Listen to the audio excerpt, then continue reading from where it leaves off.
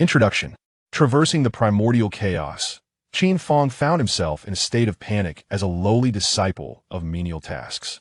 The collective forces of the three teachings, human, exposition, and explanation, were conspiring to obliterate the Jie, effectively pushing him into a fiery abyss.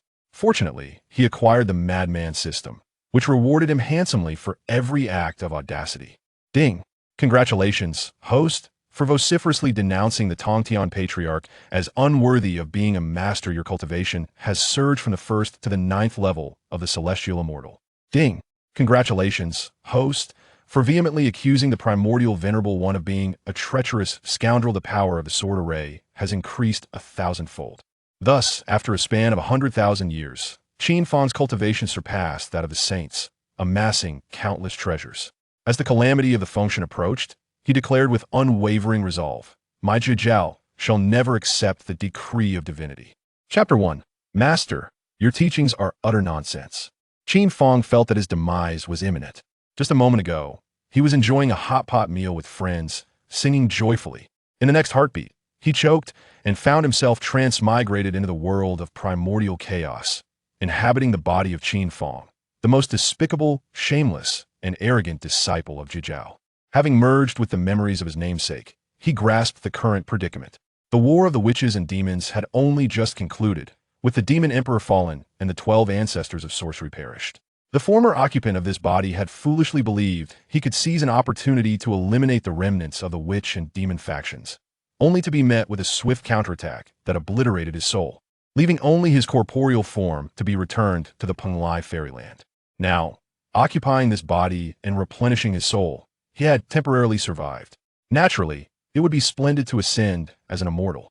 However, he was acutely aware that such tranquility would not last long, for the function catastrophe loomed on the horizon. At that juncture, even the great Luo golden immortals would meet their end, let alone a mere celestial immortal like himself.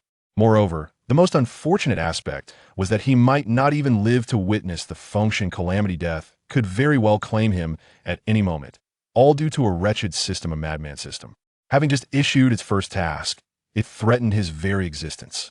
Failure to complete the task would lead to annihilation. If he succeeded well, it was likely that the Tongtian patriarch would obliterate him with a mere swipe of his hand. Task 1. Insult the Tongtian patriarch, declaring him unworthy to teach, unworthy to be a master. Rudimentary completion, 1 level of cultivation increase. Basic completion, 2 levels of cultivation increase. Perfect completion, 3 levels of cultivation increase. Exceeding expectations, 4 levels of cultivation increase, plus a surprise guaranteed to astonish the host. Qin Fang's lips twitched in disbelief. Good grief. Is this even a task meant for a person to accomplish? A surprise? More like a fright. The Tongtian patriarch is one of the 6 saints of the primordial world, fiercely proud. Just look at the turtle spirit saintess. A true disciple of Jie, she was heavily punished for merely voicing a few words of dissent. She was barred from entering the Bio Palace. To insult him, claiming he cannot teach, would surely invite calamity upon myself. System, can you not provide an alternative task? Not possible. Damn it. How did I end up with such a cursed system? With a resigned determination, he decided to embrace the notion that fortune favors the bold and soar towards the Tongtian patriarch's abode on Golden Ao Island. At that moment, within the center of the abode, the Tongtian patriarch sat cross-legged, reciting the true sounds of the Tao, surrounded by blooming lotuses, with pearls and jewels forming a curtain and radiant light illuminating the heavens. The myriad immortals of Jie gathered at Golden Ao Island, with the 4 true disciples Dao Daoist, Saintess Jinling, Saintess Wudong, and Saintess Guiling seated in the 4 cardinal directions, entranced by the patriarch's teachings.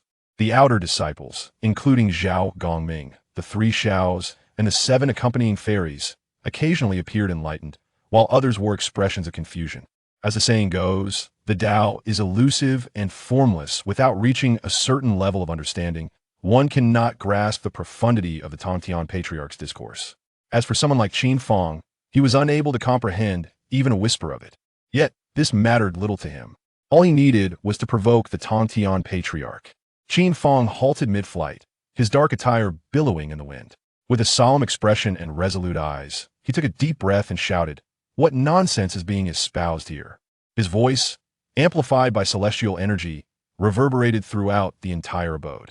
In an instant, all the immortals turned to gaze at Qin Fang, expressions ranging from shock and anger to disdain and mockery, but most were filled with bewilderment, pondering if this fellow had lost his mind. The Tongtian patriarch cast a glance at Qin Fang, his heart igniting with anger. Calculating with his fingers, he discerned that Qin Fang had narrowly escaped death, only to be reborn anew. The patriarch regarded Qin Fang as a disciple of potential, and with a moment of tolerance, he spoke, "You have survived a great calamity and should be devoted to your cultivation. How dare you disrupt the sanctity of this abode and hinder my exposition of the Tao? Considering it is your first offense, I shall not pursue the matter further. Depart at once." Not far away, Yuantian, who had always shown affection towards Qin Fang, repeatedly gestured for him to express his gratitude to the master and withdraw. However, Qin Fang remained undeterred, retorting, "I have more to say. Is the master unable to tolerate a single word from your disciple?" "Impudent!" Dao Bao shouted in anger, about to expel Qin Fang, only to be halted by the Tongtian patriarch. Dao Bao stepped back. Turning to Qin Fang, the patriarch inquired, "What words do you wish to convey?" Clearing his throat and surveying the attentive crowd, Qin Fang decided to take the plunge and proclaimed, "Master, you do not know how to teach your disciples. Your teachings are utterly nonsensical." Chapter 2. Learning how to teach from the disciples. Upon hearing Qin Fang's declaration, the myriad immortals of Jie Sect stared wide-eyed, their expressions a mixture of disbelief. Ding. Yuantian has branded you a madman of Jie Sect system points. 99. Ding. Qiong Xiao has branded you a madman of Jie Sect system points. 99. Ding. Bai Xiao has branded you a madman of Jie Sect system points. 99. Ding. The Tongtian patriarch has branded you a madman of Jie Sect system points. 999. A point accumulate? Can be exchanged for celestial items? Quite splendid. However, it seems the Tongtian patriarch is rather displeased. Could he strike me down with a single blow? Qin Fang maintained his composure, yet his heart raced. Nevertheless, his worry was unfounded. In times past, the Tongtian patriarch founded the Jiao and espoused the philosophy that the Tao encompasses 50, with the heavens yielding 49, leaving one to be seized. The patriarch sought to grasp this thread of life for all beings. He was not one to speak empty words. All sentient beings, regardless of their origin, seeking the Tao, were recipients of his teachings. With such a grand vision, it was improbable that he would eliminate Qin Fang simply for a single utterance. However, it was undeniable that he felt displeasure. "You, young one, I have shown you mercy once, yet you remain unrepentant. If you cannot elucidate the reasons behind your words, I shall not be lenient." The patriarch's voice took on a colder tone. Qin Fang's heart raced, yet he replied, "Then allow me to offend today and teach you how to guide your disciples and impart the Tao." Ding. Chang Erding Wang has branded you a madman of Jie Sect system points. 122. Ding. Yuantian has branded you a madman of Jie Sect system points. 155. That a notification sounded, stating, "Zhao Gongming berates you as a zealot of the Jie system points." 199. Another chimed in, "Dao Bao Daoist reproaches you as a zealot of the Jie system points." 256. Yet another declared, "Tongtian Master chastises you as a zealot of the Jie system points." 1999. A hiss escaped his lips. It appears I am treading ever deeper down the path of self-destruction. Qin Fang cleared his throat lightly, drawing the attention of the assembled immortals. He then spoke, "The art of teaching should be tailored to the individual, employing methods suited to each student's unique gifts. There are 3,000 paths to the Tao, and countless living beings, each possessing their own strengths and weaknesses. As a master, one must adapt their teaching style according to the varying aptitudes of their disciples. Those with profound cultivation and exceptional talent may receive in-depth instruction, while those of lesser ability should be taught more gently. For those in between, a gradual approach from simplicity to complexity is advised. However, when you expounded upon the Tao just now, Master, my esteemed seniors Dao Bao, Jinling, and Guiling listened with rapt attention, yet we, the weaker ones, could hardly grasp a word. For us, it was utterly incomprehensible, a sheer waste of time." Upon hearing this, many of the Jiao immortals, who had previously harbored great animosity towards Qin Fang, could not help but nod in agreement. These celestial beings possessed meager strength, and most of them had listened in a daze, struggling to comprehend. Qin Fang's words resonated within them, yet they dared not voice their concerns to their master. Suddenly, A flicker of admiration welled up from within them. But in the next instant, that admiration dissipated, replaced by scornful thoughts labeling Qin Fang as arrogant. Qin Fang continued, "Master, your teaching methods leave much to be desired. You ought to learn a thing or two from us disciples." Hearing this, Tongtian Master's expression darkened, and he thought to himself, "Such matters could have been discussed privately, yet you chose to publicly humiliate me. If I do not rectify this arrogance, how can I govern my disciples? However, if I were to retaliate directly, it would only make me appear petulant and invite ridicule from Yuanshi and the others." A thought struck him, and he devised a plan. With a huff, Tongtian Master declared, "Very well, you shall deliver the teachings in my stead." With that, he waved his sleeve and turned to leave. The disciples would surely manage this impudent disciple well enough, and they would implore me to return and impart my wisdom, allowing me to salvage my dignity. Once Tongtian Master departed, the forthright, guiling saintess abruptly stood, her eyes wide with fury, berating Qin Fang. "You fool! You've driven our master away. Who will teach us now? Indeed, how dare you claim you could take his place? Go ahead, enlighten us." A mere first-tier celestial being, listening to him is hardly preferable to listening to me. I am at least a second-tier celestial. The assembled immortals of the Zhuxian pointed fingers at Qin Fang and scolded him, while he, in turn, could not suppress his laughter within. With the rewards in hand, it was time to make his exit. As for delivering teachings, among those present, who could possibly be less adept than him? If he were to attempt to lecture, he would surely become the subject of mockery. Just as Qin Fang prepared to rise and claim his rewards, the subsequent words from the system nearly drove him to despair. The initial notifications were standard fare. Beep. To be arrogant is to possess genuine skill and to boldly express one's opinions. Beep. Congratulations, host, for exceeding the task requirements. Reward increased by 4 minor levels and 1 major level. However, the system proceeded to announce a new mission, one that left Qin Fang contemplating his demise. Beep. Congratulations, host, for completing the task. A second task has been issued. Special task. Deliver the teachings of the Tao. To roughly complete the task, 10% of the Jie disciples must say you delivered well. Reward. Small package. To fundamentally complete the task, 20% of the Jie disciples must say you delivered well. Reward. Large package. To perfectly complete the task, 50% of the Jie disciples must say you delivered well. Reward. Luxurious large package. To exceed the task, gain Tongtian Master's approval. Reward. Super luxurious large package, a surprise for the host. What the hell? What the hell? What the hell? Damnable system. Do you wish to drive me to my end? Weren't exceptional rewards promised for task completion? Why do I see no grand rewards, yet this troublesome task appears? Beep. The special task is itself a reward as long as the host can complete it. Rewards are guaranteed. Is that not the greatest reward? How dare you? Qin Fang raged, but he had no choice but to accept this grim reality. Deliver teachings? What authority do I possess? I can hardly comprehend the full text of the Tao Te Ching, let alone expound upon it. Moreover, those gathered here are immortals, each is well-versed in the texts of Taoism. I cannot hope to deceive them. Even achieving 10%, 1%, or a mere thousandth is utterly impossible. System, change the task. This is beyond my capabilities. Beep. The host would do well to complete the task promptly.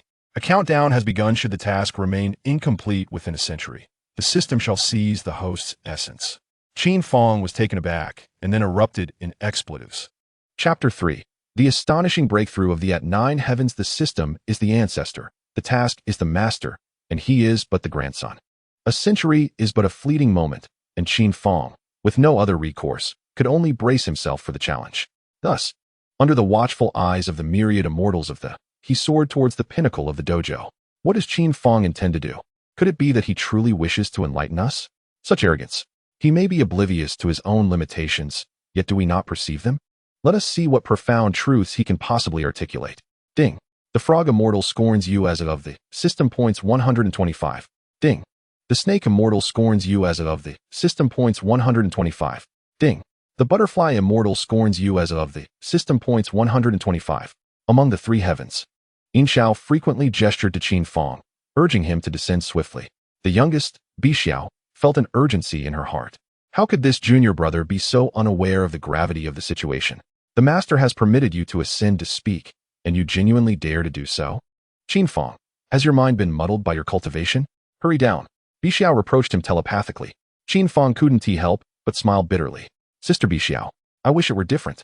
Yet, I am powerless, for I have encountered this troublesome system.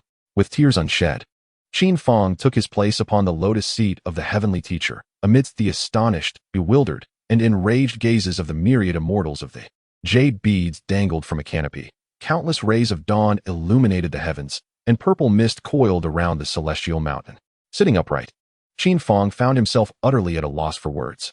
In the depths of the void above Jinao Island, the heavenly teacher gazed down upon Qin Fang, who had indeed taken his seat, his anger causing his black beard to bristle.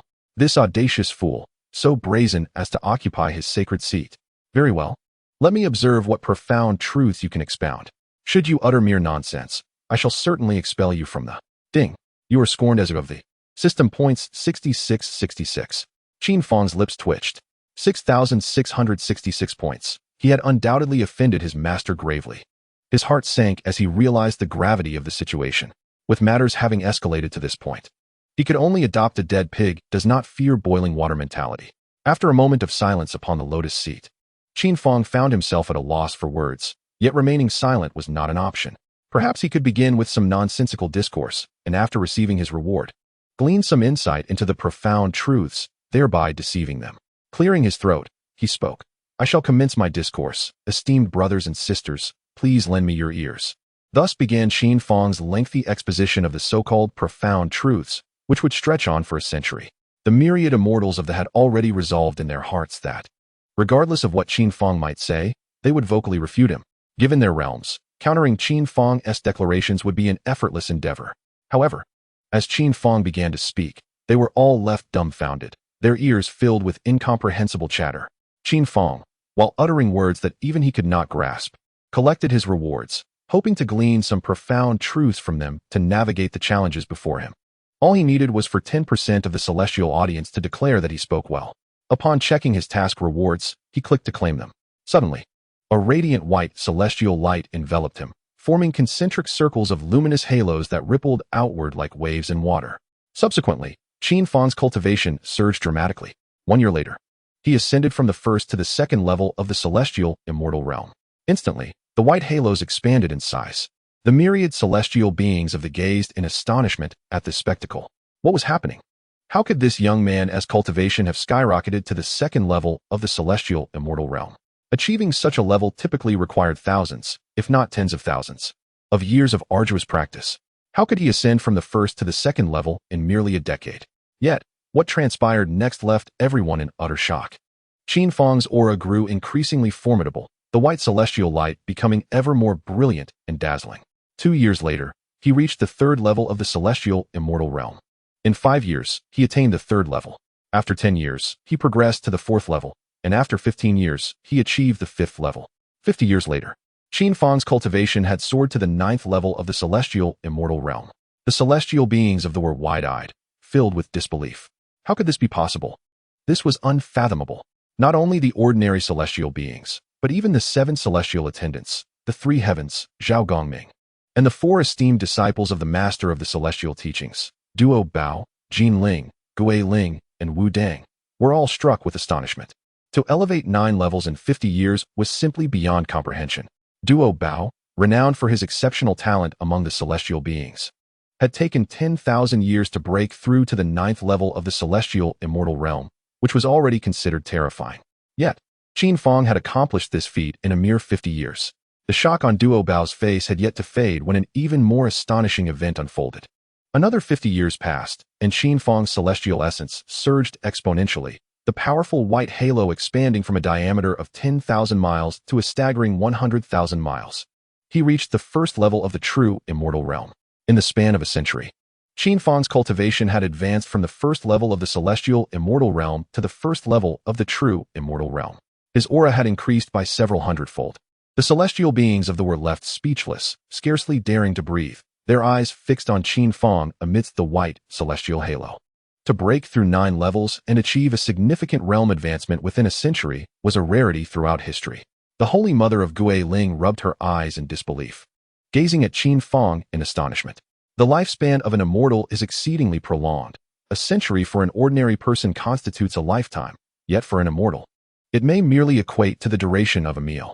In such a brief span, to ascend 4 levels and achieve a grand realm. How could this be possible? The expression on the face of the great disciple of the Jie Sect, Daobao Taoist, shifted repeatedly. To break through 4 levels within a century and attain a significant realm, could it be that what junior brother Qin Fang spoke of was indeed the supreme path? Otherwise, how could one possibly advance at such an astonishing pace? Yet, why was it that he understood not a word? Yin Xiao, Bi Xiao, and Xiong Xiao exchanged glances. In their memories, Qin Fang had been of the lowest talent and cultivation. How had he suddenly become so extraordinarily gifted? Could it be that the soul-capturing technique of the Witch clan had induced some transformation in Qin Fang's spirit, granting him insight into the supreme path? In an instant, the multitude of immortals whispered among themselves, speculating about the changes that had befallen Qin Fang. At last, Qin Fang's realm stabilized, and he ceased his exposition of the Tao. He slightly opened his eyes, a wave of trepidation washing over him. Although he had absorbed the system's rewards, he had comprehended not the slightest aspect of the Tao. This was dire. He feared for the safety of his younger brother. A sense of desolation enveloped Qin Fang's heart. Yet, aware that his younger brother was likely beyond saving, he still made one final effort. Sitting upright, he gazed down upon the myriad immortals of the Jie Sect and declared, "This time, the Tao I impart is the most rudimentary of my insights. Even the simplest among you should grasp it. Fellow brothers and sisters, what realizations do you have?" The multitude exchanged bewildered glances, each thinking, "What on earth do you mean? Who amongst us truly understands?" Suddenly, someone exclaimed, "The Tao of junior brother is ineffably profound. I have gained immensely from it." Chapter 4. The Virtuous Spiritual Treasure. The Rui Golden Cudgel. Ah, indeed, indeed. After listening to junior brother's exposition of the Tao, I feel on the verge of a breakthrough. Another added, "Junior brother, I have yet to hear enough. Could you expound further?" The immortals below engaged in spirited discussion, each contributing their thoughts. Lingya, one of the 7 attendants, glanced at Chang'er Dingguang and quietly inquired, "Chang'er, with your heavenly ear, can you discern the celestial sounds of the Tao? What do you make of what our junior brother has conveyed?"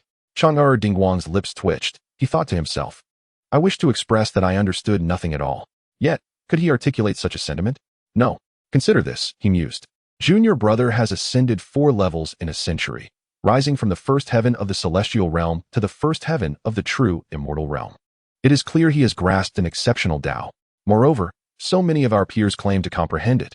If I do not, am I still worthy to be one of the 7 attendants? Clearing his throat, Dingguang then praised, "Inexpressibly profound, indeed. Junior brother is truly blessed. Having survived great tribulations and comprehended such a Tao, most admirable." He then turned the question back to Lingya. "What insights have you garnered? I have heard nothing but the cacophony of clucking ducks and chickens. Yet, should I express this sentiment, I would be the subject of your ridicule." Thus, the sage Lingya shook his head and praised, "Long ear, your words resonate profoundly. They are not merely eloquent but surpass even those of our esteemed master. The progression from the superficial to the profound, from the minute to the grand, has truly enlightened me. I am inspired to commence my cultivation immediately. Long ear, have you sensed a shift in your realm?" "Indeed, indeed. No more need be said. I shall retreat to my seclusion. Farewell." "Oh, I am on the brink of a breakthrough." Lingya bowed deeply to Qin Fang, expressing gratitude for the profound teachings, and vowed to pay a visit to express his thanks in due course. Upon witnessing this gesture, the remaining 5 sages, Cloudy Sage, Golden Hoop Sage, Pilu Sage, and Xiao Sage, also expressed their enlightenment and gratitude towards Qin Fang, acknowledging the opportunity for a breakthrough that his teachings provided. The 10 lords of Golden Ao Island, Qin Wan, Zhao Jiang, Dong Quan, Yuan Jiao, Holy Mother of Golden Light, and Sun Liang, likewise bowed in appreciation, promising to bestow generous gifts in the future. In a flurry, the myriad celestial beings of the took their leave, returning to their caverns for cultivation. Initially, they had no intention of departing, but witnessing the fervor, they too rose, not forgetting to express their thanks to Qin Fang. It seemed that those who did not offer gratitude were deemed unworthy of understanding the profound principles, their talents deemed lacking. At this moment, Qin Fang, seated upon the saintly mat, was utterly bewildered. By the heavens, he had merely been rambling. Yet, the assembled immortals appeared to grasp some profound insight, expressing their gratitude and departing. Qin Fang pondered. Could it be that what he had spoken contained genuine, profound truths? Alas, he nearly entangled himself in his own words. Yin Xiao, with her luminous gaze, scrutinized Qin Fang, her exquisitely pale cheeks alternating between crimson and white. Finally, with a hint of shyness, she implored, "Little junior brother, might you repeat the profound teachings? Earlier, neither my sisters Qiong Xiao nor Bai Xiao comprehended a word." Qin Fang thought to himself, "The sisters have always treated me kindly. I may deceive others, but I cannot deceive them." "Sisters," he replied, "I was merely speaking nonsense. I do not even know what I was saying. You are deceiving us. We witnessed you break through 4 minor realms and 1 major realm with our own eyes."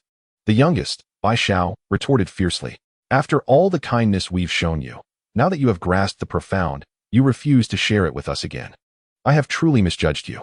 Qin Fang hastily responded, "My dear sisters, what I have attained is a great fortune, not due to my eloquence on the profound. Is that truly the case?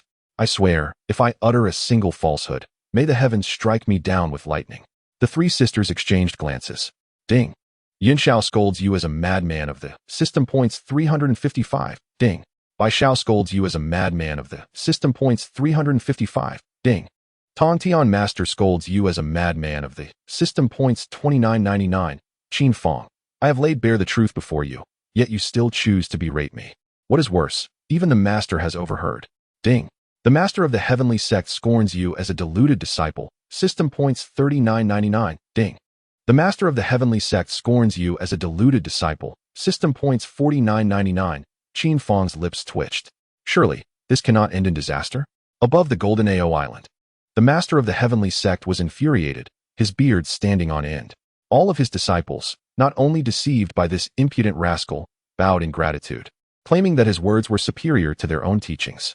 The more he contemplated, the angrier he became, simultaneously reflecting on his own teaching methods. Was it truly a failure on his part that his disciples were so ensnared by their own vanity? Perhaps it was time to reconsider his approach to instruction. As for those 3 elder sisters, it would be prudent for me to depart first. Qin Fang resolved to escape before the master's fury escalated. However, the youngest, Qiong Xiao, clutched Qin Fang tightly. "I do not believe you. Speak once more. If your discourse bears no alteration this time, I shall accept what you previously claimed as truth." Qiong Xiao's cultivation level was that of a Tai golden immortal, far surpassing Qin Fang's own. Unable to break free from her grasp, Qin Fang could only force a smile and acquiesce. "Very well, I shall speak." As Qin Fang began to expound on the Tao, the system's voice reverberated through the air. Ding. Congratulations to the host for receiving the Master of the Heavenly Sect's recognition, exceeding the task, and acquiring the Supreme Merit Artifact, the Sea-Calming Divine Iron. As the words echoed, a beam of golden light descended from the heavens, enveloping a golden lotus above Qin Fang's head. At that moment, a radius of 10,000 miles around Qin Fang basked in this radiant merit light. With merit bestowed upon him, he could vanquish evil and dispel malevolent thoughts during his cultivation, slaying beings without suffering karmic retribution. This treasured spiritual artifact was coveted by immortals across the myriad realms.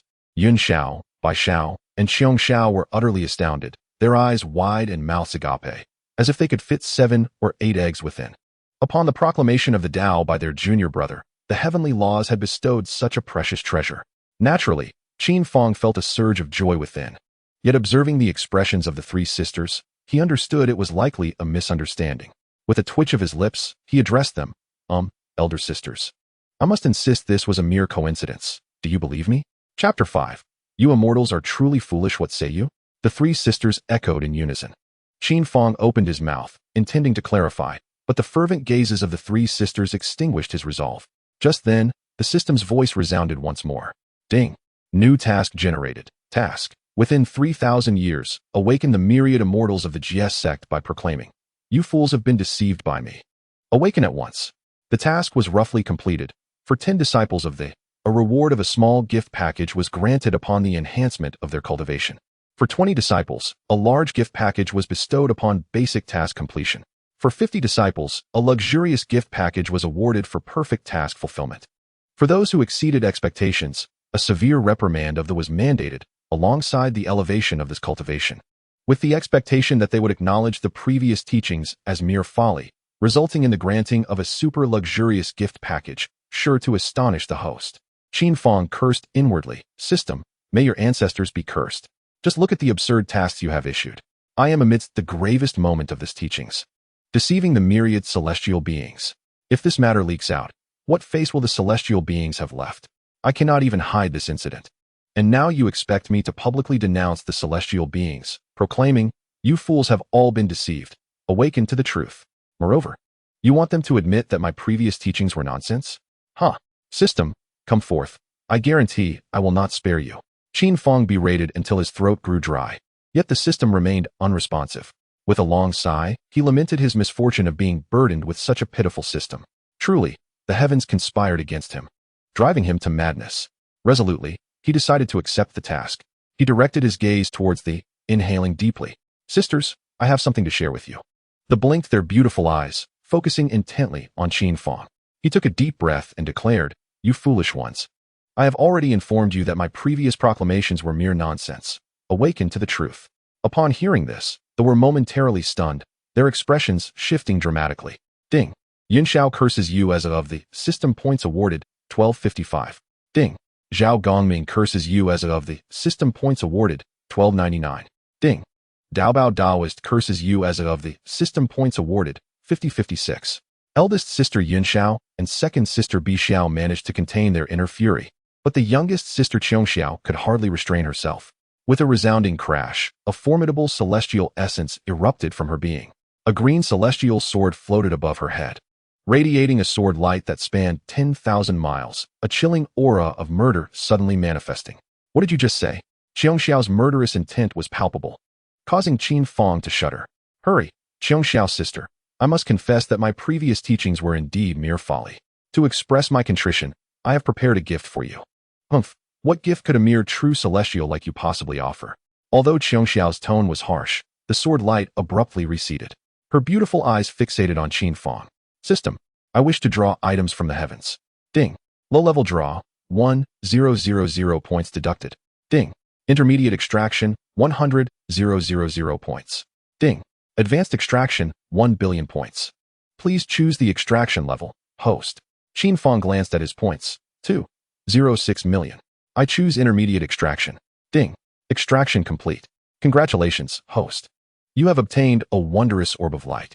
As the system's voice faded, the three celestial beings felt an unusual sensation and simultaneously looked up at the sky. Suddenly, a dazzling white orb appeared, descending rapidly like a miniature sun. It landed in Qin Fang's hand. He was uncertain of its nature, yet its brilliance and immense aura suggested it would suffice for an apology.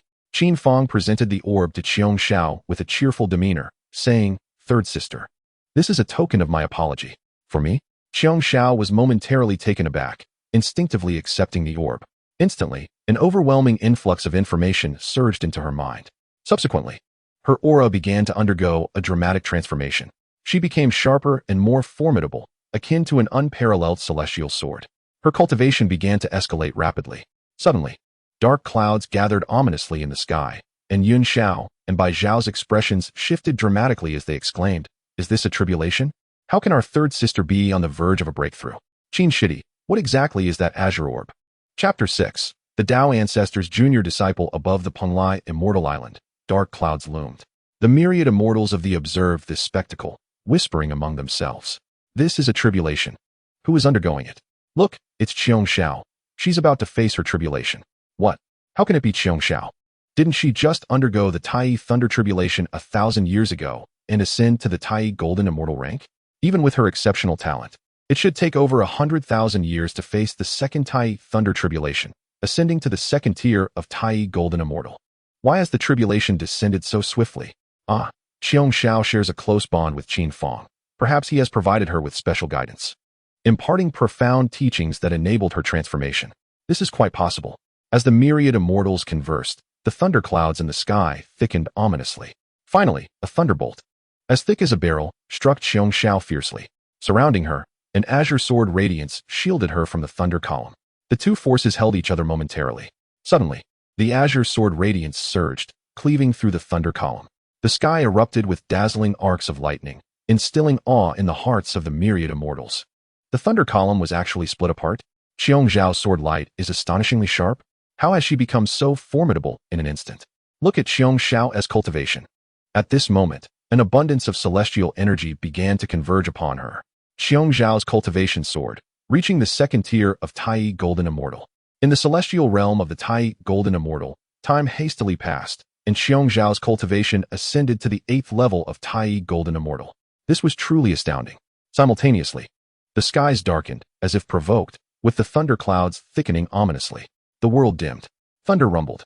A tempest of lightning coalesced rapidly, forming a dragon-shaped bolt. This was the transformative thunder tribulation, an ordeal faced when ascending from the 8th to the 9th level of Tai. Throughout history, countless immortals have perished beneath such tribulations. It remained uncertain whether Xiongzhao could surmount this challenge. With wide eyes, Xiongzhao suddenly unleashed a fierce command. Sword arise. In an instant, the myriad swords of the immortals began to tremble violently. Buzzing, the swords resonated with an incessant hum. In that fleeting moment, thousands of celestial swords shot forth simultaneously. Hovering above Xiongzhao's head, with hands deftly forming seals, she released beams of sword light from the multitude of swords, which ultimately converged into a singular, magnificent sword light. Flash!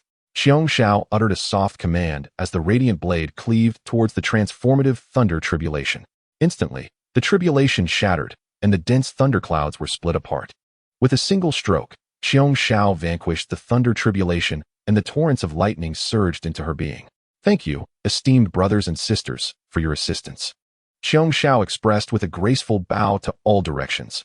With a flick of her hand, the myriad flying swords returned to their rightful owners. She swiftly absorbed the power of the thunder, achieving a splendid completion at the 9th level. With a beaming smile, Xiongzhao soared towards Qin Fang, clasping her fists in gratitude. Junior brother Qin, your kindness is beyond words. Qin Fang, somewhat bewildered, pondered whether that burst of light held such formidable power. Seizing the moment of Xiongzhao's elation, he cautiously remarked, third sister, I hope you won't hold a grudge for my earlier deception. Xiongzhao chuckled, teasingly huffing, oh, still pretending to be an elder sister, are we? Yet, you do possess a modicum of conscience. This time, I have benefited from you. Now tell me, how shall I make amends? Seeing her in high spirits, Qin Fang tentatively ventured, that third sister, could you perhaps admit that what I previously spoke of was mere nonsense? With a twinkle in her eye, Xiongzhao leaned closer to Qin Fang's ear and whispered, Junior brother, you wish to keep your profound understanding hidden from others. Sister, I truly was speaking nonsense before, he replied. Ah, sister understands, sister comprehends. Really understood? Really comprehended? Of course. Clearing her throat, Xiongzhao declared loudly, Junior brother, the profound truths you shared at our master's abode were all mere fabrications. Afterward, she leaned in once more, exuding a fragrance, and softly said, Junior brother, now that third sister's cultivation has significantly advanced and her comprehension deepened, perhaps she can grasp the profound truths you imparted. Would you kindly share them with me again? Qin Fang retorted, did you not just claim to understand? What do you truly comprehend? As the tribulation concluded, Qin Fang prepared to return to the celestial abode. The three sisters hastily followed suit. The eldest, Yunxiao, renowned for her unparalleled beauty, was a well-known cold beauty of the primordial realms, yet at this moment, her face radiated joy as she wrapped her arm around Qin Fang's left. The second sister, Bixiao, stunningly beautiful and enchanting, had countless celestial beings vying for her affection, desiring to become her Dao partner for dual cultivation. However, even approaching Bixiao was a feat beyond their reach. Yet now, she took the initiative to link arms with Qin Fang. After the events that had transpired, they had come to realize that their junior brother was far from ordinary. With a beaming smile, Bixiao inquired, Little junior brother, tell me, how have our elder sisters treated you over these past several millennia? The three sisters regarded me as their own brother. My survival thus far has been entirely due to their care. Then tell your sister, are you the reincarnation of the Dao ancestor? What reincarnation of the Dao ancestor? Sister Bixiao, I do not understand what you are saying. Qin Fang was bewildered. How had the conversation shifted to such grand matters? Little junior brother, you are being rather unamusing. Why hide things from your sisters? Rest assured, we will not disclose your identity as the Dao ancestor's reincarnation. Sisters, you have truly misunderstood. I am not the reincarnation of the Dao ancestor, Qin Fang insisted earnestly. Bixiao chuckled. Very well, you are not the Dao ancestor's reincarnation. Yet, you expounded upon the great Dao and broke through 4 minor realms and 1 major realm within a century. Furthermore, upon discussing the great Dao, the heavens bestowed upon you exquisite merits in the form of a treasure. And with your insights into the great Dao, a ray of light descended from the sky, allowing Xiongxiao to cleave through the tribulation with a single sword strike, propelling her cultivation from the first level of Tai Golden Immortal directly to the first level of True Immortal. None of this bears any relation to your supposed identity as the Dao Ancestor's reincarnation. We sisters understand that perfectly. Now, little Dao Ancestor Junior Brother, will you enlighten us once more about the Great Dao? Chapter 7. Continuous Ascension. This is a dire situation. The more I explain, the more convoluted it becomes. Qin Fang rubbed his forehead, weary of further explanations, and returned to the carefree, celestial abode. He invited the three sisters to take their seats, only to find the interior barren, lacking any provisions for hospitality. Checking his points balance, he noted, 150,000. System, please conduct another intermediate draw. Ding. Draw complete. Congratulations, host. You have acquired a portion of enlightenment tea. The name of the tea was indeed appealing. Perhaps it could truly lead to enlightenment. Qin Fang waved his hand and summoned 100 miles of clear spring water from a distant waterfall, pouring it into a teapot along with the tea leaves. Using celestial essence to heat it, the boiling spring water brewed the tea, releasing a fragrant aroma. He then waved his hand again, causing 4 cups of tea to float midair. With the 3 sisters in his humble abode, he had little to offer in terms of hospitality. A bowl of tea would suffice as a gesture of respect. The eldest sister, Yuanshi, smiled. This tea has an enchanting fragrance. What is its name? This tea is called enlightenment tea. Hee, enlightenment tea. Could it perhaps grant us sisters enlightenment? The second sister laughed lightly. Oh dear, this is merely ordinary tea. It serves only to quench thirst. Please, sisters, enjoy. Qin Fang lifted the teacup and took a sip, finding it exceptionally sweet, yet devoid of any enlightenment. It seemed that the tea of enlightenment was merely a name, for how could it truly bestow wisdom? Yuanshi also delicately sipped the tea, and soon she felt a peculiar energy coursing into her mind. Crack! It was as if a shackle had been broken within her consciousness. Her mind suddenly became extraordinarily lucid. The bottleneck that had long plagued her cultivation shattered in an instant. The once tangled threads of thought began to unravel, and the bottleneck that had confined her for millennia loosened. Yuanshi's eyes widened in astonishment. She glanced at the teacup in her hand and then gulped down the remaining contents in one swift motion. Her mind was clearer than ever before, and the bottleneck was rapidly surmounted. Buzz. The powerful celestial essence radiated from Yuanshi. The essence fluctuated violently, signaling a breakthrough. Buzz. The celestial essence surrounding Baishao also began to oscillate fiercely. Baishao was on the verge of a breakthrough as well. Without uttering a word, she vanished, soaring to a distance of billions of miles. In the sky, thunderclouds began to gather ominously. Once again, it was the great thunder tribulation. Whose tribulation was it this time? 2 masses of thunderclouds appeared, seemingly belonging to the celestial sisters Yuanshi and Baishao. The 3 celestial maidens truly lived up to their reputation. Just as Qiongxiao had achieved a breakthrough, the other 2 were also poised to ascend. Boom! 2 thunder pillars, as thick as barrels, suddenly descended. The celestial sisters Yuanshi and Baishao unleashed their formidable essence, shattering the tribulation. A passing immortal couldn't help but twitch at the corners of their mouth. Were the 3 celestial maidens this formidable? Following swiftly, Baijiao's cultivation surged upward. Great Golden Immortal, 4th layer. Great Golden Immortal, 5th layer. Great Golden Immortal, 8th layer. The thunderclouds of the tribulation radiated with blinding light as the thunder coalesced into a dragon. A thunder dragon descended from the heavens, crashing towards the 2 sisters. Almost simultaneously, from within Yuanshi and Baishao, 2 dragons, one azure and one crimson, emerged. These dragons were the treasured golden serpent scissors of the 3 celestial maidens. The 2 dragons entwined, instantly shredding the thunder tribulation. The vast expanse of thunder surged into the bodies of Yuanshi and Baishao in delicate strands. The 2 sisters effortlessly transcended the transformation tribulation. Remarkably, Yuanshi and Baishao both ascended to the 9th layer of Great Golden Immortal, with only a half-step remaining to the indestructible and immortal De Luo Golden Immortal. This scene left the myriad immortals of the Jie utterly astounded. After overcoming the tribulation, Yuanshi and Baishao hastily returned to Qin Fang's carefree, celestial abode. Congratulations, dear sisters, on your renewed breakthroughs, Qin Fang exclaimed, rushing forward to offer his congratulations upon seeing the 2 sisters return from the tribulation. However, the 2 sisters brusquely shoved him aside. The once icy and graceful elder sister, Yuanshi, now bore the demeanor of a fierce woman. Yuanshi seized the teapot from Qin Fang, tilting the spout towards her lips and gulping down several hearty swigs. Sister, mind your image, she admonished.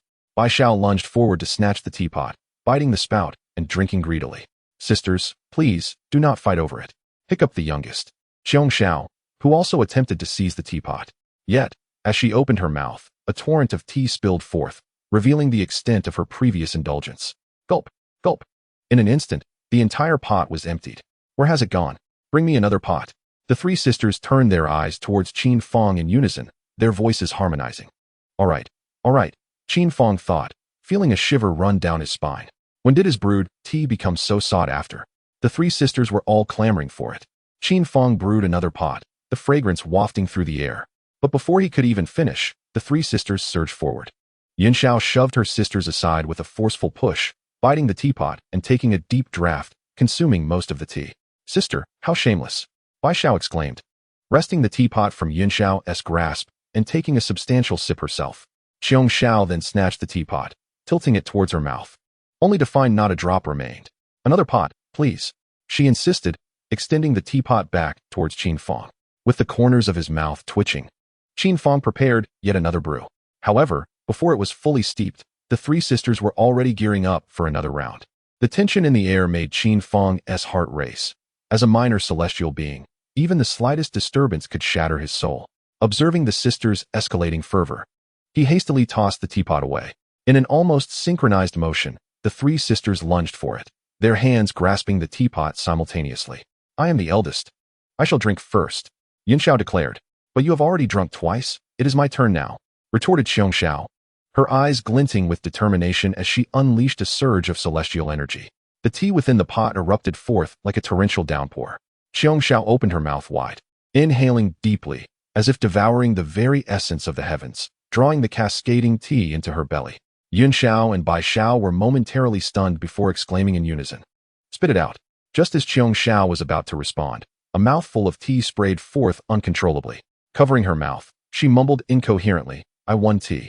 Chapter 8, Sister. Use your full strength. Xiong Xiao darted away, leaving Yun Xiao and Bai Xiao staring at Qin Fang. He quickly revealed that he had exhausted all the tea leaves. Disappointment clouded the sisters' faces. Sensing an opportunity to entice his two elder sisters, Qin Fang spoke. Well, sisters, a century has passed, and you have both been extraordinarily fortunate to break through to a new realm. However, the two sisters must surely comprehend that what the junior brother previously spoke of the Tao was mere nonsense. Sisters, do you not agree? Yun Xiao and Bi Xiao exchanged knowing glances with Qin Fang, their expressions suggesting a shared understanding. The junior brother is modest, wishing to keep his identity as the reincarnation of the Tao ancestor a secret. The sisters are aware of this. Rest assured, the news of your reincarnation will remain confidential. No, Bi Xiao sister, you have misunderstood, Qin Fang hastily clarified. They have all misconstrued the situation. How can one fulfill the system's mission under such misconceptions? The sisters truly understand. Junior brother, you are not the reincarnation of the Tao ancestor. Eldest sister, would you not agree? Bi Xiao looked toward Yun Xiao, who smiled gently. Indeed, the sisters grasp your sentiment. Your previous discourse on the Tao was mere folly. Our advancement in cultivation is in no way connected to you, junior brother. The sisters are well aware of this. The eldest sister, Yun Xiao, bore an expression of complete understanding. You comprehend nothing. Qin Fang felt powerless to explain. He yearned for solitude. 200 years later, Sanxian Island suddenly emitted 3 beams of radiant light, each directed toward the east, south, and west. Following closely was the sound of rolling thunderclouds, heralding the descent of an immensely powerful transformation thunder tribulation. 50 years later, the 3 celestial maidens overcame the 6th layer of Tai thunder tribulation. This news spread rapidly throughout the Jie Sect. At a mountain, a golden light surged towards Sanxian Island. 10 years later, the golden light halted above Sanxian Island, retracting to reveal a towering figure, a celestial being of considerable stature, adorned with a thick beard and exuding a formidable presence. It was Zhao Gongming, the esteemed outer disciple of the Jie Sect. Under the tutelage of the Tongtian teaching lord, he is the elder brother of the 3 celestial maidens. Armed with a divine whip and possessing 2 exceptional innate spiritual treasures, the dragon binding rope and 24 sea-calming pearls, his cultivation had reached the 8th layer of Tai Golden Immortal. In the vastness of the primordial realms, among the myriad celestial beings of the 3 teachings, he had few rivals, save for a handful of saints and mighty beings. Ha ha! My 3 dear sisters, your foolish elder brother has come to offer his congratulations. Zhao Gongming's hearty laughter resonated throughout Sanxian Island. In the next moment, 3 beams of light shot forth from the island, hovering before him. The light coalesced to reveal the 3 celestial maidens. The youngest, Xiongxiao, mischievously declared, "Elder brother, your timing is impeccable. Recently, I have just grasped a technique called 10,000 swords returning to 1. Dare you to compete with me?" Yunxiao, upon hearing this, chided Xiongxiao. "Do not be foolish. What if you were to injure our elder brother? Why do you look down upon me so, junior sister Yunxiao?" Zhao Gongming puffed out his chest and declared boldly, "I shall not use the dragon binding rope nor the sea calming pearls. I will stand right here, and if Xiongxiao can force me back a single step, I shall gift her a sea calming pearl. Retreating a full yard earns you a pearl of the sea's tranquility. Should I succeed in pushing you back a myriad of yards, I shall bestow upon you 24 such pearls. Very well, it is settled. Be cautious, elder brother. The younger sister is about to strike." Xiongxiao wore an expression of exhilaration, while Yunxiao continued to admonish, "Xiongxiao, do not unleash your full strength." Zhao Gongming, however, was displeased, urging, "Little sister, disregard your elder sister's words and unleash your full power." "Hee, I shan't hold back," Xiongxiao declared. Soaring into the sky with her legs apart, feet shoulder-width apart, with her left hand forming a sword gesture across her chest, she held her celestial sword aloft in her right hand, pointing it towards the heavens. The essence of the pinnacle of the Tai Golden Immortal surged forth, flooding into the celestial sword. In an instant, the sword radiated a dazzling brilliance, as resplendent as the sun itself. The winds and clouds roiled in the sky. The sword energy of the celestial realm coalesced into myriad beams of light, swirling around the great sun. 10,000 swords unite, Xiongxiao exclaimed. The myriad beams of light fused with the sun, which simultaneously unleashed a beam of sword light stretching for 10,000 miles. "Go," she cried again, the immense sword light, imbued with unmatched power, descending upon Zhao Gongming.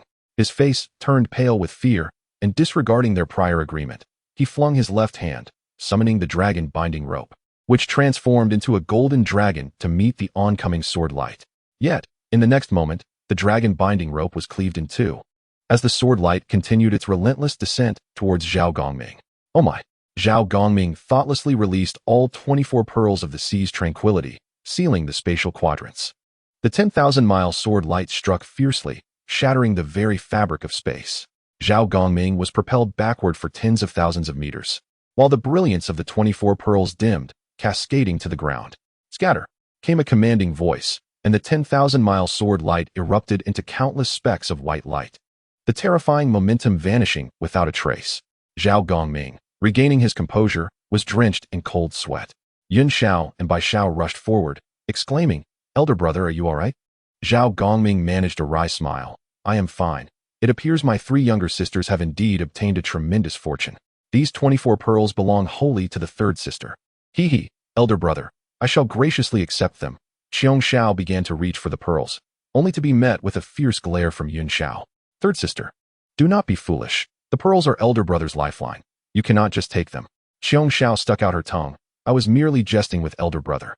I adore swords, not pearls. Elder brother, do not be anxious. You owe your sister a supreme innate spirit sword." Hearing this, Zhao Gongming sighed with a bitter smile. "A supreme innate spirit sword is not so easily acquired. Yet, who can blame me for losing? Very well, elder brother owes you a supreme innate spirit sword. However, how is it that your powers have surged so astonishingly?" To this, Yunxiao responded, "Elder brother, we have a momentous matter to discuss with you." "Oh, a momentous matter? What is it?" "Brother, Qin Fang is the reincarnation of the Tao ancestor." "What?" I said, "My dear sisters, could it be that you have succumbed to madness? That lunatic? He is the Tao ancestor reincarnated? Sisters, do not jest with me." Chapter 9. The extraordinary beings of the primordial era. The 3 Xiaos recounted the events that had transpired. Yet Zhao Gongming remained skeptical, believing the 3 Xiaos had been deceived by Qin Fang. "Brother, if you do not believe us, then let us go meet Brother Qin," Xiongxiao urged. "Very well, I shall accompany you," replied the elder brother. "Let us see how I shall expose that lunatic's ruse." At the leisurely immortal abode, Qin Fang tended to his flowers and cultivated his herbs, relishing the tranquil life of an immortal. He checked his balance. 2-0-10-0-0-0. His hands itched with anticipation. "System, let us conduct 2 intermediate draws." Ding. "Congratulations, host. You have acquired a wondrous earthy dog." Ding. "Congratulations, host. You have obtained a bag of marvelous dog food." "An earthy dog? And wondrous? Even the dog food is marvelous? Qin Fang rubbed his forehead. What on earth have I drawn? Two orbs of light appeared beneath his feet. As the radiance subsided, a yellowish, earthy dog materialized. It resembled an ordinary village dog from the mortal realm, lacking any remarkable features. Woof woof.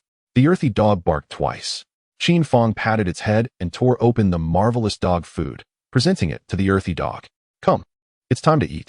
The dog wagged its tail and eagerly approached, devouring the food with great enthusiasm. A faint smile crept across Qin Fang's lips. With an immortal's extended lifespan, the days could be rather dull. Having a pet seemed a delightful choice. After feeding the earthy dog for a while, Qin Fang allowed it to frolic freely. 50 years later, Zhao Gongming and the three Xiaos arrived at the leisurely, immortal mountain. They halted at a distance, for they noticed the mountain had transformed from its former barrenness, now brimming with celestial energy.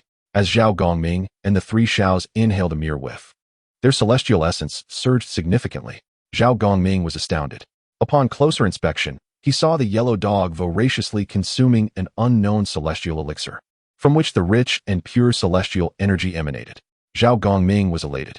Sisters, such a supreme celestial elixir cannot be allowed to be consumed by this beast. I shall capture it and seize the elixir for us. Before the three Xiaos could intervene, Zhao Gongming summoned his celestial essence, channeling it into the binding dragon rope, which transformed into a golden dragon, lunging toward the golden-hued extraordinary being. The extraordinary being opened its massive mouth, unleashing a thunderous roar. The golden dragon was instantly torn apart, reverting to a golden rope. Its ferocity unabated, it surged toward Zhao Gongming, who turned pale in response. In a flurry, the 24 sea-calming pearls were hastily summoned. Yet, in an instant, they shattered, sending Zhao Gongming hurtling backward for countless miles. His three flowers withered above him, and the 5 energies within him dissipated, causing his realm to plummet from the 8th layer of the Tai Golden Immortal to that of the 8th layer of the Golden Immortal. Elder brother, senior brother. The 3 celestial maidens exclaimed in alarm, swiftly flying forward to catch Zhao Gongming. At that moment, the formidable creature known as Hong Huang had appeared before Zhao Gongming and the 3 celestial maidens, its enormous eyes fixating on the 4 immortals. The once humble earth dog now towered majestically, enveloped in a tempestuous aura of ferocity. It was no longer merely a dog, but a peerless being of the primordial wilderness. A thunderous roar erupted. Who dares to make such a ruckus in my celestial abode? The Hong Huang creature quivered, instantly transforming into a mundane yellow earth dog, scampering into the courtyard and obediently lying beside them. Qin Fang emerged, and De Huang approached, nuzzling its head against Qin Fang's trousers, its tail wagging vigorously as it barked twice in a display of endearing submission. Zhao Gongming and the 3 celestial maidens watched in astonishment, their eyes nearly popping from their sockets, jaws agape as if they could encompass the 4 seas. The legendary Hong Huang creature willingly transformed into a mere earth dog. Submitting to Qin Fang's feet, Zhao Gongming's mind was a muddled mess, and in that moment, he believed the words of the 3 celestial maidens. His junior brother Qin must surely be a reincarnation of the Tao ancestor. Qin Fang affectionately patted the dog's head. Were you frightened as well? De Huang nodded. Zhao Gongming and the 3 celestial maidens exchanged glances, rendered speechless. It had been the creature that had roared moments before. How could it now claim to be scared? However, none dared to voice such thoughts. Zhao Gongming and the 3 celestial maidens descended, greeting Qin Fang warmly. Oh, junior brother Qin, it has been many years since we last met, and your splendor has only grown. Qin Fang regarded Zhao Gongming and remarked, Brother Zhao, your cultivation seems to be the work of your earth dog. Zhao Gongming silently grumbled but smiled outwardly. I must have encountered some difficulties in my training. Cultivation cannot be rushed. Qin Fang's expression turned solemn as he tossed a handful of dog food to the earth dog. Zhao Gongming nodded, albeit his gaze remained fixed on the dog food. Swallowing hard, Zhao Gongming chuckled. Junior brother Qin, what exactly is that you have? Oh, this dog food. Qin Fang replied. Junior brother Qin, I have a humble request to make. Please, speak on, senior brother. I, too, wish to partake in your dog food. Chapter 10. The peerless celestial sovereign Qin Fang was momentarily taken aback. Who was Zhao Gongming? The foremost disciple of the outer sect of the. He had struck down Jiangxia in the Battle of the Gods and had wounded several of the 12 golden immortals of the Qin sect, including Qi Jingzi, Guang Qingzi, Yu Dingzhenren, Daoxing Tianzun, and Ling Bao de Fa Shi. Subsequently, a great battle ensued with the Radiant Lamp Taoist, resulting in the demise of the celestial being Xiao Sheng and a fierce confrontation with the Luya Taoist. Truly, his might was unparalleled, reigning supreme over the primordial chaos. Would such a formidable being require his dog food? Qin Fang believed he must have misheard. Suddenly, understanding dawned upon him, and he chuckled. No problem, no problem. Brother Zhao, when did you acquire a local dog? A local dog? Zhao Gongming was momentarily taken aback. Qin Fang laughed. Indeed, Brother Zhao, if you seek this dog food, is it not for your local dog? Zhao Gongming paused, and in a moment of clarity, he exclaimed, yes, yes. I intend to take it back for that creature at home. Right, it's for my beast, not for myself. For the beast. He chuckled heartily. And Qin Fang joined in his laughter. Once again, it was proven that the products of the system are indeed of exquisite quality. Just look. Even the outer disciples of the wish to procure their own dog food. This time, the points spent were truly worthwhile. With a wave of his hand, a copious amount of dog food soared forth, converging into a river of elixirs spanning 10 miles, and flew towards Zhao Gongming. With a flourish of his wide sleeves, Zhao Gongming diminished the elixir river, tucking it into his garment. Junior brother Qin, I shall repay this kindness on another day. Zhao Gongming clasped his hands in gratitude, his face alight with excitement as he prepared to depart. However, Qin Fang seized Zhao Gongming's sleeve, chuckling, no need, it's merely some fodder for beasts. Brother Zhao need not take it to heart. Yet, there is indeed something I must convey to you. Qin Fang believed Zhao Gongming to be a perceptive individual, capable of discerning truth from falsehood. Brother Zhao, do you recall the grand principles I expounded upon 400 years ago at our master's abode? Of course, I remember. Zhao Gongming's spirits lifted. When you proclaimed the Tao, celestial phenomena occurred, and you advanced through 9 minor realms and 1 major realm in a century. Truly, you are worthy of being regarded as the reincarnation of the Tao ancestor. Zhao Gongming praised him profusely, while Qin Fang felt a vain throb on his forehead. Glancing back at the Sanshao, the 3 sisters wore sheepish smiles, lightly twirling their hair, casting furtive glances around, appearing exceedingly humble. It was needless to say, they must have been spreading nonsensical tales. Qin Fang quickly clarified, Brother Zhao, please do not misunderstand. I am not the reincarnation of the Tao ancestor. Zhao Gongming's wide grin only grew, his eyes narrowing slightly as he whispered in Qin Fang's ear, rest assured, junior brother, the 3 sisters have confided in me. I shall absolutely not disclose your status as the Tao ancestor's reincarnation. Brother Zhao, you are mistaken. I truly am not the Tao ancestor's reincarnation. Understood, understood. I comprehend too. Junior brother Qin, you are not the Tao ancestor's reincarnation. He. By the way, junior brother, could you recount that grand principle once more? Qin Fang felt a surge of frustration rising within him. Why did they all behave this way? After explaining so many times, was there not a single person who could grasp it? Qin Fang could no longer contain his anger and exclaimed, Zhao Gongming, you foolish simpleton. You have fallen for my deception. I am not the reincarnation of the Tao ancestor. All my previous proclamations of the great Tao were mere fabrications. You must awaken from this delusion. Zhao Gongming, taken aback by Qin Fang's words, experienced a tumultuous shift in his expression, which turned rather grim. Qin Fang felt a surge of delight. Could it be that his words had jolted Zhao Gongming back to reality? Come, unleash your fury upon me. Roar at me. Even if you were to press me down and rub my face in the dirt, it would still be preferable to remaining in ignorance. With a grave demeanor, Zhao Gongming suddenly slapped himself. Qin Fang was momentarily stunned. Zhao Gongming then declared, it is my fault, senior brother. My 3 junior sisters have all informed me that you, junior brother Qin, wished to keep your identity concealed, yet I inadvertently revealed it. Rest assured, I will never disclose your identity as the reincarnation of the Tao ancestor. What the hell are you talking about? You understand nothing. Qin Fang could not help but curse in exasperation.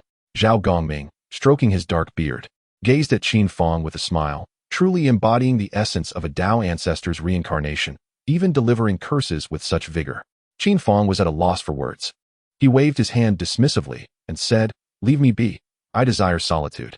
Zhao Gongming took his leave, and the 3 heavenly maidens felt it inappropriate to linger. Departing alongside him, Qin Fang was lost in deep contemplation. Did the disciples of the Jie Sect possess some sort of cognitive deficiency? He had clearly stated that he was not the reincarnation of the Tao ancestor, and that his prior teachings were all deceptions. Yet, why was it so difficult for them to believe him? How could he fulfill his mission under such circumstances? It was truly a source of headache. After Zhao Gongming departed from the Xiaoyao Immortal Mountain, he eagerly consumed a morsel of dog food. Xiong Xiao, witnessing this, burst into laughter. Elder brother, did you not say you would return to feed the dog? Why are you eating it yourself? Zhao Gongming's face flushed with embarrassment as he cleared his throat. Well, Before he could finish his sentence, a torrent of celestial energy surged forth from him, as the 5 energies within him converged, and the 3 flowers atop his head gathered, instantly restoring his cultivation to the first level of the Tai Golden Immortal. Following this, his cultivation escalated uncontrollably, like a flood breaching its dam. The second level of the Tai Golden Immortal, the third level, and so forth, until it reached the 9th level. The sky darkened, clouds converged, and fierce winds howled. Zhao Gongming's hair billowed as he gazed at the heavens, resembling an unparalleled immortal. Chapter 11. A marvelous little herb. Qin Fang was deeply troubled. The disciples of the Jie Sect were a hindrance, thwarting his mission and preventing his ascent in power. As the calamity of the Fengshan approached, how would he ensure his survival? The Fengshan was a disaster for the Jie Sect. The extraordinarily talented and illustrious primary disciple, Daobao Daoren, was transformed by the divine light of the Buddhist saints, losing his original essence and becoming a follower of the Buddhist path. The revered disciple of the 4 great true transmissions, the Turtle Spirit Holy Mother, was first reverted to her original form by the supreme innate spiritual treasure, the prayer beads, summoned by the Buddha. Subsequently, her flesh and soul were drained by the mosquito Taoist, leaving her in a wretched state. The immensely powerful attendants, such as the dragon-headed immortal, the golden light immortal, and the spiritual tooth immortal among the 7 immortals, were treated as mere mounts, subjected to humiliation and abuse. The War of the Gods was a grand conspiracy orchestrated by the human sect, the exposition sect, and the Buddhist sect, aimed at undermining and dividing the. Having traversed time and space, Qin Fang was determined not to repeat the tragic fate of the. He resolved to invite the myriad immortals to his own sanctuary, where he would solemnly and fervently reprimand them in front of all. It was essential to awaken them to their reality, even if it meant incurring their wrath in return. Clearing his throat, Qin Fang amplified his voice with celestial essence, allowing it to resonate far and wide. Immortals of. You must have heard of the significant advancement in the cultivation of the 3 Shaos. This is due to my teachings of the great Tao to the 3 Shaos, who have gained insight into the true principles of the great Luo. 2 millennia hence, I shall expound on the great Tao at the blissful, immortal mountain. I implore all brothers and sisters to spread the word. His robust and resonant voice transcended the barriers of time and space, piercing through the 33 heavenly realms. The primordial teacher of heaven, enraged, found his beard bristling high with indignation and could not help but curse, "You insolent Qin Fang! How dare you speak of teachings as a of?" Ding! The primordial teacher of heaven curses you as a of. System points 6666. Qin Fang's lips twitched. The primordial teacher was rather petty, yet he found it amusing. Master, if you wish to hear the great Tao, you are most welcome to join. As soon as these words left his lips, the primordial teacher's fury escalated. Ding! The primordial teacher of heaven curses you as a of. System points 16666. Ding! The primordial teacher of heaven curses you as a of. System points 26666. Qin Fang's spirit soared. His master was indeed a generous benefactor, providing nearly 50,000 system points all on his own. Master, are you listening?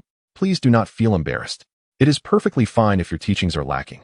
What matters is maintaining a humble disposition for learning. Suddenly, a bolt of lightning descended from the heavens, striking 3 meters away from Qin Fang. The blinding white thunder erupted in the air, resembling a multitude of white serpents writhing in the sky.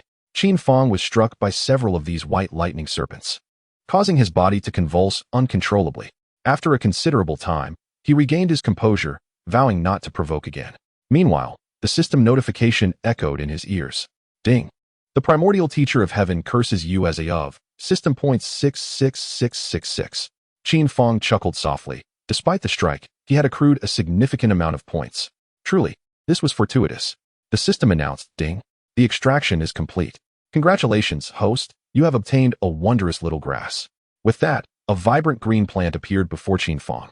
This grass bore 9 elongated leaves, resembling sharp blades. Qin Fang glanced at it, feeling somewhat disheartened. It appeared to be nothing more than an ordinary weed. He carelessly tossed the little grass aside, yet it rooted itself autonomously into a flower pot. Nearby, the large yellow dog cast a wary glance at the 9-leafed grass, instinctively maintaining a safe distance. At that moment, another notification from the system caught Qin Fang's attention. Ding! The compassionate Pathmaster has insulted you, calling you a heretic of the, awarding you 666 system points. Why is this compassionate Pathmaster slandering me for no reason? Qin Fang furrowed his brow. The Compassionate Pathmaster was one of the 12 golden immortals of the, having achieved A and holding a prominent position within the sect. He likely possessed the cultivation of A and was well known in the. Why was he insulting him? Never mind. Let us take advantage of this.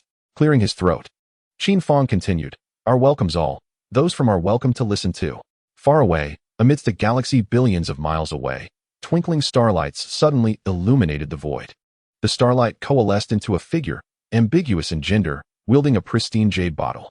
The celestial being let out a disdainful hum, uttering the word heretic. Ding. The Compassionate Pathmaster has insulted you, calling you a heretic of the, awarding you 1666 system points. Qin Fang chuckled, delighted, what a windfall. He raised his voice, adopting an even more arrogant tone. I've heard there's a 12 golden immortal in, one named Compassionate Path, practicing an unknown technique, neither man nor woman. Before Qin Fang could finish his sentence, the system notifications erupted like a flurry of firecrackers. Ding. The Compassionate Pathmaster has insulted you, calling you a heretic of the, awarding you 2,666 system points. Ding.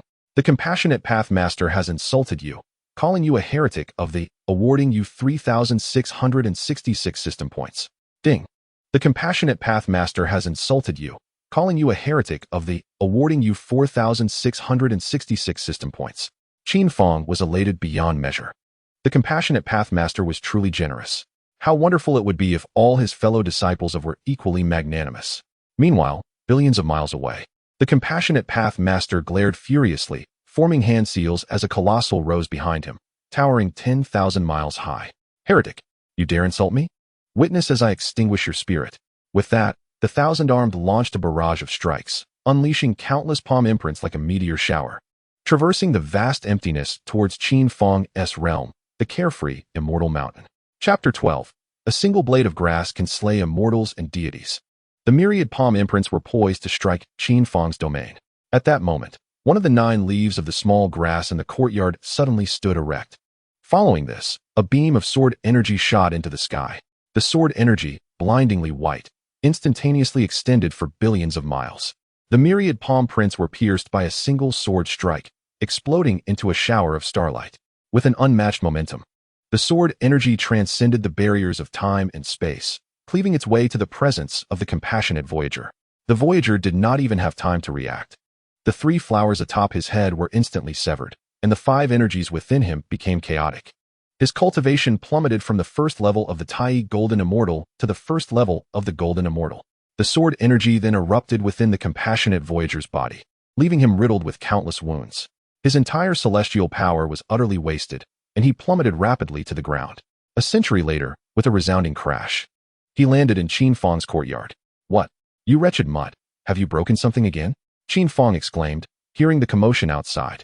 As he hurried out with the divine iron of stability, the large yellow dog, startled, recoiled and barked incessantly at the small grass. The 9 emerald leaves of the grass swayed gently in the wind, as if shaking its head in protest, saying, it wasn't me. Qin Fang cast a glance and saw a pitiable immortal lying in the courtyard. His lips twitched in astonishment. He had never witnessed such a tragic sight of an immortal. The 3 flowers had been severed, the 5 energies were absent, his body was riddled with wounds, his bones shattered, and his foundational Tao lost. Qin Fang's lips twitched again. Could it be that his large yellow dog was responsible? Surely not. How could a mere mutt possess such capability? He approached and helped the fallen figure to his feet, patting his cheek. Hey, brother, are you still alive? Slowly, the Compassionate Voyager opened his eyes, only to be met with a face he found detestable, none other than the frenzied disciple of the. Ding. The Compassionate Voyager curses you as a frenzied disciple of the. System points 5666. Wait, did you just curse yourself? The Voyager thought. What had he done? Ah, right. He had struck the face of this immortal. Not recognizing the Compassionate Voyager, Qin Fang delivered 2 more slaps, asking, brother, are you still with us? The Compassionate Voyager felt his temper flaring. Are you blind? I've opened my eyes, can't you see? He glared fiercely at Qin Fang. Ding. The Compassionate Voyager curses you as a frenzied disciple of the. System points 6666. How amusing, Qin Fang thought as he exchanged glances with the Voyager. He then raised his hand for another 2 slaps. Brother, wake up, wake up. Ding. The Compassionate Voyager curses you as a frenzied disciple of the. System points 7666. I'm awake, the Compassionate Voyager replied, signaling Qin Fang to cease his assault. Internally, he felt an overwhelming frustration. Here he was, a dignified member of the 12 golden immortals of the, with vast divine powers and boundless abilities. Once his cultivation was rendered null, devoid of any magical prowess, he found himself receiving slaps from a genuine immortal. Truly, it was akin to a dragon swimming in shallow waters, tormented by shrimps, or a tiger fallen in the plains, bullied by dogs. Slap, slap. Another 2 resounding blows. Qin Fang stifled his laughter and hastily exclaimed, "Brother, cease your fanciful dreams. Awaken. Please wake up." Ding. The compassionate voyager berates you as a deluded disciple of the system points. 16666. The compassionate voyager glared fiercely, seemingly intent on devouring Qin Fang. His teeth clenched, anger bubbling within. Yet he was suddenly struck by a terrifying aura capable of shattering his Dharma form and obliterating his celestial foundation. He slightly turned his head and beheld a pot of 9-leafed grass swaying in the wind. Invisible, dreadful sword chi erupted from its leaves, piercing through his body countless times. The compassionate voyager was paralyzed with fear. What manner of place was this? How could such terrifying entities exist? What level of cultivation was this? The Luo Jinxian? No, far beyond that. Could it be a quasi-saint? Or perhaps a saint? Regardless of which, it was undoubtedly beyond his capacity to confront. He re-evaluated Qin Fang, no longer perceiving him as a mere immortal. "I am the junior compassionate voyager. I have offended you, esteemed elder, and deserve to die 1,000 deaths. I implore you, considering the face of my master, the Primordial Lord, spare my life this once." Compassionate voyager? He was indeed the compassionate voyager? Qin Fang was taken aback. He had heard of compassionate voyager's name, but had never encountered him. He never anticipated that their first meeting would unfold in such a scenario. He held no fondness for this compassionate voyager. During the investiture of the gods, that had suffered greatly at his hands. After the conclusion of the war, witnessing the Buddhist sect's burgeoning power, he betrayed the and allied himself with Buddhism, becoming a bodhisattva. Such a petty person, how could he possibly harbor any goodwill? Slap, slap. Another 2 resounding slaps. Qin Fang feigned concern, saying, "This lad, has he lost his wits? How could you claim to be the compassionate voyager?" That compassionate voyager is one of the 12 golden immortals of the, possessing immense power and vast divine abilities. Not to mention the 1,000-handed divine power, limitless magical prowess. Though not my adversary, look at yourself. Could you truly be the compassionate voyager? Ding. The compassionate voyager berates you as a deluded disciple of the system points. 26666. I possess the supreme postnatal treasure, the sheep fat jade purity bottle. To validate my identity, the jade bottle rests within my bosom. Esteemed elder, you may retrieve it for verification. The compassionate voyager felt an overwhelming sense of frustration.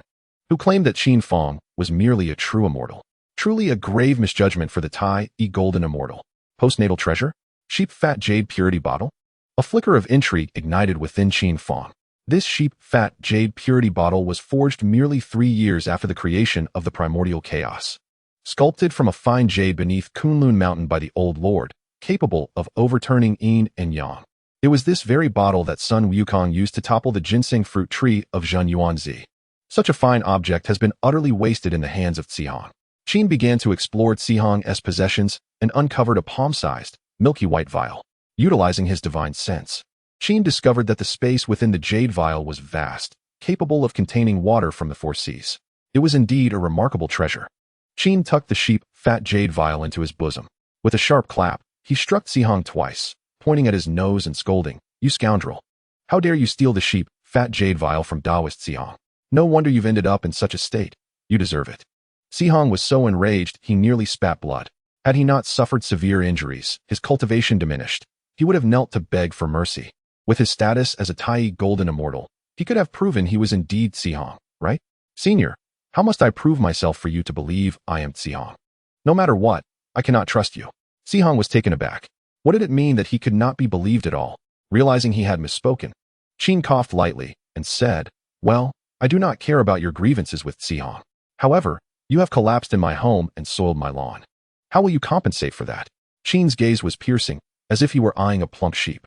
"If you, senior, could escort me back to Yushu Palace, my master would surely reward you handsomely." Qin smiled. "You, a thief, still dare to impersonate Zihong? Forget it. I can't be bothered to argue with you. Da Huang, take him away. Do not taint my courtyard." Just then, a loud voice thundered from outside the Xiaoyao Immortal Mountain. You dare to bully my junior. The Taoist Guangqing of the Qin sect has arrived. Chapter 13. Reduced to a flat surface in the vast expanse surrounding Xiaoyao Immortal Mountain. A long-bearded Taoist glared furiously at the mountain. This Taoist was Guangqingzi. He had sensed something amiss and calculated that his junior, Zihong, had fallen victim to treachery. His physical form had been captured by an unknown junior of the, who had audaciously seized the sheep fat jade vial and had the audacity to slap his junior's face. Was this merely an affront to his junior? No.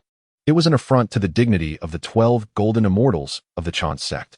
Today, he would crush this reckless disciple of the and uphold the prestige of the Qin sect. With a flick of his right palm, a golden seal materialized, a treasure of his. The innate supreme spiritual treasure, the Fantian seal. The Fantian seal was said to possess the power to overturn the heavens. Its might was evident. Go. Guangqingzi hurled the seal downward, and it rapidly expanded, transforming into a colossal imprint, akin to a star, plummeting towards Xiaoyao, Immortal Mountain. The sky above Xiaoyao, Immortal Mountain darkened for over a decade.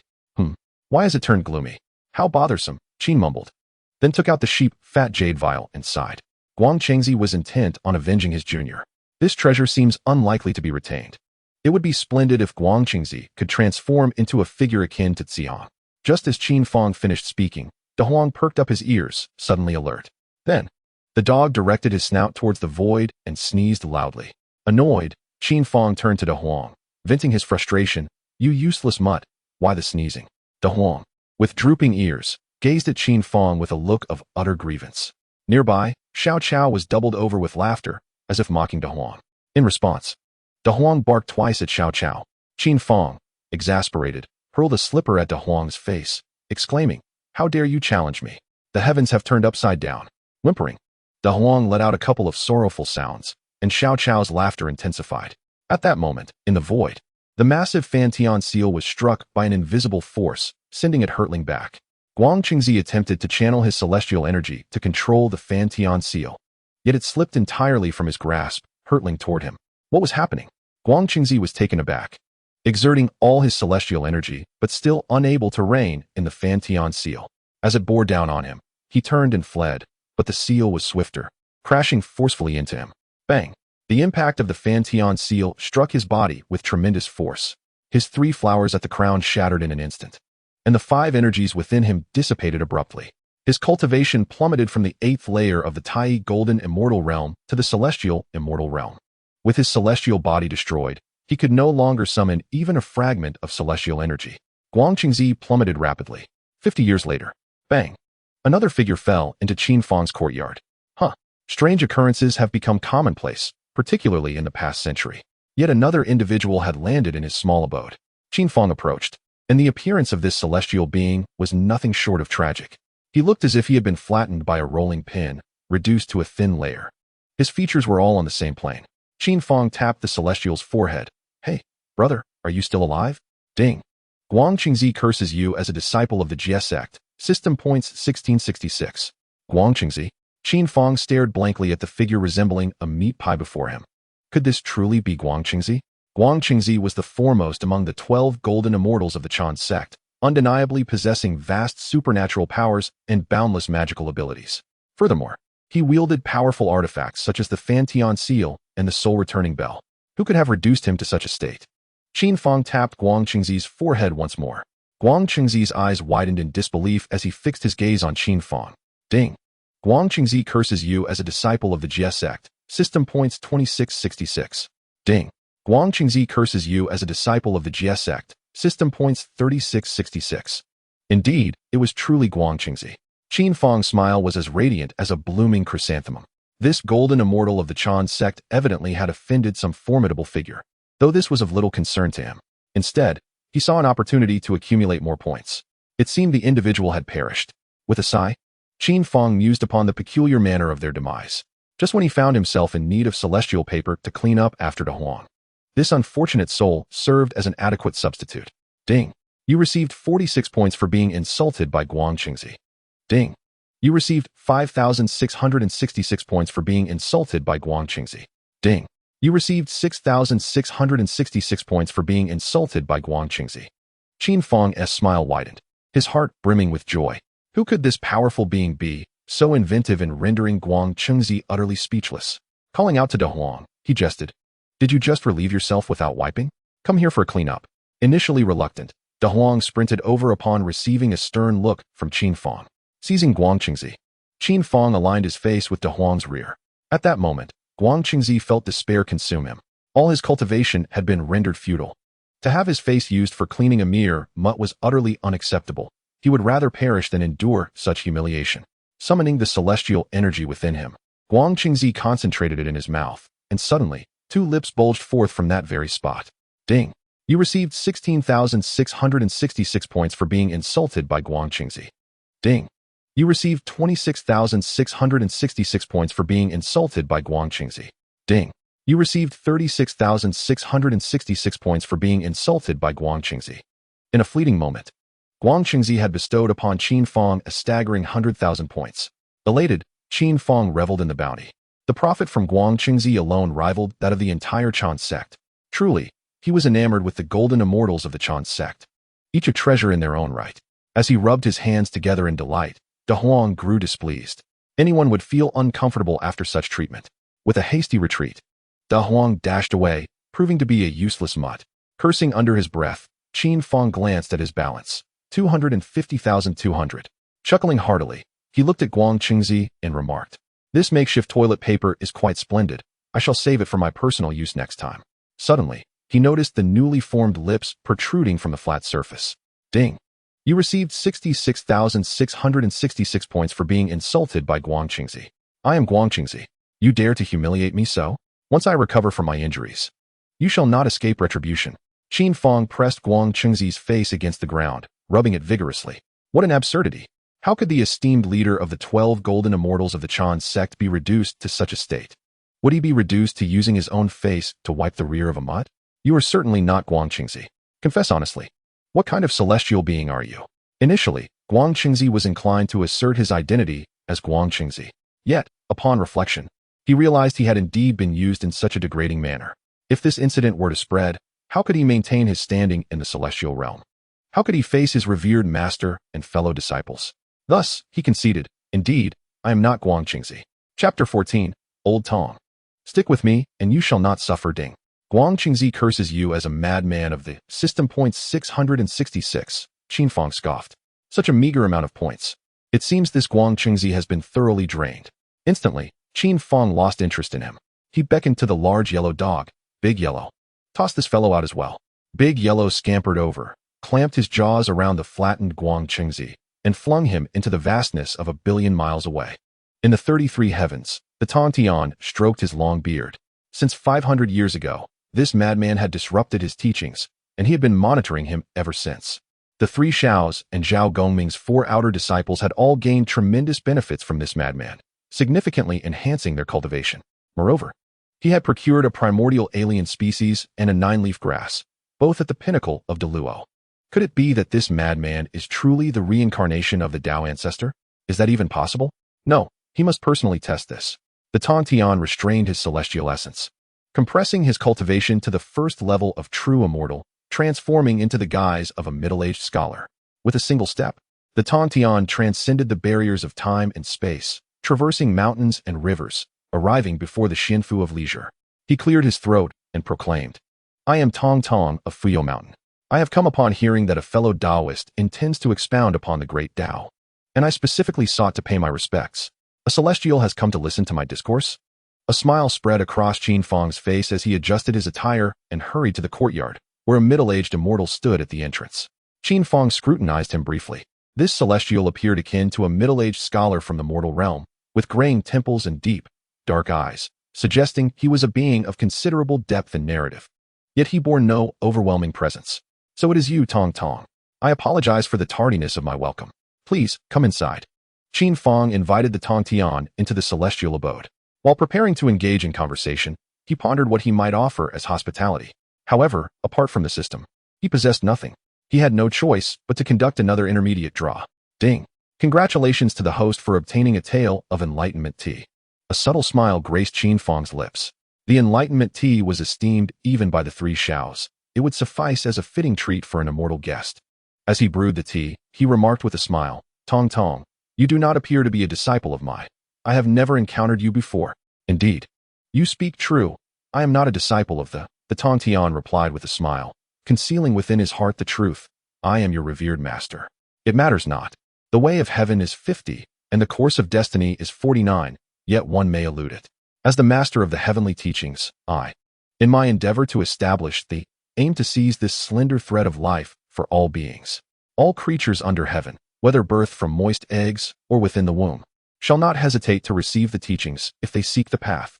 The master possesses a heart vast and profound, and though I, as a disciple, may not approach even 1/10,000th of his greatness, I aspire to learn from him. Qin Fang mused on the impending battle of the gods, contemplating that seizing this opportunity to recruit an additional pawn would be advantageous. Yet, the master of the heavenly teachings found great delight in these words. His countenance softened considerably, for this young man, though a bit arrogant, grasped the tenets of his teachings with remarkable depth and practiced them with sincerity. To confine him to the role of a mere menial disciple seemed a disservice. I have heard of your exploits, Taoist Qin, the master remarked. 5 centuries passed. You expounded upon the great Tao at the saintly abode, ascending from the first heaven of the celestial immortals to the first heaven of true immortals, a feat indeed rare throughout the ages. Moreover, I have learned that the 3 heavens and Zhao Gongming experienced significant enhancement in their cultivation due to your influence. Even I, the master of the heavenly teachings, was stirred, contemplating whether you might be a reincarnation of the Tao ancestor. The master fixed his gaze intently upon Qin Fang, who merely shook his head with a smile, dismissing the notion. Impossible, absolutely impossible. As for the 3 heavens and Zhao Gongming, I shall refrain from commenting on those foolish individuals. If the master also believes I am the reincarnation of the Tao ancestor, he would be a great fool unworthy of the title of sage. The smile on the master's face froze, and he forced a laugh. Taoist Qin, after all, I am your mentor, having imparted teachings unto you. Shouldn't such terminology be employed with caution? Qin Fang waved his hand dismissively, chuckling. No worries, no worries. He cannot hear me anyway. Besides, what wisdom has that old fool imparted to me? The master's expression darkened immediately, but Qin Fang remained oblivious, continuing his discourse. I have never understood a single word he spoke. My current cultivation is the result of my own enlightenment. Taoist Tongtian, I observe that you too possess the cultivation of the first heaven of true immortals. In times of the impending calamity of the gods, beings of our realm shall merely be fodder. Thus, we must unite. The master of the heavenly teachings was taken aback. How do you come to know of the calamity of the gods? Qin Fang cast a glance at Taoist Tongtian, wary of alarming him, and clarified. The calamity of the gods is but the heavenly sovereign's desire for the 12 golden immortals of the Chan teaching to heed the edicts of the celestial court. Yet, the venerable Yuanshi Tianzun is reluctant to have his disciples become mere servants of the court, thus embroiling humanity, Chan, and Jie in a fierce struggle between the Shang and Zhou factions. Alas, my esteemed mentor, the master of the heavenly teachings, remains blissfully unaware of this scheme. Upon hearing this, the master's expression shifted to one of peculiar intrigue. Taoist Qin, I have never heard of the calamity of the gods. From whence do you acquire such knowledge? Qin Fang puffed out his chest, hands clasped behind his back, feigning profundity as he elongated his voice. I possess marvelous methods and divine powers, capable of discerning the future for 100,000 years. Beep. The master of the heavenly teachings scolds you as a madman of the system. 1666. Qin Fang's lips twitched slightly. His eyes rolled as he gazed towards the 33 heavens, pondering silently. Had I uttered anything? Why does the master chastise me again? Qin, my dear friend, you possess such extraordinary abilities, it truly astonishes me. You ought to promptly inform the master of heaven, someone remarked. Qin Fang shook his head at these words and lowered his voice to speak to Tong Dao Ren. Old Tong, we are like old acquaintances. I do not consider you a stranger. The master of heaven possesses boundless powers, yet he can be rather foolish, he said, gesturing to his own head. The master of heaven's face turned ashen with fury, wishing to reveal his identity and strike Qin Fang dead with a single blow. Ding. The master of heaven has scolded you as a deluded disciple. System points awarded, 6666. Qin Fang's lips twitched once more as he looked up at the sky. 500 years had passed, and yet the anger still lingered? Truly a petty spirit. Ha. Qin, my friend, why do you say the master of heaven is foolish? The master of heaven forced a smile. Old Tong, I shall not conceal from you. The calamity of the Fengshen will bring forth a supreme celestial artifact, the Fengshen list. Whoever possesses the Tongtian list holds the initiative in the Battle of Tongtian. Yet, I have observed that my foolish master willingly relinquished the Tongtian list. Would you not say he is unhinged? However, do not fret, old Tong. As long as I, Qin Fang, am present, our sect will undoubtedly prevail in the Battle of Tongtian, and it shall be the perfect opportunity for our sect's expansion. Stick with me, and I assure you, you shall not suffer any losses. Chapter 15. The most crucial celestial artifact of the Battle of Tongtian. Qin Fang patted his chest, filled with confidence. The Master of Heaven wore a forced smile, for even he could not foresee the future 10,000 years ahead. This madman dares to speak so arrogantly. How utterly audacious. Yet, recently, Tongtian indeed sought to summon the 12 golden immortals of the Changjiao to the heavenly court, only to be rebuffed by the old one, Yuanshi. Could it truly lead to the calamity of Tongtian? Surely not. What else could this madman foresee?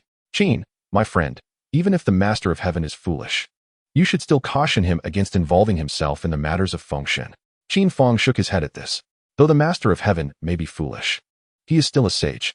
How could a mere true immortal like me hope to be heeded? He would likely dismiss me as a lunatic and might even expel me from our sect.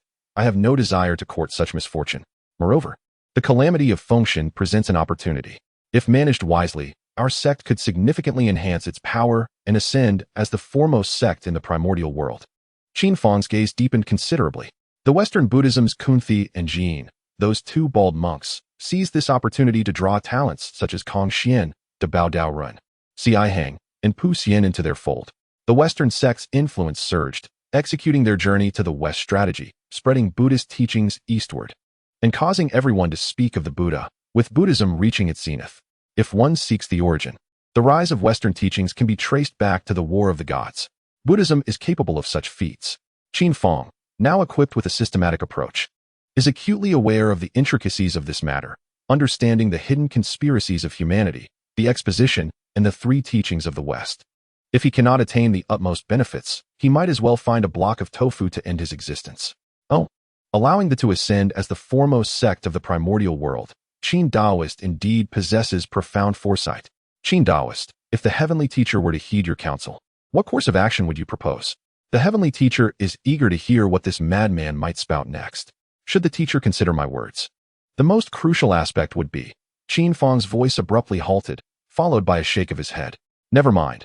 The heavenly teacher is a saint of the heavenly way, exalted and untouchable. How could he possibly listen to me? It is best left unsaid. At this moment, the heavenly teacher yearned to deliver a resounding slap to this madman. To speak half of a thought, and then retreat. What a tease for the saint. Ah, Qin Daoist, are we not engaged in casual conversation? Please enlighten me on what truly matters. When the calamity of the gods descends, I must be prepared to respond. Qin Fang sighed and shook his head. Very well. Since my friend wishes to know, I shall elaborate. The War of the Gods encompasses numerous critical elements, yet the most significant among them is the list of deified beings. Nothing surpasses the importance of this list. Qin Daoist, why is the list of deified beings so paramount? The heavenly teacher furrowed his brow.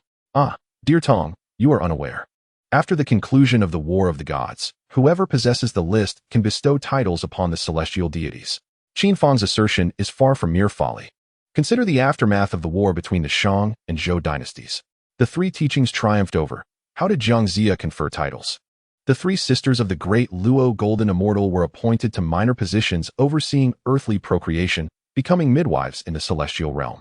Meanwhile, the formidable Zhao Gongming, who had previously injured the 12 golden immortals of the, such as Qi Jingzi and Guang Qingzi, and had battled fiercely against the likes of the Lantern Master and slain the wandering immortal Shao Sheng, ultimately became the god of wealth, governing the mortal realm.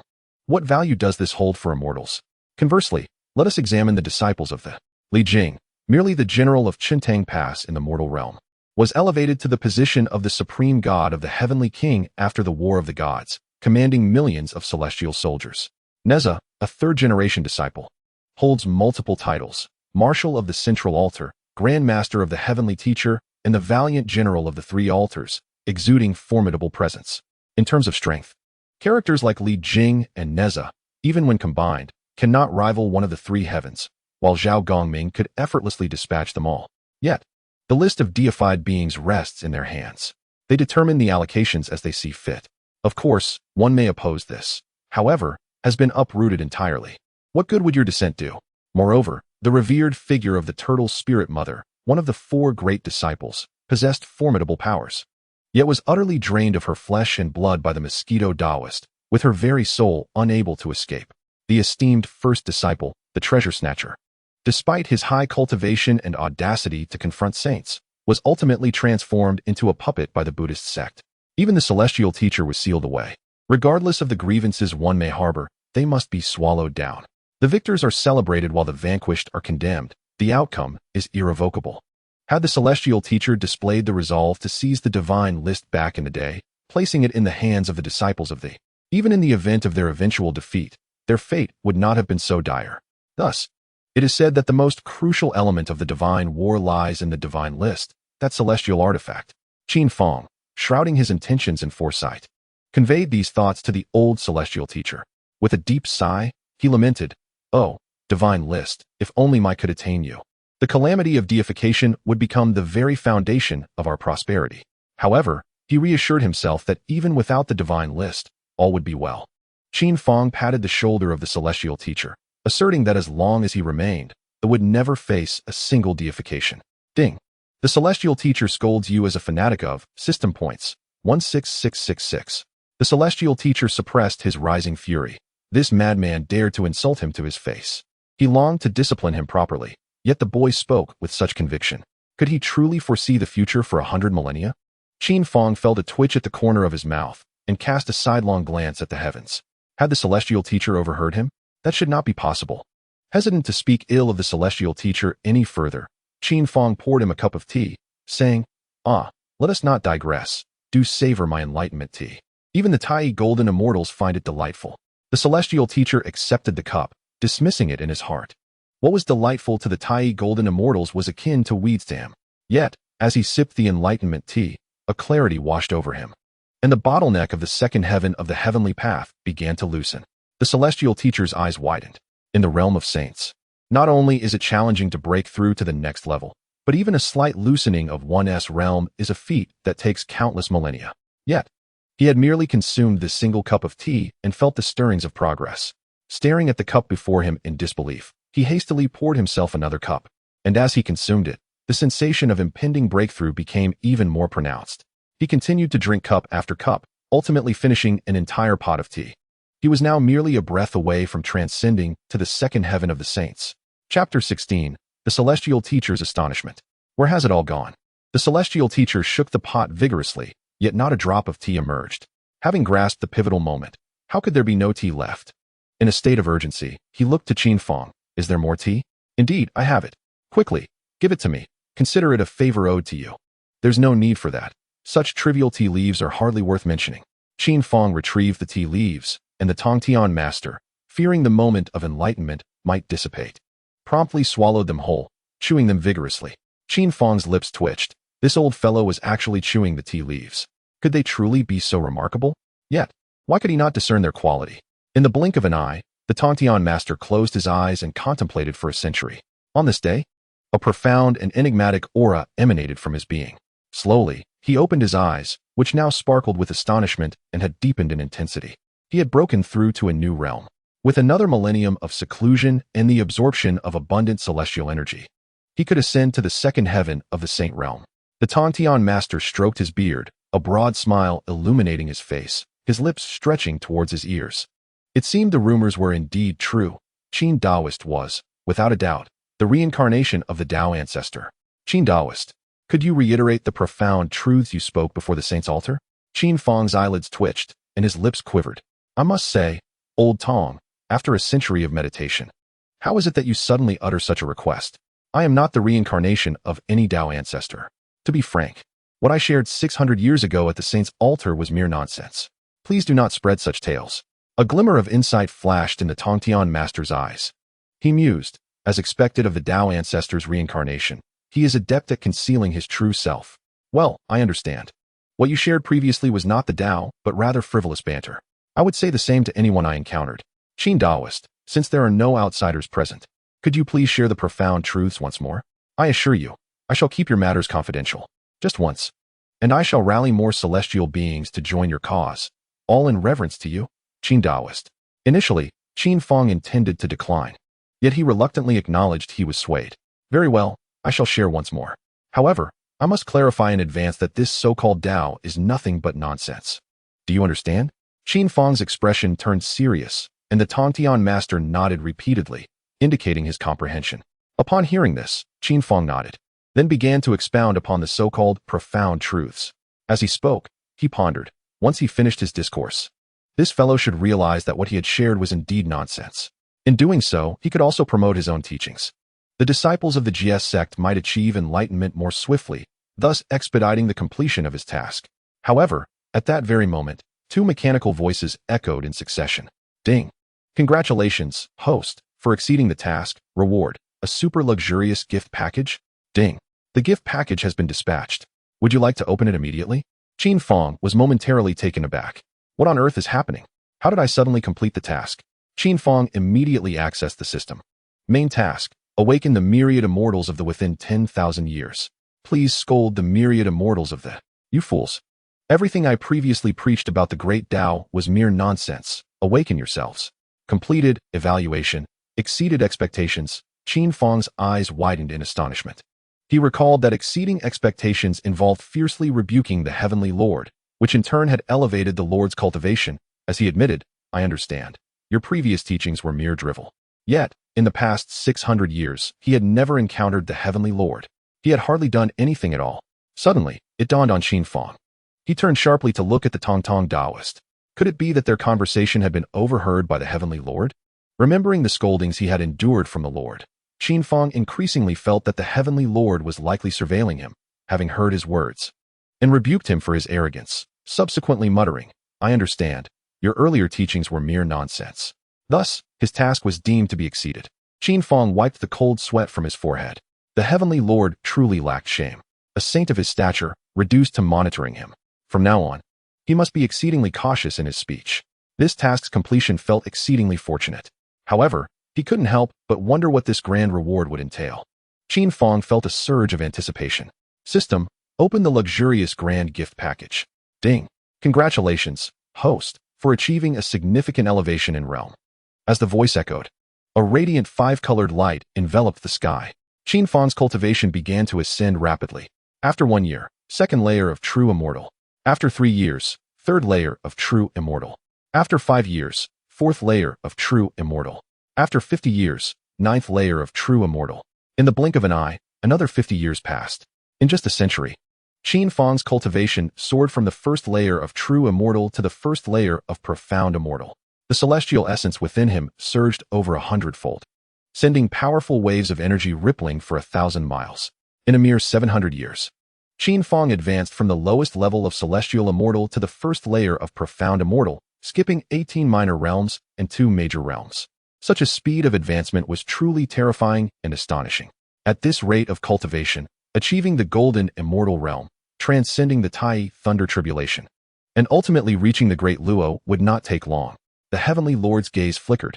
He had once calculated that Qin Fang was destined to die. Yet he had survived.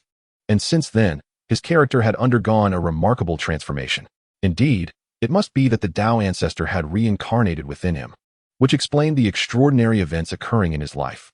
The more the Heavenly Lord contemplated, the more convinced he became that his conjecture was indeed astoundingly accurate. The smile upon the face of the celestial master resembled a blooming chrysanthemum, and the intensity of his gaze left Qin Fang feeling somewhat unsettled. However, in the next moment, Qin Fang grasped the implications behind that gaze. It appeared he had unwittingly cast himself as the reincarnation of the Tao ancestor.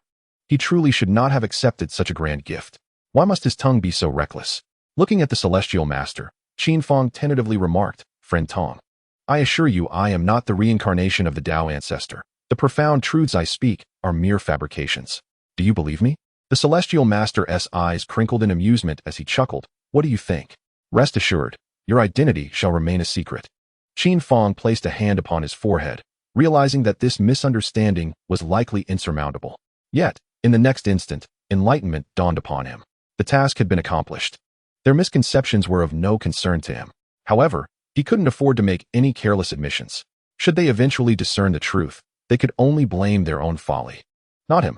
The celestial master was in a state of great excitement, but soon his heart sank once more. The notion of the Dao ancestors' reincarnation carrying a calamity of divine retribution. Could it possibly be true? Just then, a resounding voice echoed in his ears. Junior brother, hasten to the Jade Void Palace. I have matters of great importance to discuss. Chapter 17. The Supreme Sword of Slaughter. The Celestial Master raised an eyebrow. The voice was none other than his fellow disciple, the Primordial Heavenly Sovereign. Although they hailed from the same lineage, their relationship was far from cordial. In the past, they had both cultivated on Kunlun Mountain, yet their philosophies diverged sharply. The Primordial Heavenly Sovereign believed that those not of his kin harbored inherently different intentions, and thus, the teachings of the Tao should not be shared lightly. In contrast, the Celestial Master held that the Tao of heaven encompasses 50, while the myriad transformations amount to 49, allowing for one to escape. He believed that all living beings should have access to the true sound of the Tao.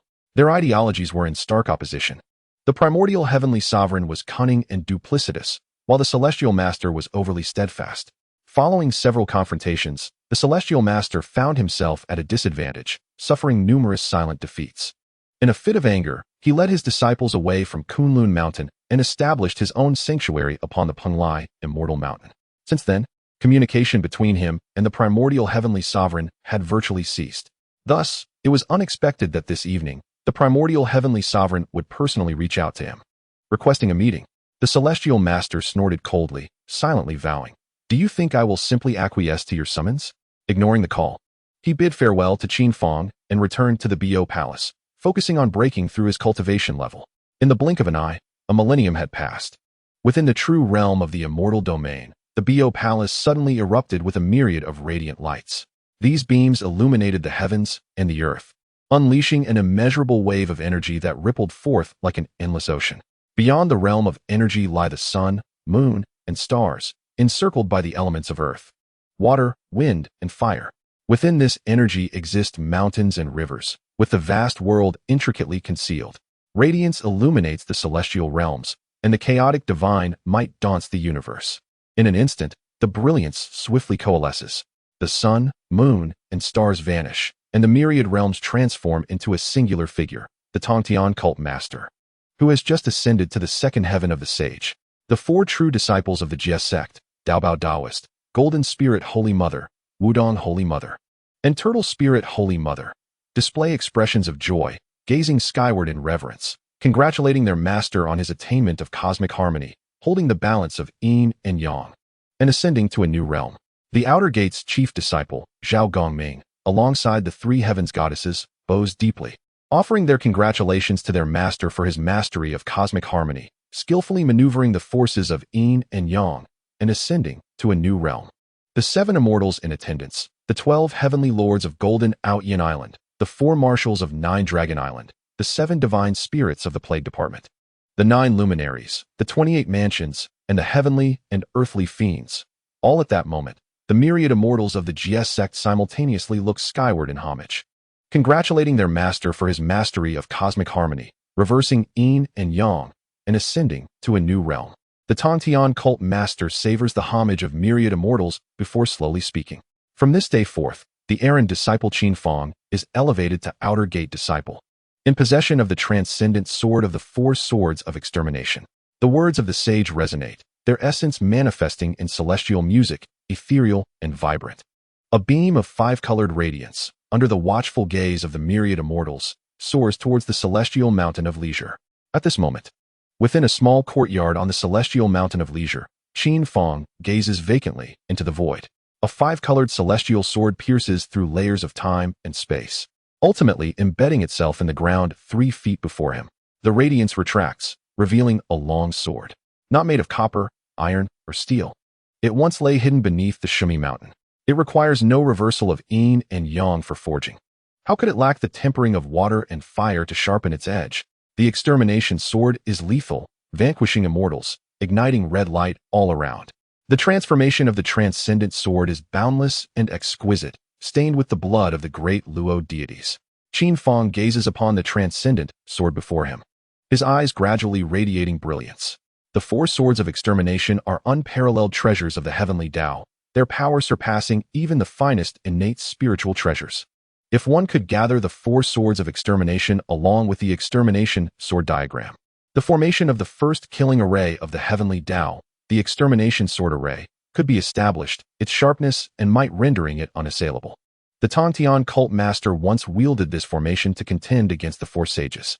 Although ultimately unsuccessful, the ferocity of the extermination sword array is beyond dispute. Qin Fang, bewildered, ponders why the Tongtian cult master would bestow such a formidable weapon upon him. However, he finds no reason to decline. Qin Fang seizes the transcendent sword. A surge of sharp sword energy threatens to slice through his being, reducing him to dust. Yet, in the next moment, the 72 seals upon the transcendent sword illuminate with radiance. The sharp sword energy is subdued. These seals were set by the Tongtian cult master, both to restrain the transcendent sword and to prevent Qin Fang from neglecting his cultivation should he gain immense power from the extermination sword. Only through persistent effort in cultivation can Qin Fang gradually break through the seals. Kneeling upon the ground, Qin Fang cradles the sword with both hands, bowing reverently towards the distance, expressing his gratitude to his master for the bestowed sword. In the vast expanse of the cosmos, the master of heaven, stroking his beard, smiled and nodded. The exquisite immortal sword is the treasured heirloom of my. This evening, I bestow it upon you.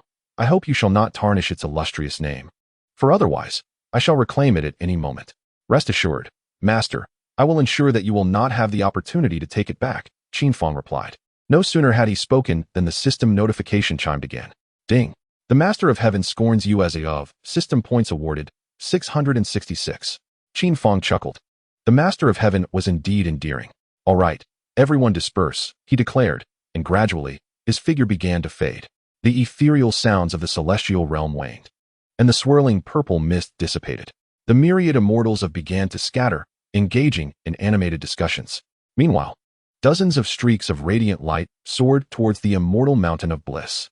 At the Yushu Palace of Kunlun Mountain, a figure stepped forth, traversing the formidable barriers of time and space, arriving at the Penglai Immortal Mountain in a single stride.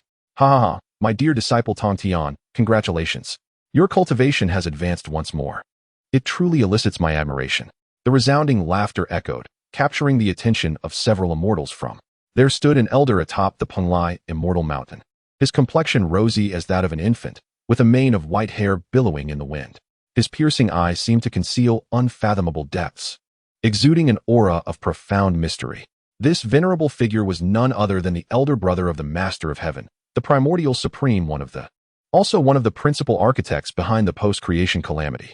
Brother Yuanshi, what brings you to my humble Bo palace this evening? Ha ha ha, dear Tongtian. You and I share a profound lineage. It has been years since our last meeting, and I have missed you dearly. Tonight, seeing your cultivation ascend to new heights, I have taken the liberty to come and extend my congratulations. Surely, you wouldn't deny your elder brother entry? You jest, brother. The doors are open to all beings. Please, do come in. The Master of Heaven's voice resonated, and a golden path emerged from Bo Palace. The Primordial Supreme One stepped onto the golden road, entering the palace. Within Bo Palace, the Master of Heaven poured a cup of tea for the Primordial Supreme One. After a brief exchange of pleasantries, the Master of Heaven, unable to contain his curiosity, inquired, Brother Yuanshi, your visit to my Bo Palace must surely pertain to some matter of significance? The Primordial Supreme One stroked his white beard, his profound gaze shimmering with insight. Indeed, nothing escapes your keen perception, dear brother. The Heavenly Sovereign, under the command of the Tao Ancestor, has established the Heavenly Court to govern the myriad realms and the countless races of the primordial world. However, the Heavenly Court lacks strength and is in need of celestial beings to serve in divine positions. Thus, he has sought assistance from the four teachings, humanity, and my brother. This presents an unprecedented opportunity. The corners of the Primordial Supreme One's mouth curled into a slight smile. Though this deification may be a reluctant endeavor, it undeniably offers a chance to reshape the heavens and the earth. Yet, what Tongtian values most is, he has long desired to validate that his doctrine of inclusivity is the true orthodoxy. The teachings of the yearn to permeate the vast expanse of the primordial realms. Therefore, Tongtian must surely acquiesce to allow his disciples to participate in the function calamity. He has already conferred with the two saints of the West and his elder brother. The shrouded in chaos has long been in need of rectification. Thus, seizing the opportunity presented by the function event, they intend to cast the aberrants of into the function list. Yuanshi Tianzun, stroking his beard with a smile, gazed at the leader of, awaiting the moment when Tongtian would utter, very well, I consent. However, at that moment, Tongtian was casting a sidelong glance at Yuanshi Tianzun, his mind wandering back to the tale recounted by the madman Qin Fang a millennium ago. In that narrative, humanity and the three teachings of the West conspired against, leading the foolish and ignorant leader to agree to their terms and relinquish the most vital celestial artifact, the function list, resulting in the eventual demise of and a tragic downfall. Such a tale must not be allowed to unfold in that manner. Retracting his gaze, Tongtian spoke coolly. As for taking up a position in the heavenly court, my harbors no such intentions, Yuanshi. Do you have any other matters to discuss? Oh, very well, Yuanshi Tianzun responded, abruptly realizing that his junior brother seemed to be in disagreement. Tongtian, what did you just say? Lifting his teacup, Tongtian took a sip and replied nonchalantly. I said, I shall not partake in the function. Such a fortunate opportunity should be reserved for my elder brothers. Yuanshi Tianzun was taken aback for a considerable moment, and a hint of confusion flickered in his abyss-like eyes. This should not be the case. Hadn't Tongtian always aspired to spread the teachings of across the myriad realms? The function calamity was indeed an exceptional opportunity. How could he refuse? Tongtian. Perhaps I have not articulated my thoughts clearly. This function event is a selection by Haoyan for immortals to serve in the heavenly court, governing the vast expanse of the 3,000 great worlds and the countless lesser worlds. Tongtian, if your disciples were to enter the divine registry and oversee the myriad realms, would it not be a simple matter for you to propagate your teachings across the worlds? Yuanshi Tianzun believed he had struck a chord with his junior brother, confident that he would acquiesce. Regarding Yuanshi Tianzun's words, Tongtian conceded that he was indeed tempted. Had it not been for the previous admonitions he had received, he might have readily agreed. However, at this juncture, he could not yield. Qin Fang had once stated that the most crucial celestial artifact, the function list, was held within. After the War of Fengshan, the mortals have ascended to become the grand marshals of the heavenly court, while the illustrious immortals were relegated to minor positions. Was this not a trap set for? Tongtian shook his head, declaring, I have no interest. Mine is quite satisfactory as it stands. As I progress further in my cultivation, I have come to understand that matters in this world should unfold naturally. One cannot force outcomes. Rest assured, brother Yuanshi, during the battle of the gods, I shall strictly command my disciples to refrain from causing you any trouble. However, the smile on Yuanshi Tianzun's face abruptly stiffened. This was entirely different from what he had anticipated. Where did the plan go awry? Yuanshi Tianzun was perplexed. Nonetheless, it was imperative to involve the Jie Sect in the battle of the gods. Since persuasion had failed, a more forceful approach was warranted. Yuanshi Tianzun's expression hardened as he intoned gravely, Tongtian, this is not a request from me as your elder. The deification of the four sects is the will of the Tao ancestor, which you must comprehend. Tongtian, known for his resolute disposition, slammed his palm on the table and retorted, do you think I am intimidated by the Tao ancestor's authority? I have endured your arrogance for long enough, Yuanshi. Let me make myself clear, my Jie Sect shall never partake in the deification. Your pursuits in the game of deification are your own affairs. Do not trouble me. You are unwelcome at Bayou Palace. Tongtian. Yuanshi Tianzun's voice boomed, his anger causing his hair to bristle and his eyes to widen. A spectral ancient banner gradually materialized above him. Surrounding the apparition were fragrant mists, adorned with jewels, and flickering crimson flames amidst swirling rays of light. This banner was none other than the Panga banner, one of the three supreme treasures alongside the Taiji diagram and the Chaos Bell. This treasure possessed the might to rend the primordial chaos, shatter the fabric of time and space, and govern the profound principles of creation, embodying the foremost attack and creation capabilities within the vast wilderness. It was the protective treasure of Yuanshi Tianzun. The summoning of this banner clearly signified his growing fury. Tongtian let out a cold snort. In the distance, the immortal sword of the carefree immortal mountain suddenly flew from Qin Fang's grasp, joining forces with the three swords of extermination, slaughter, and danger, sealing off all directions. The formation beneath their feet enveloped the world, with sword energies intertwining in unmatched splendor. The foremost sword array of the heavenly Tao faced off against the most formidable treasure of attack and creation. Tongtian's expression remained icy. Yuanshi, do you wish to engage in a contest with me? Yuanshi Tianzun's countenance shifted markedly. The extermination sword array could not be breached without the combined efforts of the four saints, and at this moment, it was far from the time for conflict. He withdrew the Panga banner, snorting disdainfully. The deification is the will of the Tao ancestor, and none can oppose it. Tongtian, the calamity of deification is your destined fate, whether you desire it or not. With that, Yuanshi Tianzun stepped forward and vanished without a trace. Tongtian observed the retreating figure of Yuanshi Tianzun, his brow furrowing in concern. If the three sects of Run, Chan, and Shi united, it would indeed be challenging for the Jie Sect to contend alone. What should be done now? Perhaps it would be prudent to heed the counsel of that madman. With this thought, Tongtian took a step forward and entered the carefree, immortal mountain. As he crossed the threshold, he was met with Qin Fang's vitriolic outburst. Is this truly considered a sage? Items given away can be reclaimed at will. If you didn't intend to part with them, why offer them in the first place? What nonsense!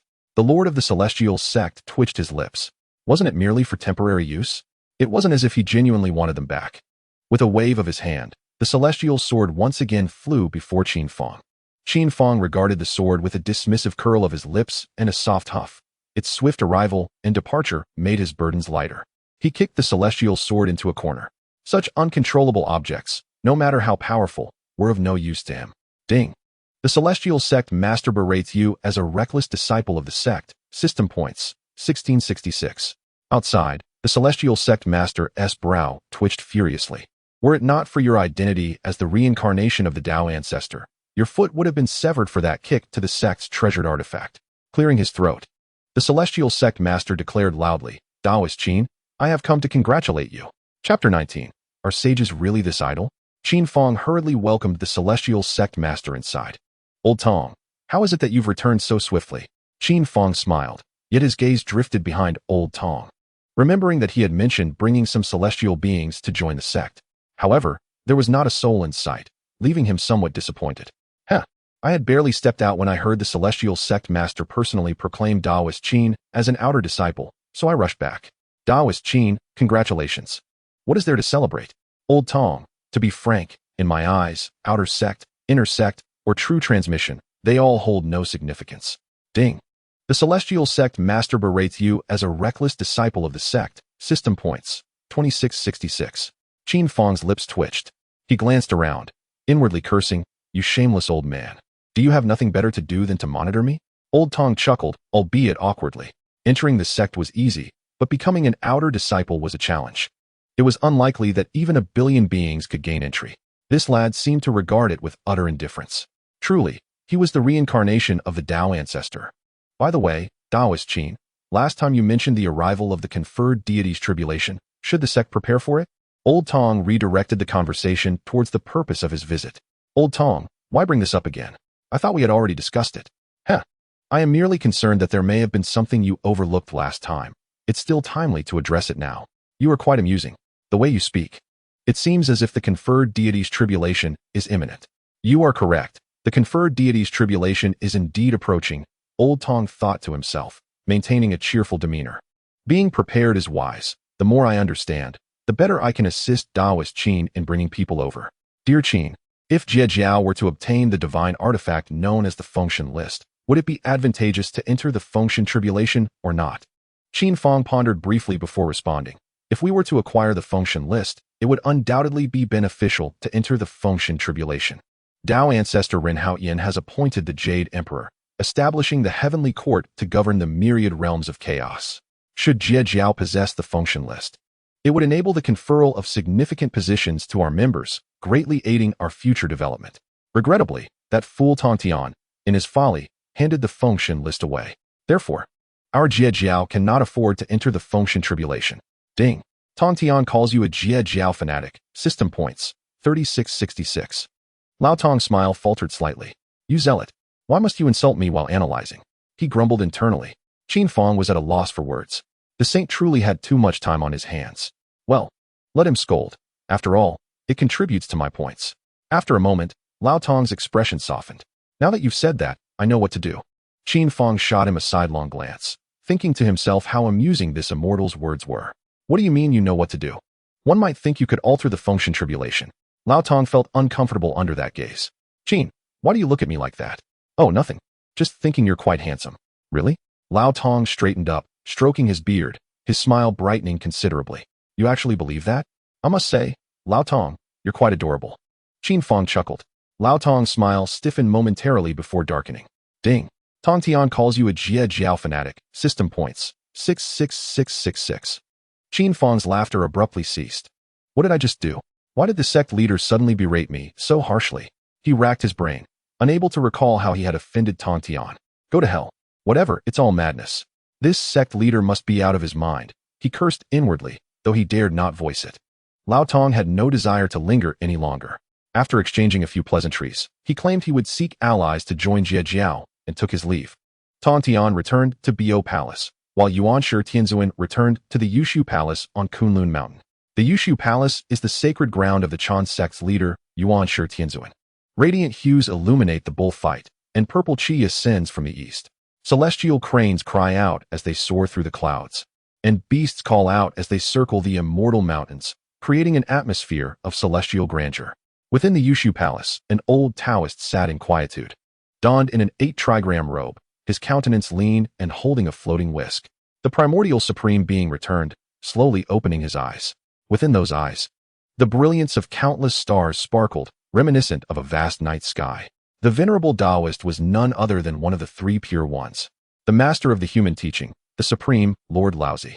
Observing the troubled expression on the face of the primordial supreme being, Laozi calculated with his fingers, and the matter became clear to him. Tongtian does not respond.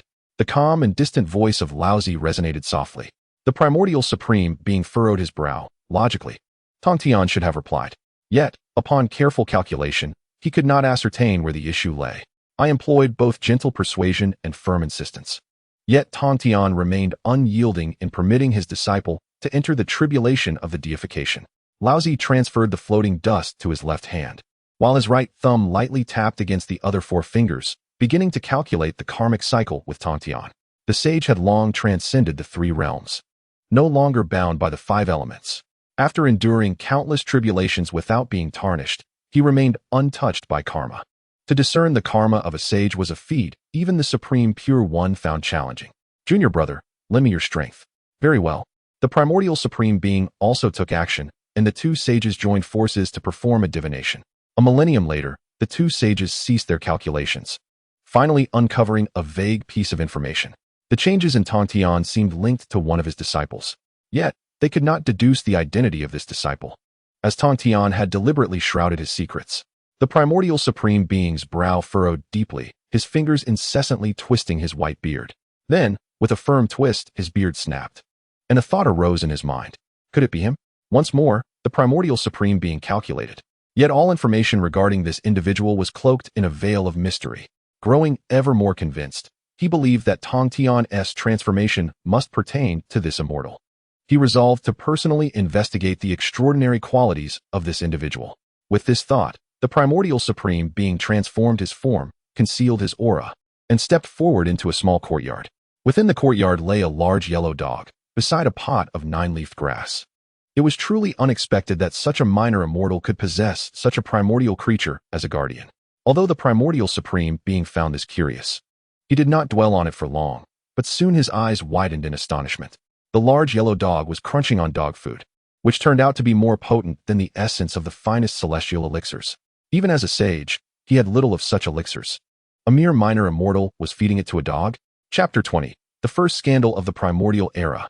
The corners of the primordial supreme being's mouth twitched. His curiosity about Qin Fang deepened. Pray tell, is this the abode of Taoist Qin Fang? With his words, a radiant aura enveloped the carefree, celestial abode. Qin Fang emerged with great strides. I am Qin Fang. Indeed, this is my celestial abode. Looking at the venerable old man with a white beard, Qin Fang continued. May I inquire as to which Taoist friend you are, and have you come to my carefree celestial mountain to hear me expound the Tao? Recently, Qin Fang has received numerous celestial beings, each eager to hear him expound on the Tao. When this old man arrived, he instinctively assumed as much and inquired accordingly. To hear you speak of the Tao? The primordial heavenly sovereign was momentarily taken aback, inwardly cursing, am I not one of the 6 saints of the primeval era, the leader of the Qin sect? Do I truly need to listen to your teachings? You, a mere mystic immortal, can hardly articulate any profound insights. The disciples of thee are all so arrogant and ignorant. They must be sent to the Fengshen Bang. Ding. The primordial heavenly sovereign curses you as a of the. System points 1777. Qin Fang was momentarily stunned. It seemed he had not provoked the primordial heavenly sovereign recently. Why would he be cursed? Oh, it dawned on him that he might have bullied one of his disciples. It appeared that either Cihang Daoren or Guangqingzi had reported him. Qin Fang smirked, deeming them utterly useless. Was this not akin to children seeking their parents after being bullied? Could they not maintain a shred of dignity? However, upon reflection, he found it rather unsurprising. The Qin sect has never been known for its sense of shame. During the Tongtian War, they frequently resorted to overpowering the weak with the strong. After all, it was this old wretch who had killed Sister Bixiao. Ding! A new main quest has been generated. Insult the primordial heavenly sovereign as a despicable and shameless person unworthy of standing in the primeval era. Quest partially completed. Disciples of the insult the primordial heavenly sovereign. Choose one celestial artifact. Power increased tenfold. Quest basically completed. Disciples of the Rinjiao insult the primordial heavenly sovereign. Choose one celestial artifact. Power increased 100-fold. Quest perfectly completed. Disciples of the Qin sect insult the primordial heavenly sovereign. Choose one celestial artifact. Power increased 1,000-fold. Quest exceeded. The primordial heavenly sovereign himself insults the primordial heavenly sovereign. Choose one celestial artifact. Power increased 10,000-fold. By the heavens, this task is somewhat humane. System. I should be able to accomplish the basic completion. Perfect completion might be a challenge, though the chance is slim. Qin Fang promptly abandoned the idea of exceeding the task. To have the primordial heavenly sovereign insult himself? Merely contemplating it seemed impossible. Accepting the task, Qin Fang turned to the old man before him and smiled. Ah, so you too wish to hear my exposition of the Tao. Very well, please enter. I am yet to learn how to address you, my fellow Taoist. What I mentioned was a question, not a statement. Did you not discern that? Never mind. I shall not bicker with a madman like you. I am curious to see what a mere mystic immortal can impart. The primordial heavenly sovereign thought to himself this way while responding. Hee, you may call me Old Yuan. Old Yuan, as in the monkey from the word for monkey? Rather, it signifies the primordial and the beginning. The primordial heavenly sovereign inwardly seethed. You are the one akin to a monkey. Once I ascertain your past lives, I shall demote you to a mere monkey madman. Ding. The primordial supreme being chastised you as a madman of the, with a system score of 2,777. Qin Fang's lips twitched. The primordial supreme was scolding himself again, and this time with even greater fervor. It appeared that both Cihang and Guangqingzi had sought out the primordial supreme. Truly, they were brothers in arms, shameless in their endeavors. Should I also approach the sect leader for support? As Qin Fang contemplated this, a hearty voice with a peculiar accent suddenly echoed from afar. Excuse me. Is this the immortal abode of Qin Fang, friend of the four Qins? Qin Fang and the old primordial turned simultaneously to look. A portly immortal rode in on a pig, his rotund belly surpassing even that of the hefty creature beneath him. His celestial robe struggled to contain his girth.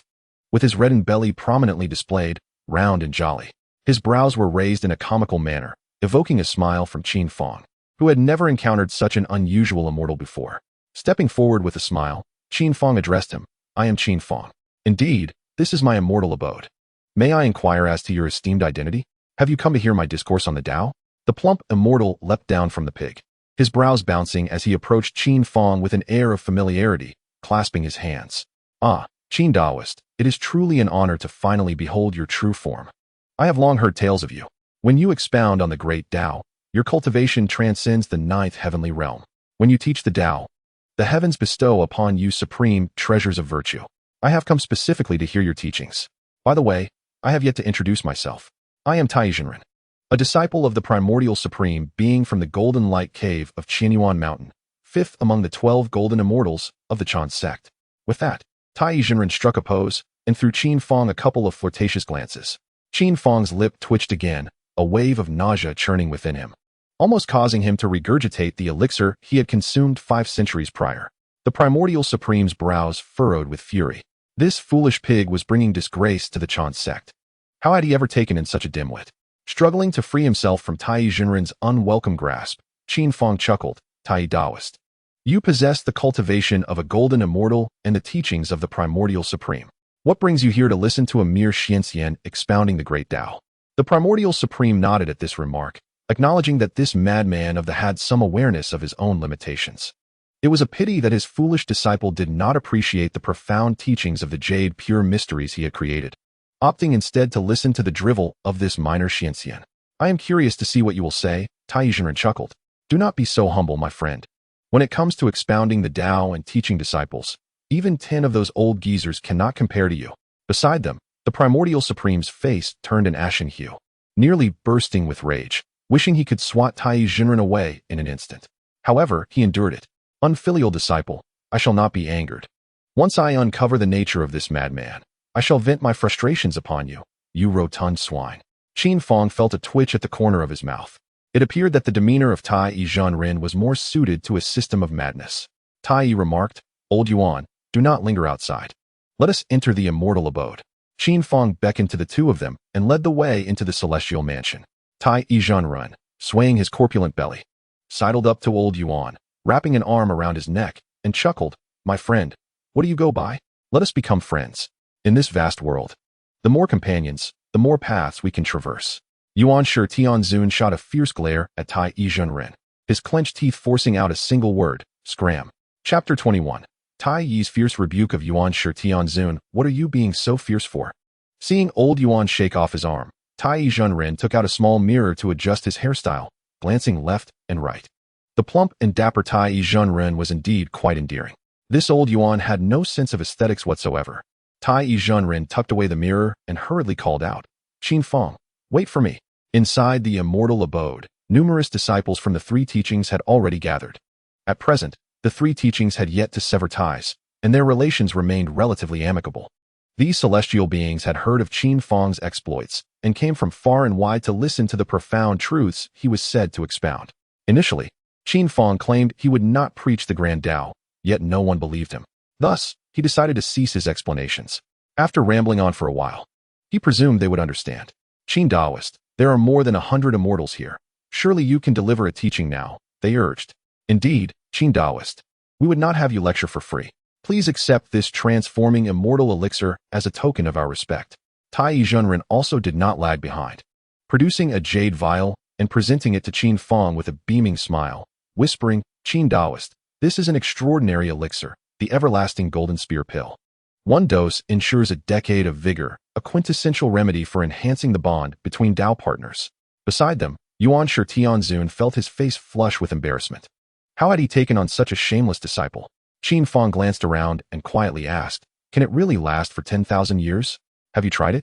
Tai Jinren raised an eyebrow, revealing a knowing smile. Well, what do you think? Rest assured, my brother, would I deceive you? With that, Tai Jinren pressed the elixir into Qin Fang's hands. As Qin Fang pushed it back, he communicated telepathically, Brother Tai, let us discuss this matter in detail later. Tai Jinren chuckled. Very well, we shall delve into it later. Ahem. Qin Fang cleared his throat and, in a solemn tone, declared, I appreciate your kind intentions, but the doctrine of my sect is to enlighten the world. All beings can attain immortality. 100 attendees is still insufficient. I kindly ask everyone to wait a moment longer. As Qin Fang spoke, he summoned the system and observed his score, 195, 660 points. System, initiate an intermediate draw. Ding. Intermediate draw completed. Congratulations, host, you have obtained a jar of Bodhi fine wine. Bored and idle, he suggested, everyone, partake in the exquisite wine from my carefree celestial mountain. However, Qin Fang pondered that a single jar of fine wine would not suffice for so many guests. Thus, he commenced diluting it with water, 1 jar of wine to 100 jars of water. He poured the diluted wine into a jar and filled the cups of the 100 immortals. The rich aroma of the wine wafted through the air, and merely inhaling it refreshed their spirits and cleared their minds. Unable to resist, the immortals lifted their cups and gulped down the wine. As the effects of the Bodhi brew spread, they found their thoughts illuminated, and previously perplexing issues became as clear as day, revealing their true forms. Yet soon, the wine was running low. The immortals grew anxious. Qin, my friend, another cup, please. I am willing to exchange an elixir for a cup of wine. I too. The clamoring of the immortals filled the air. Tai Jinren, his small eyes sparkling with excitement, joined in the chorus. Everyone, quiet down. My good brother, another cup. Please. Yuanshi Tianzun, internally fuming, thought to himself, what a bunch of inept beings. He glanced at the wine before him, curiosity piqued. Is this wine truly so remarkable? He took a sip, and as the effects unfolded, clarity washed over him, even altering his understanding of the Tao slightly. Yuanshi Tianzun was taken aback. Having reached the pinnacle of the saint realm, even the finest elixirs held little effect on him. Yet, this simple cup of wine managed to sharpen his mind. Indeed, this is exquisite wine. A thrill coursed through him, with enough of it. He might even break through his current limits. Suddenly, Yuanshi Tianzun unleashed his formidable power, surging forth at the level of a Tai golden immortal, sending all the immortals, including Tai Jinren, reeling back. He pressed a hand onto the jar of wine, declaring, "My friends, I shall take the remaining wine." Tai Jinren, incensed, felt his eyebrows twitch as he rolled up his sleeves, glaring fiercely. "What? By what right do you claim it all? Remove your filthy hands, or you shall taste the wrath of this Taoist." Before he could finish his threat, Yuanshi Tianzun waved his sleeve, unleashing a torrent of celestial energy that sent Tai Jinren flying thousands of miles away. Yuanshi Tianzun could no longer tolerate the foolishness of this pig-headed man. However, it wasn't long before Tai Jinren returned, pointing at Yuanshi Tianzun and shouting, "Don't think that just because your cultivation exceeds mine, I am afraid of you. This wine belongs to Qin, and how it is divided is for him to decide." Yuanshi Tianzun glared fiercely at Tai Jinren, who, startled, quickly hid behind the crowd, calling out, "Everyone, tell him, isn't that so? Indeed, Master Tai speaks the truth. Why should all the beverages be reserved for you? Even if a sage were present, such bullying is unacceptable. Yes, my friend Qin, the wine is yours, and your word is law. We shall heed your command." Qin Fang observed the gathering of immortals on the verge of conflict, feeling both amused and pitying. They are merely a bunch of simpletons, quarreling over watered-down wine with such fervor. Nevertheless, this bodes well for the completion of my task. Clearing his throat, Qin Fang drew the attention of the crowd. "Let us consider this. I have recently encountered some discord with the Jie Sect. Whoever dares to berate the primordial heavenly sovereign as a despicable villain and a shameless wretch, unworthy of standing in the primordial realm, shall earn an extra cup from me. Nay, a whole jar." At this proclamation, the expression on the primordial heavenly sovereign's face darkened. How audacious this madman is to jest about my esteemed self. In 10 years, I shall fully unveil your past lives. At that time, I shall transform you into a monkey. The sovereign scanned the assembly of immortals, seeking out any bold enough to insult him. Yet, silence reigned among the 100 immortals. What a jest! No matter how exquisite the wine, one's own life holds far greater value. If those from the Jie Sect were to learn of this, they would surely exact a brutal reckoning. Thus, none dared to utter a word. The primordial heavenly sovereign nodded, acknowledging their prudence. However, at that moment, Master Tai stepped forward. The sovereign's countenance darkened further. Could this glutton truly wish to insult me for mere wine? Tai regarded Qin Fang with indignation. "Friend Qin, how can you speak thus? The primordial heavenly sovereign is my revered master. How could I ever insult him for a jar of wine?" The sovereign slightly nodded, recognizing that although this foolish pig may be dim-witted, he remains loyal. Yet, the next words from Master Tai's mouth ignited the sovereign's fury. "Friend Qin, I am one of the 12 golden immortals of the Jie Sect. I perceive that you, Master Tai, are not one to fuss over trivialities. You are a pragmatic individual. Your words hold merit. Yet while others who are not of the Jie Sect may insult the primordial heavenly sovereign for a jar, I, as a true disciple of his, would face derision from the world and suffer dire consequences should my master learn of my disrespect. So what do you propose? I shall require an additional jar." Qin Fang was taken aback, as were the 100 immortals. The primordial heavenly sovereign's expression turned as dark as night, internally cursing this rebellious disciple for his audacity. The sovereign's ire flared. Qin Fang burst into laughter. "As long as you denounce the primordial heavenly sovereign as a despicable villain and a shameless wretch, unworthy of the primordial realm, for every insult, I shall grant you 10 jars." Master Tai's eyes sparkled with excitement, fearing that Qin Fang might retract his offer, and immediately began to hurl insults, proclaiming the primordial heavenly sovereign as a despicable villain and a shameless wretch, unworthy of standing in the primordial realm. Insulting the primordial celestial master as a despicable scoundrel and a shameless wretch unworthy of standing in the vast primordial realm, the Supreme One of Tai unabashedly berated him repeatedly, 7 or 8 times in succession. With a resounding crash, an overwhelming force propelled the Supreme One of Tai millions of miles away. His celestial flowers withered above his head, and the quintessence within him dissipated, causing his cultivation to plummet from the status of a golden immortal to mere immortal. The primordial celestial master, having reached the limits of his patience, finally struck with severity. Nearby, the assembly of 100 immortals gazed in bewilderment at the primordial celestial master, whispering amongst themselves, "Who exactly is this venerable one? His cultivation is so formidable that it thwarted the Supreme One of Tai's relentless denunciations. Is this venerable one perhaps connected to the teachings of clarity? Should we inform the powerful beings of the teachings of interception? Upon hearing their murmurs, the primordial celestial master felt regret. He should not have intervened. Should Tongtian discover his actions, he would be unable to investigate the reasons behind Qin Fang's refusal of divinity. Clearing his throat, he spoke nonchalantly, suggesting that after such a barrage of insults, was it not to be expected that he would be offered a drink? The surrounding immortals suddenly understood. So, he too wished to disparage the primordial celestial master. No wonder he had acted. Such audacity, they murmured among themselves. And as the primordial celestial master closed his eyes, he realized he had indeed shot himself in the foot. Was he to insult himself? Yet, if he were to proceed with the insults, he might as well reap the greatest benefits.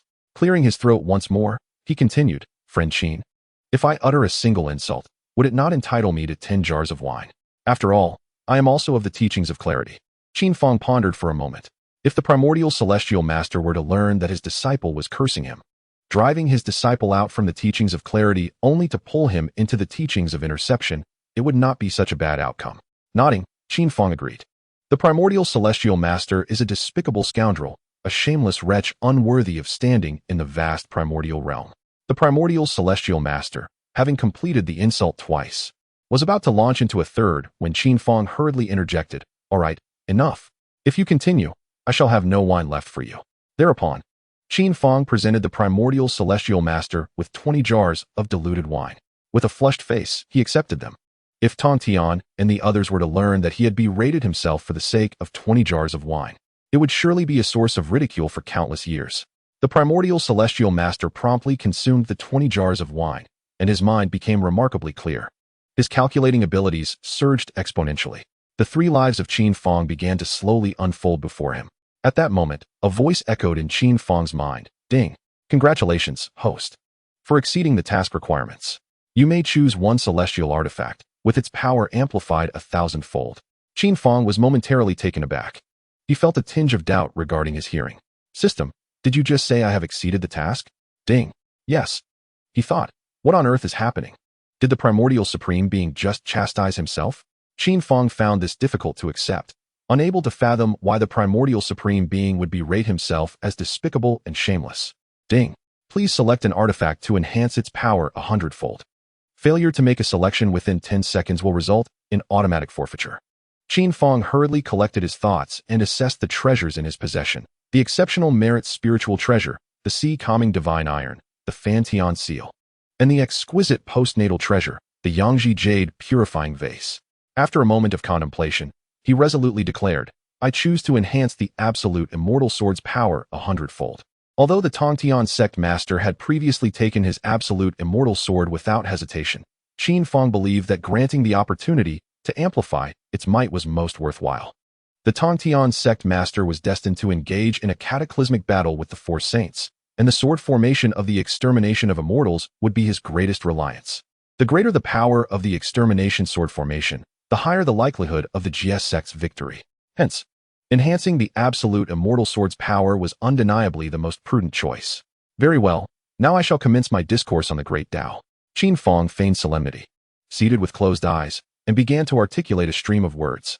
Simultaneously, a radiant beam of multicolored light suddenly descended from the heavens, enveloping the absolute immortal sword in the corner. The 72 seals of saints upon the sword were shattered one by one, and its aura surged with increasing intensity.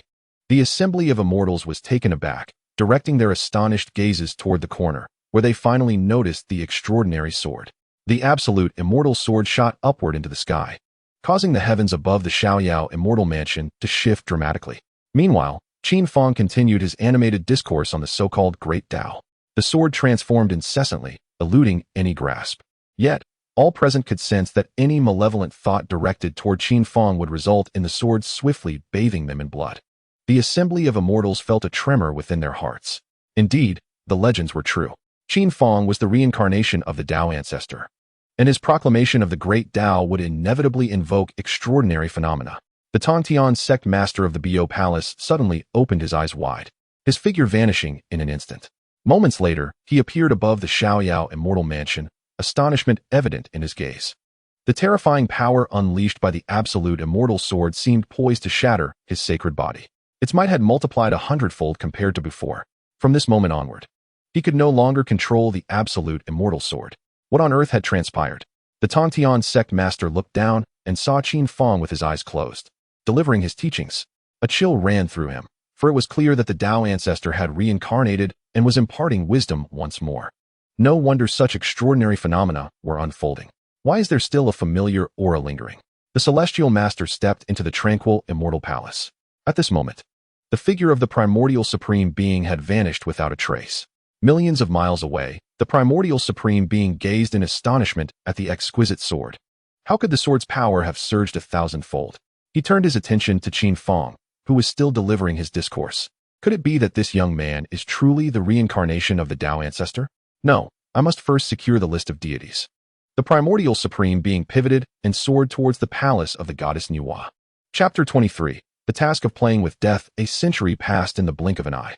The power of the exquisite sword had transformed into its original 1,000-fold strength. The sword's radiance retracted and reverted to a mundane sword resting in the corner. The multitude of immortals widened their eyes in disbelief. Such a celestial sword, carelessly discarded in a corner. What a waste of divine treasure. At this moment, Qin Fang slowly opened his eyes. Esteemed guests, I have completed my exposition of the great Tao. Do any of you have insights to share? He inquired with a smile, eagerly awaiting their responses, confident they had comprehended nothing. Seizing the moment, he intended to clarify that what he had shared was not the great Tao, and that he was certainly not the reincarnation of the Tao ancestor. His sole desire was to bide his time until he achieved sanctification, at which point he could revel in his pretentiousness. The immortals were left bewildered by his question, exchanging glances of confusion. They were certain of one thing. They had understood absolutely nothing, let alone gained any insights. Yet, could they admit this? They could not. Why? Look. Fellow Taoist Qin's exposition of the great Tao had caused the exquisite sword's power to escalate 1,000-fold. What profound truths of the Tao must this be? Yet, why did they grasp nothing? Was their comprehension truly so inferior to that of a mere sword? This was a bitter pill for them to swallow. Finally, someone exclaimed in admiration, "Marvelous, simply marvelous. Such a Tao is truly unprecedented, a rarity throughout the ages. Fox Immortal, your clan possesses the clever and agile heart. What do you think of fellow Taoist Qin's teachings?" The old fox smirked, inwardly thinking, what nonsense. All I hear is a cacophony. Nothing of the great Tao's true sound has reached my ears. Ah, indeed, it is ineffable, beyond words, something to be understood rather than articulated. Naturally, the old fox would not admit his lack of understanding. If everyone else understood while he did not, it would imply his comprehension was inferior to theirs. Therefore, at this moment, whether one understood was inconsequential. What mattered was that others believed one had comprehended, especially that one line, which seemed to directly convey the essence of the great Tao. The old fox stroked his beard, shaking his head thoughtfully, glancing sideways at the wolf immortal. Old wolf, what do you think of that phrase? I think it's a pile of nonsense. Wolf Fairy contemplated these thoughts, yet outwardly shook his head in a rhythmical manner, exclaiming the ineffable, the indescribable, the inexpressible, a sentiment to be grasped intuitively yet articulated with difficulty. Today, having heard this profound truth of the Tao, I sense that a breakthrough is imminent. Upon your words, I too feel the realm shifting. Enough of this discourse. I must return and strive for enlightenment. Dear friend Qin, I am deeply grateful for your enlightening exposition of the Tao today. I shall surely repay this kindness in the future. Your profound teachings have greatly benefited me, and now I shall take my leave to pursue my breakthrough. The assembly of immortals hurriedly rushed out, as if the last to depart would be deemed the least perceptive. In the blink of an eye, all had vanished, leaving Qin Fang alone, disheveled in the wind. Qin Fang pondered, why does this scene feel so familiar? He scratched his head, wondering if what he had shared was indeed a manifestation of some grand Tao, perhaps unnoticed due to his own limited cultivation. Alas, have I become so shameless? Beep. A new task has been generated, to vociferously denounce Nuwa's worthiness for her sacred position. Task partially completed. The host and disciples of the three teachings have vociferously denounced Nuwa. Reward, a small gift package. Task essentially completed. The primordial teacher has vociferously denounced Nuwa. Reward, a large gift package. Task perfectly completed. Both the primordial teacher and the celestial master have vociferously denounced Nuwa. Reward, a large gift package. Task exceeded. Nuwa herself denounces her worthiness. Reward, a super deluxe gift package. Upon seeing this task, Qin Fang's countenance darkened. Is the system intent on my demise? Women are not known for their gentle tempers. When Emperor Xian inscribed a blasphemous poem, Nuwa obliterated the Shang dynasty. Should I dare to insult her? Would she not annihilate me? As for provoking the Celestial Master, I fear that before I even begin, he would swiftly strike me down. And the Primordial Teacher? That is an encounter I can scarcely fathom. As for enticing Nuwa to scorn herself, that is an utterly impossible task. Anger surged within Qin Fang, prompting him to shout. System, I protest. This task is utterly unfeasible. I refuse to accept it. Beep. Protest ineffectual. Qin Fang, beep. The hostess' insult towards the system has reduced the task completion time to 1,000 years. Qin Fang, what the hell? At the palace of Nuwa in the celestial realm, resplendent and radiant, hues of dawn illuminated the skies, immortal cranes sang beneath the azure heavens, and divine beasts roamed the sacred mountains. This was the ancient sanctuary of the goddess Nuwa. She, the matriarch of the ancient demon teachings, had once achieved the celestial realm through her monumental deeds of creation and mending the heavens, solidifying her status as a sage. Hidden in the heavens, she remained indifferent to the great teachings, observing the three realms with a detached gaze. The calamity of the Tongtian has no connection to the Empress Nuwa, as it is the 12 golden immortals of the Jie Sect who have fallen victim to the tribulations of the mortal realm, facing punishment for their transgressions. Seizing the opportunity, the Heavenly Lord commanded these 12 golden immortals to ascend to the celestial court and assume divine duties, only to encounter opposition from the primordial Heavenly Venerable. At this moment, the tyrant Emperor Zhou of the Shang dynasty desecrated the Empress Nuwa and composed an obscene poem, inciting her great fury. This led her to engage in discussions with Han Jun, while the primordial Heavenly Venerable suggested that the three teachings be considered equally, as the fate of the Shang dynasty was nearing its end, and the Zhou dynasty was on the verge of rising. Thus, disciples from the Ren, Chan, and Jie sects were to enter the mortal realm, facilitating a smooth transition between the Shang and Zhou dynasties, thereby sparing the lives of countless beings. Interestingly, this matter was originally unrelated to the Ren and Jie sections. However, the primordial Heavenly Venerable, in his endeavor to protect his disciples, forcibly involved the Ren sect, ultimately jeopardizing the Jie sect, hoping that its disciples would take on the tribulations meant for his own followers. Outside the palace of the Empress Nuwa, the primordial Heavenly Venerable bowed and declared, Primordial seeks an audience with the Empress Nuwa. There is no need for such formality, my friend, came the solemn and authoritative voice. Please, enter and speak. Immediately, a golden light coalesced into a grand pathway that extended to the feet of the primordial Heavenly Venerable. He stepped onto this golden path and entered the palace of the Empress Nuwa. Within the grand hall, amidst swirling golden light and rising celestial energy, sat a divine figure of ethereal beauty. Her appearance was so resplendent that even the most exquisite women of the world would pale in comparison. However, unlike mortals, her lower half was that of a serpent's tail, adorned with a radiant spectrum of colors. This was indeed the Empress Nuwa, one of the 6 saints of the primordial age. The Empress Nuwa regarded the primordial Heavenly Venerable with a discerning gaze, a subtle smile gracing her lips as she spoke. It seems that you have gained some enlightenment, my dear friend. It appears that this meeting may lead to a breakthrough, which is indeed a cause for celebration.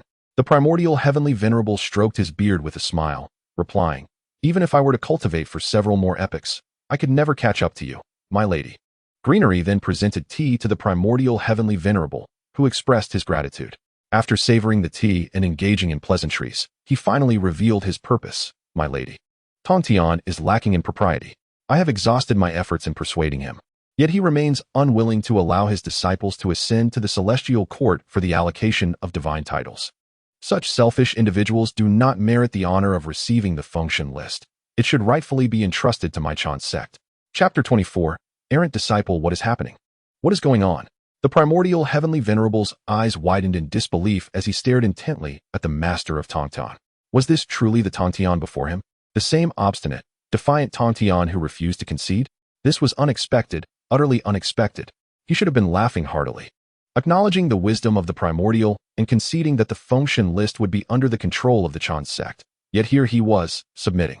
The Supreme Lord Laozi also wore a look of astonishment, having believed that the Tongtian list would inevitably fall into the hands of the primordial Heavenly Venerable. He could not have anticipated that Tongtian would yield. How could Tongtian possibly yield?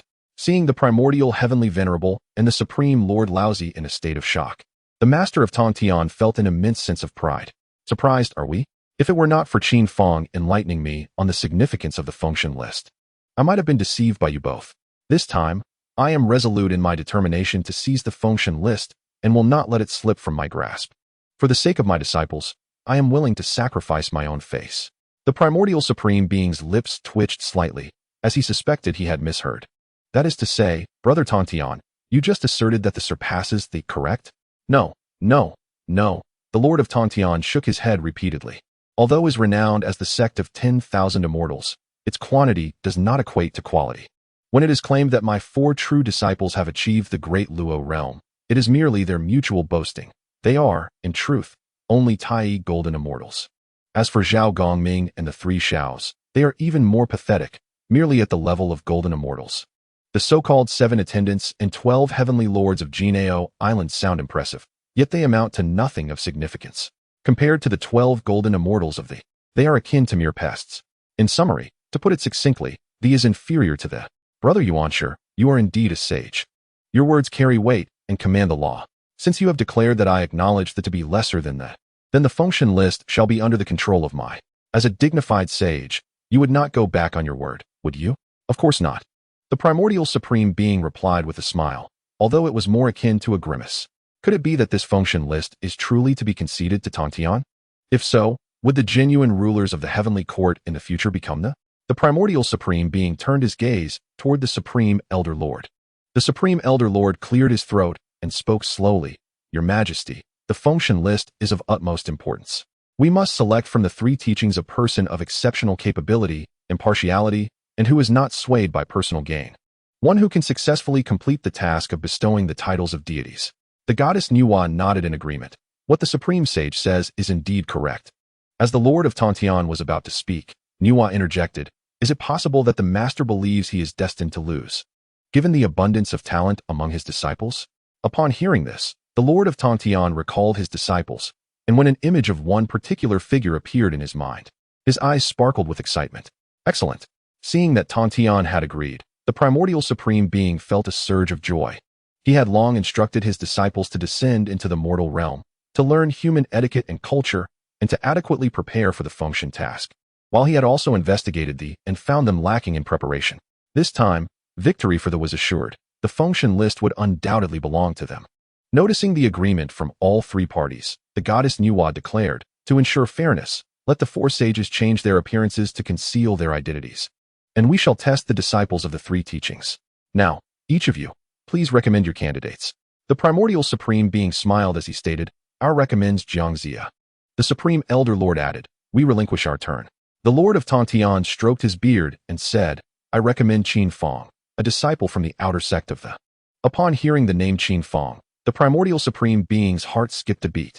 By the banks of the Weishui River, beneath the willows and upon the blue stones, an elderly man wearing a bamboo hat, holding a fishing rod, was intently fishing. The float bobbed slightly, prompting the old man to swiftly lift his rod. Yet he found no catch. The reason was simple, the fish hook was straight. How could one catch a fish with a straight hook? At that moment, a resonant voice suddenly echoed. The elderly man turned to gaze upon the speaker, a middle-aged individual. Accompanying him were 2 older men and an elderly woman. The elder smiled gently and remarked, those who wish to partake of my sustenance shall inevitably fall for the bait. Such folly is beyond comprehension. The middle-aged man shook his head, while the slightly younger of the 2 older men offered a starkly contrasting judgment, declaring, such a lack of desire is indeed rare and commendable. The middle-aged man scoffed lightly and questioned the elder, in these times of impending change, why do you choose to merely fish and amuse yourself? The elder stroked his beard and replied with a smile, in this world, both immortals and mortals must flow with the currents. When the tide is strong, all endeavors prosper, yet without such momentum, one's efforts are rendered futile. The younger elder interjected, so it is that you await the shift of the world's fortunes. The middle-aged man retorted scornfully, if one merely waits for the ebb and flow of fate, when shall that time arrive? The elder, still smiling, reassured him, there is no need to wait any longer. The tide has already turned. As he spoke, the elder removed his hat and bowed to the 4 before him, saying, I, Jiangshang, pay my respects to the 4 sages. The 4 sages were momentarily taken aback, their true forms revealed. The Lord of Heaven scoffed, Madam. The primordial one has resorted to deceit. The primordial true one, brimming with pride, countered, Madam, you must discern that I have not engaged in any trickery. The lady Nuwa turned to Jiangxia and inquired, Jiangshang, How did you discern our identities? Jiang Shang, flattering them, replied, though the sages have altered their appearances, their essence remains unchanged. The discord between the Master of Heaven and the Master of the Way gave me a clue. Furthermore, knowing that the world is on the brink of transformation, even the great Luo might not foresee it. Thus I boldly conjectured that the four sages had descended. Lady Nuwa nodded in approval. Indeed, the world is changing. I hope you shall wisely employ your talents to assist a virtuous ruler and bring peace to the populace. You should express your gratitude to Lady Nuwa for her guidance. The primordial true one felt elated, discerning from her words that Lady Nuwa held Jiang Shang in high regard. I thank you, Lady Nuwa, for your wisdom, Jiang Shang said, bowing deeply. When he lifted his gaze again, the four sages had vanished. In the ethereal realm of Penglai, the carefree mountain of immortals, Qin Fang was attending to the second batch of celestial beings eager to hear his teachings. Just then, a voice rang out from outside. Is Taoist Qin Fang present? Qin Fang set aside his water ladle, stepped out of his celestial abode, and peered towards the entrance, where stood four individuals, one middle-aged man, two elderly men, and one elderly woman. Qin Fang approached them, clasped his hands together, and inquired, I am Qin Fang. May I ask who you four are? The middle-aged immortal smiled and replied, we are cultivators from overseas. Having heard of your teachings, we have come to listen. Ah, another audience for the great teachings. Qin Fang nodded, please, do come in. The four immortals were none other than the Lord of Heaven, the Supreme Old Lord, the Primordial True One, and Lady Nuwa. Lacking the discernment of Jiang Zia, Qin Fang did not recognize the four sages. He took his seat at the head, cleared his throat, and stated, if you wish to hear my teachings, you must first vociferously criticize Lady Nuwa. Upon hearing this, the Lord of Heaven's expression darkened instantly. Unruly disciple. Chapter 25. Playing with the four sages, the Lord of Heaven could not express how deeply he regretted his decision. In the realm of the choice of the one to champion was unfortunate, as it fell upon a reckless individual. With a mere utterance, he had grievously offended the esteemed Nuwa. The master of Tongtian cast a glance at Nuwa, and though he altered his appearance, his countenance darkened. Internally, he lamented, while Yuanshi Tianzun silently cheered, exclaiming, well done. Yes, indeed, young man, unleash your scorn upon her. In a fit of rage, Nuwa declared, the list of deities shall henceforth belong to my school. A chuckle escaped her lips. Qin, my dear friend, what transgression have I committed to provoke such ire? Do you wish for all the immortals to join in cursing me? The master of Tongtian hastily interjected on Qin's behalf. Dear Qin, surely you misspoke. You must have meant to extol Nuwa's virtues instead. However, Yuanshi Tianzun would not allow the master of Tongtian to prevail, stating, we are all aware that Qin indeed desires the immortals to berate Nuwa. The master of Tongtian continuously signaled to Qin, surely, you jest? Qin, observing the commotion stirred by the three immortals, furrowed his brow and retorted, what is all this fuss? If you wish to hear my teachings, then shout in unison. Nuwa is unworthy of the sacred position. Outraged, the master of Tongtian's face flushed crimson. Could it be that this Qin is sent by the heavens to assist my school? Yuanshi Tianzun beamed with delight, eager to praise Qin. This was undoubtedly a masterclass in undermining one's mentor. Nuwa's expression shifted, her eyes glinting with cold fury, her lips quivering in displeasure. Yuanshi Tianzun, seeking to stoke the flames further, inquired, Qin, how can you claim that Nuwa is unworthy of the sacred title when she has achieved the title through her monumental contributions of creating humanity and mending the heavens? She is revered among the three teachings. At once, several immortals voiced their discontent. While we desire to hear your profound insights, we cannot allow the defamation of Nuwa. One declared, if you do not clarify your stance, we shall not let this matter rest. Another added, though we recognize we may not rival you, we must contest your affront to Nuwa. Hearing the words of the immortals, Nuwa's demeanor softened somewhat, yet her gaze remained icy, fixated upon Qin. He raised his hand, urging silence. Allow me to finish. My intent is for the immortals to denounce Nuwa's unworthiness for the sacred title, as I believe she deserves a position even higher than that, specifically, the supreme primordial title, akin to that of Hongjun Laozu. Upon hearing Qin's assertion, the assembly of immortals was momentarily taken aback, before erupting into applause. Indeed, well said. Nuwa's unparalleled merits warrant the supreme primordial title. One of them exclaimed, my apologies, Qin. I initially thought you sought to insult Nuwa. It appears you hold her in true reverence, and I extend my contrition. What an audacious lad. How could he speak so boldly? The Master of Heaven wiped his forehead and furtively cast a glance at the goddess Nuwa. The coldness in her eyes had completely dissipated, and a faint smile graced her lips. Even the saints, it seems, relish flattery. Within, the primordial supreme being cursed silently, thinking, "This wretched lad possesses no skills other than his unparalleled talent for sycophancy." Clearing his throat, the primordial supreme being spoke, "Friend Qin, your praises are rather strained. If you truly admire Goddess Nuwa, you ought not to denigrate her by claiming she is unworthy of sainthood, but rather offer your genuine commendation." Upon hearing this, Qin Fang scrutinized the primordial supreme being for several moments before slowly responding, "Pray tell, why do you wish for me to insult Goddess Nuwa? Do you harbor some grudge against her?" Swiftly, numerous gazes turned towards the primordial supreme being. No, I hold the utmost respect for Goddess Nuwa. How could I ever disrespect her?" He hastily shook his head. "I do not believe you," Qin Fang replied, skepticism etched on his face. "Then proclaim loudly that Goddess Nuwa is unworthy of her position." The primordial supreme being hesitated. Qin Fang snorted coldly, "Behold, this fellow harbors improper thoughts towards Goddess Nuwa." "What do you mean by improper thoughts? Can you not speak properly?" The primordial supreme being's countenance darkened, with Goddess Nuwa present. He dared not allow her to misconstrue his intentions. Reluctantly, he conceded, "I too believe that Goddess Nuwa is unworthy of sainthood, and rather deserving of the title of the supreme sage of the primordial chaos." Upon uttering this, the primordial supreme being cast a glance at Goddess Nuwa, and noticed her smile had deepened slightly. Only then did he breathe a sigh of relief. "That is more like it. Are you from the teaching of the expounding or the human teaching?" Qin Fang inquired, his memory not quite matching that of the celestial beings. "I am from the teaching of the expounding," the primordial supreme being replied curtly. "To complete the system task, all three teachings disciples must speak ill. I have fulfilled my part. Yet one from the human teaching remains. Why are the disciples of the human teaching silent? Do they harbor sinister intentions towards Goddess Nuwa?" As Qin Fang spoke, the elder transformed from the supreme Laojun twitched his eyelids twice. What choice of words this young rascal employs. The human teaching holds immense respect for Goddess Nuwa, of course. Qin Fang turned to the elder. "Are you from the human teaching?" The elder nodded. "Others have spoken. Why do you remain silent?" The supreme Laojun opened his mouth, and after a pause, finally said, "Indeed, Goddess Nuwa is unworthy of sainthood and should be honored with the title of the supreme sage of the primordial chaos." "Pleased." Qin Fang nodded. Now, the task should be roughly completed. He hurriedly checked the task status. To his astonishment, it displayed as perfectly completed. He rubbed his eyes in disbelief and examined it closely again. The task was indeed marked as perfectly accomplished. What was happening? How did the two saints suddenly insult Goddess Nuwa?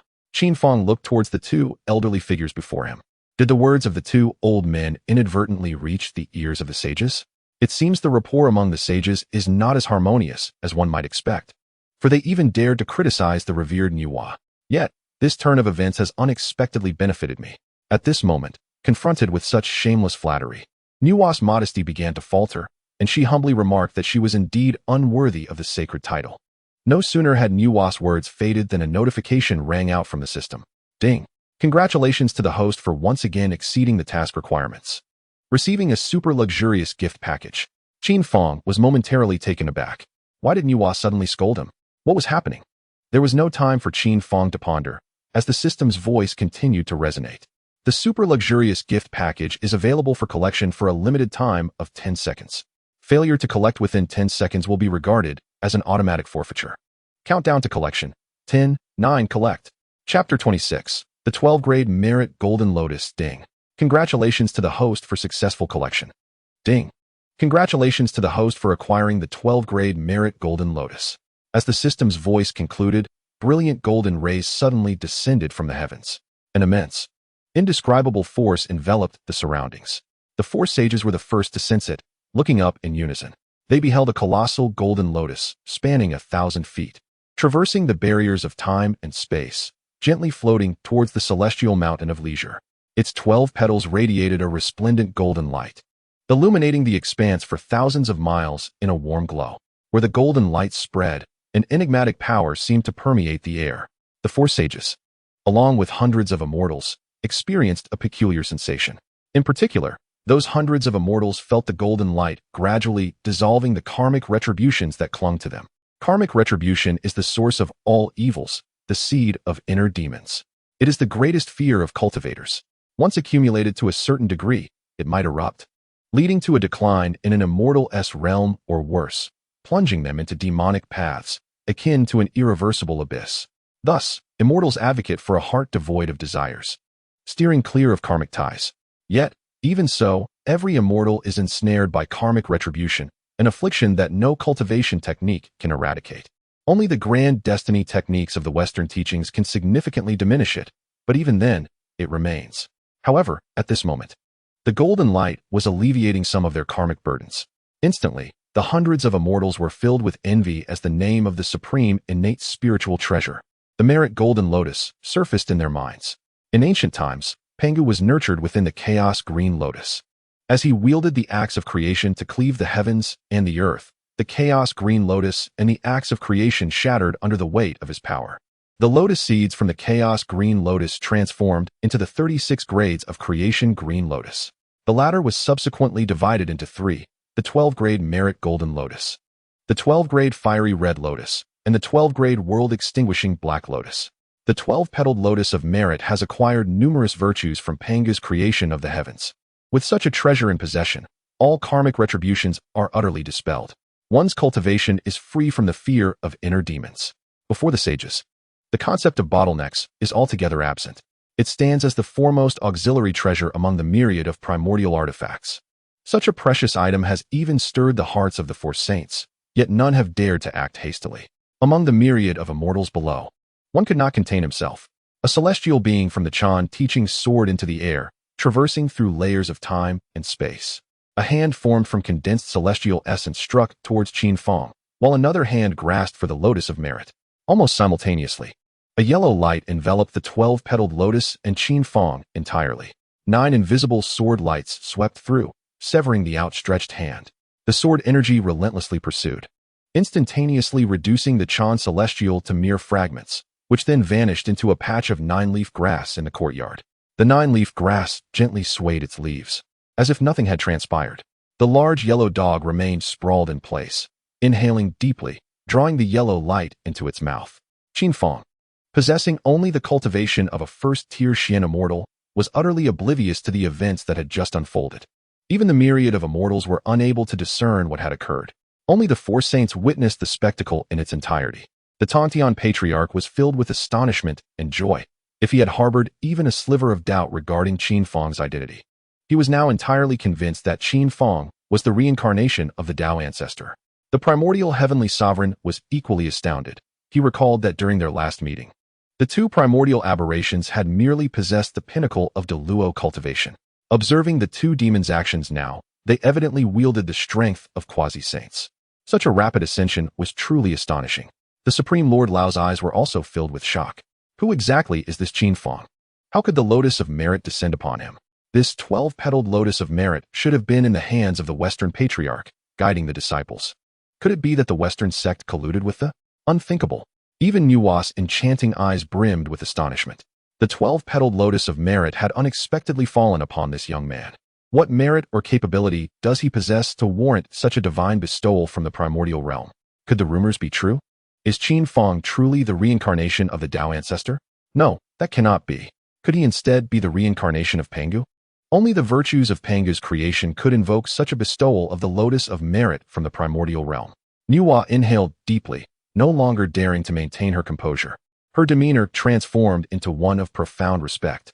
Qin Fang remained entirely unaware of the reactions surrounding him, still immersed in the joy of acquiring the 12-petaled lotus of merit.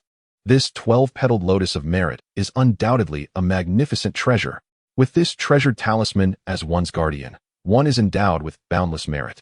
Should anyone harbor malicious intent towards him, the mere thought will bring misfortune upon them. If they dare to act on such thoughts, they are likely to perish under a myriad of calamities, never to see the light of day again. Even if, by some stroke of luck, they find themselves before him, they will still meet their demise through unforeseen accidents. Such a treasure surpasses any defensive artifact in potency. Qin Fang was utterly delighted. Ding! A new task has been generated. Please expound upon the great Tao. Qin Fang hastily retrieved the 12-grade merit golden lotus to review the task. Rudimentary completion of the task. The disciples of the three teachings commend your lecture, and your cultivation rises by 1 tier. Basis of task completion. A sage praises your discourse, and your cultivation ascends by 3 tiers. Perfect completion of the task. 2 sages acclaim your words, and your cultivation increases by 6 tiers. Exceeding task completion. Over 3 sages commend your lecture, and your cultivation elevates by 9 tiers, achieving a significant realm. Qin Fang pondered momentarily. Based on past experiences, ordinary immortals would be easily impressed. Anything he said would be met with praise. However, achieving even basic task completion seemed implausible. Sages are nearly omniscient and omnipotent. They embody the Tao itself.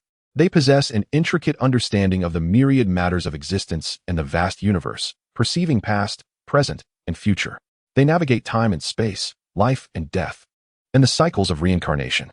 With a mere thought, they can invoke the transformations of celestial principles, limitless and boundless, transcending life and death, returning to the tranquil void. Capable of gathering and dispersing at will, impervious to the ravages of time, detached from the cycles of causality, existing beyond the material realm, unanchored by the cycles of time and space, eternal and everlasting. While ordinary immortals might not discern the absurdity of his musings, sages would undoubtedly recognize his folly. Hence, for this task, he sought only to achieve rudimentary completion. To facilitate the successful execution of the task, Qin Fang once again positioned himself upon the merit golden lotus. The golden light illuminated his face, radiating an aura of solemnity and majesty. A symphony of nature's melodies surrounded him, with the sweet sounds of birds and fragrant blooms filling the air. Qin Fang closed his eyes, swaying his head, and began to recite the so-called profound truths of the Tao, a cacophony of nonsensical babble. Chapter 27. The first step on the path against heaven in the vastness of the primordial world, amidst endless epochs. A century is but a lifetime for mortals, encapsulating the entirety of their journey from birth to death. In the fleeting moment of death, they reflect upon every event of their lives, the regrets, the joys, the anger, only to have those memories dissipate into oblivion in an instant. Yet, for an immortal who can feast for millennia, a century is merely the blink of an eye. As a century passed, and the exposition of the Tao concluded, Qin Fang's voice fell silent, and a resounding applause erupted from below. Well spoken, truly splendid. This profound doctrine has illuminated my mind, bestowing upon me immense benefits, rivaling the arduous cultivation of a millennium. You may claim to match a millennium of toil. Yet I stand as one who embodies the equivalent of 2 millennia of rigorous practice. While you may only approximate a modicum of arduous cultivation, my experience is unparalleled. Upon hearing the true resonance of this doctrine, I am poised to transcend my current realm, an achievement that countless years of effort could never yield. Enough said. I shall retreat to my secluded meditation and strive for transcendence. Thank you, dear Taoist Qin, for your enlightening guidance today. Allow me to repay this favor in due time. Farewell, Taoist Qin. I shall forever keep today as kindness etched in my heart. In the blink of an eye, the assembly of immortals rose hastily to depart, their urgency palpable, as if lingering a moment longer would incur a monumental loss. Qin Fang furrowed his brow slightly. At times, he truly wondered whether the profound truths he articulated resonated with the essence of the grand doctrine. Perhaps it was merely that the system had rewarded him with treasures, inadvertently disseminating the true resonance of the doctrine. Yet, he shook his head vigorously, chiding himself for such frivolous thoughts. It was prudent to assess the completion of his tasks. Upon opening the task overview, he noted a rough completion status. Nodding in approval, he recognized that one must not be overly greedy. Achieving a rough completion was commendable. As for the remaining objectives, they were adequately fulfilled, if not perfectly or even exceeded. He hadn't even had the chance to expound upon the teachings to the sages. How could he possibly have completed it? Lifting his gaze, he observed that most of the immortals had already taken their leave, leaving just 4, those who had arrived alongside him. 3 elders among them regarded him with an extraordinarily peculiar gaze. The eyebrows of the Primordial Supreme, the Grand Supreme Elder, and the Goddess Nuwa were all knitted tightly. To speak candidly, they had comprehended not a whit of this so-called true resonance of the doctrine. The cacophony made no sense whatsoever. Yet, why did those ordinary immortals seem so enraptured and enlightened? The 3 sages' frowns deepened. Had it been anyone else delivering such nonsensical discourse, they would have dismissed it as utter folly. However, they had just witnessed the descent of the 12th grade merit golden lotus upon Qin Fang's head. Moreover, they had investigated Qin Fang. Previously, he was but a first-tier celestial immortal. After awakening from the soul-capturing arts of the witch clan, he seemed to have transformed entirely. With his inaugural exposition of the doctrine, his cultivation soared to the true immortal realm, and with another discourse, He ascended to the profound immortal realm, an occurrence utterly unheard of among ordinary immortals, yet it had transpired within him. They were convinced that Qin Fang might very well be a reincarnation of a primordial ancestor. Could a being of such caliber truly spout nonsense? Yet, the paradox remained. If even the ordinary immortals could grasp the teachings, how was it that they, as sages, could not comprehend it? Could it be that only ordinary immortals can comprehend this grand Tao? Are the sages unable to grasp it? The brows of the three sages furrowed even tighter. The Master of Heaven observed their reaction with amusement, secretly amused by their naivety. While others may be oblivious, he was well aware of the truth. Those ordinary immortals were merely afraid that they would be deemed less talented. Thus, they clamored and spoke nonsensically. It was truly unexpected that even the three sages were taken in. A thought struck the Master of Heaven, prompting him to tease both the primordial heavenly venerable and the grand supreme elder lord. Clearing his throat, he expressed with a sense of awe, "Indeed, this is the celestial sound of the Tao. I too have been profoundly moved. Within 10 gatherings, I am certain I can make further progress." Upon hearing this, the primordial heavenly venerable, the grand supreme elder lord, and the Lady Nuwa turned their gazes toward the Master of Heaven, their expressions a mixture of confusion and disbelief. The Master of Heaven formed a seal with his hands, directed his heart skyward, and slowly opened his eyes. Casting a glance at the primordial heavenly venerable and the grand supreme elder lord, "Dear friends, having listened to such celestial sounds of the Tao, you must have gained some insights as well, no?" The primordial heavenly venerable shot a sidelong glance at the Master of Heaven, filled with suspicion. "Did you truly comprehend that incoherent babble? This old fellow might have made a breakthrough to the second level of sainthood. Perhaps only at that level can one truly understand. If I were to claim ignorance, he would surely mock me. The true sound of the Tao, I am entranced by it." The primordial heavenly venerable said as he bowed to Qin Fang, "Thank you, Tao friend Qin, for elucidating this profound sound of the Tao. I have greatly benefited." Hearing this, the Master of Heaven erupted into hearty laughter. "Ha! How amusing!" From his vantage point, he observed the primordial heavenly venerable babbling on and even bowing to his disciple. Relishing the moment, the primordial heavenly venerable's brows knitted tightly. What was the Master of Heaven laughing about? After a prolonged bout of laughter, the Master of Heaven finally turned to the Grand Supreme Elder Lord and inquired, "Grand Supreme Sage, if the primordial has understood, surely you haven't comprehended nothing, have you?" The Grand Supreme Elder Lord pondered, "If both Tongtian and the primordial have grasped it, why have I understood nothing? My master once mentioned that my talent is slightly inferior to that of Tongtian and the primordial. Could it be that this slight difference is the reason they have comprehended while I have not? No, I absolutely cannot admit to having understood nothing." With a flourish of his whisk, he stroked his beard, nodding in agreement. "It is ineffably marvelous, truly ineffably marvelous." Before the Grand Supreme Elder Lord could finish, the Master of Heaven was already laughing to the point of tears. "Ha ha ha, this is too funny. Ha ha." His laughter reverberated, causing the immortal pavilion of Carefree to tremble slightly. The primordial heavenly venerable, feeling quite uncomfortable, let out a light huff. "What is so amusing?" The celestial master did not respond, but instead addressed the goddess Nuwa, saying, "My lady, if my disciple surpasses those two, can the Tongtian list belong to my Jie Sect?" The goddess Nuwa turned her gaze towards the primordial heavenly venerate and the supreme Lord Lao. Upon hearing this, the primordial heavenly venerate scoffed, "What nonsense are you uttering? This child cannot possibly surpass me, not to mention a single Tongtian list. Even 1,000 of them would belong to your Jie Sect." The supreme Lord Lao nodded in agreement, adding, "If this child were to surpass us saints, he would undoubtedly eclipse Jiangxia, and the Tongtian list would rightfully belong to the Jie Sect. However, if he fails to surpass us, then the Tongtian list shall be entrusted to the Chan sect." The celestial master laughed heartily, declaring, "It seems the Tongtian list will ultimately belong to my Jie Sect." Chapter 28. The little immortal is not the reincarnation of Pangu. Let us reveal our true forms, the celestial master proclaimed. After he spoke, he was the first to channel his sacred power and restore his original appearance. The primordial heavenly venerate, the supreme Lord Lao, and the goddess Nuwa also unveiled their true visages. Qin Fang, listening nearby to the 4 celestial beings discussing the Tongtian list and Jiangxia, immediately recognized that these 4 beings were of extraordinary origin. When he beheld their true forms, he instantly recognized them. The 4 saints, whose names resound throughout the vast wilderness and myriad realms. How could he not recognize them? "Little immortal, I pay my respects to the 4 saints." Qin Fang hastily bowed. His heart raced furiously. Were the saints truly so idle? Why did they prefer to visit in disguise? And they had come to his place? Was this a ploy to endanger his life?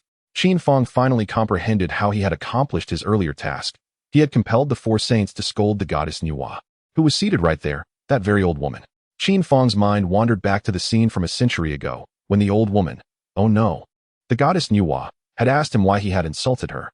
His heart thumped wildly, and his legs trembled like chaff in the wind. He felt immensely relieved that he had cleverly asserted that the goddess Nuwa was unworthy of her saintly position and should instead hold the title of the primordial infinite saint. Otherwise, at this moment, his master would have been preparing a coffin for him. Please dispense with the formalities, the goddess Nuwa spoke, then turned to the celestial master. Master, can your disciple truly surpass the two saints? I shall grant you another opportunity. Let your disciple compete with Jiangxia.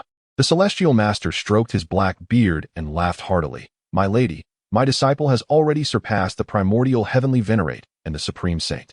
The primordial heavenly venerate let out a cold laugh. Celestial master, have you lost your mind? This child has never surpassed us. Just then, the celestial master laughed again and turned to Qin Fang, asking, Qin Fang, I ask you a question, and you must answer truthfully without a hint of concealment. Qin Fang nodded vigorously like a chick pecking at grain. The disciple shall speak no falsehood. Very well, I ask you, the principles you expounded earlier were, in fact, utter nonsense, were they not?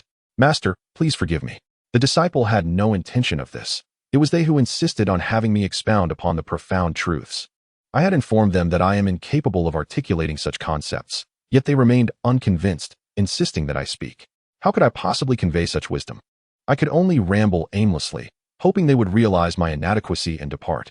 Yet, inexplicably, that group of fools insisted they had grasped the essence of profound truths, leading more fools to seek my discourse.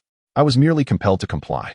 Suddenly, Qin Fang's voice faltered, and he realized that the two sages had, moments ago, praised his articulation of the profound truths. A wave of anxiety surged within him as he furtively glanced at the primordial heavenly sovereign and the supreme old lord. Their expressions fluctuated between green and white, having been thoroughly deceived, caught in a grand trap. The master of the celestial gate laughed heartily, mimicking the tone of the primordial heavenly sovereign and the supreme old lord. Truly worthy of the celestial sound of the profound truths, I too am deeply moved. Within 10 gatherings, I am certain to advance further.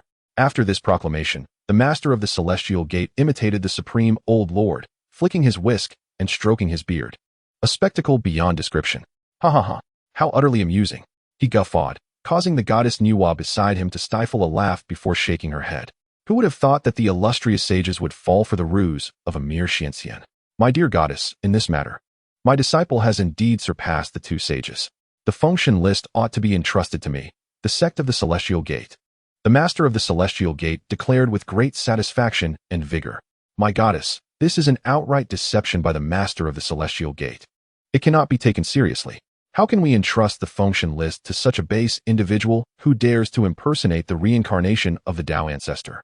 The primordial heavenly sovereign and the supreme old lord, having lost face, were unconcerned about further embarrassment. Regardless, the function list must not be handed over to the Jie Sect. The goddess Nuwa did not rush to a decision. Instead, she turned to Qin Fang and suddenly inquired, Are you truly the reincarnation of the Pangu ancestor? Qin Fang shook his head vigorously. No. I am neither the reincarnation of the Tao ancestor nor that of Pangu. As soon as Qin Fang finished speaking, a system notification sounded. Ding. The task of expounding the profound truths has been exceeded. Rewards are now being distributed. If not claimed within 10 seconds, it will be deemed as an automatic forfeiture. Claim countdown. 10-9. Claim. Qin Fang thought with a wry smile. As the timing of the reward was truly impeccable, as the words fell, a beam of golden light descended from the heavens, enveloping Qin Fang. Subsequently, his aura surged uncontrollably upward. Centered around the immortal mountain of freedom, spiritual energy began to rapidly converge within a radius of 10,000 miles. In the first year, Qin Fang's cultivation ascended to the second level of Xianxian. By the second year, he reached the third level of Xianxian. In the fifth year, he attained the fourth level of Xianxian. Within a mere 50 years, Qin Fang's cultivation soared directly to the pinnacle of the ninth level of Xianxian. The goddess Nuwa's hair danced wildly in the wind. Those enchanting eyes stared vacantly at Qin Fang. Was it not said that he was the reincarnation of Pangu? How then could one explain the scene before them? Even the most gifted celestial beings took millions of years to ascend from the first to the ninth level of the profound immortal realm. Yet he achieved this in merely 50 years. Who would believe him when he claimed he was not Pangu's reincarnation? Yuanshi Tianzun's eyes widened in disbelief. His mouth agape as if it could accommodate several mountains. He rubbed his eyes and gazed intently once more. Indeed, it was the 9th level of the profound immortal realm. Yuanshi Tianzun gasped in astonishment. The 3 purities were manifestations of Pangu's primordial spirit, undeniably blessed with unique advantages, and they had now attained the status of saints. However, during their own cultivation, they had never advanced at such a rapid pace as this young man. What was his true origin? Taishang Laojun tugged at several strands of his beard, murmuring in disbelief. How could this be possible? In 50 years, to ascend from the 1st level of the profound immortal realm to perfection, this surpasses even our achievements as the 3 saints. Could this young man become the 7th saint? Impossible. It is utterly inconceivable. The primordial chaos has already birthed 6 saints. There cannot be another. Confounded and unable to comprehend, he felt this defied the heavenly principles. What was truly happening? Was the intercepting sect on the verge of a genuine resurgence?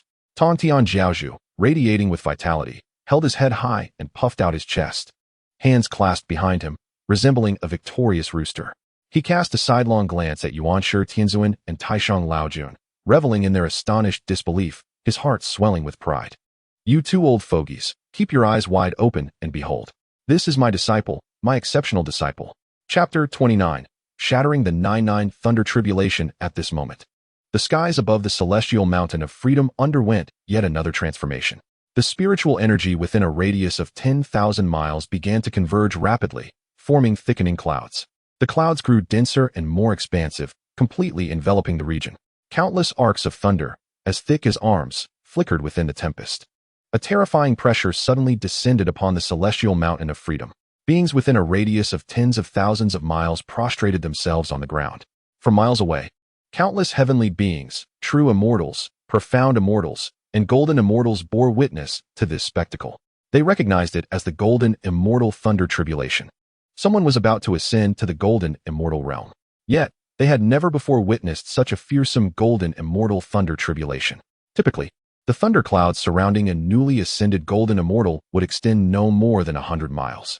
However, even 100 miles of thundercloud contained enough terrifying power to obliterate most tribulation takers.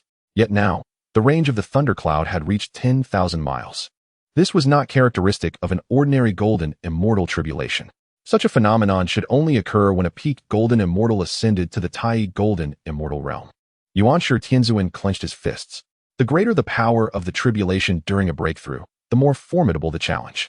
This signifies that his potential is immense. When the thundercloud stretches for 100 miles, it signifies an ordinary golden immortal. At 200 miles, it marks a prodigy among golden immortals. When it reaches 500 miles, it denotes an extraordinary genius. A thundercloud extending 1,000 miles can only be described as a monstrous talent. Yet, a thundercloud spanning 10,000 miles defies categorization, for it has never been witnessed before. The gaze of the primordial heavenly venerable was piercing, a faint, cold smile gracing his lips. Such a tribulation of thunder, no celestial can survive it. Tongtian, your esteemed disciple is likely to perish beneath this tempest. The Supreme Lord nodded in agreement, acknowledging that such a prodigy cannot be tolerated by heaven and earth. The expression of the goddess Nuwa was also filled with astonishment.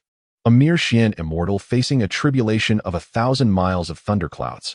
Was this the treatment afforded to the reincarnation of the Pangu ancestor? Tongtian glared fiercely at the primordial heavenly venerable and the Supreme Lord, asserting, my disciple will undoubtedly prevail. Though he spoke with conviction, a deep-seated worry gnawed at his heart. Disciple, you must not come to harm. You must not. At that moment, the thundercloud began to transform. Countless arcs of lightning, thick as a human arm, swiftly converged. The terrifying pressure enveloped Qin Fang as he stood in the void, his hair dancing wildly, his garments rustling in the tempest. Above him loomed the Pangu seal. In his left hand he wielded the divine iron of stabilizing the seas, and in his right, the unparalleled sword of 1,000-fold power. Beneath him, he stood upon a 12-petaled golden lotus of virtue. He had summoned all his resources, concentrating his essence upon the impending tribulation. This was his inaugural tribulation, and its abrupt arrival left him utterly unprepared, sending his heart into a state of chaos. In an instant, the thundercloud above erupted with ferocity. A thunderbolt, as thick as a human arm, descended without warning, striking the Pangu seal. With a deafening crack that shook the heavens and earth, The seal lost its luster and plummeted to the ground. Creatures within 1,000 miles trembled in fear. The lightning showed no sign of abating, crashing down upon Qin Fang's head. Before he could react, the 12-petal golden lotus beneath him radiated beams of golden light. These rays coalesced into a colossal golden lotus, spanning 100 miles as the thunder struck above. The golden lotus rippled with golden waves, producing a sound akin to a resounding drumbeat. In a heartbeat, the lightning receded, but the thundercloud in the sky surged with agitation. A cacophony of rumbling echoed. Boom, boom, boom. Countless serpentine bolts of lightning twisted amidst the clouds. In the next moment, the thundercloud illuminated with blinding brilliance, and a total of 81 arcs of lightning surged downward, instantaneously striking the golden lotus. Crack, crack, crack. The earth trembled with a series of massive explosions. The mountains quaked, vegetation fell, and the beasts were filled with dread, as if the very heavens were collapsing. It seems as though the heavens themselves are on the verge of shattering. Immortal beings from billions of miles away have been stirred, turning their gazes towards this place. The chaotic dance of lightning fills the skies, dazzling the eyes of all the immortals. What is this? The 99 Heavenly Thunder Tribulation. An occurrence that can only be witnessed by a golden immortal at the pinnacle of their ascent to the Tai Golden Immortal Realm. A mere mysterious immortal may well be unable to withstand such a blow. A faint smile graced the lips of the primordial supreme being. How can a lowly, mysterious, immortal hope to resist such a thunderous calamity? The heart of the celestial master of the way leapt into his throat as he fixed his unwavering gaze upon the center of the tribulation. 81 bolts of thunderous light collided incessantly with the colossal golden lotus. The surface of the golden lotus surged like tumultuous waves, as if it might burst apart at any moment. Within Qin Fang, the celestial essence surged forth like a mighty river, pouring into the 12-petal golden lotus of merit. The external force of the 99 Thunder Tribulation was overwhelmingly powerful. Even with the merit lotus, he felt himself on the brink of collapse. Yet, in that instant, Qin Fang's momentum surged dramatically, escalating 100-fold. The final reward from the system, a significant elevation in realm, had finally been completed. In that fleeting moment, Qin Fang's power surged 100-fold, greatly enhancing the potency of the 12-petal golden lotus of merit. The golden lotus suddenly expanded and erupted, shattering the 81 bolts of thunder. An expanse of golden light transformed into countless golden blossoms, enveloping the most refined essence of thunder, which then entered Qin Fang's being. His body underwent a rapid metamorphosis, cleansed by the power of thunder. The term golden immortal signifies immortality. A golden immortal possesses an immortal body, skin, flesh, bones, and organs that endure through eternity. Each layer of the golden immortal realm represents a purification of the body, culminating in true physical immortality at the pinnacle of the golden immortal stage. After enduring this thunderous tribulation, Qin Fang's cultivation sought to ascend. However, an invisible force firmly restrained his realm, despite the relentless cleansing of his body by the thunder. The thunder tribulation arises as a terrifying force generated by the primordial chaos to maintain balance, eliminating excessively powerful existences. Qin Fang's burgeoning strength provoked yet another transformation in the thunderclouds. Boom. The sky was ablaze with dazzling arcs of lightning, dancing within the stormy clouds.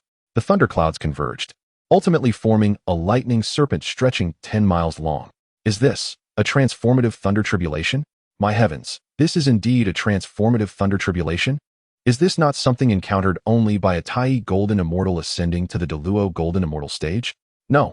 The transformative thunder tribulation during such an ascent takes the form of a dragon, while this is merely serpentine, a vast difference indeed. Nonetheless, this should only manifest for those above the third tier of the Tai Golden Immortal realm. It appears that the heavens are playing tricks, intent on utterly annihilating the tribulation seeker. Chapter 30. I wield a sword to cleave through the thunderous tribulation. At this moment, whether it be the multitude of celestial beings millions of miles away or the four sages beneath the serene immortal mountain, not a sound emerged from their lips. All eyes fixated on the void, observing the terrifying thunder tribulation. A lightning serpent, extending 10 miles long, shimmered with a blinding radiance, seemingly imbued with life as it gazed down upon Qin Fang, standing upon the 12th grade merit golden lotus and wielding the transcendent sword. Qin Fang could distinctly sense the dark clouds and the void expanding, the power of the lightning serpent accumulating relentlessly. He could not allow it to continue gathering strength. Taking a deep breath, Qin Fang tightened his grip on the transcendent sword and unleashed his most formidable sword technique. the 9 sword techniques of the immortal. The annihilation of heaven.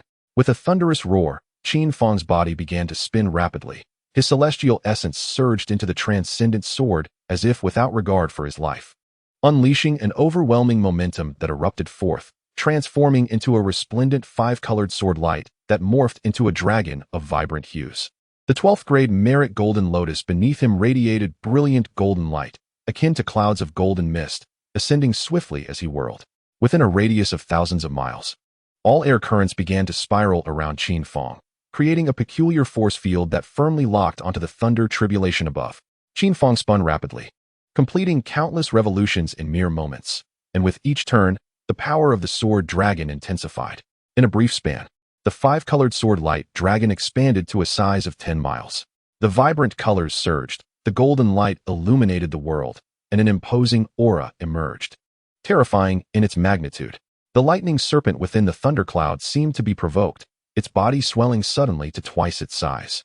The very sky appeared to shudder as if struck by a colossal hammer, producing a resounding thud. Blinding white light instantaneously obscured the vision of all present. An overwhelming pressure descended abruptly. In the eyes of the celestial beings and the 4 sages, the white lightning serpent collided ferociously with the 5-colored sword dragon, resulting in an intense clash. The lightning serpent roared while the sword dragon howled, shaking the heavens and earth, and at the point of their collision, fierce gales erupted. The white lightning and 5-colored sword radiance detonated repeatedly, a spectacle of dazzling brilliance and exquisite beauty, as if millions of explosions occurred in a single moment. The distant celestial beings turned pale, their eyes filled with an unmistakable astonishment. After a series of explosions, the 5-colored brilliance finally overwhelmed the lightning serpent. The 5-colored sword dragon, bearing an unparalleled ferocity, shattered the 20-mile-long lightning serpent, causing countless arcs of lightning to explode and crackle in the void, as the 5-colored sword dragon pierced through the heavenly punishment. Immediately after, the 5-colored sword dragon erupted within the thunderclouds, its radiance rippling in concentric circles like waves. As the tempest howled and wailed, reminiscent of an apocalyptic scene, the sky, once filled with thunderclouds, was swept away by this formidable force. As the storm clouds dissipated, the sky stretched out in endless clarity. Everything returned to the previous state of tranquil calm, as though nothing had transpired. Yet, the silhouette standing in the void, along with the 12-petal golden lotus beneath his feet and the transcendent sword radiating 5-colored brilliance, all served as testament to the reality of what had just unfolded. Qin Fang had severed the thunder tribulation with a single sword strike, thereby stepping into the realm of the golden immortal. The primordial supreme being was left wide-eyed in disbelief. Such a terrifying thunder tribulation, one that even the Tai golden immortal might struggle to overcome, was successfully traversed by this lad? Damn it! The sect of the interception has produced such a prodigy. This spells tremendous disadvantage for our teachings. We must confer with the 2 saints of the West. Regardless of whether he is a reincarnation of Pangu, he must be eliminated before he attains sainthood. The Grand Supreme Elder's beard was nearly plucked out in frustration. His eyes clouded with confusion as he muttered, "Impossible. This cannot be. How could such a thing occur? This defies the heavenly path. It defies the heavenly path."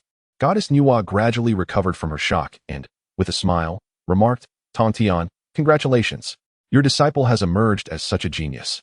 The sect of the interception is poised for great flourishing. Ha ha ha. Your Excellency is too kind, too kind. That rascal is utterly unworthy. Your Excellency, do you not think the function list should be entrusted to my sect?"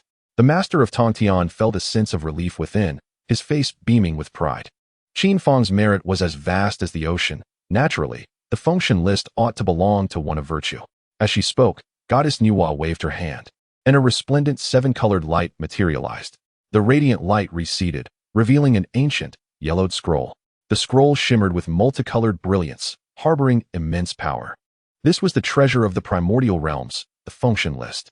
The master of Tongtian cradled the list in his hands, his lips stretching into a grin that nearly reached his ears, his eyes narrowing with delight. He glanced at the faces of the primordial supreme being and the grand supreme elder, whose expressions were as dark as the bottom of a pot, especially the primordial supreme being, whose eyes were narrowed and mouth taut, exuding a fierce aura.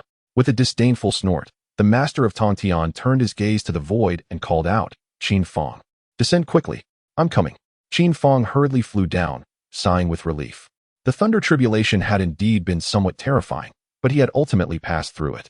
He resolved to prepare more treasures in the future, just in case. As Qin Fang approached the master of Tongtian, the latter presented the function list to him, saying, "Disciple, after the examination by our 4 saints, you alone among the disciples of the 3 teachings is worthy of this great responsibility. This is the primordial treasure that seals the celestial gods. You must safeguard it and fulfill the task entrusted by Goddess Nuwa to overthrow the Shang and restore the Zhou. Do you understand?" Qin Fang was momentarily taken aback. This narrative seemed somewhat askew. According to the storyline, should not Zhang be the one to wield the function list? How had it come into his possession? Just then, the system's prompt sounded once more. Ding. New task generation. Boldly accept the God list. Roughly complete the task. Accept the God list normally, promising to uphold justice and diligently select the rightful deities for the heavenly court. Reward. Enhance the power of one celestial artifact tenfold, excluding artifacts that have already been empowered. Basically complete the task. Arrogantly accept the God list. Declaring that anyone who defies me will face punishment, sending them to the God list to serve as the horse marshal. Reward. Enhance the power of one celestial artifact 100-fold, excluding artifacts that have already been empowered. Perfectly complete the task. Utterly arrogantly accept the God list. Proclaiming that I shall eliminate all members of the Chan school and send them one by one to the God list. Reward. Enhance the power of one celestial artifact 1,000-fold, excluding artifacts that have already been empowered. Exceed the task. Unbelievably arrogantly accept the God list. Asserting that I shall not support the Zhou to conquer the Shang, but rather support the Shang to conquer the Zhou. Eliminating those scoundrels from the Chan school and sending them one by one to the God list. Reward. Enhance the power of one celestial artifact 10,000-fold, excluding artifacts that have already been empowered. Qin Fang's lips twitched slightly. Exceeding the task was always so enticing. Yet the risks were exceedingly high. Qin Fang believed that the rough tasks suited him best. Thus, Qin Fang declared, "I choose to exceed the task." Chapter 31. 10,000-fold merit. Qin Fang glanced at the jovial Tongtian Jiao master, feeling a twinge of guilt. This old fellow seemed to have not experienced such joy in a long time. However, once he accepted the God list and uttered those words, it would surely infuriate his dear master. "Disciple, what are you dawdling for? Quickly accept the God list." The Tongtian Jiao master exclaimed, his face aglow, appearing to have shed countless years. "Old man, forgive me for my extravagant gift," Qin Fang said as he seized the God list, rubbing it against his back. Tilting his head and casting a sidelong glance at the 4 saints, he nonchalantly declared, "To hell with the Western Zhou. I shall not support the Zhou to conquer the Shang, but rather support the Shang to conquer the Zhou." Eliminating those scoundrels from the Chan school and sending them one by one to the God list. As soon as these words left his mouth, the expressions of the 4 saints transformed instantaneously. Yuanshi Tianzun's hair and beard stood on end with fury as he bellowed, "My lady, do you hear this? This Qin Fang is utterly audacious. Nu Wan Yang Yang, your decree is to support the Western Zhou to conquer the Shang. Yet he wishes to support the Shang to conquer the Zhou. This contravenes your command, and the God list must not be entrusted to such a person." The Tongtian Jiao master seized Qin Fang's arm, rebuking him, "You insolent brat, what nonsense are you spouting? Quickly apologize to Lady Nu Hua, affirming that you will support the Western Zhou to conquer the Shang, and that the matter of bestowing deities will be conducted with utmost fairness and justice." While the Tongtian Jiao master spoke these words, he inwardly cursed Qin Fang as foolishness. For he too wished to send Yuanshi Tianzun's disciples to the God list, but such thoughts must remain unvoiced. Taishang Lao Jun waved his whisk and proclaimed, "Wolyang Shou Zun, my lady, this wayward child must not be granted the God list." Nuwa, the goddess, furrowed her brow, clearly contemplating the retraction of the function bang. Nevertheless, she resolved to grant Qin Fang one more opportunity. "Qin Fang," she declared, "should you choose to assist Zhou in vanquishing Shang, I shall entrust the function bang to your stewardship. Otherwise, I shall have no choice but to reclaim it and hand it over to Jiangxia." Yet Qin Fang replied, "Your Grace, a sage's word is law. Once you have entrusted it to me, it cannot be rescinded. I am determined to aid Shang in defeating Zhou and to elevate the Chan sect upon the function bang." As his words fell, the system's voice resonated simultaneously. "Ding.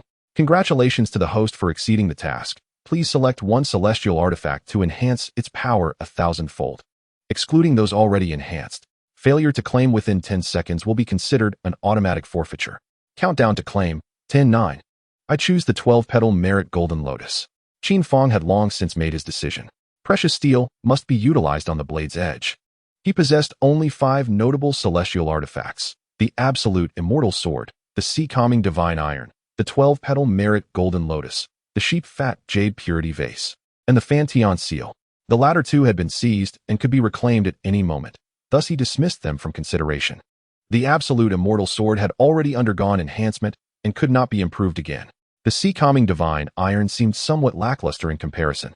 Its offensive capability paled beside that of the Absolute Immortal Sword, and its merit-generating power was far inferior to that of the 12-petal Merit Golden Lotus. Naturally, the enhancement would be bestowed upon the 12-petal Merit Golden Lotus. In the blink of an eye, radiant golden light cascaded from the heavens. The aura of the 12-petal Merit Golden Lotus beneath Qin Fang surged wildly. The originally 1,000 zhong lotus instantaneously expanded to 10,000 zhong, its size increasing 1,000-fold. The formidable merit power, once ethereal, now solidified, resembling golden droplets of liquid. Within that golden light of merit, the primordial world flickered into view, with the sun, moon, and stars illuminating the expanse. The golden radiance bathed all realms, accompanied by enchanting celestial melodies resonating throughout the universe. The golden light coalesced into lanterns, golden lotuses, strings of jewels, and cascading pearls, flowing like the continuous drip of water from an eave. Yuanshi Tianzun's eyes widened in astonishment. What on earth had transpired? How could the merit power of the 12-petal Merit Golden Lotus have intensified to such a terrifying degree? Taishang Laojun felt his sage's heart straining under the impact of this revelation. The 12-petal Merit Golden Lotus was already a paragon among celestial artifacts, and now, with its power augmented, it transcended even the realm of celestial artifacts, reaching the pinnacle of the 3 primordial treasures, akin to the Taiji diagram, the Panga banner, and the Chaos Bell. What had Qin Fang accomplished? Nuwa's expression shifted dramatically. She meticulously recalled what Qin Fang had just articulated and enacted.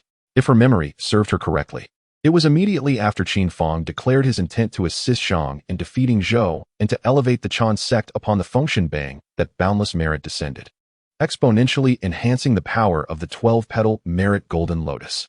Is it truly the righteous path to aid the merchants and vanquish the Zhou? Is the decline of the Chan sect and the rise of the Jie sect indeed the inevitable trend? Indeed, this matter of the investiture of the gods arose from the 12 golden immortals of the Chan sect falling prey to worldly tribulations, resulting in their punishment. It is only fitting that the Chan sect ascends to the heavenly court to assume divine office. It seems I ought not to meddle any further. With a gentle sigh, the goddess Nuwa gradually faded from view, leaving behind a final pronouncement.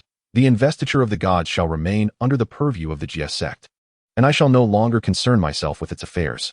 The Tongtian patriarch rejoiced, promptly bowing towards the heavens. The Yuanshi Tianzun and Taishang Laojun also paid their respects in the direction of the departing goddess. Once Nuwa's form had completely vanished, the 3 saints straightened themselves. Tongtian looked at Yuanshi and Taishang, laughing heartily. My esteemed brothers, do you not think it prudent for us to gather and deliberate on whether to support the Zhou in extinguishing the Shang or to bolster the Shang against the Zhou? Yuanshi Tianzun, with a flick of his sleeve and a cold huff, responded, Tongtian, do not rejoice too soon. Even if you have obtained the investiture of the gods, the Chan sect shall surely prevail in this battle. These words were not mere bravado. He had already allied with Taishang Laojun and the 2 saints from the west, giving them a formidable assembly of 4 saints. In contrast, the Jie sect boasted only the Tongtian patriarch as its sole saint. Beneath the saints, all are but ants. Regardless of how extraordinary Qin Fang may be, as long as he remains immortal, he poses no threat to the grand scheme. Alas, the investiture of the gods has been seized by the Jie sect. If that is the case, he shall not hesitate to be ruthless. Initially, he had considered sparing the Jie sect some seeds of hope. Now, it seems best that all the myriad immortals of the Jie sect be inscribed upon the investiture of the gods. Humph. With a disdainful snort, Yuanshi Tianzun turned and departed.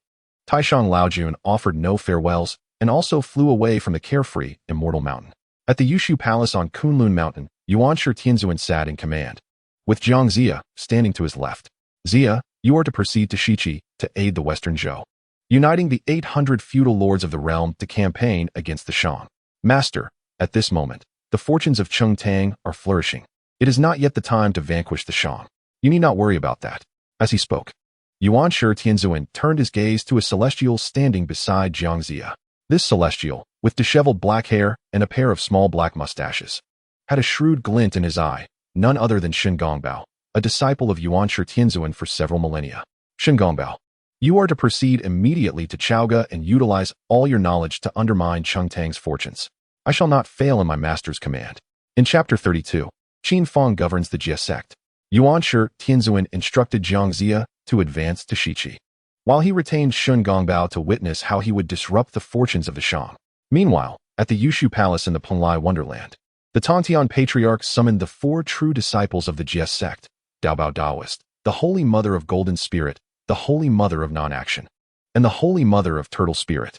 The leading figures among the outer disciples, including the eldest disciple Zhao Gongming and other significant characters, were all present. The 7 immortals of the Inner Gate, along with the 10 lords of Golden Ao Island, have all gathered. Within the realm of Yushu, the most elite disciples of the have assembled. The Lord of Tongtian sits at the head of the assembly, with Qin Fang occupying the esteemed position to his left. The other celestial beings have observed this scene with expressions of bewilderment. The leftmost seat is second only to the head, typically reserved for the unparalleled Master of Treasures, who has attained the quasi-saint realm. Yet today, this honor has been bestowed upon Qin Fang. The celestial beings of our left puzzled regarding their master's intentions. With a light cough, the Lord of Tongtian addresses the assembly, recounting how the 12 golden immortals of the Qin sect have fallen into the tribulations of the mortal realm. They are meant to face divine judgment from the heavenly court, yet the Primordial Lord has involved all 3 sects in the calamity, with Qin Fang overseeing the matters of the divine list. Master, the Qin sect has gone too far. The transgressions of their 12 golden immortals have nothing to do with us. Why must we also face this tribulation? The youngest of the 4 primary disciples, the Saint Mother of Turtle Spirit, steps forward. Appearing as a youthful maiden, her large, dark eyes are filled with fury. She is candid and impulsive, possessing profound skills and having reached the pinnacle of the great Luo realm, standing but a step away from quasi-saint status. Prior to the battle for the divine list, she had incurred the wrath of the Lord of Tongtian and suffered severe punishment, resulting in a significant decline in her cultivation. She was then subtly plotted against by the Western Sect's Lord, who sealed her powers, leading to her essence being drained by the Mosquito Daoist, a tragic fate among the disciples of. Alas, what a pity! Master, why must you accept the divine list? Are you afraid of that old codger, Yuanshi? The Saint Mother of Turtle Spirit, oblivious to the gravity of invoking the wrath of a sage, speaks bluntly, causing the expression of the Lord of Tongtian to darken instantaneously. Turtle Spirit, you are being reckless. The Lord of Tongtian's gaze turns icy as he admonishes her sharply. Sensing her master's anger, the Saint Mother of Turtle Spirit hastily defends. Elder sister, our master certainly has his reasons. You must not be so brazen.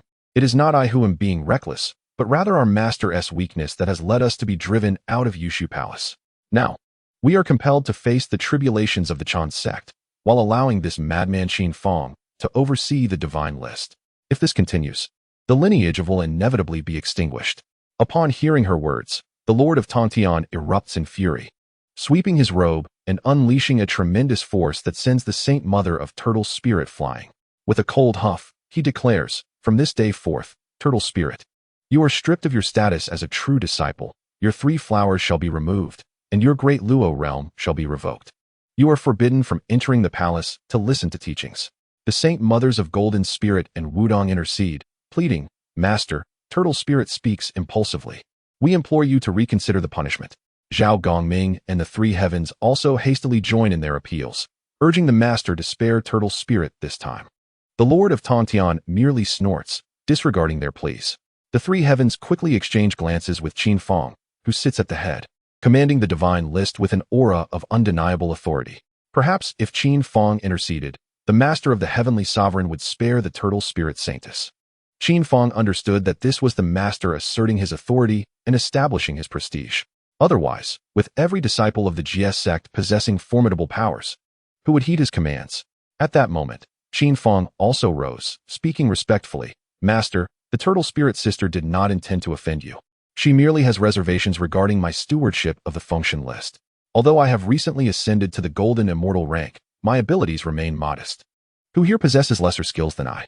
Nonetheless, I must prove my worth. Despite my humble strength, overseeing the function list and coordinating our Jie Sect's disciples against the threat of the Ren and Qin sects is indeed most fitting. As he spoke, Qin Fang addressed the assembled Jie Sect immortals, esteemed brothers and sisters, The Shangzhou conflict is, in essence, a contest between our Jie Sect and the Qin Sect. I possess no extraordinary talents, yet I can outmaneuver that cunning old fox, Yuanshi Tianzun, in securing victories for our Jie Sect in this divine contest.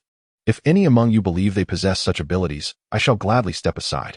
At this moment, the turtle spirit Saintess, who had been forcefully dispatched outside by the master of the heavenly sovereign, scoffed, "Arrogant fool, how dare you make such bold claims? That old man Yuanshi delights in scheming. In all of the primordial world, who can claim to outwit him?" In response, Qin Fang smiled and said, "Sister Turtle Spirit, would you dare to wager with me? What shall we wager? How shall we proceed? The Shangzhou conflict has commenced, and Yuanshi has undoubtedly concocted a nefarious scheme to aid Zhou in vanquishing Shang. If I can deduce this scheme and counter it, it shall be deemed my victory, and you, Sister Turtle Spirit, will heed my commands thereafter." The Turtle Spirit Saintess regarded Qin Fang with disdain. "Such audacity. Very well, I accept your wager. There is no need for you to unravel that old man's scheme. Should you merely discern it, I shall acknowledge your victory and comply with your commands." "Agreed," replied Qin Fang. Then turning to the master of the heavenly sovereign, he continued, "Master, to dismantle Yuanshi's machinations, I will require Sister Turtle Spirit's assistance. I kindly request you restore her powers." The master of the heavenly sovereign nodded and, with a grand gesture, unleashed a vast force that helped the Turtle Spirit Saintess reconstitute her three flowers. Simultaneously, the gates of the Bo Palace swung open once more for her. Hurriedly, the Turtle Spirit Saintess entered the palace, expressing her gratitude.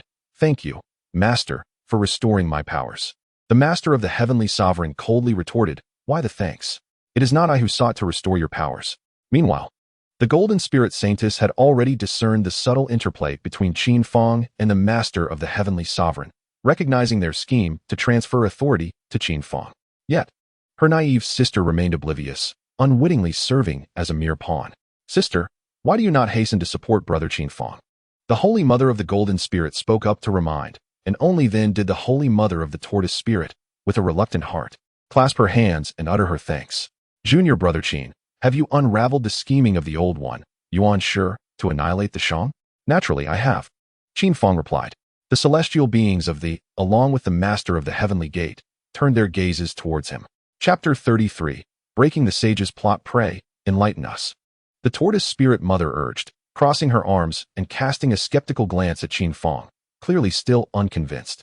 With a gentle smile, Qin Fang slowly articulated, "Upon calculating, the first scheme of Yuanshi is the chaos brought by Daji to the Shang." "Daji's chaos? Who is Daji, and how does she instigate such turmoil?" The Tortoise Spirit Mother furrowed her brow, and the myriad of celestial beings from the were equally perplexed. Qin Fang merely smiled in silence, refraining from a direct answer.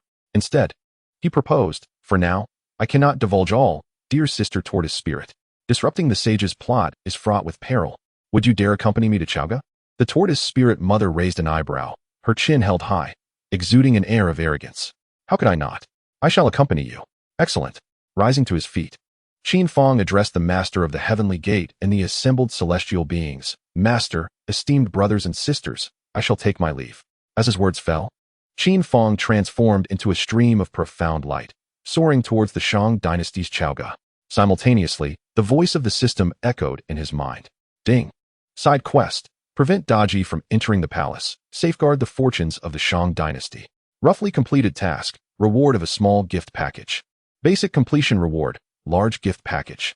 Perfect completion reward. Super gift package. Exceeding completion reward. Super luxurious gift package. Upon witnessing the newly generated task, Qin Fang paused for a moment. Previous tasks had always provided him with guidance on how to earn the luxurious gift package, yet this time, no such instructions were given. What could this mean? Inquisitively, Qin Fang questioned the system. Why is there no guidance on how to attain the super luxurious gift package this time? Ding.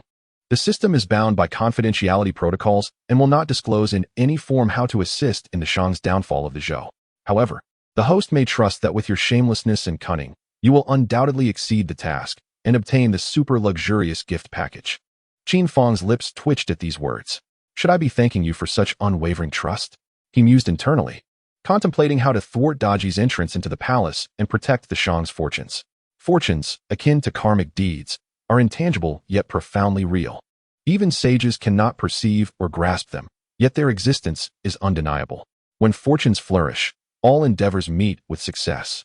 Conversely, when fortunes decline, misfortune follows at every turn, to the extent that one might choke on a meal or sputter on a sip of water. Such forces are not to be trifled with, even by sages.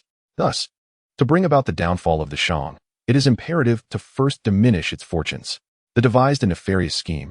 First, to arrange a marriage between Daji and the son of the West Bo Yikao, and then to entice King Zhou into marrying Daji.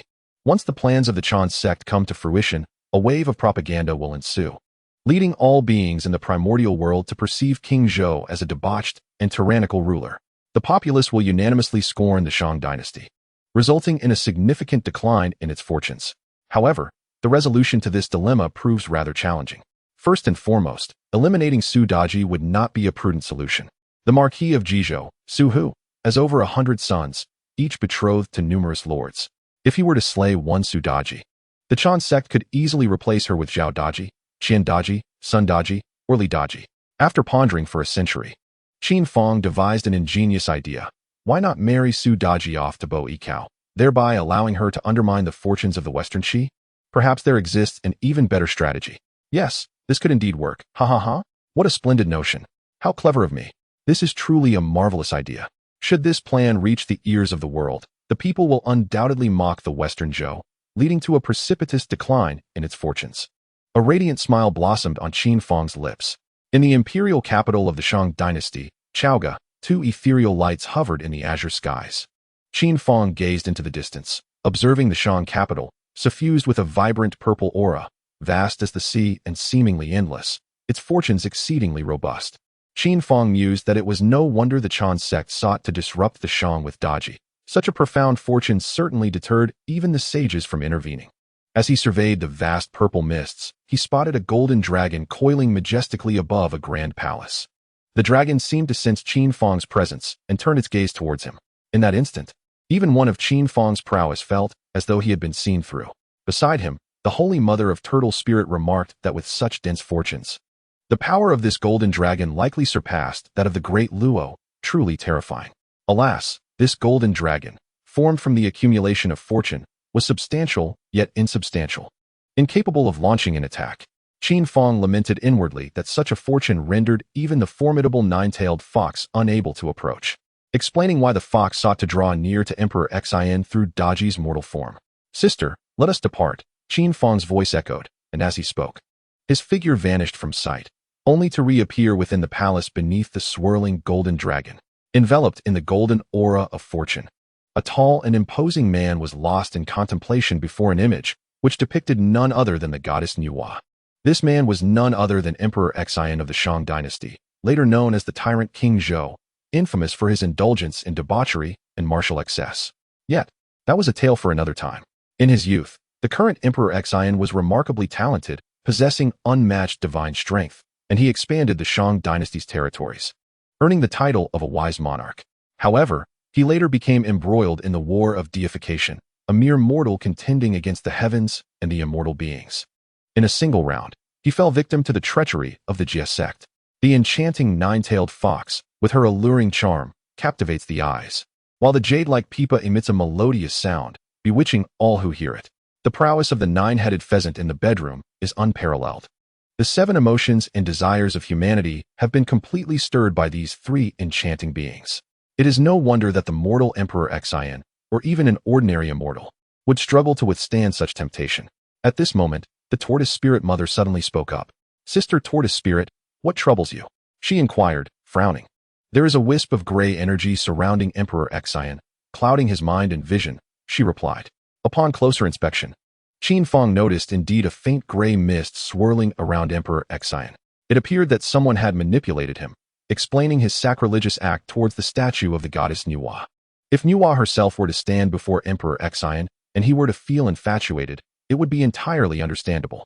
However, for him to gaze upon a mere statue and become enamored to the point of writing lascivious verses, that seemed rather implausible.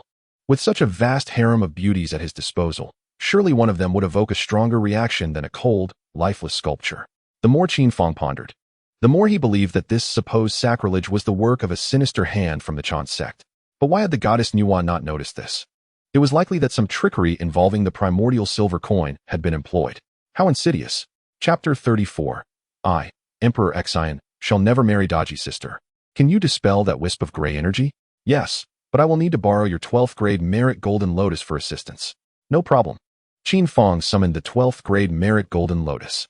The tortoise spirit mother formed a series of hand seals, and beams of azure light transformed into ethereal serpents that coiled around the wisps of black mist, drawing them into the lotus to be refined by the power of merit. As the gray mist dissipated, Emperor Xian's gaze flickered, filled with astonishment. What has happened to me? How could I have desecrated the goddess Nuwa? His brows furrowed deeply, unable to believe that such actions were his own. It is because you have been manipulated by the immortals of the Qin sect, came the reply. Upon hearing this, Emperor Xian grew wary, drawing his sword and demanding, "Who speaks?" "It is I." The hall shimmered with golden light as the figures of Qin Fang and the tortoise spirit mother transitioned from illusion to reality. Emperor Xian's eyes widened in shock. Although he was an emperor, he had never encountered true immortals. The manner of their appearance left him astounded. Without further explanation, Qin Fang waved his hand, and a torrent of information flooded into Emperor Xian's mind, causing him to faint instantly. He witnessed himself being seduced by the three enchanting beings, betraying loyal subjects, leading to the downfall of the Shang dynasty and ultimately his own beheading. No, Emperor Xian cried out, abruptly awakening, drenched in cold sweat. At that moment, Shun Gongbao arrived at the court, intent on undermining the foundations of the Shang dynasty, seeking corrupt ministers to aid him. In recent times, the esteemed Grand Master Zhong was commanded to pacify the Northern Sea, embarking on a grand expedition, establishing military prowess far from the court. The treacherous Fei Zhong and Yu Han, having ensnared the emperor with their deceitful flattery, gained the favor of Emperor Xian. Sensing the potential in these two men, the cunning Xinguang Bao summoned Fei Zhong and Yu Han, drawing them forth from the mountains and forests outside the city of Chaoga.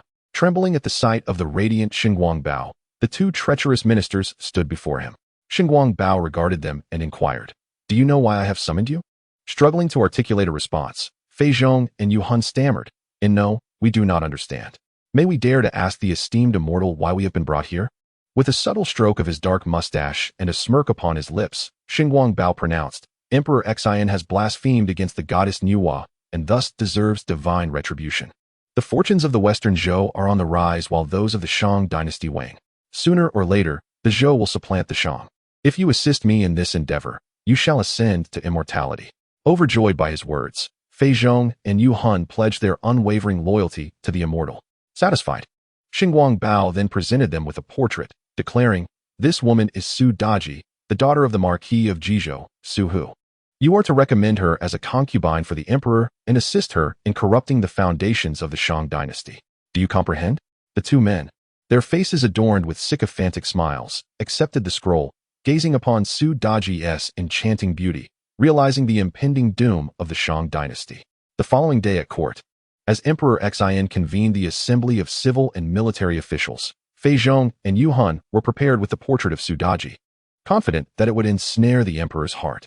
Meanwhile, atop Kunlun Mountain in the Jade Void Palace, the Primordial Lord was exceedingly pleased with the plan of the Qin sect. He believed that shared joy surpassed solitary pleasure and thus communicated with the master of the celestial teachings. "Brother Tongtian, esteemed Taishang, our disciples of the three teachings must face the calamity of the deification. As elders, we ought not to intervene directly, yet we can observe the spectacle. Look at my disciple Xinguang Bao, who intends to seduce Emperor Xian with beauty. What do you think of this stratagem?" The Primordial Lord felt a sense of triumph, as the script for this unfolding drama was already penned and the characters were in place. Today, Emperor Xian would undoubtedly decree the marriage to Daji. Consequently, Su Hu would turn against the Shang, and the world would recognize Emperor Xian's debauchery as the wife of a treacherous minister. Thus, the fortunes of the Shang would dwindle, culminating in the first great battle between Shang and Zhou, marked by the resounding victory of the Qin sect. Yet, at this moment, the master of the celestial teachings was profoundly astonished, for he had not anticipated Qin Fang's foresight would be so astute. Xinguang Bao, Fei Zhong, Yu Han, and Su Daji, he had foreseen them all.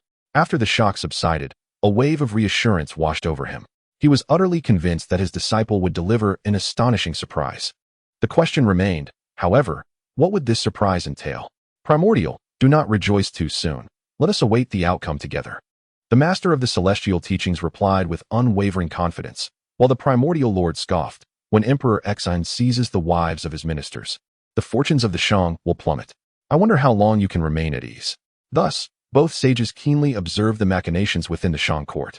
In the imperial court, after Emperor Xine addressed several significant matters, he inquired, "Esteemed ministers, do you have any petitions?" "I do have a petition," replied a minister. Fei Zhong and Yu Han stepped forward. The emperor glanced at them, raising an eyebrow. He had experienced a vivid dream the previous night, in which these two had presented the enchanting fox spirit, Su Daji, to him, leading to the downfall of the Shang dynasty and his own execution, culminating in a tragic fate. The dream had felt so real. However, it must have been merely a dream. "What petitions do you have, my loyal ministers?" he asked. "Your Majesty, it has come to my attention that the beautiful Su Daji, daughter of the Marquis of Jizhou, Su Hu, is as stunning as a celestial being." Fei Zhong began, but before he could finish, Emperor Xine exclaimed, "What did you just say? Su Daji? You mentioned Su Daji?" Fei Zhong was taken aback, surprised by the emperor's strong reaction. Moreover, the tone of his voice suggested a prior acquaintance with Su Daji. Was it possible that the emperor had already heard of her famed beauty? "Ah, Emperor Xine, you truly are a man of insatiable desires. The foundation of the Shang dynasty will undoubtedly crumble under your influence." "Indeed, it is Su Daji," he continued. "Please, your Majesty, behold." With that, Fei Zhong and Yu Han unfurled a scroll, revealing the exquisite visage and captivating gaze of Su Daji in full splendor. Emperor Xine hastily descended from his throne, scrutinizing the painting with rapt attention, his eyes fixated. Fei Zhong and Yu Han beamed with satisfaction. Meanwhile, the Grand Supreme Elder of the Jade Void Palace observed with an expanding smile. Clearly, Emperor Xine had succumbed to Su Daji's allure. The scheme of Shen Gongbao had succeeded. However, the Lord of the Celestial Teachings furrowed his brow in concern. What was Qin up to? Could it be that he would allow that insufferable Yuanshi to succeed? The Supreme Lord Lao Jun stroked his beard, a faint smile gracing his lips. He calculated briefly, only to have his expression shift dramatically as he fixed his gaze upon Emperor Xine. Suddenly, the emperor furrowed his brow, seized the image of Su Daji, and with a forceful tug, tore it to shreds. He cast the fragments skyward and declared emphatically, "I, Emperor Xine, shall never take Su Daji as my consort." Having uttered this, Emperor Xine delivered a resounding slap to both Fei Zhong and Yu Han. The sound echoed ominously. The two ministers were sent sprawling several meters away, their teeth knocked out in the process. Fei Zhong and Yu Han were bewildered. What had just transpired? How could this be happening? According to Shen Gongbao's elaborate scheme, upon seeing Su Daji's portrait, Emperor Xine was supposed to be entranced and immediately command them to fetch her from Jizhou. Instead, he had torn the image apart and struck them both. In that moment, Fei Zhong and Yu Han forgot to plead for mercy, utterly astonished by the emperor's unexpected reaction. On Kunlun Mountain, in the Jade Void Palace, the smile on Yuanshi's face froze. How could this be? According to the plan, Emperor Xine was meant to be completely captivated. Yet how could Emperor Xine tear apart the portrait of Daji, declaring he would never take her as his bride? If he refuses to wed Daji, would not the plan to diminish the fortunes of the Shang dynasty be rendered futile? In the ethereal realm of Penglai, at the palace of Bio, the master of Tongtian stroked his beard and laughed heartily. "Ha ha ha, brother Yuanshi, I find your scheme rather lacking." The face of Yuanshi Tianzun darkened like a stormy sea. With a flick of his hand, a surge of celestial energy traversed the layers of time and space, drawing Shen Gongbao to the Jade Void Palace. The corners of Yuanshi Tianzun's mouth curled down in anger. "Shen Gongbao, what on earth is happening? Did you not say you had everything planned? Why does Emperor Xine refuse to marry Daji?" Shen Gongbao prostrated himself on the ground. "Master, I assure you, I had indeed devised a plan. It may be that the portrait is still captivating enough. I shall promptly present Daji before Emperor Xine. Once he beholds her true visage, he will undoubtedly disregard all else and take her as his wife. At that time, we can incite the Marquis of Jizhou to rebel against the Shang, and let the forces of Shiqi spread rumors of Emperor Xine's incompetence and the debauchery of his consort. Thus, the world will rise against the Shang dynasty, surely diminishing its fortunes." Yuanshi Tianzun snorted coldly. "This time, do not let me down." Shen Gongbao hurriedly replied, "Rest assured, master, I shall fulfill this task. That is for the best. Go now," Yuanshi Tianzun commanded with a wave of his hand, sending Shen Gongbao back to the primordial world with a rush of celestial energy. At this moment, Qin Fang and the Holy Mother of Turtle Spirit soared towards Jizhou, protected by the 12-petaled golden lotus of virtue.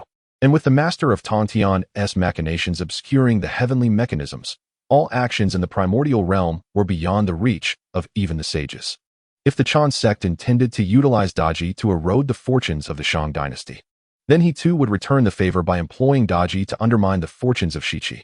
Qin Fang gazed upon the city of Jizhou, which served as the capital of the region, vast in expanse and teeming with countless dwellings, hosting a populace of millions, a truly grand city. At the heart of the city stood a grand estate, sprawling over dozens of acres. Before the estate's entrance, two imposing stone lions guarded the way, flanked by soldiers on watch. Above the entrance, a plaque adorned with elegant calligraphy proclaimed the name Su Mansion. This was indeed the residence of the Marquis of Jizhou. Suhu. Daji had grown up within the confines of this estate. As Qin Fang surveyed the Su Mansion, he discerned the presence of two strands of fate, the Azure Dragon and the Crimson Phoenix. However, these strands were feeble, hardly comparable to the formidable Golden Dragon of Shangzhou. Qin Fang narrowed his gaze, tracing the flow of fortune, and observed in the garden of the Su Mansion two men and a woman frolicking. Beneath the aura of the Crimson Phoenix was a maiden, her face akin to a peach blossom, with almond-shaped eyes brimming with spring's allure. Each smile and frown rendered her an enchanting beauty, a paragon of exquisite charm. The two men accompanying her were one refined and gentlemanly, while the other appeared somewhat simple-minded, though a glimmer of brilliance occasionally flashed in his eyes as he gazed at the maiden with a hint of infatuation. The aura of the Azure Dragon emanated from this seemingly simple individual. Qin Fang calculated with a flick of his fingers. The past of the two men and one woman vividly unfolded before their eyes. The woman was Su Daji, who was tasked with disrupting the Shang dynasty, causing King Zhou to undergo a profound transformation, becoming erratic and tyrannical. In her quest to ruin the Shang's fortune, Daji harmed ministers, employing cruel tortures such as the Brazen Cauldron, which involved binding individuals to a copper pillar and roasting them alive over a blazing fire. The infamous Serpent Pit, where she allegedly seduced King Zhou into stripping 72 palace maids and casting them into a pit of venomous serpents, led to their tragic demise. Such barbarity spread far and wide, resulting in a steep decline of the Shang dynasty's fortunes. The myriad atrocities committed were truly appalling, epitomizing the archetype of a femme fatale. Among the two men, the refined one was Bo Yikao, the son of Ji Chong, while the seemingly simple-minded one was GFA, who would ultimately lead the Western Qi forces to invade the Shang and slay Emperor Xian, becoming King Wu of Zhou. Qin Fang had contemplated killing GFA at this moment, yet reconsidered. Should he eliminate GFA, the Qin sect could very well retaliate against King Zhou, plunging the realms into chaos, with the Qin sect holding no moral high ground. The Grand Master Yuanshi would undoubtedly invoke the assistance of the goddess Nuwa to seize the investiture of the gods, resulting in a catastrophic loss. Furthermore, GFA was shielded by the fortune of destiny, and Qin Fang was reluctant to incite trouble for himself. Though he could not eliminate GFA, Qin Fang sought to stir the desires within him, revealing his true nature. GFA had long harbored feelings for Su Daji, and it was evident that Daji reciprocated his affections with her radiant smiles. At that moment, Qin Fang subtly employed celestial arts to significantly enhance the potency of the wine they consumed. As GFA observed Daji and his brother in jovial conversation, his heart ached with envy, wondering why he was not the firstborn. If he were, it would be he who would marry Daji. He drank deeply of the fiery liquor, feeling a burning sensation in his throat. What exquisite wine! GFA poured himself another cup, then another, and soon found himself slightly intoxicated. Seeing his younger brother drowning his sorrows alone, Bo Yikao joined them, sharing a few cups with Daji. The delicate scholar, unable to withstand the effects of alcohol, succumbed to inebriation even faster than GFA, becoming quite dazed, while Daji herself was also tipsy. In the haze of drunkenness, the constraints of reason and morality dissipated entirely. GFA gazed at the enchanting Su Daji, his eyes fixated upon her, and he murmured, "Daji, you are so beautiful." Su Daji, with her alluring gaze, replied, "Oh, is that so?" GFA's gaze traveled from Daji's porcelain face down to her pristine neckline, captivated by the deep allure, unable to tear himself away. Thirst consumed him, and his body moved uncontrollably towards Su Daji. Initially, Daji resisted, saying, "GFA, what are you doing?" "No." However, after a while, only soft whispers remained. The maid nearby, terrified, rushed over, hoping to separate the two. Yet, GFA was strong and powerful, and the maid could not restrain him, being thrown to the ground instead.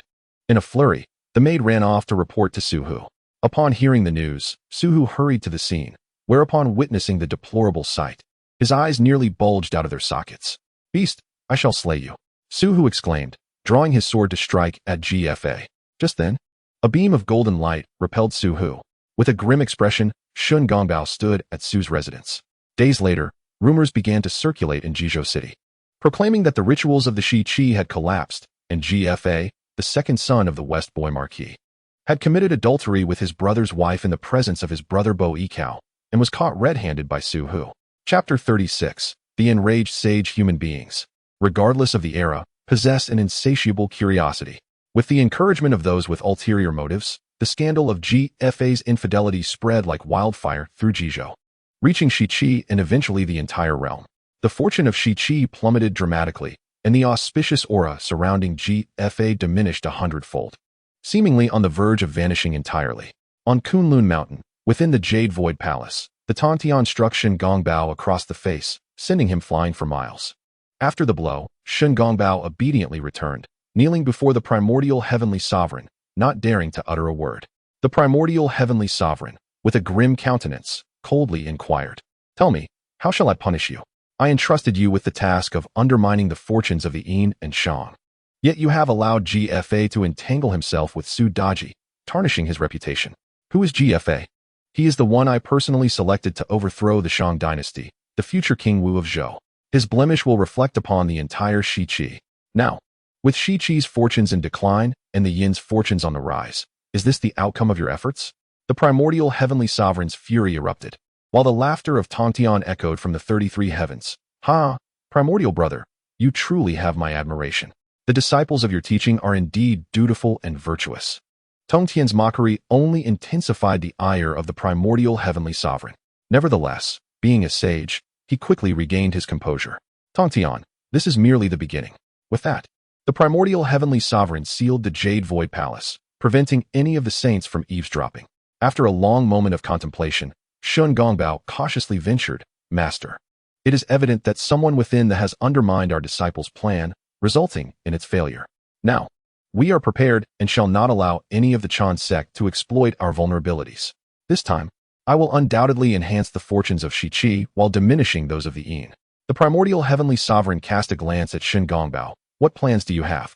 Shun Gongbao's eyes sparkled with brilliance as he addressed his master. "Master, I can employ celestial magic to restore Daji to her former self, then send her directly to Chaoga," proclaiming that Emperor Xian forcefully seized a minister's daughter. This would incite the Marquis of Jizhou, Su Hu, to rebel against the Shang. In such circumstances, the Shang dynasty would undoubtedly dispatch troops to quell the insurrection. "I humbly request your assistance in summoning a formidable ally. Once we vanquish the Shang's forces, we can significantly diminish their fortune." Yuanshi Tianzun nodded in agreement, acknowledging the plan's merit. "Indeed, this strategy holds promise. I shall instruct Zia to provide you with support. However, you must exercise utmost caution. Any misstep is unacceptable." A smile crept across Shun Gongbao's lips as he replied, "This time, I shall proceed with the greatest care, ensuring that the Jie Sect is afforded no opportunity to exploit any oversight." While discussions within the Qin sect had concluded, the Jie Sect's assembly was still in progress. At that moment, Qin Fang and the Sacred Mother of Turtle Spirit had just returned to the Penglai immortal realm, specifically to the Bio Palace. The Tongtian Patriarch invited Qin Fang and the Sacred Mother to take their seats, addressing the assembly of immortals. "As we can see, the fortune of the Yin and Shang has surged, while that of Shi Qi has waned. This confirms that Qin Fang's foresight is indeed as he claims. I shall entrust the Fengshen Bang to Qin Fang. Do any among you dissent?" "We have no objections," came the unified response from the assembled immortals of the Jie Sect. Even the Sacred Mother of Turtle Spirit refrained from voicing any disagreement. Only Qin Fang possessed the foresight to predict the movements of the saints. "Very well. Henceforth, all the immortals of the Jie Sect shall heed Qin Fang's commands. His orders are tantamount to my own, and no one shall dare to disobey under any pretext. Is that understood?" "We shall certainly abide by the orders of our junior brother Qin," they affirmed. "Qin Fang, I leave this in your capable hands. I must now enter seclusion," the Tongtian Patriarch declared before gradually fading from view. Within the Bio Palace, the immortals of the Jie Sect turned their gazes toward Qin Fang, making him somewhat uneasy. He cleared his throat and spoke, "Dear brothers and sisters, I hope that we can unite in purpose moving forward. I shall exert every effort to ensure that no one among our seniors attains the title of God. In summary, we, the Jie Sect, shall not endorse the apotheosis. The immortals of the Jie Sect, emboldened, echoed, we, the Jie Sect, shall not endorse the apotheosis. With junior brother Qin leading us, we shall surely place all of Chan's sect upon the Fengshen Bang. With junior brother Qin by our side, the Jie Sect shall thrive, while the Chan sect shall face ruin. Yet, there remained a lurking concern regarding the potential intervention of Yuanshi Tianzun. What is there to fear? If Yuanshi Tianzun intervenes, we have our master with us. As long as he wields the four swords of annihilation and establishes the annihilation sword formation, not even the four saints can breach it. Even if Yuanshi Tianzun and the Supreme Saint were to strike simultaneously, they would only be able to restrain our master at best. Indeed, this battle for apotheosis shall surely result in a resounding victory for the Jie Sect. The immortals felt the winds of triumph blowing in their favor, yet Qin Fang's heart remained heavy with worry. Despite his clever designs and strategic advantages, the fundamental imbalance of strength, where the enemy was formidable while they were weak, had not undergone a substantial transformation. Their adversaries were not merely the Chan sect. They also faced the powerful Western sect. Although the power of the Master's Zhurong sword formation is unparalleled, it cannot be shattered by anyone other than the four saints. Yet, the adversary possesses exactly those four saints. The primordial and supreme ones, along with the two saints of the West, strike simultaneously, and even this most formidable of formations, the Zhurong sword formation, is destined to be broken. Once the master is defeated, the four saints will unite against the Jie Sect, which, under no circumstances, can prevail.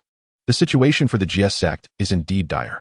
However, he could not disclose this to the myriad of immortals.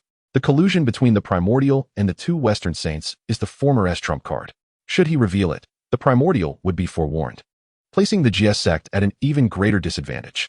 Qin Fang contemplated two avenues through which victory might be secured. The first lies in his profound familiarity with the entirety of the investiture of the gods, understanding who can counter whom. This is his primary asset. The second is the system, which enables him to rapidly enhance his cultivation and rewards him with various treasures that amplify the power of his immortal artifacts. This represents his second, and indeed greatest, secret to triumph. If he could elevate his cultivation to the saint realm before the cataclysm of the investiture of the gods and amplify the power of the four Zhurong swords 1,000-fold, he might stand a chance against the four saints. The most pressing matter at hand remains the swift completion of his tasks. He mused. His task should be nearing completion. Just as Qin Fang contemplated this, the system's voice resonated in his ears. Ding! Congratulations, host, for exceeding task expectations and receiving a super luxurious gift package. Please claim your gift package within 10 seconds, or it will be deemed as an automatic forfeiture. 10, 9, 8, claim. Chapter 37, the 12-grade Annihilation Black Lotus. Ding. Congratulations, host, for acquiring the 12-grade Annihilation Black Lotus. As the system's voice faded, a sinister aura enveloped the skies above Jin Ao Island and the Bo Palace, causing the heavens to darken abruptly as a wave of malevolent energy descended. The immortals of the Jie Sect looked up, eyes wide, as a towering black lotus descended from the heavens. Centered around the lotus, a 1,000-mile radius was shrouded in a chilling, ghostly atmosphere. Among the spectral miasma, grotesque, terrifying faces emerged, their mouths grotesquely elongated, emitting anguished wails. In an instant, the sky above Bo Palace transformed into a hellish realm, where billions of souls cried out in despair, their mournful cries striking terror into the hearts of the immortals. The countenance of the Jie Sect's immortals changed dramatically, as memories of the long-lost, most formidable innate spiritual treasure, the 12-grade Annihilation Black Lotus, flooded their minds. This Annihilation Black Lotus is a fragment of the 36-grade Creation Azure Lotus. The 36-grade Creation Azure Lotus holds a rank comparable to innate supreme treasures. However, lacking the merit of the opening of heaven, it could not be accommodated by the cosmos and, post-creation, split into three. The Annihilation Black Lotus is one of these. In terms of defense, the Annihilation Black Lotus is unrivaled, capable of warding off all spells and mitigating physical attacks. It radiates a purplish-black luminescence, replenishing the wielder's magical power, and emanates a scene of azure annihilation that instills terror and disrupts the hearts of the righteous. Utilizing the world-destruction divine light for long-range assault, one absorbs the ferocious energy to assist in cultivating one's heart and honing one's skills. This magnificent treasure once belonged to the demon ancestor, Luo Ho. With this artifact, Luo Ho incited discord among the ancient clans of the Dragon, Phoenix, and Qilin, disturbing their minds and causing them to engage in fierce conflict, thereby severely depleting their vitality. Subsequently, the demon ancestor, utilizing this treasure as a protective shield, unleashed the celestial slaying sword array as a means of extermination, establishing the demonic sect's doctrine with the ambition to validate the path of slaughter and ascend as a saint of the heavenly Tao. The primordial world was soon engulfed in a tempest of bloodshed. Numerous innate beings, led by the venerable Hongjun, the great Yangmei, the Yin-Yang ancestor, and the Qianquan ancestor, convened at the sacred peak of Shumi Mountain in the western primordial realm to confront Luo Ho's demonic sect. Undeterred by the assaults of the four great powers, Luo Ho, shielded by the world destruction Black Lotus, activated the celestial slaying sword array, inflicting severe damage upon the great Yangmei, the Yin-Yang ancestor, and the Qianquan ancestor. In response, Hongjun summoned the celestial clouds of all heavens, while the Qianquan cauldron suppressed the sword gate of extermination, and the Tai Chi diagram along with the creation jade tablet contained the absolute extermination sword array, ultimately shattering the celestial slaying sword array. It was only through their united strength that the four immortals managed to vanquish the world destruction Black Lotus. Since that day, the world destruction Black Lotus vanished without a trace, yet today it unexpectedly re-emerged above the Bayou Palace. Gradually descending, it finally settled atop Qin Fang's head. The 12th rank merit golden lotus within Qin Fang seemed to resonate, emanating streams of golden light that coalesced into numerous golden lotuses, gently revolving around the 12th rank world destruction Black Lotus. Thus, an extraordinary spectacle unfolded before the assembled immortals of the Jie Sect. The 12th rank world destruction Black Lotus and the 12th rank merit golden lotus spun in unison, resembling the Tai Chi diagram, with Qin Fang seated atop it. The Jie Sect's immortals were left astounded, their eyes wide in disbelief. Could it be that Qin Fang, the junior disciple, was not merely a reincarnation of the Tao ancestor, but rather the reincarnation of the demon ancestor, Luo Ho? Such speculation seemed outrageous. However, if he were not the reincarnation of the demon ancestor, how could the 12th rank world destruction Black Lotus have appeared? Regardless of the circumstances, Qin Fang remained our junior disciple. The emergence of the world destruction Black Lotus not only astonished the immortals of the Jie Sect, but also stirred the Tongtian sect master. Murmuring to himself, the Tongtian sect master pondered whether this lad could genuinely be the reincarnation of the Pangu ancestor. He had first acquired the 12th rank merit golden lotus, and now he had obtained the 12th rank world destruction Black Lotus. Would he next acquire the 12th rank karmic fire red lotus? Should he gather these three types of lotuses? It would be intriguing to see if he could transform into the legendary creation azure lotus. Qin Fang himself had not anticipated that this reward would be the 12th rank world destruction Black Lotus. Indeed, this was a treasure of immense value for preserving one's life. With this artifact, even if one faced an opponent of a significantly higher realm, one's defenses would remain unbroken. Qin Fang stored the two lotus platforms away, and the golden and purple-black radiance above the Bayou Palace simultaneously vanished. The immortals of the Jie Sect could only gaze on in envy, yet none dared to covet Qin Fang's treasures, even disregarding the formidable presence of the Tongtian sect master. The mere identity of our junior disciple was enough to deter any ill intentions. Qin Fang exchanged a few pleasantries with the celestial beings of the Jie Jiao. When the long-eared Dingguang-Xian, who accompanied the seven immortals, spoke up, "Disciple Qin Fang, allow me to share what I have heard from Jizhou. I have come to learn that the Shanjiao Shingongbao is inciting the Jizhou Marquis, Su Hu, to rebel against the Shang dynasty." "Oh, Shingongbao is indeed swift in his actions," Qin Fang remarked, casting a sidelong glance at Long-Ear Dingguang-Xian, though he harbored some skepticism regarding his words. Long-Ear possessed the divine ability to hear the myriad realms of the Hongwang, and Qin Fang held no doubt about his auditory prowess. However, his skepticism stemmed from his recollection of Long-Ear Dingguang-Xian as a traitor. During the War of the Gods, the Tongtian Jiao master had arranged the grand array of 10,000 immortals, performing rituals at the Ziji cliff of Panglai Island with the 6 soul banners, each inscribed with the names of Laozi, Jijin, Yuanshi, Zhuanti, Jiangshang, and GFA. In due time, they would be offered sacrifices using talismans. Upon completion of the rites, the banners would be waved, seeking to claim lives in an attempt to reverse the declining fortunes of the Jie Jiao.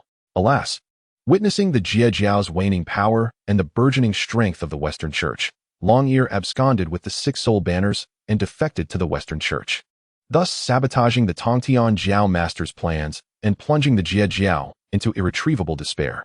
Long-Ear Dingguang-Xian could be deemed the greatest sinner of the Jie Jiao. Nonetheless, It seemed he had yet to fully align with the West. Still, Qin Fang dared not trust him completely and remained vigilant. At that moment, the voice of the system resonated once more. Ding! A new mission has been generated. Defeat the Jizhou army. Rudimentary completion of the mission. Defeat the Jizhou army for a small reward package. Basic completion of the mission.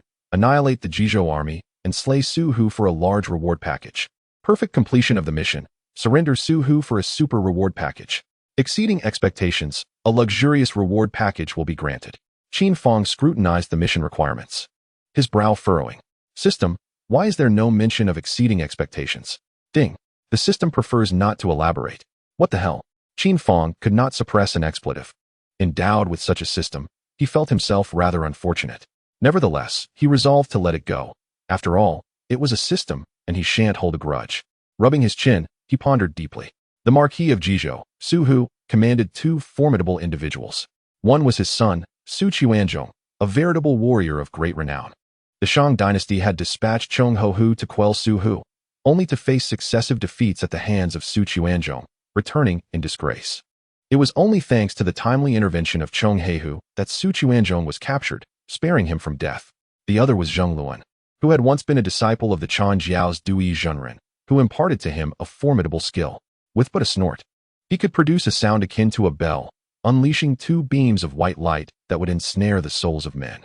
This ability was exceedingly potent, having bested even Cheng Hu, thereby severely damaging the reputation of the Shang dynasty and stirring unrest among the 800 feudal lords, inflicting a significant blow to the fortunes of the Yin Shang.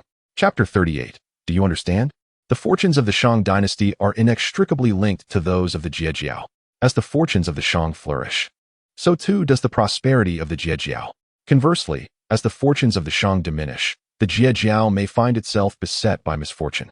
Faced with formidable adversaries such as the teachings of the Western three religions and the four saints, any minor assistance must be grasped with utmost determination. In the battle against the Shang, victory is imperative for the Shang dynasty.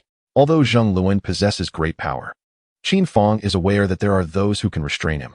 Qin Fang then said, Sister Guiling, I kindly request that you accompany me to Mount Mei to enlist the aid of the 7 monsters of Mei Mountain. Guiling, the Holy Mother, frowned and remarked, such a trifling opponent as Zheng Luan does not warrant the involvement of outsiders. I can extinguish him with a mere gesture. Qin Fang replied, as one of the 4 true disciples of our Chan sect, your mastery of the Tao is profound. To call upon you for such a minor foe would surely invite ridicule upon our sect. Furthermore, given the strength of our enemies, we must strive to conceal our trump cards, for only then do we stand a chance of victory. At this, the Holy Mother of Golden Spirit nodded, acknowledging, Junior Brother Qin possesses a long-term vision. Guiling, you should heed his counsel. Not entirely at ease, Qin Fang reiterated, Sister, each of the 7 monsters of Mei Mountain is formidable, particularly their leader Yuan Hong, who has cultivated the 8-9 profound arts to an advanced level. It would be unwise to underestimate him. I implore you to follow my commands during this venture, refraining from arrogance or rudeness that might jeopardize our grand strategy. Of course, should you feel unable to comply, I shall find another to accompany me. Guiling raised an eyebrow. Junior brother, do not underestimate me. I am willing to sign a military order. Qin Fang decisively stated, very well, since you are willing to sign, do not blame me for being ruthless.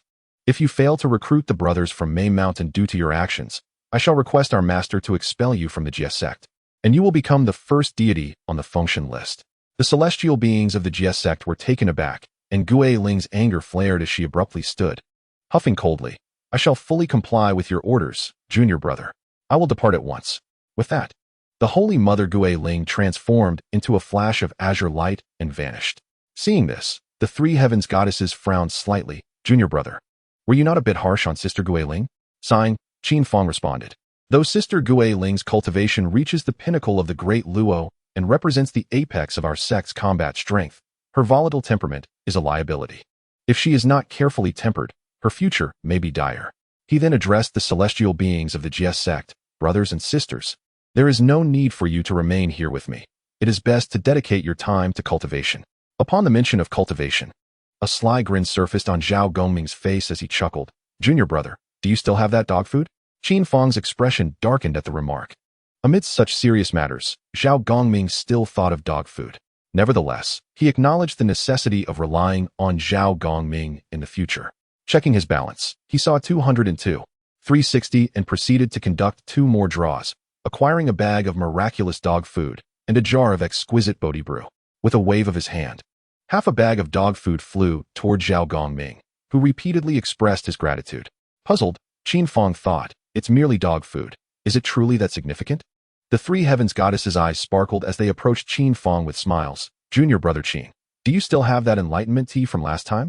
Qin Fang scratched his head and said, Sisters, the enlightenment tea is no more, but I do have a jar of Bodhi nectar. Would you care for some? Upon hearing the term Bodhi, the eyes of the 3 celestial maidens brightened. Bodhi signifies awakening and wisdom, referring to a person suddenly enlightened. Akin to waking from a deep slumber, achieving profound understanding, and reaching an extraordinary state of transcendence. The effects of Bodhi nectar are likely to rival those of the enlightenment tea. Yes, yes, yes. The 3 maidens nodded vigorously, their eagerness palpable as they exchanged vigilant glances at one another. With a wave of his hand, a jar of Bodhi nectar soared into the air. In the next moment, the celestial maidens unleashed their formidable powers, their celestial essence surging forth, weaving through the air like a tempest of sword energy. They propelled themselves from the Azure Palace to the 33 heavens, each claiming a third of the Bodhi nectar. Qin Fang was left exasperated, thinking to himself, 3 drunks. The other celestial beings from the were equally astonished. Was Qin Shidi's wine truly so irresistible?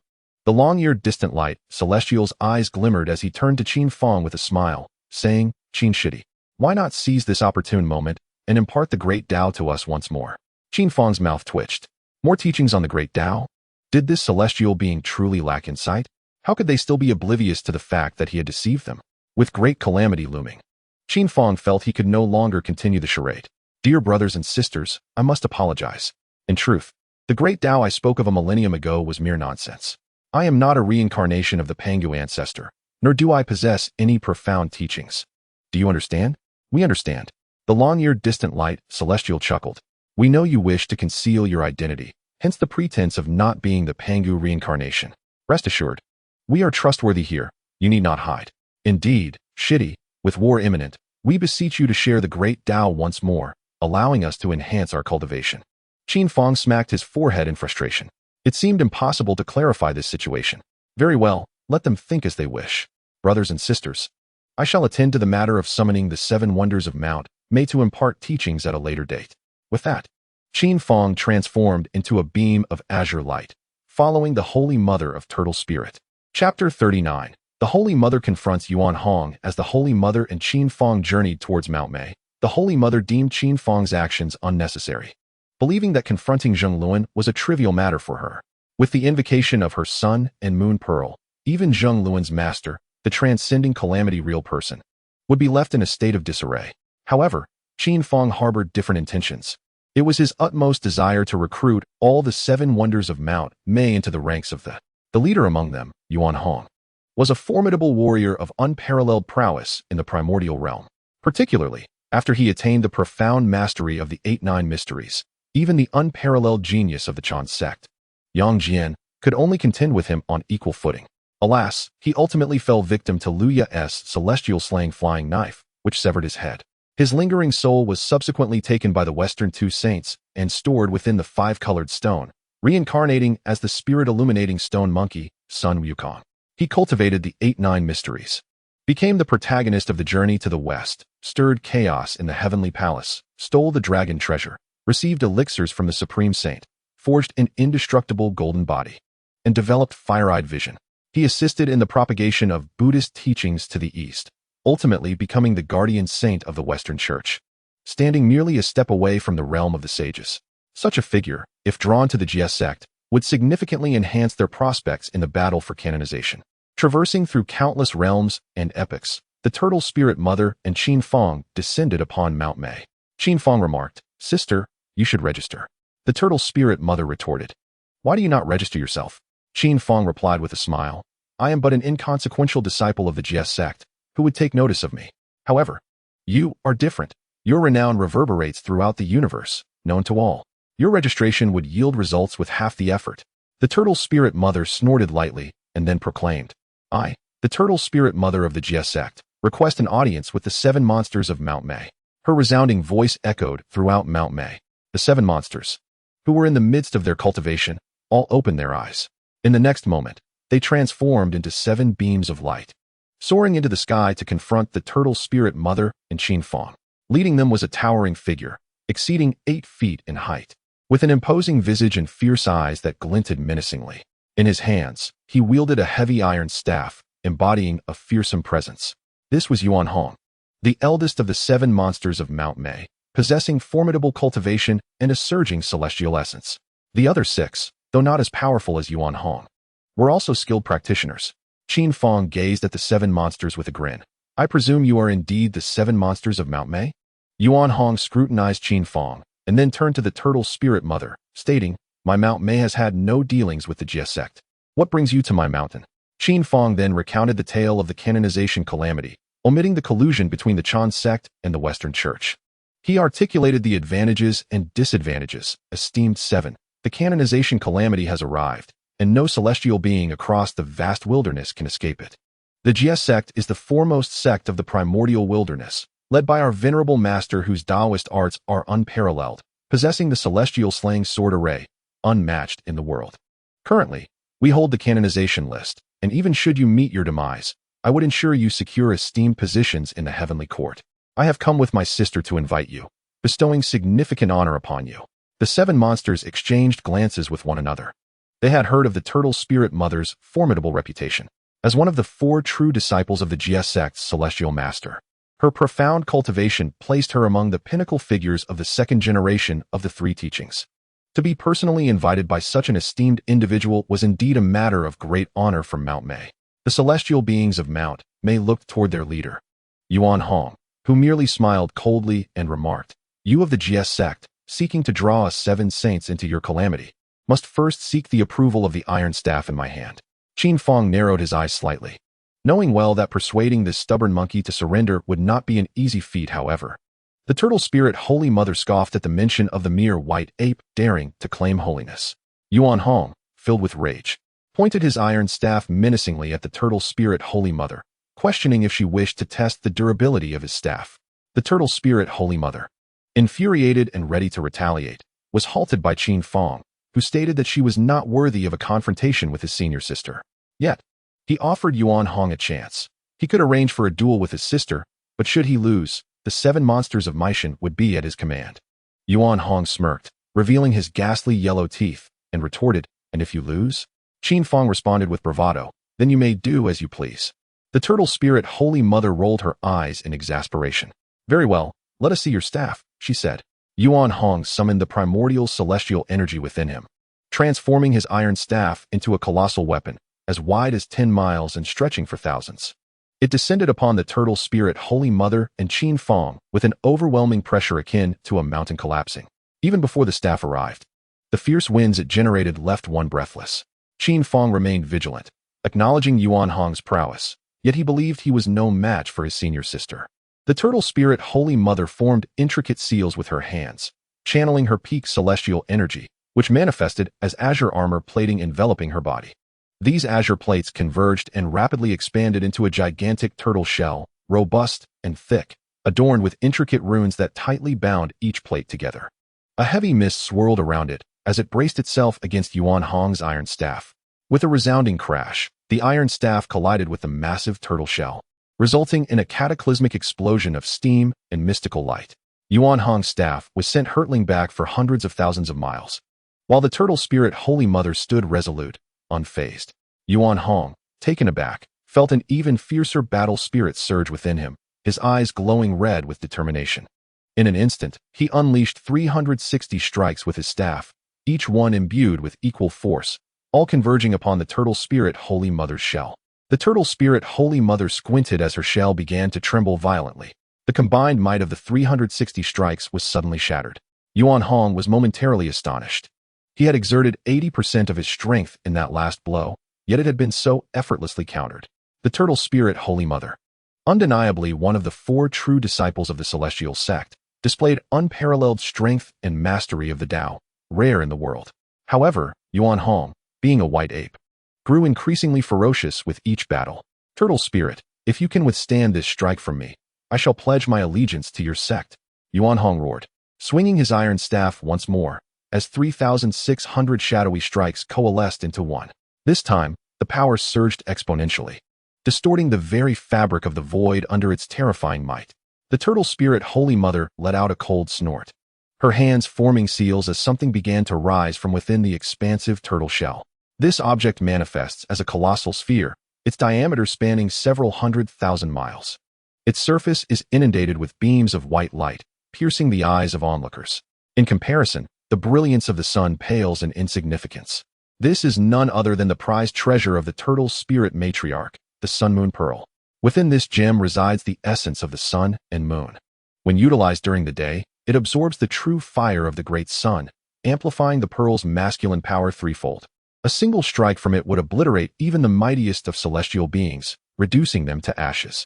In contrast, Yuan Hong's mixed iron staff is of no comparable caliber.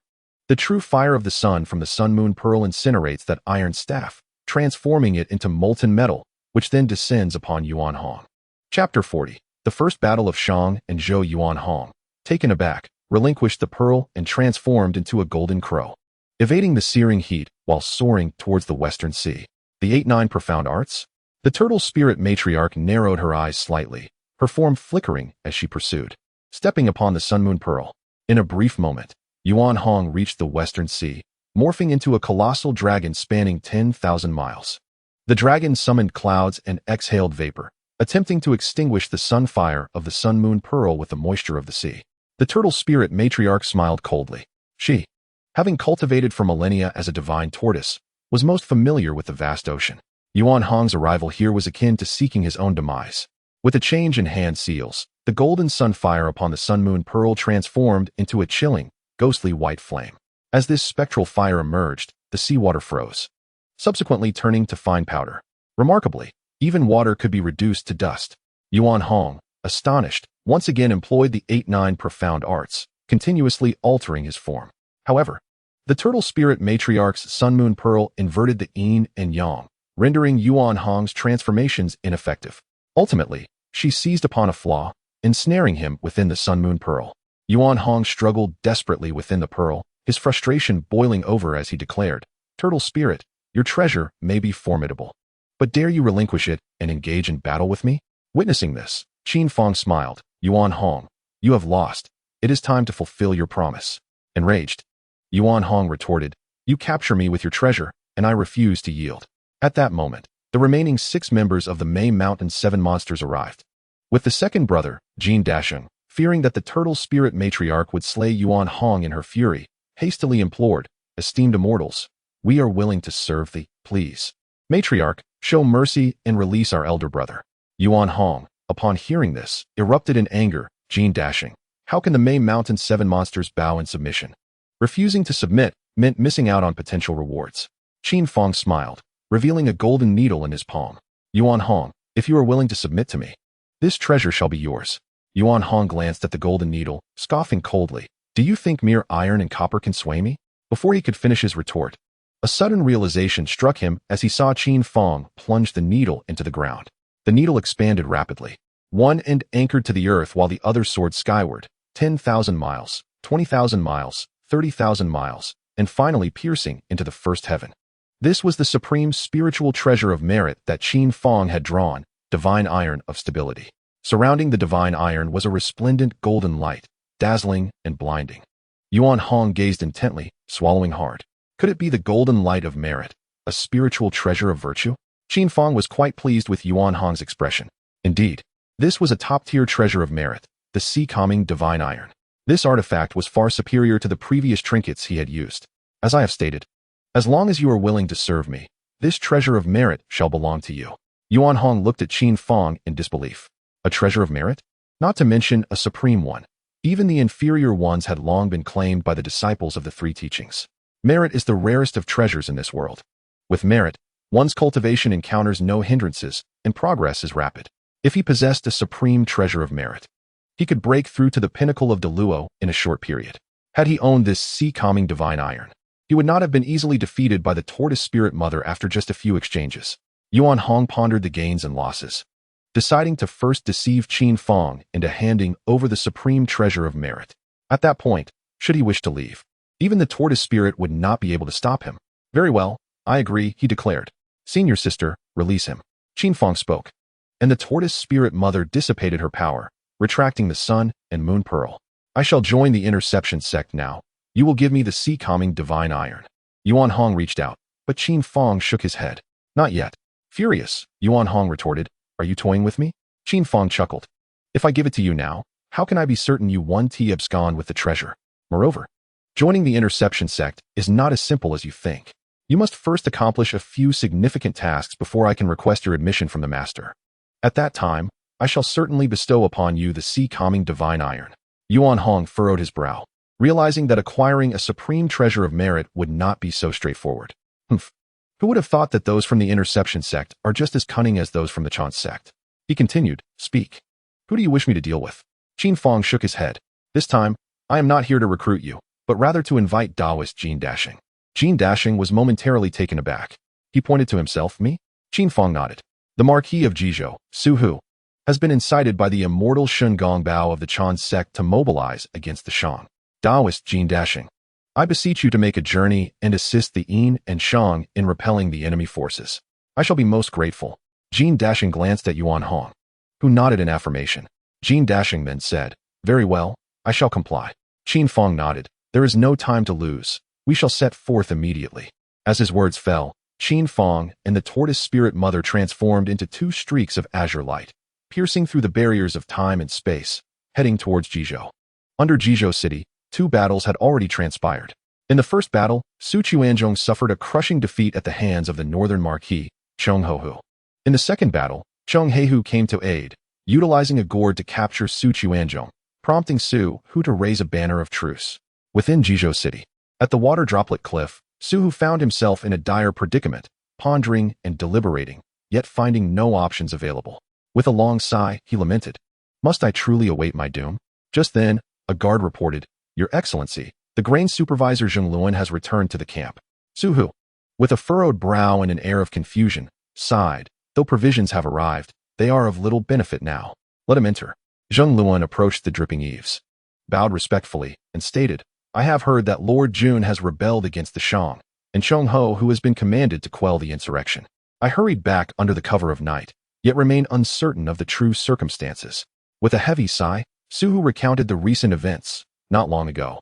The Duke of Shiqi, Bai Yikao, and GFA came to visit. I treated them with utmost hospitality, yet I detest GFA, that lecherous scoundrel, for the way he spoke of my beloved daughter.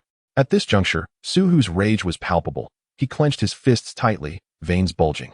Later, the celestial figure Shun Gongbao from the Chan sect visited my residence, and it was then that I learned of GFA's beastly actions, orchestrated by the orders of Emperor Xian.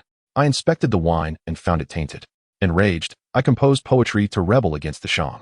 Emperor Xian commanded Cheng Ho to attack me, yet I triumphed over him in 3 consecutive battles, causing him significant losses. However, to my dismay, Chaozhou's Cheng He who captured my son, Quanzhong. Cheng He who possesses extraordinary abilities, unmatched across the 3 armies. And I fear that the citizens of Jizhou may suffer greatly. Upon hearing this, Su Hu could not contain his tears. Zheng Luan, however, laughed heartily and remarked, Lord Jun, you must be inebriated today. Why should you allow others to bolster their ambitions at the expense of your own dignity? That insignificant Cheng He who shall be captured by me in an instant. Su Hu, with a wry smile and a shake of his head, replied, you, the grain officer, speak foolishly. That Cheng He who is trained under a master of the supernatural and possesses formidable powers that can astound both gods and demons. He is a strategist of great repute. How can you underestimate him? Zheng Luan, undeterred, grasped his sword and declared loudly, Lord Jun, I shall return with Cheng He who in chains, presenting his head before you. With that, he strode out of the residence, mounted his fiery-eyed beast, and wielded his demon-subduing staff. Exiting the city of Jizhou, he maneuvered through 3,000 raven-like soldiers, akin to a rolling storm cloud. Arriving before the Shang army's camp, he bellowed, Cheng He Hu, come forth to face me. Chapter 41. The first deity on the list of sealing the gods, the scouts from the Cheng camp, rushed to report to the central army, my lords. A general from Jizhou has emerged, demanding to speak with you. Cheng He Hu, bowing slightly, said, eldest brother, please remain seated. I shall transform and return. Cheng He Hu exited the main tent, rallying his 3,000 flying tiger troops to confront Zheng Luan. The soldiers of Jizhou gathered, resembling a dark cloud. At the forefront stood a general with a visage akin to a purple date, a beard like golden needles.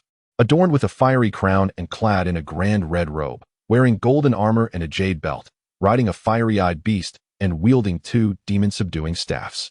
Chong He-hu observed Zheng Lun, who in turn regarded Chong He-hu, noting the latter's peculiar attire, a crown of 9 clouds and 4 beasts, a red robe, interlinked armor, and a jade belt, also mounted on a golden-eyed beast while wielding 2 golden axes. Chong He-hu bellowed, "Who dares approach? I am Zheng Lun, the grain officer of Jizhou. You are the one who has invaded my territory and captured my nephew. If you release him at once and kneel in submission, I may spare your life." Chong He-hu, filled with fury, retorted, "You insolent wretch. Su who has committed treason by rebelling against the Shang. You are all traitors. Prepare to face my wrath." With those words, Chong He-hu brandished his twin axes to battle Zheng Lun, who raised his demon-subduing staffs in response. The two engaged in a fierce clash, exchanging blows for over 50 rounds without a decisive victor. Chong He-hu, recognizing Zheng Luan's formidable martial prowess, feigned defeat and retreated, prompting Zheng Luan to pursue him relentlessly. Anticipating the extraordinary powers of the gourd, Chong He-hu withdrew from his back. Zheng Luan was prepared and denied him the opportunity to utilize it. Drawing a deep breath, he emitted a resonant sound akin to a bell or drum, unleashing 2 beams of white light that sought to ensnare souls. Chong He-hu, rendered deaf, found his vision clouded, stumbling and losing his crown, his armor disengaging, while his boots flailed helplessly in the air. With a decisive gesture, Zheng Luan commanded his raven soldiers to capture Chong He-hu, binding him tightly. From a distance, Shen Gongbao observed the scene, stroking his dark beard and laughing heartily. Zheng Luan's formidable abilities were specifically tailored to counter Chong He-hu, leading to a significant loss of face for the Shang dynasty and a downturn in their fortune. As Shen Gongbao's laughter echoed, 3 orbs of azure light shot forth with great speed, one directed at the Shang army, another towards the opposing forces, and the last aimed at Shen Gongbao himself. As the light receded, the forms of Qin Fang and the turtle spirit mother emerged. Shen Gongbao's expression shifted as he recognized them. Qin Fang, renowned for his recent ascension on the divine ranking. Shen Gongbao, aware of the current circumstances, sensed that the time for a complete rupture with the Jie Sect had yet to arrive.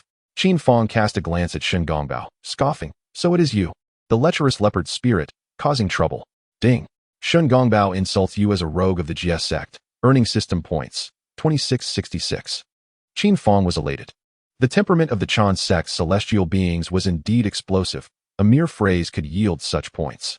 He resolved to extract every last ounce from this character, amassing a substantial fortune in points. Shen Gongbao had long harbored disdain for being labeled a leopard spirit. The Jie Sect looked down upon him. Despite his cultivation as a Tai Golden Immortal, for the Yuanshi Tianzun had refused to permit him entry among the 12 Golden Immortals. Thus, the fact that he had transformed into a leopard spirit was a lifelong affliction. Grinding his teeth in fury, Shen Gongbao admonished, "Qin Fang, do not presume that your acquisition of the divine ranking grants you the audacity to be arrogant. What is a mere golden immortal like you doing wielding such authority?" Qin Fang nonchalantly poked at his ear with his pinky, chuckling coldly, "And what of being just a golden immortal? My master values me and has entrusted me with the divine ranking. Yet you, despite your cultivation, cannot even enter the ranks of the 12 golden immortals. How pitiable for a leopard spirit like you. Shut your mouth, you rogue." Shen Gongbao seethed, his anger flaring. "Do not dare call me a leopard spirit again." Ding. Shen Gongbao insults you as a rogue of the Jie Sect, earning system points, 5666. Qin Fang's heart soared with joy. The Jie Sect was indeed a treasure trove of wealth. In terms of points, one celestial being from the Jie Sect was worth 10 from the Jie Sect. Very well. I shall refrain from calling you a leopard spirit, but who would have thought a leopard spirit could harbor such wrath? Are you a black leopard spirit or a spotted one? Ding. Shen Gongbao scorned you as a madman of the system points 16666. Ding. Shen Gongbao scorned you as a madman of the system points 26666. Ding. Shen Gongbao scorned you as a madman of the system points 36666. Qin Fang, did you not mention the leopard spirit, and yet you continue to refer to it as such? Shen Gongbao's eyes burned with rage. And had it not been for the presence of the turtle spirit Saint Mother, he would have immediately silenced Qin Fang. At this moment, Qin Fang was on the verge of laughter. This disciple of the was merely a pawn, not worth the 10 from. In terms of points scored, one could easily equate to 100. Qin Fang perceived a significant potential within Shen Gongbao. He rubbed his forehead, relaxed his shoulders, and shook his head in resignation, remarking that the leopard spirit was simply foolish, oblivious to the fact that he was being provoked. Turning to the turtle spirit Saint Mother, he said, "Sister, it is no wonder that the primordial heavenly venerable refuses to include this leopard spirit among the 12 golden immortals. There must be a reason behind it." The turtle spirit Saint Mother's lips twitched, inwardly acknowledging that her junior brother's words were quite cutting. His verbal assaults were more excruciating than actual violence. Ding. Shen Gongbao scorned you as a madman of the system points 99999. Qin Fang, I forbid you from calling me leopard spirit again. Shen Gongbao roared. Instantly, the formidable power of his Tai golden immortal cultivation erupted. A long whip, shimmering with silver lightning, soared across thousands of miles, striking towards Qin Fang. Qin Fang promptly took refuge behind the turtle spirit Saint Mother, chuckling, "Sister, it's your turn." The turtle spirit Saint Mother rolled her eyes, flicking her finger to send a streak of light directly at the lightning whip. The whip was immediately sent flying, and the peak of Daluo's celestial essence propelled Shun Gongbao millions of miles away. Blood streamed from the corners of Shun Gongbao's mouth as his fierce gaze fixed upon the turtle spirit Saint Mother and Qin Fang, filled with uncontainable fury. "I will not let you escape." Ding. Shin Gongbao scorned you as a madman of the system points 16666. Observing the significant reduction in points, Qin Fang recognized that Shun Gongbao's potential had been fully tapped. Qin Fang, turtle spirit Saint Mother, are you truly prepared to intervene? Do not forget, there exists an agreement among the three teachings. Mortal conflicts are not to be interfered with. Qin Fang raised an eyebrow. Although this agreement was not explicitly stated, it was tacitly acknowledged. Otherwise, if the celestial beings of the three teachings engaged, it would undoubtedly escalate into a grand conflict. The primordial heavenly venerable may not yet have finalized terms with the two saints of the West. Qin Fang's side also required time to grow stronger. Thus, all parties discreetly adhered to this unwritten agreement. Once the primordial heavenly venerable negotiated terms with the Western saints, or should Qin Fang ascend to sainthood and acquire numerous treasures, this agreement would become null and void. Chapter 42. The First Deity on the Investiture of the Gods. Qin Fang shot a glance at Shun Gongbao and scoffed. Do I truly need you, this leopard spirit, to enlighten me? The insignificant Zheng Luan, do we still need to intervene? With a mere flick of a hand, one can easily deal with him. Ding. Shin Gongbao scorns you as a madman of the Jie Sect, earning 1666 system points. Humph. Qin Fang's arrogance shall witness the destruction of his Yinshang fortune at my hands. Shin Gongbao harbors an intense hatred for Qin Fang. In the realm of insults, he cannot match Qin Fang, nor can he contend with the turtle spirit mother in combat. However, when it comes to scheming and diminishing fortunes, none can rival Shin Gongbao. Although Zheng Luan may not be widely known, his unique skill is exceedingly formidable. With a mere snort, he can captivate souls. Alongside Qin Shi, they are known as the two formidable generals. Unless faced with a master of the Jie Sect, few can withstand his extraordinary talent. Currently, this marks the inaugural clash of true swords and genuine strategies between the Jie Sect and the Chan Sect. If the original plot were to unfold, Zheng Luan would take the stage first for the Chan Sect and achieve a resounding victory. However, the entrance of Qin Fang has introduced unforeseen changes to this initial battle. The primordial heavenly venerable watches this confrontation with great interest. Should the Chan Sect prevail, the 800 feudal lords would realize the decline of Yinshang, losing their reverence and becoming restless. Consequently, the fortune of the Shang dynasty would diminish, while that of the Western Qi would substantially increase, thereby enhancing the fortunes of the Chan Sect as well. Once the Western Qi overwhelms the Shang dynasty with absolute power, reaching the zenith of fortune, the three teachings would collectively launch an offensive against the Jie Sect, assured of victory in every battle. This is the essence of fortune. This is the inevitable trend of the times. Therefore, this battle must not falter. In the original script, the celestial teacher was not overly concerned with the investiture of the gods. However, after Qin Fang discussed the investiture list with him, combined with recent covert and overt conflicts with the primordial heavenly venerable, he has come to a profound understanding. The investiture of the gods pertains to the survival of the Jie Sect and cannot be taken lightly. Thus, the celestial teacher remains vigilant, paying special attention to this first battle between the two sections. Jean Dashing urged the unicorn forward, but did not recognize Zheng Luan and inquired, "Are you Zheng Luan?" Zheng Luan cast a glance at the imposing figure before him, a towering warrior wielding a trident blade with an aura of majesty. "I am indeed Zheng Luan. Who might you be?" "Humph, I am the one who shall take your life." Zheng Luan, filled with rage, retorted, "You insolent wretch, How dare you utter such brazen words? Taste my dual hammers. Zheng Lun summoned the fiery-eyed golden beast and swung his twin hammers towards Jin Dashing. Jin Dashing, a formidable bull demon of immense strength, deflected the trident blade with a resounding clang. With a loud crash, Zheng Luan's hammers were instantly sent flying. Startled, Zheng Luan recognized the overwhelming power of his opponent. Realizing he had no choice but to resort to his ultimate techniques. Taking a deep breath, Zheng Luan prepared to unleash his breath to capture Jin Dashing's soul. Anticipating this, Jin Dashing moved his mouth and spat out a piece of bull bile. The size of the buffalo horn was akin to that of a bull, fiery and fierce. Zheng Luan, caught off guard, was struck squarely in the face, his nostrils shattered, his cheeks split, and flames ignited upon his head as he fell. Crashing down like a beast, Jin Dashing urged the unicorn forward, wielding his blade, severing Zheng Luan in two. In less than a fleeting moment, Zheng Luan met an untimely demise. The merchant army erupted in raucous cheers, their voices resonating like the beating of drums. Qin Fang, with a smile gracing his lips, spread his palm, the divine list fluttering in the wind, producing a resounding sound. From afar, a spirit soared into the divine list. This remarkable figure of the Zheng Luan had yet to achieve great merit, yet he was the first to be inscribed upon the divine list. Qin Fang erupted into hearty laughter, proclaiming to the heavens, "Is there truly no one left in the? They have allowed a mere insignificant Zheng Luan to take the lead. And he couldn't even withstand a single round. What a disgrace, what a disgrace." Ding. Shen Gongbao scorns you as a of, system points 666, ding. Yuanshi Tianzun scorns you as a of, system points 1666. The first battle ended in such a dismal defeat, igniting the wrath of Yuanshi Tianzun, who promptly summoned Shen Gongbao back to the. With a sweeping motion of his grand sleeve, Yuanshi Tianzun unleashed a formidable surge of, sending Shen Gongbao hurtling back for countless miles, his blood staining the horizon. At this opportune moment, the voice of Tongtian echoed with mocking laughter. "I say, brother Yuanshi, your schemes have faltered, and now you take out your frustrations on your own disciple. What a master you are, ha ha ha. Shen Gongbao, so utterly inept. And yet you still cling to such a worthless master. Why not come to my? Here, we embrace all talents. And your potential would be entirely determined by your own abilities. What say you? Consider it."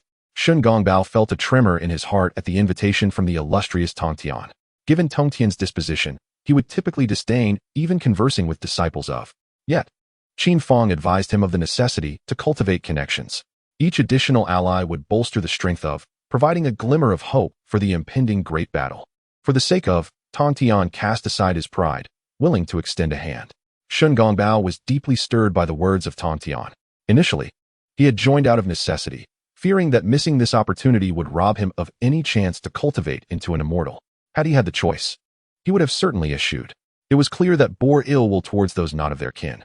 On the other hand, was open to all, for a spirit beast aspiring to ascend was undoubtedly the finest choice. However, he had already missed that opportunity. Yuanshi Tianzun cast a cold glance at Shen Gongbao, remarking ominously, "Shen Gongbao, you indeed possess talent to have elicited such a direct invitation from Tongtian. I suggest you consider aligning with. Old fool, do you think I desire this? If I were to join, you would surely strike me down without a second thought."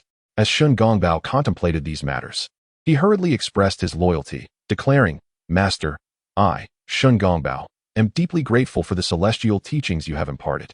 In this life and the next, I shall never betray the teachings of the Chanjiao." Upon hearing this, Yuanshi Tianzun's expression softened slightly, and he coldly remarked, "This leopard spirit seems to understand gratitude." At the mention of the term leopard spirit, Shen Gongbao gradually lowered his head, concealing the anguish and indignation that flickered in his eyes. Yuanshi Tianzun waved his hand dismissively, stating, "Continue with your duties." "Yes," Shen Gongbao replied, retreating.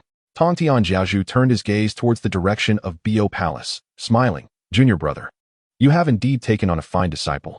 Tongtian Jiaozhu laughed heartily. "No need for you to mention it. I am well aware." Yuanshi Tianzun replied, "I am merely uttering words of insincerity. Cannot you hear that? You fool. Even if you win this round, what of the next? It is I who shall triumph." Outside the city of Chaoga in the Shang dynasty, the immortal Shen Gongbao, accompanied by a captivating maiden, entered the imperial palace to meet Emperor Xian, claiming that Su Hu had sent his daughter to surrender.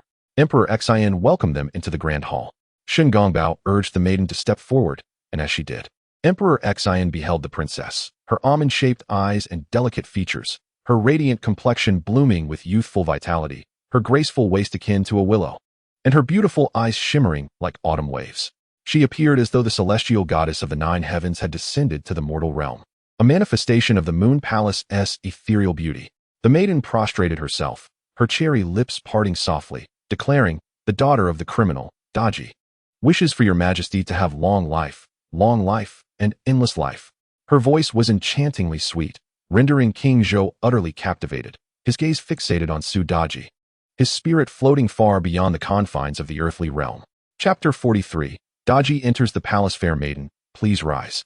Emperor Xian finally responded after a moment of stunned silence, instructing the attendants, "Quickly escort Lady Su back to Zhuxian Palace and await my presence." He hastily commanded the acting official to relay his decree, absolving Su Hu of any wrongdoing. A rider was dispatched immediately to Jizhou. At this time in Jizhou, Jin Dashing had shattered Zheng Luan's breath-controlling techniques, resulting in a significant defeat for the Jizhou troops. Chong Hehu brought Zheng Luan to meet Chong Hutu, who expressed his gratitude, to which Jin Dashing responded with polite humility. Chong Hutu sought to seize the opportunity to massacre the city of Jizhou, but Chong Hehu quickly intervened, saying, "Elder brother, it is Su Hu who has rebelled. The common people of the city are innocent. We must not resort to slaughter." At that moment, a voice echoed, "What General Hehu has said is indeed wise. The act of slaughtering a city will only incite the wrath of heaven and the anger of the people, diminishing the fortunes of the Shang dynasty." Chong Hutu and Chong Hehu turned to see a man and a woman entering. "Who are you two?" Jin Dashing, seeing them, immediately stepped forward and bowed, saying, "I greet the 2 esteemed immortals." The newcomers were none other than Qin Fang and the Holy Mother of Turtle Spirit. Jin Dashing then explained that it was Qin Fang who had requested his assistance for the Shang army. Chong Hutu and Chong Hehu hurriedly bowed, saying, "We apologize for not welcoming the esteemed immortals properly. Please forgive us." The Holy Mother of Turtle Spirit remained silent, regarding mortals as mere ants. Qin Fang clasped his hands behind his back and spoke softly. Now that Zheng Luan has just been defeated, he is leveraging Su Chuanzhong and the citizens of the city to threaten Su Hu with the execution of GFA, compelling him to surrender completely to the Shang. Chong Hohu and Chong Hehu exchanged glances before Chong Hohu inquired, "What does this matter have to do with Bowie Cow? Why must GFA be slain?" Qin Fang reiterated his explanation, and both Chong Hohu and Chong Hehu nodded in agreement. They then advanced their troops to the gates of Jizhou, pushing Su Chuanzhong to the forefront, where Chong Hehu called out loudly, "Let Su Hu step forth to respond." At that moment, Su Hu stood atop the city walls, his heart heavy with grief at the sight of the severed head. With the enemy pressing upon them and his son being thrust into the fray, he was engulfed by a tempest of emotions. "Chong Hehu, I am here. Do not harm my son," he implored. Chong Hehu smirked, raising his voice, "Su Hu, Zheng Luan is dead, and there are no capable generals left in Jizhou. If you kill GFA and surrender the city, I shall spare the lives of all the citizens of Jizhou. However, should you refuse to surrender or allow GFA to escape, I vow to slaughter the city for 3 days upon its fall." Su Hu's expression shifted dramatically. He inhaled deeply before responding, "The citizens are innocent. Why must the general slay them?" Chong Hehu laughed heartily. "Su Hu, did you consider the people of Jizhou when you rebelled against the Shang? Now you invoke their plight? Do you not find yourself hypocritical?" A look of shame crossed Su Hu's face as he replied, "I am willing to surrender. But GFA is the second son of the Western Bo, Ji Chong. What crime has GFA committed that necessitates his death?" A mocking smile appeared on Chong Hehu's face. "Su Hu, GFA has insulted your daughter, and you have heeded the words of the sorcerer Shen Gongbao to rise against the Shang. Both Shen Gongbao and GFA are the architects of this conflict. They must perish." Su Hu was taken aback, filled with both astonishment and fury. He pondered the complexities of the situation, feeling ensnared in a grand vortex. With a heavy sigh, he commanded, "Bring GFA to me." The soldiers on either side withdrew at once, returning shortly empty-handed. Su Hu furrowed his brow. "Where is he?" "Your Excellency, when we arrived, GFA had already vanished." "What? Vanished? Did I not instruct you to keep watch over him? How could he be gone?" The soldier smiled wanly. "Your Excellency, we are as perplexed as you. However, while GFA has fled, we have captured Bowie Cow." "Kill him," Su Hu commanded, and a head fell to the ground. He tossed the severed head from the city walls and declared, "GFA has escaped. I have executed Bowie Cow. I implore the general not to massacre the citizens of Jizhou." At that moment, a rider approached from afar, proclaiming loudly, "His Majesty has decreed that Su Hu of Jizhou is innocent. The Shang soldiers moved to retrieve the severed head, presenting it to Cheng Ho, who then handed it to Qin Fang. Qin Fang glanced at it and confirmed it was indeed Bo Yichao. He sighed softly. It seems GFA is indeed difficult to kill. Yet, with Bo Yichao's head, my objective is achieved. Su Hu has slain the eldest son of Ji Chang. Thus, the possibility of an alliance between Jizhou and the Western Qi is utterly extinguished. Jizhou shall inevitably fall to the Yin Shang. At that moment, a rider approached from afar. The emperor has decreed that Su Hu, the Marquis of Jizhou, is to be pardoned. The emperor has decreed that Su Hu, the Marquis of Jizhou, is to be pardoned. Hearing this, Cheng Ho and Cheng He hastily turned to look, and the rider had already arrived before them. Dismounting, he presented the imperial edict and proclaimed loudly, "My lords, Su Hu's daughter, Daji, is to enter the palace as a concubine. Thus, the emperor has forgiven Su Hu's death sentence."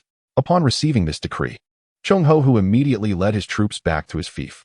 This humble servant acknowledges the edict. Cheng Ho eagerly accepted the imperial order.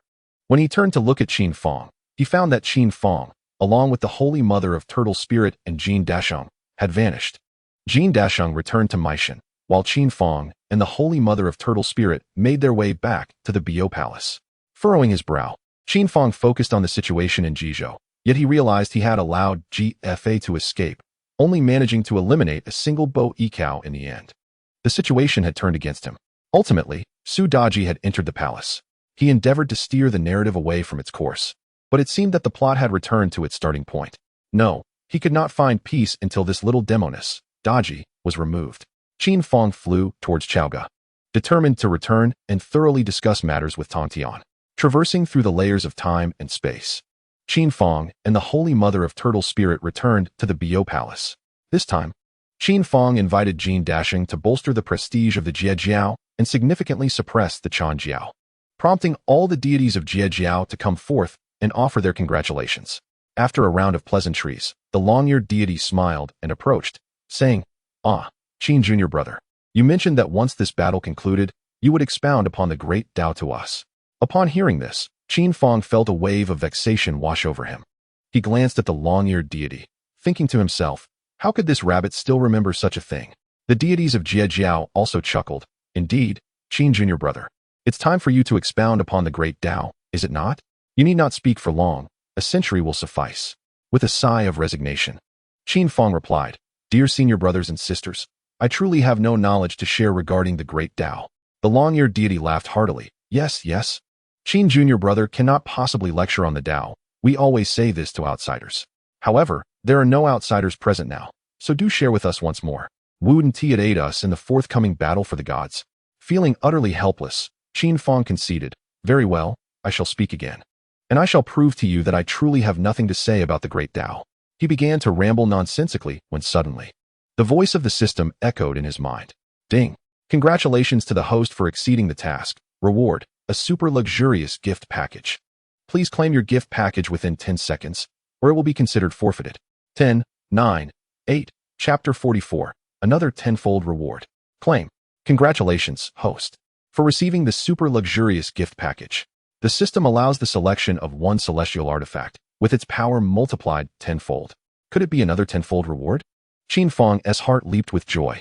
If he could amplify the power of the 12-petal annihilation Black Lotus tenfold, then a Tai Golden Immortal would pose him no threat at all, sufficient to withstand the onslaught of the Great Immortal.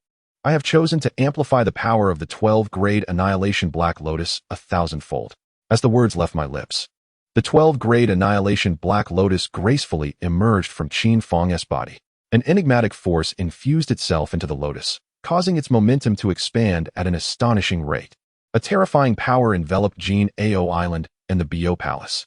The towering 12-grade Annihilation Black Lotus surged in might, transforming from 1,000 zhang into 10,000 zhang in an instant, its size increasing 1,000-fold. The ominous black mist, once ethereal, became exceedingly dense and viscous, resembling ink, revealing glimpses of the primordial world, with stars illuminating its expanse. The starlight painted the celestial realm, and a haunting melody resonated throughout the universe. The black mist coalesced into numerous dark visages, each a grotesque visage of men and women, emitting chilling howls that struck terror into the hearts of those who heard them. The celestial beings of the Jie Sect, whose cultivation fell short of the Tai Golden Immortal realm, were rendered paralyzed by the harrowing cries, trembling uncontrollably. Their eyes filled with dread. Only those who had attained the Tai golden immortal status, achieving the Tai fruit position, could withstand the haunting melody and repel the encroaching specters. It was only the ageless and immortal great Luo golden immortals, basking in eternal bliss, who could fully withstand the might of this annihilation Black Lotus. The countenance of the Jie Sect's celestial beings changed drastically as they retreated, casting wary glances at the colossal Black Lotus. Unlike the Merit Golden Lotus, which was sheltered by the primordial forces, the Annihilation Black Lotus was an aberrant treasure, unwelcome in the primordial realm. In the distance, ominous winds converged, and dark clouds began to churn violently. The sky within 100,000 miles was engulfed by these ominous clouds. In an instant, the heavens above Jin Ao Island fell into darkness. The thunderous roars reverberated from the tempestuous clouds. The celestial beings distanced themselves from Jin Ao Island, gazing upwards to witness how the Annihilation Black Lotus would endure the heavenly tribulation. Within the Annihilation Black Lotus, beneath the rolling thunderclouds, Qin Fang's focus sharpened to an unprecedented degree. He had not anticipated that the thousand-fold amplification of the Lotus's power would attract the wrath of the heavens. This tribulation was significantly more formidable than the last golden immortal tribulation he had faced. Regardless, this 12-grade Annihilation Black Lotus, a supreme innate spiritual treasure, possessed power rivaling that of innate treasures, and it was imperative to preserve it, as it would serve as a crucial ally in the forthcoming calamities. He could not afford to wait for the full force of the tribulation to reach its zenith, passively enduring its onslaught. He resolved to sever the tribulation like he had done previously. Just as this thought crossed his mind, the thunderclouds in the void began to churn violently. Striking bolts of pure white lightning, as thick as a man's arm, descended from the clouds with a deafening crash, violently striking the 12-grade Annihilation Black Lotus. In an instant, the Black Lotus was besieged by phantoms, their terrifying forms dissipating under the force of the divine punishment. With 81 bolts of retribution unleashed, the malevolent aura surrounding the 12-grade Annihilation Black Lotus was significantly diminished. However, in the next moment, as the 12th-grade Annihilation Black Lotus consumed the wandering lightning serpents, subtle changes began to manifest. Those originally ghastly apparitions, bloodthirsty and devoid of any spirit, surprisingly exhibited a trace of sentience after absorbing the lightning serpents. Their previously lifeless eyes flickered with an eerie motion. The initial round of tribulation lightning did not annihilate the 12th-grade Annihilation Black Lotus, provoking the wrath of the storm clouds. The clouds thickened, pressing downward for 100 miles, with flashes of lightning illuminating the storm, as electric serpents writhed within. Strands of lightning seemed to possess life, converging to form a colossal lightning dragon spanning 100 miles. Indeed, this was an extraordinarily fearsome transformation tribulation, the Dragon Transformation Thunder Tribulation. Its might eclipsed that of the Serpent Transformation Thunder Tribulation that Qin Fang once endured by a staggering magnitude. In the distance, the celestial beings of the held their breath in awe. The 100-mile-long dragon-shaped Thunder Tribulation coalesced entirely, its immense form writhing within the storm clouds. The oppressive aura it emanated was unprecedentedly formidable, suffocating in its intensity. In that instant, the terrifying Dragon Transformation Thunder Tribulation descended, striking the 12th-grade Annihilation Black Lotus with tremendous force. A blinding white light enveloped the scene, leaving the celestial beings unable to open their eyes. Following this, a resounding roar reverberated through the layers of time and space, echoing far and wide. Heaven and earth seemed to fracture under the weight of this overwhelming power. At the heart of the lightning, the 12th-grade Annihilation Black Lotus rapidly evaporated, its dark essence vanishing upon contact with the lightning serpents. Yet, at that moment, an unexpected transformation occurred. The Merit Golden Lotus within Qin Fang manifested. Under the refining power of the tribulation, the Annihilation Black Lotus began to gradually merge with it. Chapter 45. The fusion of the Celestial Lotus and the Annihilation Dragon. The 12th-grade Annihilation Black Lotus and the 12th-grade Merit Golden Lotus released delicate strands of black and gold light, each filament finer than a hair by trillions of times. These beams, paired in twos, began to entwine with one another, forming an intricate interlacing of dark gold luminescence. As this light intertwined, it began to connect with another strand of dark gold, intertwining further to create a larger radiance composed of 2 strands of dark light and 2 strands of golden light. Subsequently, this luminous thread coalesced into a spherical shape of dark gold. Moments later, the sphere shattered, giving rise to an exceedingly tiny celestial lotus of interwoven dark gold hues. Gazing around, countless such diminutive celestial lotuses adorned all surrounding realms. Ultimately, they culminated into an immensely grand dark golden celestial lotus. The fusion of the two, once deemed nearly impossible, began to unfold under the might of the dragon transformation thunder tribulation. The annihilation black lotus and the merit golden lotus, both of a singular origin, having split from the 36th grade creation azure lotus, found a pathway to merge. Though this merging was unexpected for Qin Fang, it was not outside the realm of possibility. As they fused, the dark golden celestial lotus gradually ascended into the air. The thunder dragon was ensconced securely. Delicate, dark golden celestial lotuses penetrated the dragon's body, absorbing its power and merging to form larger, dark golden lotuses. The thunder dragon, as if endowed with life, emitted a piercing howl. Suddenly, dark golden spots appeared upon its form, multiplying and enlarging. The thunder dragon twisted and roared in vain. In a cataclysmic explosion, the dragon's body burst apart, winds howled. Waves of energy surged, and arcs of lightning scattered in every direction. The thunderclouds gradually dissipated. The sudden calamity of thunder vanished just as abruptly. In the next moment, the previously fused merit golden lotus and the world-destroying black lotus unexpectedly separated. The black lotus hovered beneath Qin Fang's feet, cradling his form, while the merit golden lotus floated above his head. All malevolence was repelled, and no laws could encroach upon him. At this moment, Qin Fang exuded an aura that was simultaneously sacred and rife with malevolence. It was as if a harmonious blend of righteousness and wickedness, yin and yang, had manifested. This may well be the influence of the world-destroying black lotus and the merit golden lotus upon Qin Fang. As time elapsed, both lotuses gradually merged into Qin Fang's being. In the distance, the celestial beings of the and the recently arrived 7 oddities of Maishan witnessed this scene, their eyes wide with astonishment. What had just transpired? Did that enigmatic lotus consume the thunderclouds? Such a terrifying treasure. A grave expression crossed Jin Daxing's face as he turned to Yuan Hong. Brother, is that golden lotus the merit golden lotus? And the black lotus, is it the 12th grade world-destroying black lotus? Yuan Hong gasped, nodding in disbelief. It must be so. Aside from the 12th grade merit golden lotus and the 12th grade world-destroying black lotus, there exists no treasure capable of devouring even heavenly retribution. Indeed, Qin Fang possessed immense fortune to have such treasures. In a moment, as Qin Fang collected the 2 treasures, the celestial beings of the approached to offer their congratulations. Congratulations, junior brother. With this extraordinary treasure and the protection of the 12th grade world-destroying black lotus, who beneath the great Luo could stand against you? They spoke of the day when, should Qin Fang acquire the 12th grade karmic fire red lotus, it would be truly remarkable. Yes, if the 3 great celestial lotuses could merge, it would yield the legendary supreme treasure of the heavenly Tao, the 36th grade creation azure lotus. The supreme treasure of the heavenly Tao, my goodness. There are only 5 such items in the entire primordial world. Qin Fang smiled, raising his hands in modesty. I appreciate your kindness. But the 12th grade karmic fire red lotus is also a supreme innate spiritual treasure, not so easily obtained. After exchanging pleasantries with the celestial beings, Qin Fang turned to Yuan Hong, revealing the sea-steadying divine iron in his palm. The iron radiated golden light of merit. Upon seeing this divine iron, Yuan Hong's breath quickened once more. Qin Fang smiled, slowly stating, Yuan Hong, this divine iron is not something I should bestow upon you at this moment. However, if you were to publicly acknowledge my senior sister, the Turtle Spirit Saint Mother, as your master in the presence of all the celestial beings, I would gladly gift you this sea-steadying divine iron.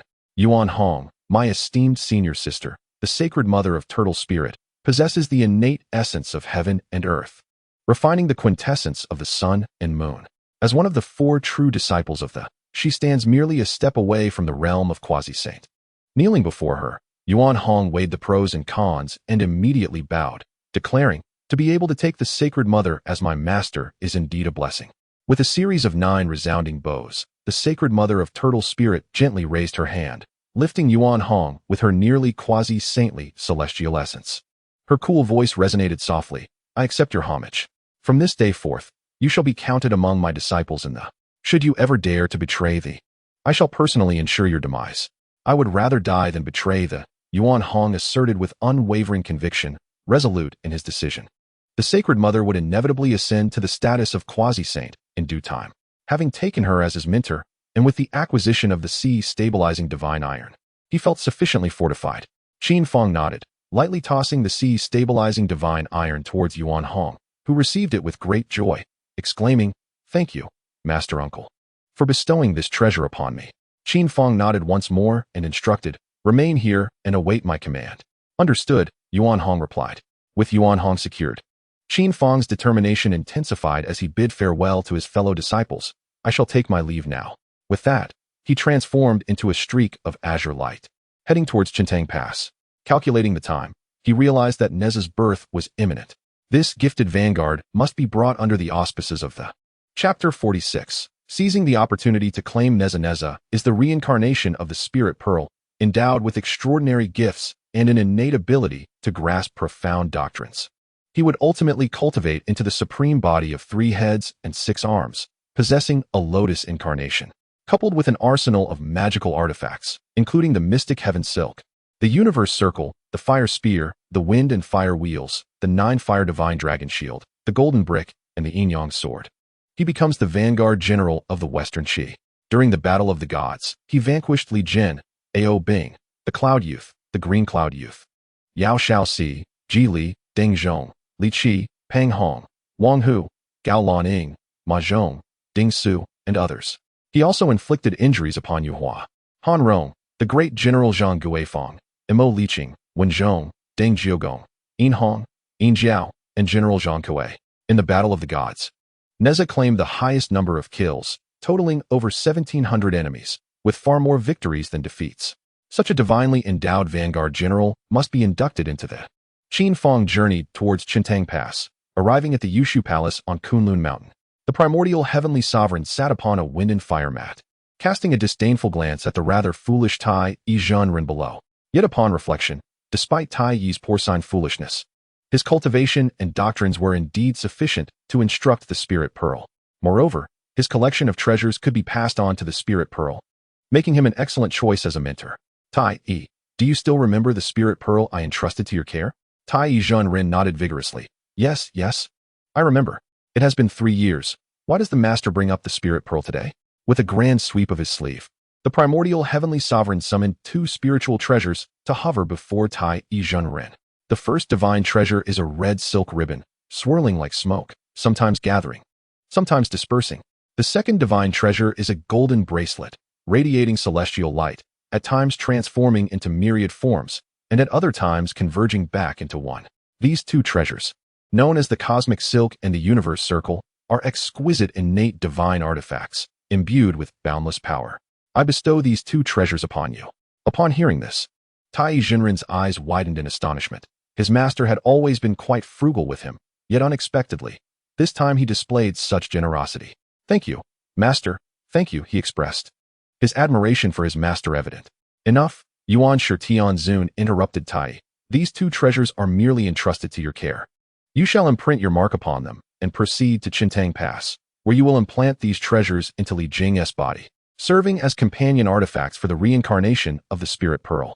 Your duty is to instruct the Spirit Pearl, guiding him to become a valuable asset in assisting the Western Qi in vanquishing the Yin and Shang. Furthermore, I, your Grand Master, grant you the cosmic silk and universe circle, so you may also bestow your fire spear and that steed upon your disciple.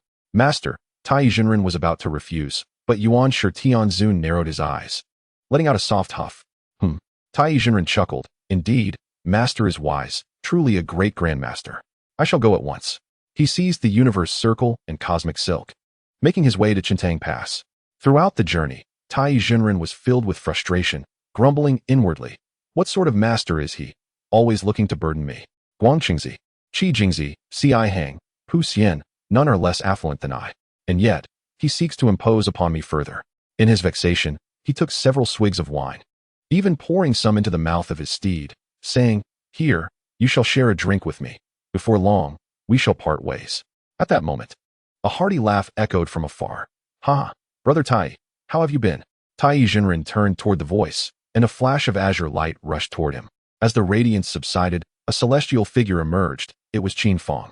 Tai Yi Zhenren's eyes brightened upon recognizing Qin Fang, recalling the exquisite wine he had shared with him. Qin, my friend, is it truly you? What brings you here? Of course, I have come for the spirit pearl, Qin Fang replied, though I did not expect to encounter you. Without a doubt, you are here for the spirit pearl as well. Allow me to intoxicate you, lulling you into a slumber for centuries, while I retrieve Neza. Though these thoughts crossed Qin Fang's mind, he merely stated, I was passing by, and upon seeing an old friend, I came to greet you. Our last meeting was not sufficiently enjoyable, so today, we must indulge and drink. Tai Jinren's eyes sparkled, but is it the same kind of wine as last time? Qin Fang chuckled, better than the last. Tai Jinren's mouth watered at the thought, yet he furrowed his brow the next moment. No. I have my master's orders to fulfill. After I complete my task, I shall drink with you. Qin Fang grasped Tai Jinren's arm, smiling, Tai. A little time is of no consequence. I assure you, this wine is exceptional. Far superior to the last time, indeed. Upon hearing this, Tai Jinren's eyes widened in disbelief. How could it possibly be tenfold better than before? The answer was simple, just dilute it less. Qin Fang chuckled inwardly, yet spoke outwardly, Dear Taoist Tai. I must inform you, although there is not much wine this time, many friends desire to savor it. If you choose not to partake, it may be gone on another day. Hearing this, Tai Jinren felt a pang of urgency in his heart. He seized Qin Fang's arm and exclaimed, Qin Taoist, given our close relationship, do leave some for me. If not, do give me a taste now. Qin Fang shook his head with a smile. The wine resides in the cave. I have none on me. Dear Tai, what significant matter could possibly take you away from a cup of wine? How much time could it truly consume?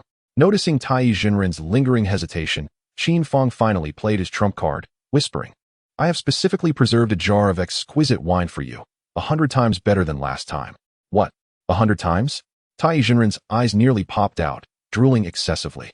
Chapter 47. Confronting Tai Jinren. Oh, how unfortunate it is, such fine wine, yet unworthy of being savored by a connoisseur like you, dear Tai. It is a pity for both the wine and for you. Truly a lamentable situation.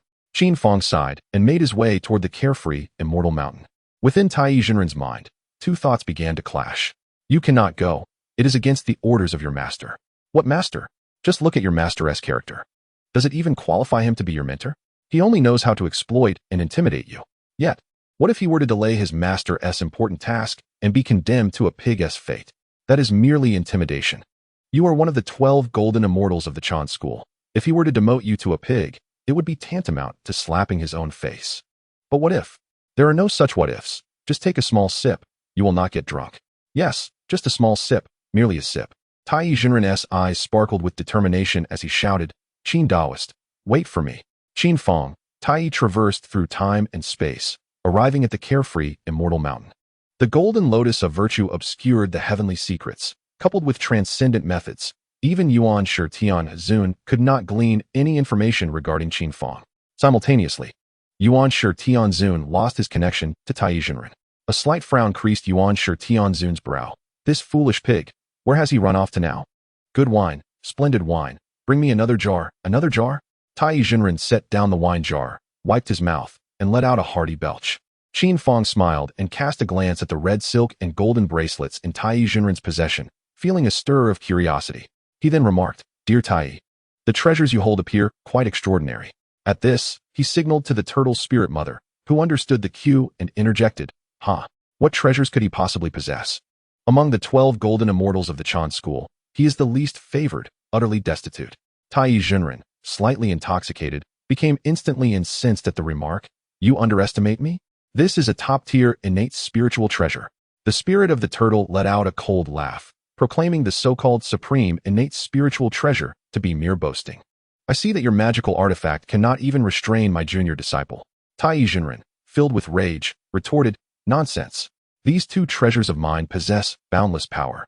Although fellow Taoist Qin is indeed formidable, once I unleash these treasures, he will have no choice but to surrender. Taking a sip of wine, the turtle spirit responded languidly. Very well then, let us have you compete against my junior disciple. If you can use these two treasures to capture him, we shall believe your words.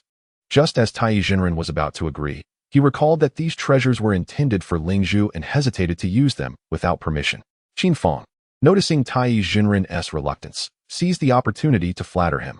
Sister Turtle Spirit, Tai Jinren is the foremost immortal of the Chan sect, renowned throughout the vast wilderness.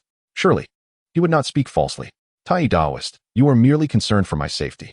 This flattery made Tai Jinren feel immensely pleased, and he nodded vigorously in agreement. Indeed, indeed. I would never lie. It is out of concern for fellow Taoist Qin that I hesitate. Should any harm come to him, it would be most regrettable. The turtle's spirit scoffed. Junior brother Qin, do not waste your breath explaining for this gluttonous fool. What does it matter if he is the so-called top of the Qin sect? He is clearly at the very bottom of the hierarchy, disregarded by the Primordial Supreme. You are merely a golden immortal, and he dares not make a move. It seems the rumors hold true. Although Tai Junren possesses the cultivation of a Tai golden immortal, he cannot even capture a mere golden immortal. The other immortals present joined in the mockery, declaring how the 12 golden immortals of the Qin sect were indeed lackluster. Initially skeptical, they now found it evident. Fellow Taoist Qin, with only his golden immortal cultivation, had rendered Tai Junren unable to act. The Qin sect truly disappoints. Tai Junren, you ought not to call yourself a Tai golden immortal. It is utterly shameful. I propose that he be renamed Tai false immortal. Why false? Because he cannot even defeat a golden immortal. What else could he be? Finally, unable to tolerate their taunts, Tai Junren slammed the table and declared, "Are you all merely blowing hot air? Today, I shall demonstrate the prowess of my Tai golden immortal." He turned to Qin Fang, saying, "Fellow Taoist Qin, let us engage in a contest." Qin Fang, feigning a playful demeanor, replied with a smile, "Tai Taoist, these are mere jesting words. Even if I were to win, I could not accept your treasures." This statement incensed Tai Junren further. A mere golden immortal thinks he can best me? Fellow Taoist Qin, should you emerge victorious, these 2 treasures will be yours. Qin Fang responded, "Tai Taoist, perhaps we should reconsider." The more Qin Fang hesitated, the more Tai Junren's ire flared. "No, today, I must ensure these brats witness my true strength." With a resigned expression, Qin Fang finally acquiesced. "Very well, let us proceed outside." Thus, Qin Fang and Tai Junren ascended to the skies above the carefree, immortal mountain. Tai Junren swayed slightly, feeling the surge of immortal energy within him. Sensing that he was on the verge of a breakthrough, his confidence soaring. "Be cautious, my friend Qin," uttered Tai Junren, as he swiftly formed intricate hand seals and chanted incantations with urgency. With a dramatic flourish, he unleashed the Hunyuan silk, which transformed into a magnificent crimson dragon, shrouding the heavens and obscuring the sun, cascading in layers and enveloping everything in its path with overwhelming might, charging towards Qin Fang. A gleam of joy illuminated Qin's eyes. Indeed, it was the Hunyuan silk, a remarkable treasure. Chapter 48. The seizure of treasures. The Hunyuan silk is a supreme, innate spiritual treasure, meticulously prepared by the primordial heavenly venerable for the reincarnation of the spiritual master. The expansive crimson silk enveloped Qin Fang completely, forming a cocoon of red with a diameter of 100 miles. The cocoon shimmered with resplendent brilliance, emanating powerful energy that left the surrounding immortals in awe. "What a splendid treasure! Truly magnificent!" Tai Junren exclaimed, his pride evident as he glanced at the turtle's spirit mother, patting his ample belly with a smug huff. "What do you think? How about my prowess? And the treasure?" A sardonic smile crept upon the turtle's spirit mother's lips. "While the treasure is indeed remarkable, it pales in comparison to the absolute immortal sword." Just as this thought crossed her mind, the red cocoon suddenly bulged ominously. Following that, vibrant multicolored rays burst forth, shattering the Hunyuan silk into fragments. Qin Fang, wielding the absolute immortal sword, stood defiantly in the void. Tai Junren's smile faltered. He was well aware of Qin Fang's possession of the absolute immortal sword and its formidable power. Yet, given that Qin Fang's cultivation was merely at the 1st level of the golden immortal realm, while he himself had attained the 7th level, it was unfathomable that the Hunyuan silk could be destroyed. Amidst Tai Junren's astonishment, Qin Fang beckoned, and the vast crimson silk rapidly flew into his grasp, transforming into a 7-foot length of red silk that danced gracefully, ethereal and delicate, as if woven from smoke and mist, a truly wondrous sight. "Ah, my dear Tai, I sincerely apologize, but this Hunyuan silk now belongs to me," Qin Fang said with a smile, feeling a twinge of reluctance, which was quickly suppressed by reason. Tai Junren's lips twitched, his inebriation dissipating significantly. The Hunyuan silk was a gift from his master to be bestowed upon the spirit pearl. Losing it now posed a dilemma. With a forced chuckle, Tai Junren approached Qin Fang, wearing a grin. "Dear friend Qin, considering our amicable relationship, might I propose exchanging another treasure for this Hunyuan silk? I simply cannot afford to lose it." The turtle spirit mother seized the moment to taunt. "Did you all see? This is the 12 golden immortals of the Qin sect, unable to acknowledge defeat after losing. How about this, Tai? First, You reveal the method to control the Hunyuan silk, and we shall compete again. This time, I shall not wield the absolute immortal sword. If you can breach my defenses, I shall concede. With a playful wink directed at Tai Yizhenren, Qin Fang's expression radiated confidence. Tai Yizhenren gleefully responded.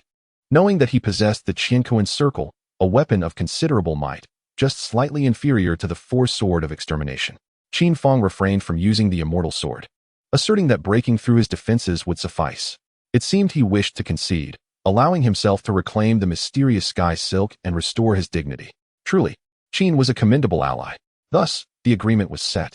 As Tai Yizhenren imparted the incantation to Qin Fang, he cast him a series of knowing glances. Qin Fang sighed inwardly. Had it not been for unavoidable circumstances, he would not have taken advantage of a fool. Qin Fang summoned the celestial essence within him, forming a violet-black shield. Tai Yi, make your move. Observing the thinness of the shield and its lack of formidable power, Tai Yizhenren felt a surge of delight. He promptly formed hand seals, reciting incantations as the Qianquan circle trembled in midair, unleashing myriad luminous rings that surged towards Qin Fang with ferocity. Bang, bang, bang. The thunderous roars echoed incessantly, with each ring striking the dark shield as if heavy hammers were beating upon the celestial drums, causing the very sky to tremble. The resonating sound rippled far and wide. At this moment, even a protective barrier conjured by a Tai Yi golden immortal should have shattered countless times. Yet, that violet-black shield stood resolute, akin to the most unyielding substance in existence, impervious to the relentless barrage of the Qianquan circle. Tai Yizhenren grew anxious, pondering. Qin, what are you attempting? What manner of defense is this? Why is it so difficult to breach? Beside them, the turtle spirit saintess, fearing that Qin Fang might not endure, interjected. Tai Yizhenren, you have struck yet failed to break through my junior's defense. Will you not concede? I shall make another attempt. For I previously refrained from using my full strength out of concern for Qin. This time, I shall be earnest. With that, the formidable power of the Tai Yi golden immortal's seventh layer surged forth, as boundless celestial essence coalesced, altering the very hue of the heavens. In the void, countless Qianquan circles converged into a colossal luminous ring spanning 1,000 miles. The brilliance of the circle intensified as the overwhelming celestial essence infused it, releasing an unparalleled, terrifying might. The assembled immortals felt the weight of this dreadful force, their expressions shifting. They thought to themselves, Tai Yizhenren truly embodies the might of the 12 golden immortals of the Jie Sect, with such a supreme innate spiritual treasure. Even a great Luo golden immortal would find it challenging to contend. The turtle spirit saintess wore a grave expression.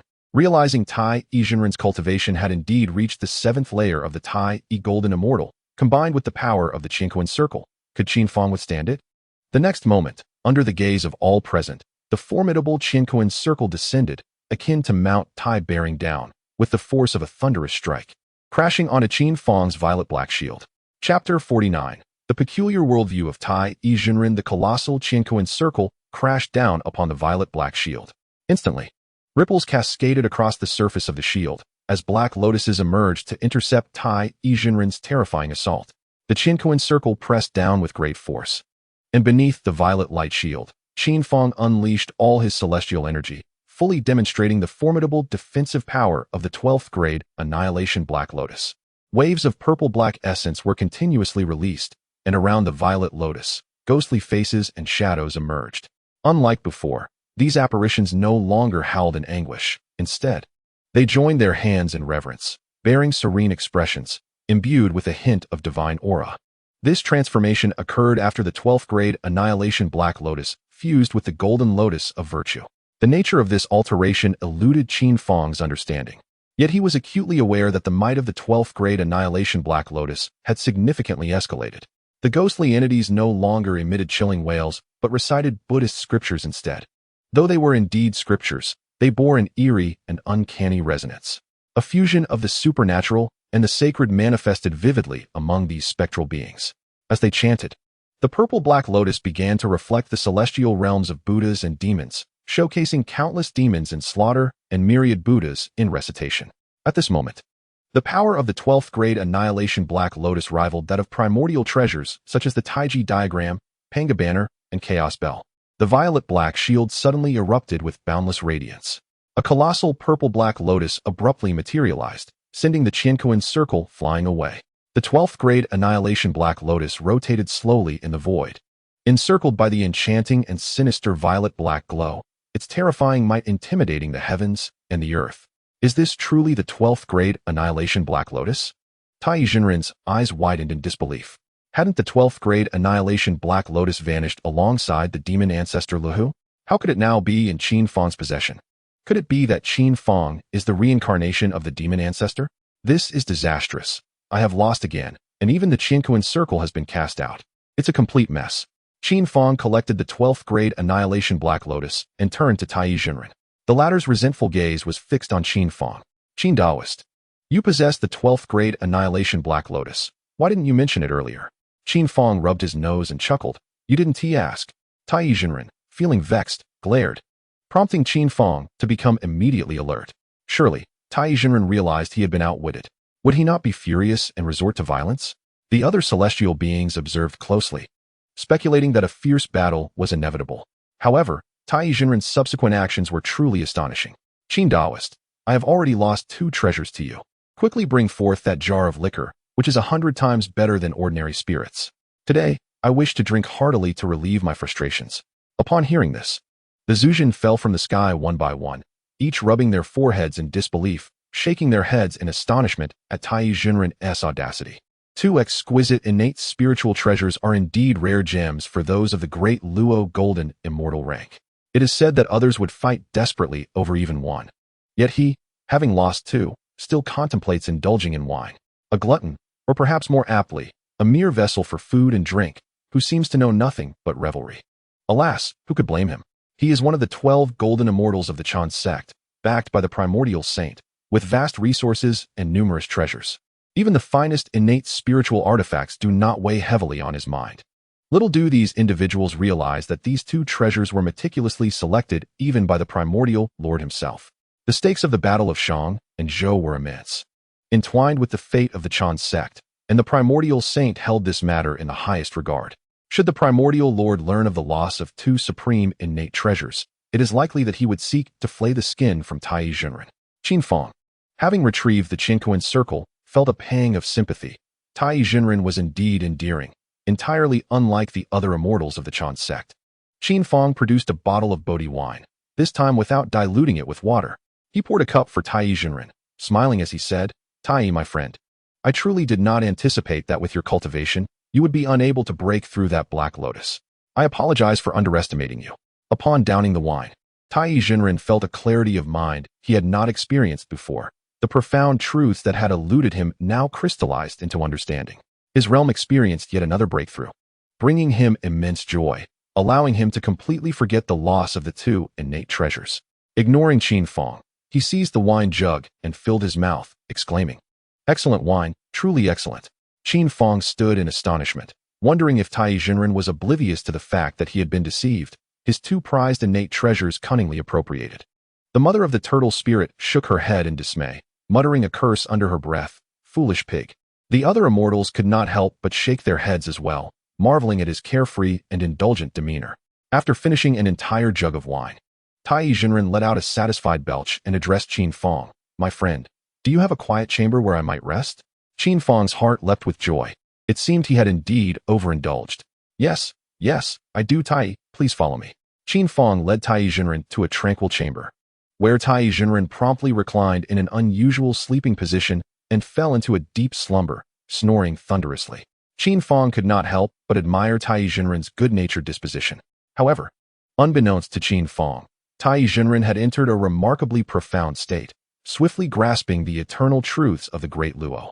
Quietly, Qin Fang closed the door to the chamber and, with the Hunyuan silk and Qinkuan circle in hand, made his way to the Bio Palace.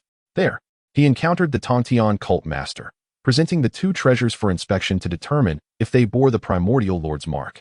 Upon examination, the Tongtian cult master confirmed the presence of the saint's imprint and requested to borrow the 12-petal merit golden lotus. Utilizing the power of merit, he erased the marks left by the Primordial Lord. Far beyond the 33 heavens, the Primordial Supreme being suddenly opened his eyes, roaring with rage. Who dares to erase the marks I left on the mysterious heaven silk and the universe circle? Tai, you foolish pig. Hasten back to the Jade Void Palace. Meanwhile, Tai Jinren was blissfully slumbering on the blissful celestial mountain, which was guarded by the 12 grades of merit golden lotus. Coupled with the protection of Tongtian, even a saint like the primordial supreme being could not sense the slightest trace of Tai Jinren's aura.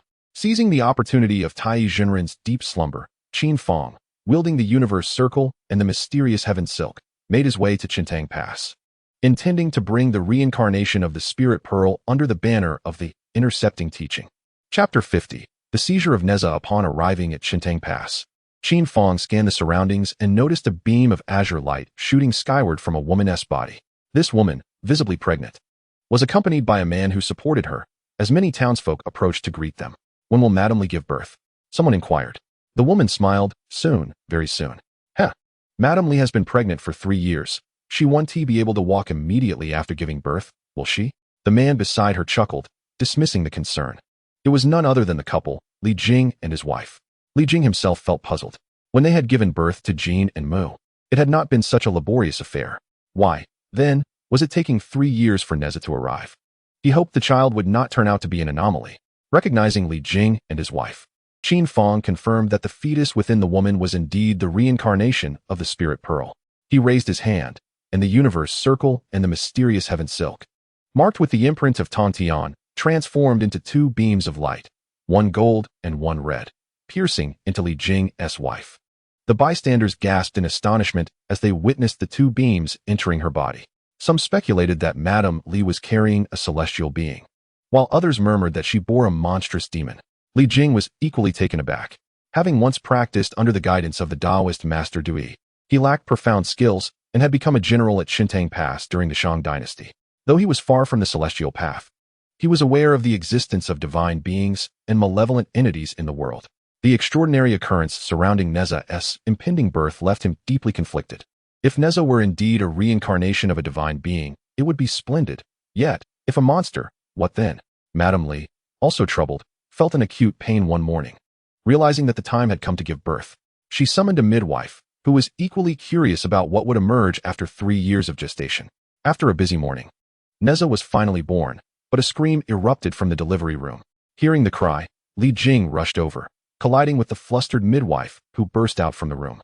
Attempting to assist her, he heard her exclaim in panic, "A monster! A monster!" At this, Li Jing's heart sank, and with a leap, he entered the delivery room. Madame Yin lay unconscious on the bed, racked with pain. Li Jing sought the newborn child, yet found nothing. Suddenly, a voice cried out from the left, "Father!" Li Jing paused, believing it to be Jin Jia or Mu Jia. He turned towards the sound and beheld a rotund figure. "Father!" The chubby form emitted a clear voice once more, bouncing towards Li Jing with exuberance. A chill ran down Li Jing's spine, his hair standing on end.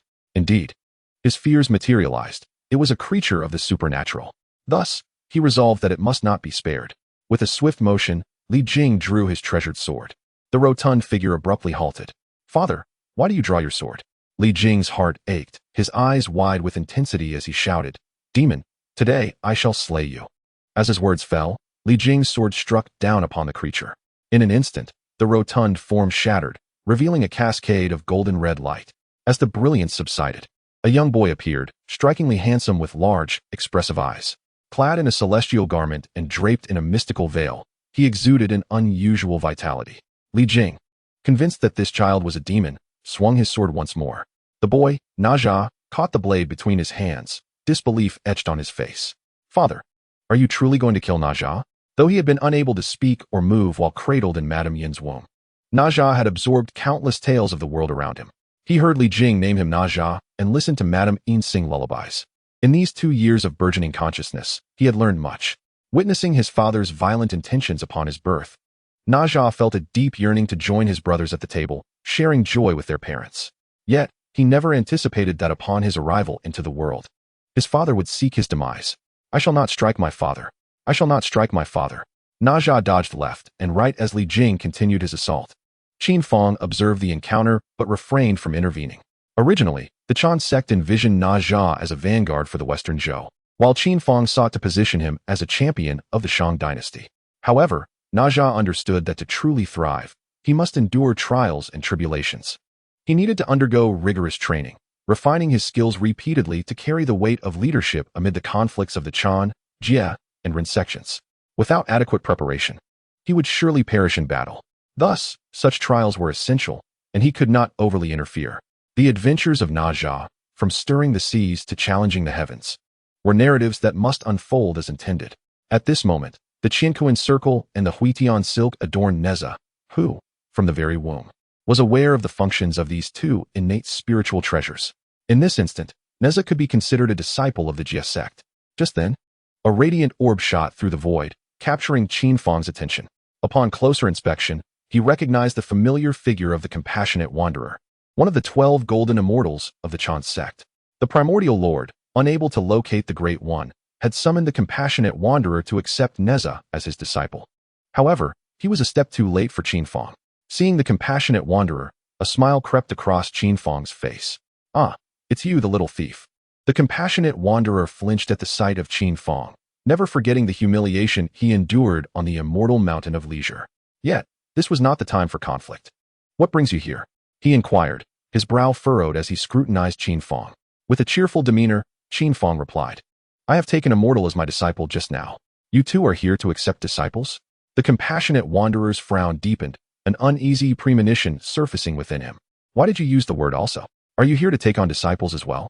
Without answering directly, he countered, "Whom have you taken as your disciple?" Intent on vexing the compassionate wanderer, Qin Fang boldly declared, "The general of Qintang Pass, Neza." The compassionate wanderer's pupils constricted as he gasped, "What? You have taken Neza as your disciple?" Qin Fang chuckled, "Indeed, I have imparted the two treasures to Neza and bestowed upon him the teachings of my Jie Sect. At this very moment, Neza is my disciple." Furious, the compassionate wanderer clenched his teeth and retorted, "Neza is the reincarnation of the Spirit Pearl, chosen as a disciple by my Qin sect." Qin Fang nonchalantly picked his nose and replied, "The Spirit Pearl is a gem born from chaos, cultivated from the essence of heaven and earth, and is not exclusively owned by your Qin sect. Now that it has reincarnated, anyone can take him as a disciple. Why should my Jie Sect be excluded? The Spirit Pearl originates from my Kunlun mountain and therefore rightfully belongs to my Qin sect." "Huh, my dear friend. The Kunlun mountain is not solely yours. My Jie Sect also hails from Kunlun. It was merely that the Primordial Lord played his tricks and drove away my master. Nevertheless, a third of Kunlun still belongs to my Jie Sect. Moreover, the Spirit Pearl has reincarnated in Qintang Pass, which belongs to the Shang dynasty, a legacy of my Jie Sect, while your Qin sect's heritage is rooted in the West Qi. Since the Spirit Pearl has been reborn as Neza, he is now a citizen of the Shang dynasty and thus a disciple of my Jie Sect. Furthermore, I have already imparted to Neza the divine abilities of my Jie Sect and bestowed upon him two innate top-tier spiritual treasures. Is it possible that your Qin sect covets my treasures, hence your shameless attempt to seize them?" Qin Fang's words left the compassionate wanderer with a pallor of fury, his heart seething with resentment, wishing nothing more than to rend the Great One into pieces. That fool had not only lost the two exquisite innate treasures bestowed by his master, but had also abandoned Neza. Yet, how could Qin Fang have set his sights on Neza? It is unthinkable. Under no circumstances should Neza be handed over to the Jie Sect. Otherwise, he shall undoubtedly become a formidable adversary to our Qin sect in the future. Contemplating this, the compassionate wayfarer's eyes glimmered with murderous intent, and his formidable celestial essence began to surge violently. Qin Fang let out a cold chuckle. With his current prowess, coupled with the Excalibur and the 12th rank Golden Lotus of merit adorning him, he harbored no fear towards the compassionate wayfarer. As the compassionate wayfarer prepared to strike, a resounding voice echoed from afar. "Qin, my friend, compassionate wayfarer, do not act hastily. The dashing and handsome Tai Jinren has arrived." Upon finishing his proclamation, Tai Jinren, mounted upon a hefty pig, soared into the space between the two. The compassionate wayfarer, upon seeing Tai Jinren, was engulfed in fury. "Tai, my master has instructed you to take Neza as your disciple. Why have you delayed?" Tai Jinren replied, "Taking on a disciple is a trivial matter. I have indeed arrived now, and I shall accept him at this very moment." "Accept him now?" The compassionate wayfarer coldly retorted, "It is too late." "What do you mean by late?" Tai Jinren, having just emerged from seclusion, hastily made his way to Qintang Pass, only to find Qin Fang and the compassionate wayfarer on the brink of battle, which prompted his urgency. The compassionate wayfarer sneered, "Neza has already been taken as a disciple by this Qin Fang. Tai, you still have an opportunity to redeem yourself. Eliminate Qin Fang and seize the reincarnation of the Spirit Pearl, and you may yet escape punishment. Otherwise, your status as a Tai Golden Immortal will be beyond your reach." Upon hearing this, Tai Jinren's eyes widened as he turned to Qin Fang and inquired, "Qin, my friend, have you taken Neza as your disciple?" Qin Fang glanced at Tai Jinren, subtly summoning the 12th rank Black Lotus of Annihilation to shield his form, and replied slowly, "Indeed, I have. I ventured to Chaoga and, upon witnessing the overwhelming spiritual energy at Shintang Pass, I came to investigate. It was there I discovered that Lady Yin's son, Neza, is truly a person of great potential, which inspired my desire to accept him as a disciple, bestowing upon him the mysterious Heaven Silk and the Universe Ring, imparting the techniques of my Jie Sect." "What? The mysterious Heaven Silk and the Universe Ring? Are those not treasures of our Qin sect?" The compassionate wayfarer's expression shifted dramatically as he cast a glance at Qin Fang before turning sharply to Tai Jinren, demanding, "Tai, what is the meaning of this?" With a face full of embarrassment, Tai Jinren recounted how Qin Fang had invited him for a drink and the betting of 2 treasures he had lost. The compassionate wayfarer, enraged, trembled with fury, pointing an accusing finger at Tai Jinren. "You foolish imbecile. You have been outmaneuvered. Not only have you lost 2 superb innate treasures, but you have also forfeited the reincarnation of the Spirit Pearl, thus compromising a key figure of our Qin sect. Today, I shall teach you a lesson on behalf of our master." Furious, the compassionate wayfarer felt the surge of celestial essence within him, and the manifestation of the 1,000 hands appeared instantaneously. In a heartbeat, an immense giant loomed behind the compassionate wayfarer, surrounded by a circle of hands numbering in the thousands. It is said that each of the compassionate wayfarer's arms represents a distinct divine ability, truly epitomizing boundless power. Among the 12 golden immortals of the Qin sect, he is ranked among the top 3, solidly overshadowing Tai Jinren. However, times have changed. Tai Jinren's cultivation has soared, having achieved the realm of the great Luo golden immortal after a recent retreat, establishing himself as the preeminent figure among the 12 golden immortals of the Qin sect.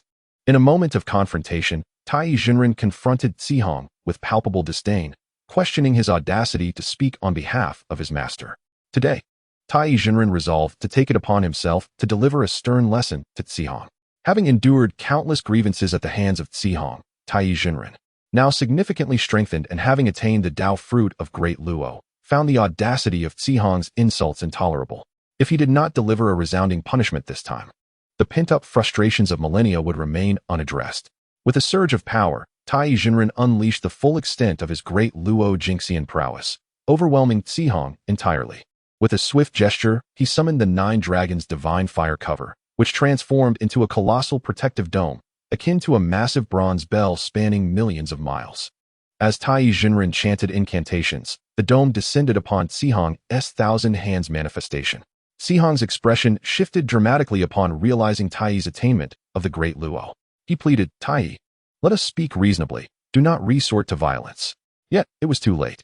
With a firm motion, Tai Jinren pressed down, enveloping both Zhuxian and his 1,000 hands within the fiery dome. Flames erupted, fierce and consuming, as 9 fire dragons twisted and writhed, spewing forth infernos that incinerated Zhuxian's 1,000 hands manifestation. In mere moments, it melted away like wax under the searing blaze. Zhuxian cried out, "Tai, I come as an envoy of our master. You have already lost the Qiankuan Circle and the Hunyuan Silk. Now, you strike against me, jeopardizing our master's grand design. Are you a spy from the Jie Sect infiltrating our Qin sect?" Tai Jinren had no intention of killing Zhuxian. Having avenged the grievances of countless years with the destruction of his 1,000 hands, he recognized the truth in Zhuxian's words. Although he had gained much and achieved the great Luo fruit, he had indeed bungled the task assigned by his master, with Zhuxian acting as his master's representative. Further aggression was unwarranted. Contemplating this, Tai Jinren retracted the 9 dragons' divine fire cover. Zhuxian, gasping for breath and in a disheveled state from the flames, glared at Tai Jinren, though a flicker of caution danced in his eyes. In a flash of brilliance, Zhuxian transformed into a radiant orb of light and sped toward Yushu Palace, his voice echoing ominously, "Tai, you have thwarted our master's grand design. Await the divine retribution from our master." Tai Jinren's expression shifted subtly as he contemplated intervening, yet he ultimately refrained from action. Turning his gaze to Qin Fang, he sighed. "Qin, have you been scheming against me all along?" As the 5th ranked among the 12 golden immortals of the Qin sect, Tai Jinren was no fool.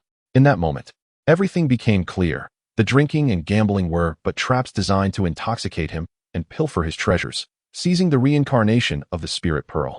After a moment of hesitation, Qin Fang nodded in acknowledgement. To continue fabricating lies now would only diminish Tai Junren's regard for him. With a fierce glare, Tai Junren's countenance quivered, as the essence of his celestial energy surged rapidly within him. As Qin's pupils constricted abruptly, a layer of purple-black armor materialized upon his body. A manifestation of the 12th grade Extinction Black Lotus, renowned for its formidable defensive capabilities.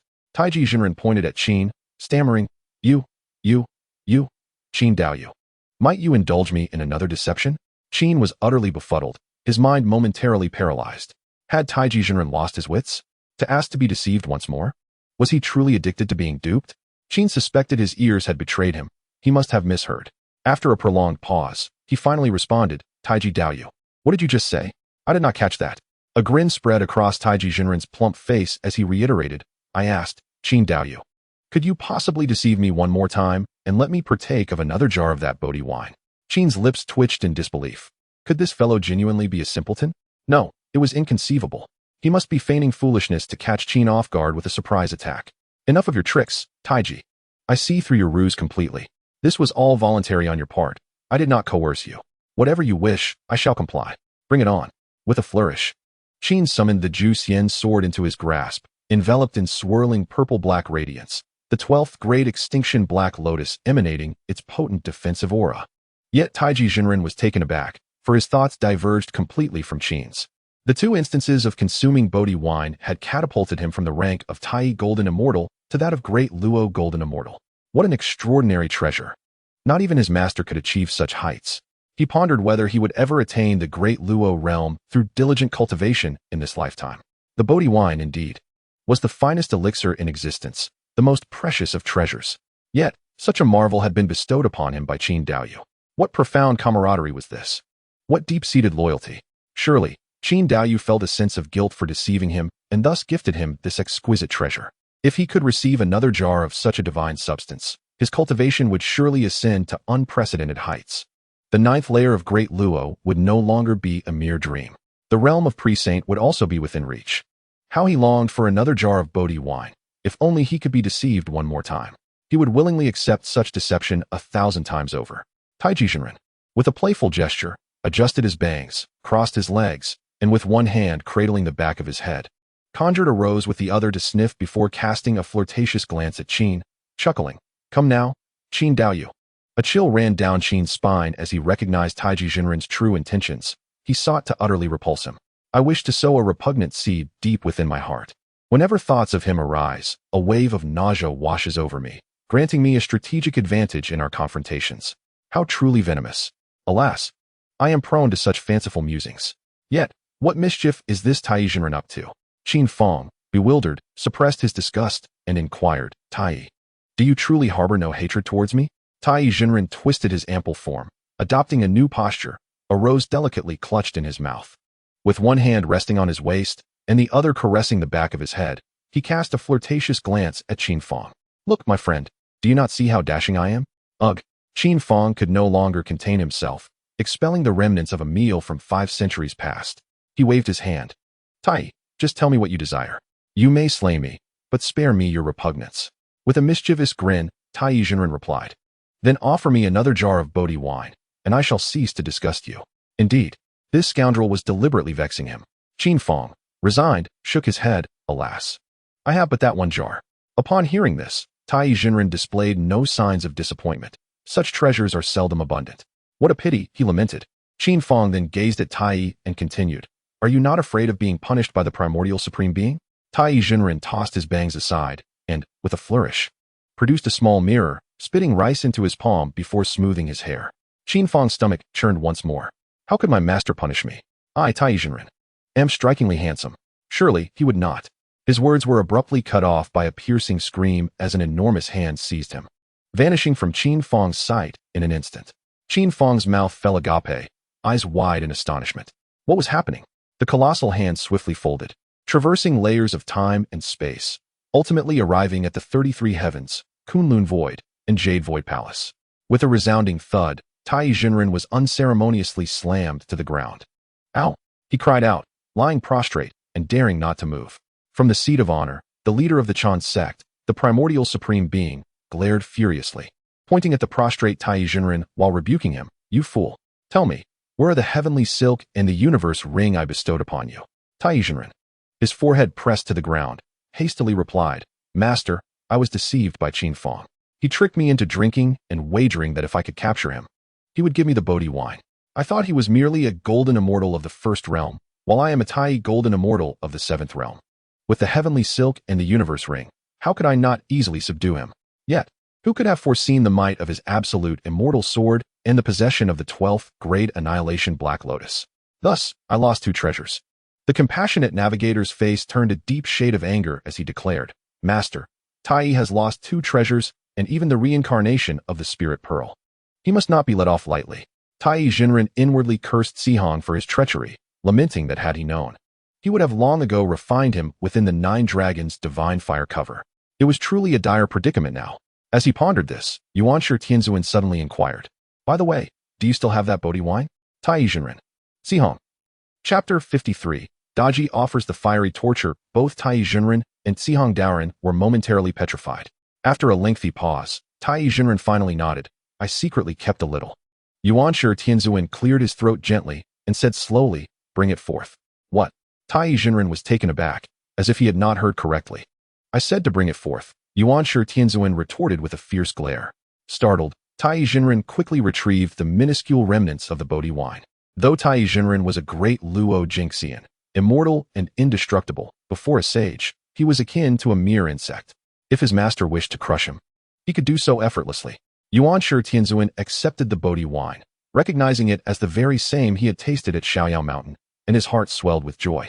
Eager to elevate his cultivation and acknowledging Tai's contribution of the wine, he chose not to pursue the matter further. Moreover, Tai had now become a great Luo Jingxian, a beneficial development for the Qin sect. Thus, Yuanshi Tianzun waved his hand, saying, You may leave. Tai was momentarily dazed. He had anticipated a severe reprimand from his master, yet was astonished to find himself permitted to depart. Doubting his own hearing, he inquired, Master, you shall not punish your disciple? With a fierce glare, Yuanshi Tianzun replied, If you wish for punishment, then I shall grant your request. Tai Jinren shook his head vigorously, his face quivering. No, no, no. I shall take my leave at once. With agility akin to a monkey, Tai Jinren swiftly moved his substantial frame, leaping onto his rotund steed, transforming into a streak of azure light as he departed from Yushu Palace. Sihong's expression shifted dramatically. Master, you are simply letting Tai go? Yuanshi Tianzun replied nonchalantly. Tai is the only great Luo of the Qin sect. Punishing him would be counterproductive. But Master, Tai has lost the Qinkuan circle, the Hunyuan silk, and even the Lingzhu reincarnation. Enough. This matter shall be set aside. You are to visit Chao Gu and instruct Shen Gongbao to devise a plan in advance to undermine the fortunes of the Yinshan. I need to enter seclusion. As he spoke, Yuanshi Tianzun's figure gradually faded, ultimately vanishing from Yushu Palace. He intended to utilize the remaining Bodhi wine to strive for a breakthrough to the second heavenly layer of sagehood. Sihong's countenance darkened significantly as he clenched his fists. His master's blatant unfairness rendered the Qin sect devoid of meaning for him. Departing Yushu Palace, he made his way to Chao Gu to meet Shen Gongbao. Conveying Yuanshi Tianzun's words, Shen Gongbao nodded and then transformed into a beam of azure light, arriving at Zhuxian Palace. At this moment, the demonic aura of the nine-tailed fox had been entirely refined by Yun Zhongzi, significantly enhancing the fox's cultivation as it now fully occupied Su Daji's body. Su Daji approached Shen Gongbao, bowing respectfully and greeting the immortal. Shen Gongbao stroked his small black beard and slowly inquired, Do you still remember your mission upon entering the palace? The nine-tailed fox nodded, declaring that she would never forget her purpose. As she had been persistently entangling herself with King Zhou, who had neglected state affairs for half a month. Shen Gongbao nodded in agreement, stroking his black beard and saying, Indeed, indeed, but this alone is insufficient. Currently, the court of the Shang dynasty is rife with dissent. If you stoke the flames further by orchestrating the punishment of the cauldron, it could hasten the downfall of the Yin Shang. He then recounted the details of the cauldron punishment, which Daji committed to memory. The following day, the officials risked their lives to petition King Zhou. Left with no choice, the king ascended to the throne, his tone unfriendly. Esteemed ministers, what urgent matters do you wish to convey? The Grand Tutor Du Yuanshi stepped forward, stating, My king, I have observed the celestial signs day and night, noting an increase in demonic energy swirling around the palace. I see your indulgence and neglect of state matters. The fortunes of the Shang dynasty are waning. We, who have received bountiful grace from the late emperor, cannot idly stand by. The court, both civil and military, was filled with anxiety and fear. I urge you, my king, to cease your debauchery and restore order to the state.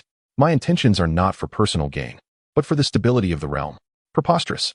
King Zhou thundered in rage. Dare you accuse me of debauchery? I ask you, are you not all esteemed ministers? Should I, the king, handle every matter alone? What purpose do you serve then? Dismissed.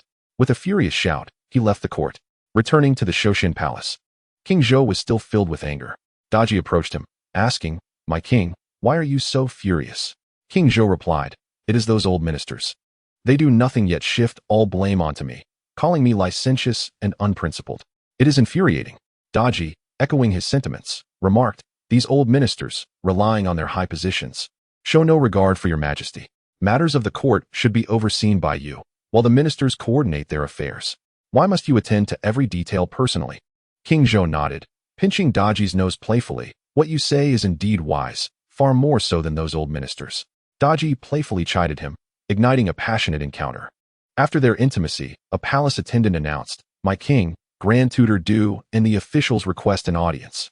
Tell them to leave. King Zhou seethed with fury. The attendant replied, My king, they insist that if you do not see them, they will not depart. After a few more angry words, the king found himself helpless. At that moment, Daji suggested, My king, I have a plan that could demonstrate your authority and send the ministers away. King Zhou felt a surge of joy, asking, What is your plan? My beloved, speak it to me swiftly. Daji explained, The method I propose is known as the cauldron punishment. A bronze pillar, 2 zhang high and 8 qi in circumference, with 3 fire gates at the top, middle, and bottom, would be constructed. Inside, charcoal would be burned until it glows red. Those who spread falsehoods, insult the sovereign, disrespect the law, or make unwarranted remonstrations, along with other offenders, would have their official garments stripped away, be bound in iron chains, and wrapped around the bronze pillar. The punishment would sear their limbs and bones until they are reduced to ash, deterring anyone from daring to insult your majesty. King Zhou was pleased upon hearing this. Observing from the shadows, Shen Gongbao stroked his beard, knowing that once this punishment was enacted, it would echo throughout the Shang dynasty and diminish its fortunes. However, in the next moment, King Zhou shook his head and said, No, that will not do. King Zhou recalled the dream he had experienced earlier. A dream in which the cruel punishment of cattle roasting was proposed by Daji. This very punishment incited widespread condemnation and hastened the decline of the Shang dynasty, leading to its eventual demise. King Zhou found himself increasingly convinced by the ominous nature of the dream. A glance at Daji revealed her as a nine-tailed fox, a creature intent on undermining the foundations of the Shang. Though he contemplated ending her life, her beauty dissuaded him from such an act. The most prudent course of action, he reasoned, was to keep Daji close while disregarding her counsel. In this manner, he could indulge in the splendor of her presence without precipitating the downfall of the Shang dynasty. This seemed the most favorable solution. King Zhou's abrupt refusal left Daji momentarily speechless, causing the hand of Shen Gongbao, who was stroking his beard, to freeze in surprise. This was not the expected turn of events in the narrative. Wasn't King Zhou supposed to agree wholeheartedly? Chapter 54. The interception of Ji Chang to recruit Lei Jinzi unbeknownst to Shen Gongbao. Qin Fang had already conveyed the matter of the investiture of the gods to King Zhou through a dream. King Zhou had taken precautions in his heart, and thus was not easily swayed. Shen Gongbao faced repeated setbacks, while the Qin sect in Shiqi continued its strategic planning. To secure victory in the future conflict between the Shang and Zhou, the Qin sect exerted considerable effort, even arranging for Lei Jinzi to become the son of Ji Chang. Throughout the entire investiture process, only 7 individuals achieved sanctification in their mortal forms. This sanctification, however, did not equate to becoming a primordial saint like the Tongtian Jiao Master or the Yuanshi Tianzun. These individuals attained their divine status through the cultivation of their physical forms, managing to avoid being inscribed on the investiture list, thus achieving enlightenment and ultimately becoming sacred beings. The deities listed on the investiture were those whose true spirits received titles posthumously, also known as divine spirits, bound by the decree of the God Whip and the investiture list. They were prohibited from acting as freely as the wandering immortals, without the command of the heavenly emperor. They could not venture into the mortal realm or meddle in worldly affairs. The sanctified mortals were those who remained unscathed from the beginning to the end of the investiture. allowing them to continue their cultivation and reach the realm of physical sanctification. Not only were they free from the constraints of the God Whip and the investiture list, but they also enjoyed complete freedom and leisure. In the entirety of the investiture war, only 7 individuals, Li Jing, Jin Jia, Mu Jia, Neza, Yang Jian, Lei Zhenzi, and Wei Tuo, achieved such a remarkable transformation. During the investiture war, Lei Zhenzi displayed his prowess, enduring numerous fierce battles. Though his strength paled in comparison to Neza's, his presence could still bolster the Taoist sect, which was beneficial. Calculating the time, Qin Fang surmised that Ji Chong must soon encounter Lei Zhenzi, prompting him to head towards Yanshan. Qin Fang had spent over half a month at Yanshan, accompanied by a man who was none other than the Shang dynasty's vassal, Baigan, chosen by Qin Fang to be the father of Lei Zhenzi. Ding. The system has issued a new task: disrupt Ji Chang's recruitment of Lei Zhenzi. Upon receiving the message, Qin Fang's expression suddenly brightened with joy. He had intended for Lei Zhenzi to assist the Shang dynasty in their campaign against Shiqi, and to his delight, the system seemed to align perfectly with his thoughts. He was confident that he would accomplish this task beyond expectations. Completing this mission would elevate him from the Golden Immortal realm to the Tai Golden Immortal, bringing him a step closer to achieving sanctity. The Primordial One. Once I attain sanctity, even if the 4 saints unite against me, I shall not fear the interception. For now, I must endure and bide my time. If I can hold on until the end, I shall be able to demonstrate my might in grand fashion. Just as Qin Fang contemplated this, the heavens suddenly darkened. A thunderous roar echoed, fierce winds howled, and dark clouds gathered ominously. The storm approached, steeped in a chilling intent. Qin Fang shielded himself and Baigan with the 12-grade merit golden lotus, concealing their aura and presence. Looking up, he spotted a troop of Shiqi soldiers advancing towards them amidst the tumult. The fierce wind swept through, banners fluttering wildly, and the clamor of men and horses filled the air in chaotic disarray. One soldier shouted, "My lord, the wind is too strong. We may soon face heavy rain. We should find shelter." No sooner had the words left his mouth than raindrops began to fall. Initially, the rain was gentle, like fine silk brushing against the cheek. But as time passed, it intensified, pouring down like a deluge. Ji Chong quickly warned, "Everyone, be cautious. Move away from the large trees. Thunder is approaching." As soon as he spoke, a brilliant flash of lightning struck a nearby tree, splitting it in half with a deafening crack. The soldiers gasped in shock, only to soon hear the sound of weeping. Looking toward the source of the cries, the Shiqi generals were astonished to see a child appeared as if dropped from the heavens. Ji Chong hurriedly rushed forward to scoop up the child. It was indeed peculiar, for at that moment, the winds and thunder abruptly ceased, and the dark clouds dispersed. The Shiqi soldiers felt a strange sense of wonder. The storm had arrived and departed with equal swiftness. Holding the child, Ji Chong pondered who could have abandoned this infant, nearly striking him down with lightning. Qin Fang found the situation amusing and remarked to Baigan, "This is your son. His name is Lei Zhenzi." Baigan was taken aback. "My son? Follow my words, and perhaps he may save your life in the future. Go and reclaim your child," Qin Fang said, waving his hand to envelop Baigan in a golden light, transporting him next to Ji Chong. At that moment, Ji Chong looked around and called out loudly, "May I ask, whose child is this?" In the void, the figure known as Yun Zizi stroked his beard. Once Ji Chong called out 3 times, he would declare, "Ji Chong, this child is Lei Zhenzi, a gift from the heavens to you."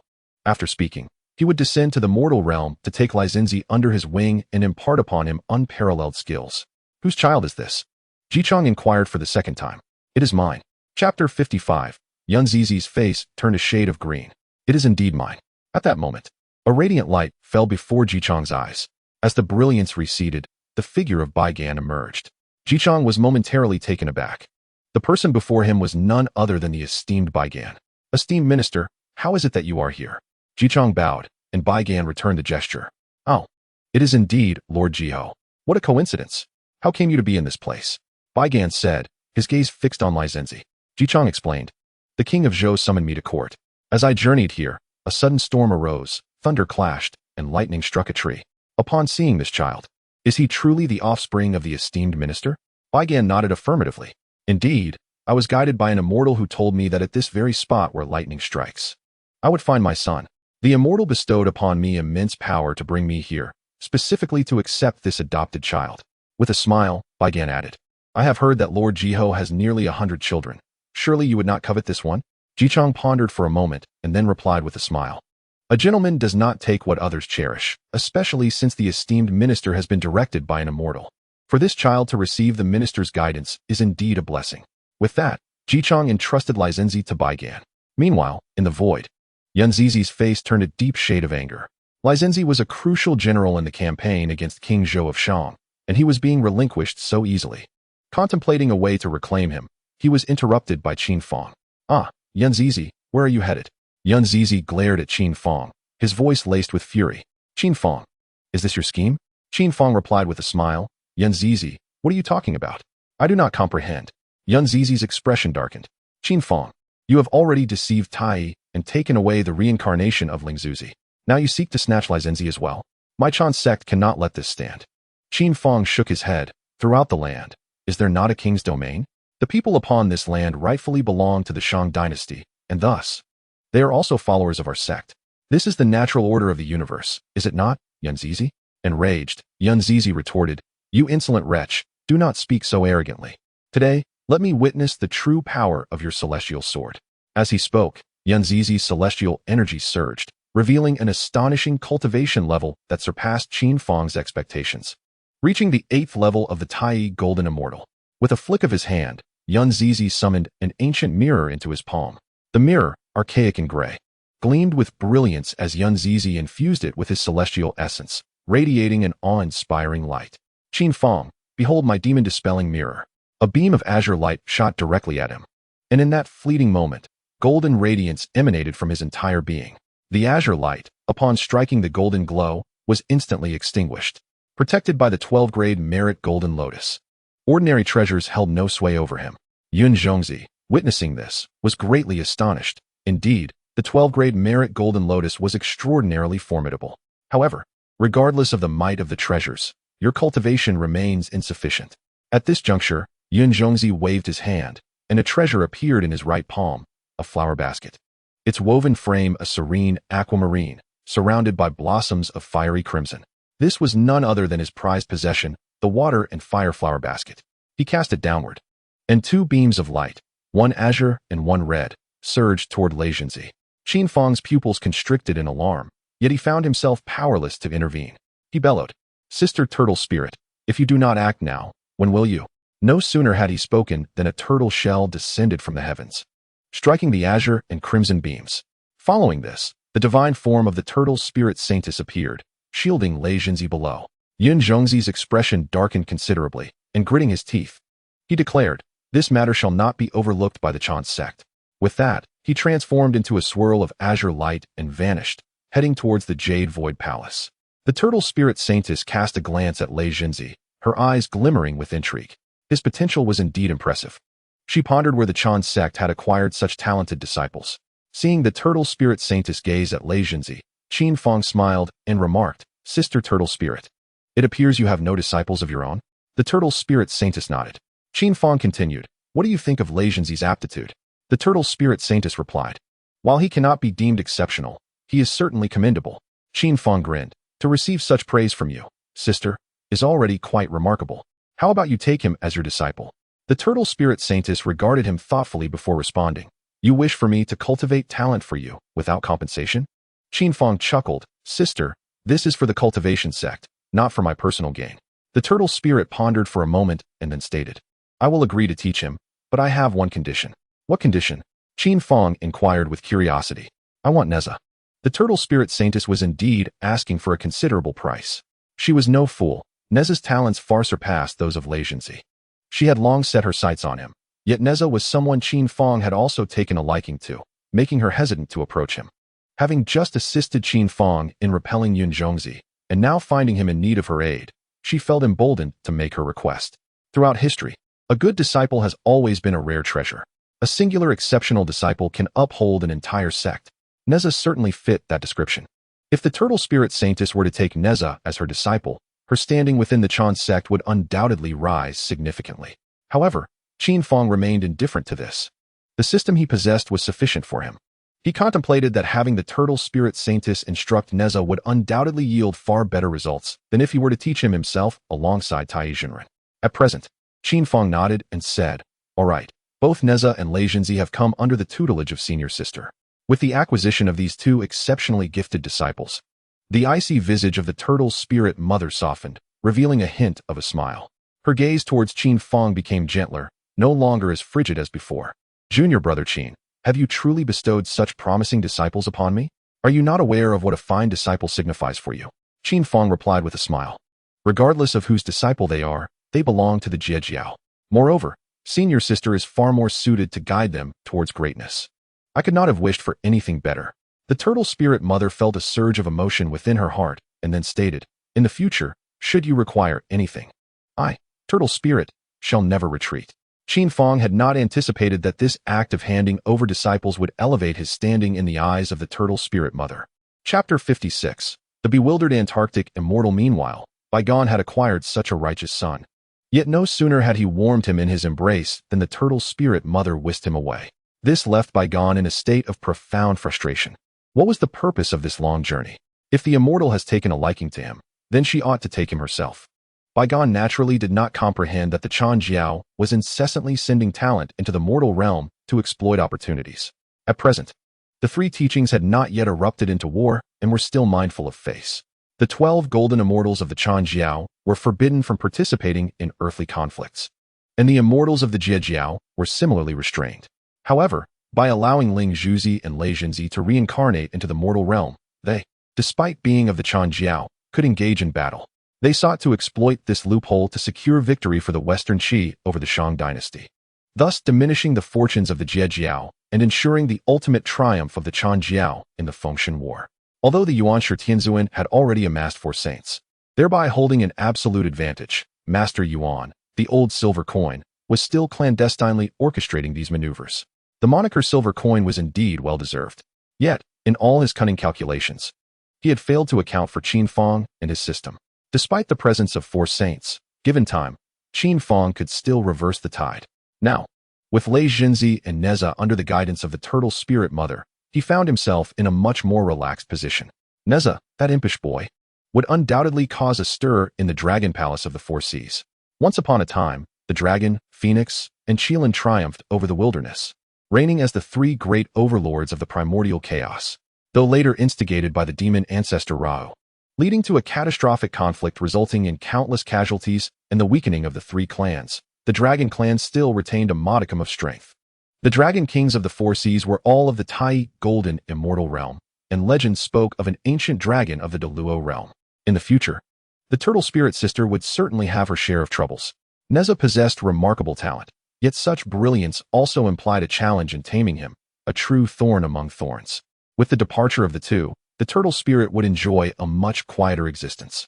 Having taken away Lei Jinzi, Qin Fang's mission could be deemed accomplished. This particular task was the easiest he had ever undertaken. The voice of the system resounded once more.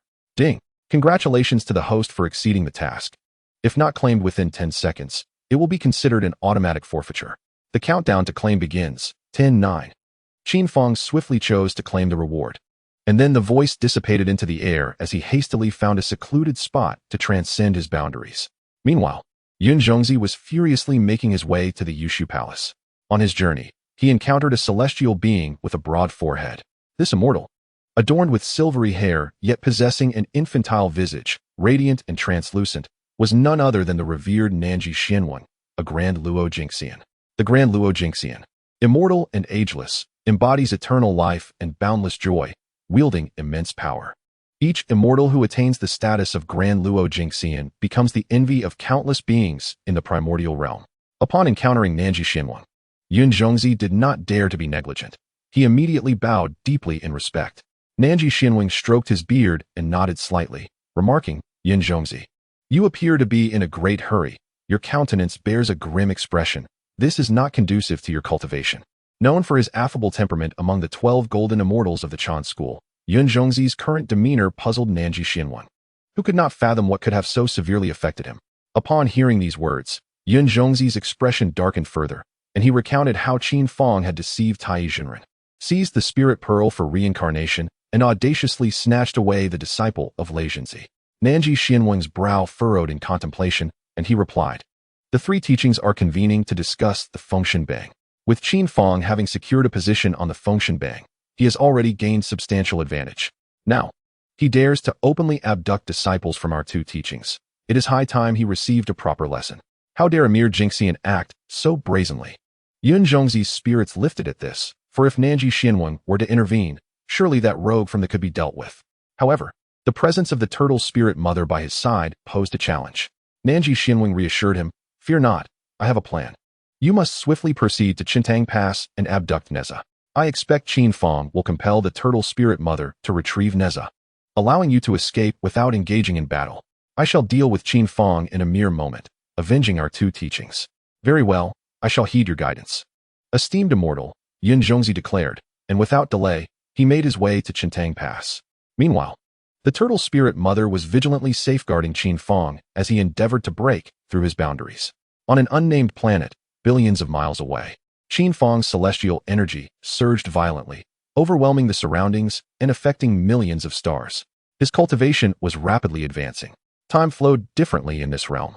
Each breakthrough for Qin Fang took a century. Had he attempted this in the primordial realm, by the time he achieved his breakthrough, the War of the Gods would likely have concluded. Thus, he chose this place to transcend. Within 2 years, Qin Fang reached the 2nd level of Jingxian. By the 5th year, he had attained the 3rd level, and by the 10th year, he reached the 4th level of Jingxian. Just as Qin Fang was on the verge of breaking through to the 5th level, the turtle spirit mother suddenly turned her gaze toward the primordial continent, her eyes narrowing slightly. At this moment, Qin Fang seemed to sense something, and immediately said, "Sister, you need not worry about me. Please proceed to the primordial world." The turtle spirit furrowed her brows slightly. "You are at a crucial moment of your breakthrough. If I were to leave and something were to happen, how would you manage?" Qin Fang replied, "Thank you for your concern, sister. I possess 3 magical treasures for my protection. I shall be well. Neza is of utmost importance and must not be endangered." The turtle spirit, still frowning, chose not to say more. With a flash of her figure, she traversed through the layers of time and space, heading towards the primordial continent. 40 years after the turtle spirit's departure, Qin Fang's cultivation had reached the terrifying pinnacle of the golden immortal stage. However, at that moment, amidst the myriad stars of the void, starlight converged, and the figure of a celestial being with a broad forehead gradually materialized. This newcomer was none other than the Grand Luo Golden Immortal, the Southern Polar Immortal of the human sect. The Southern Polar Immortal surveyed his surroundings, his gaze settling upon Qin Fang, who was enveloped in an aura that had astonishingly reached the pinnacle of the Golden Immortal stage. His face reflected a profound astonishment. What is happening? Wasn't it said that his cultivation was merely at the 1st level of the Golden Immortal stage? How has he now ascended to its zenith? Yet, more bewildering events were unfolding. Suddenly, countless stars around them began to converge into a mass of ominous clouds. These clouds, formed from the Yin energy of the heavens, shrouded the starry sky and began to coalesce over vast distances. A terrifying power began to ripple through this celestial expanse, sending a heart-stopping energy coursing forth. The Southern Polar Immortal's expression darkened to one of utmost concern. Could this be a thunder tribulation? But did not Qin Fang just undergo a thunder tribulation? Why must he face another? If allowed to continue on this path, he could very well attain the status of a Grand Luo, and even reach the realm of the sage was not beyond possibility. Such a prodigy could not be permitted to thrive. However, at this moment, he dared not act recklessly, fearing the repercussions of the thunder punishment. Chapter 57. Surge in cultivation of utmost importance was the fact that the Southern Polar Immortal had come to reprimand Qin Fang in order to reclaim Lei Jinzi and Neza. His intention was not to kill Qin Fang. Even if he were to contemplate such an act, it would not be his hand that delivered the fatal blow. Holding the investiture of the gods and backed by the Celestial Master of Wei, a reprimand would elicit no response from the Celestial Master, who might only chastise Qin Fang for his inadequacies. Yet, should he take lethal action against Qin Fang, he feared for his own demise. Thus, he could not afford to strike with lethal intent against Qin Fang. Furthermore, his master had already cautioned him. The time for a confrontation with the Jie Sect had not yet arrived. Nonetheless, the Southern Polar Immortal was troubled, pondering just how powerful Qin Fang might become by the time that confrontation did occur. The thunderclouds above thickened ominously. Beneath those clouds, Qin Fang was gravely focused. The 12-petal golden lotus of virtue and the 12-petal black lotus of annihilation re-emerged within him.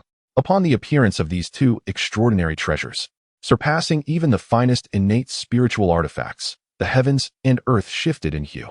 The 12-petal golden lotus radiates a resplendent golden light, with golden flowers incessantly blooming and wilting. Within the golden lotus lies a glimpse of the primordial world, illuminated by the sun, moon, and stars, as celestial sounds resonate throughout the realm of the lotus. Ethereal images of Buddhas materialize, accompanied by countless golden lamps, golden lotuses, ornaments, and cascading pearls, flowing down like a continuous stream of water from a roof eave. Beneath Qin Fang, the 12-petal black lotus emanates a haunting purple glow, with the hellish realm subtly manifesting within. The celestial bodies align, and a melancholy melody lingers in the air, interspersed with the roars of malevolent spirits, their grotesque visages howling in a display of sacred malevolence. The golden light is resplendent and upright, while the purple-black hue exudes an eerie and terrifying aura. The two 12-petal lotuses draw near, merging and intertwining. Ultimately, the golden core envelopes a dark exterior, forming a lotus that embodies the essence of both gold and black. The Buddhas take on a fierce countenance, akin to wrathful deities, while the demons appear solemn, transformed into embodiments of divine serenity. The two lotuses influence each other, undergoing subtle transformations, and their defensive capabilities are significantly enhanced. Qin Fang remains unaware of the cause of such changes, yet the increase in his defenses proves fortuitous. Gripping the exquisite immortal sword, Qin Fang gazes at the vast expanse of thunderclouds above. Having just ascended from Golden Immortal to Supreme Golden Immortal, he finds the might of this tribulation utterly formidable. Faced with such a tempest, he dares not be negligent. Qin Fang channels all his celestial essence into the exquisite immortal sword. A fierce wind howls, dark clouds churn, and the sky is filled with the sounds of thunder. The air crackles with lightning, illuminating the surrounding stars. Suddenly, the thunderclouds seem to thicken substantially. The wind roars, compelling the thunderclouds to spiral around a focal point. Soon, a vortex forms within the clouds, extending downward and adorned with flickering arcs of lightning. In the blink of an eye, the thunderclouds morph into the visage of a dragon's head. The dragon's mouth abruptly opens wide, and arcs of lightning begin to converge within, forming a dazzling sphere of electric energy. The radiance of this sphere intensifies, emanating an overwhelming aura of destruction. The dread of divine retribution looms imminent. Qin Fang's expression grows grave. He channels every ounce of his celestial essence and hurls the exquisite immortal sword towards the heavens. Instantly, the sword erupts with a brilliant five-colored celestial light. As Qin Fang forms a hand seal, the sword spins rapidly above his head, coalescing the five-colored radiance into a soaring ascent. Thus, the celestial annihilation technique is unleashed.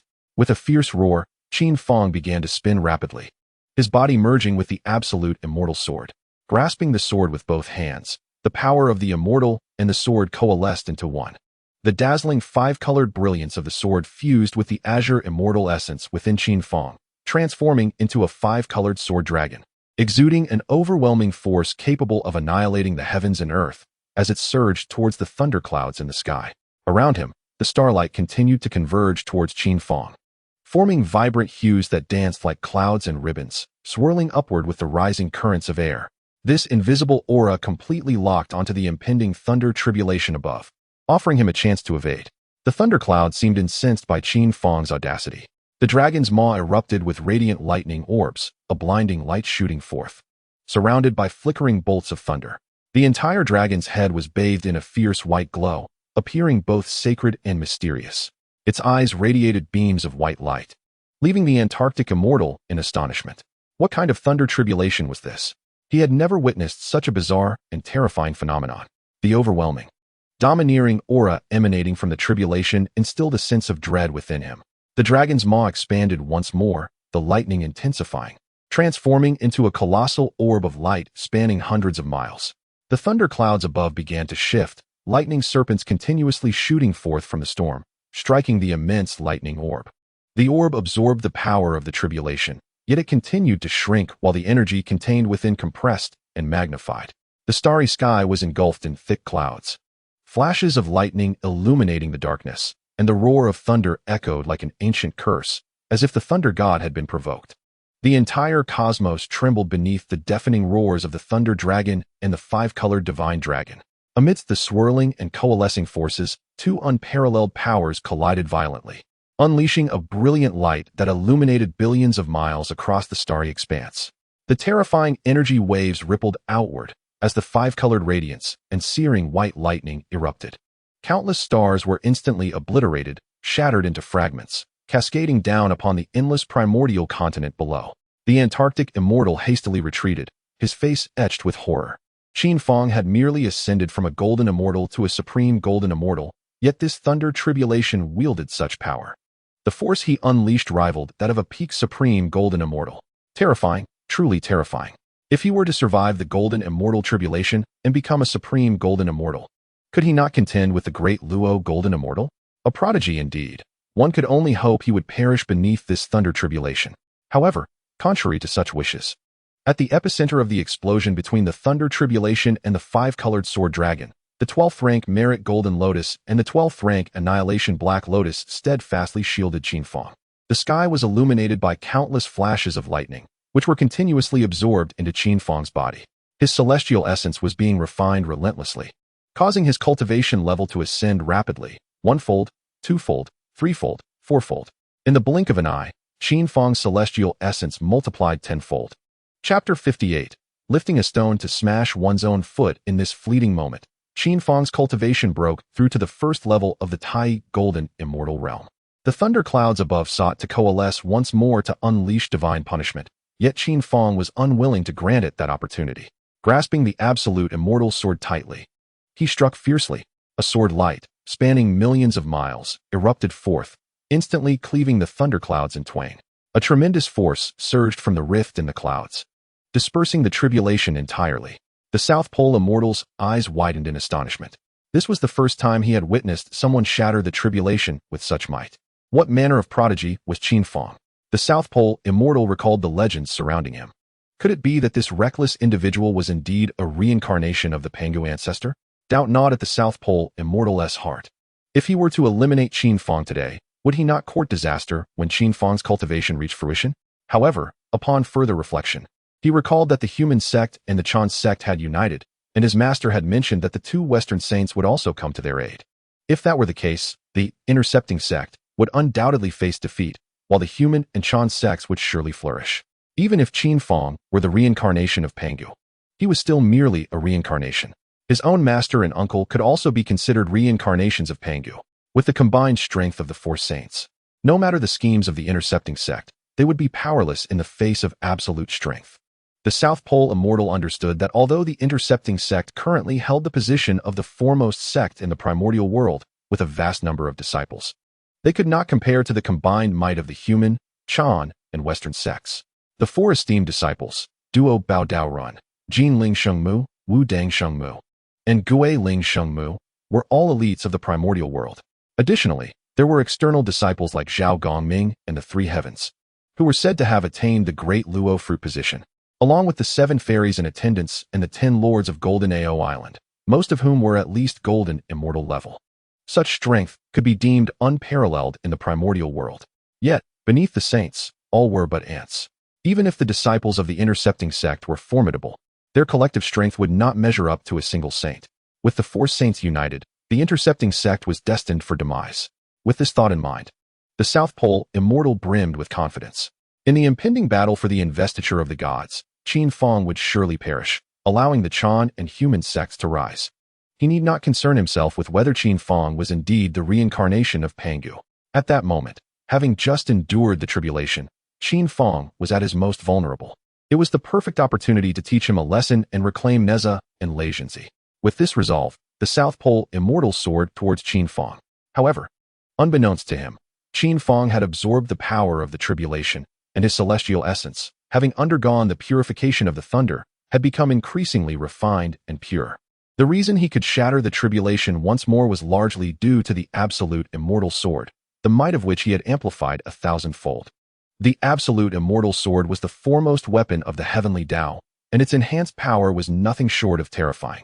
Moreover, he was guarded by the 12th grade Annihilation Black Lotus and the 12th grade Merit Golden Lotus, rendering him utterly unscathed. Furthermore, the 12th grade Annihilation Black Lotus possessed the formidable ability to absorb malevolent energies and restore its master's celestial essence and spirit. Presently, the potency of the 12th grade Annihilation Black Lotus had surged 1,000-fold, allowing Qin Fang to almost instantaneously recover his mental and celestial energies. Typically, celestial beings experience a period of weakness after transcending tribulations. However, for Qin Fang, Such weakness was inconceivable. He was perpetually at his zenith, his combat prowess unyielding at all times. Qin Fang felt the surging celestial essence within him, a strength magnified more than 100-fold compared to his time as a golden immortal. As his cultivation deepened, the might of the absolute immortal sword and the 12th grade lotus platform could finally unleash even greater power. The absolute immortal sword and the 12th grade lotus platform were treasures that even saints found advantageous. Moreover, their power had been amplified 1,000-fold by Qin Fang. Nevertheless, his current strength was still insufficient to fully wield the capabilities of these treasures. Yet, it was more than adequate to contend with an ordinary Great Luo Golden Immortal. With the 12th grade Merit Golden Lotus by his side, Qin Fang was indeed invulnerable to all evils. Any who dared to strike against him would undoubtedly face dire consequences.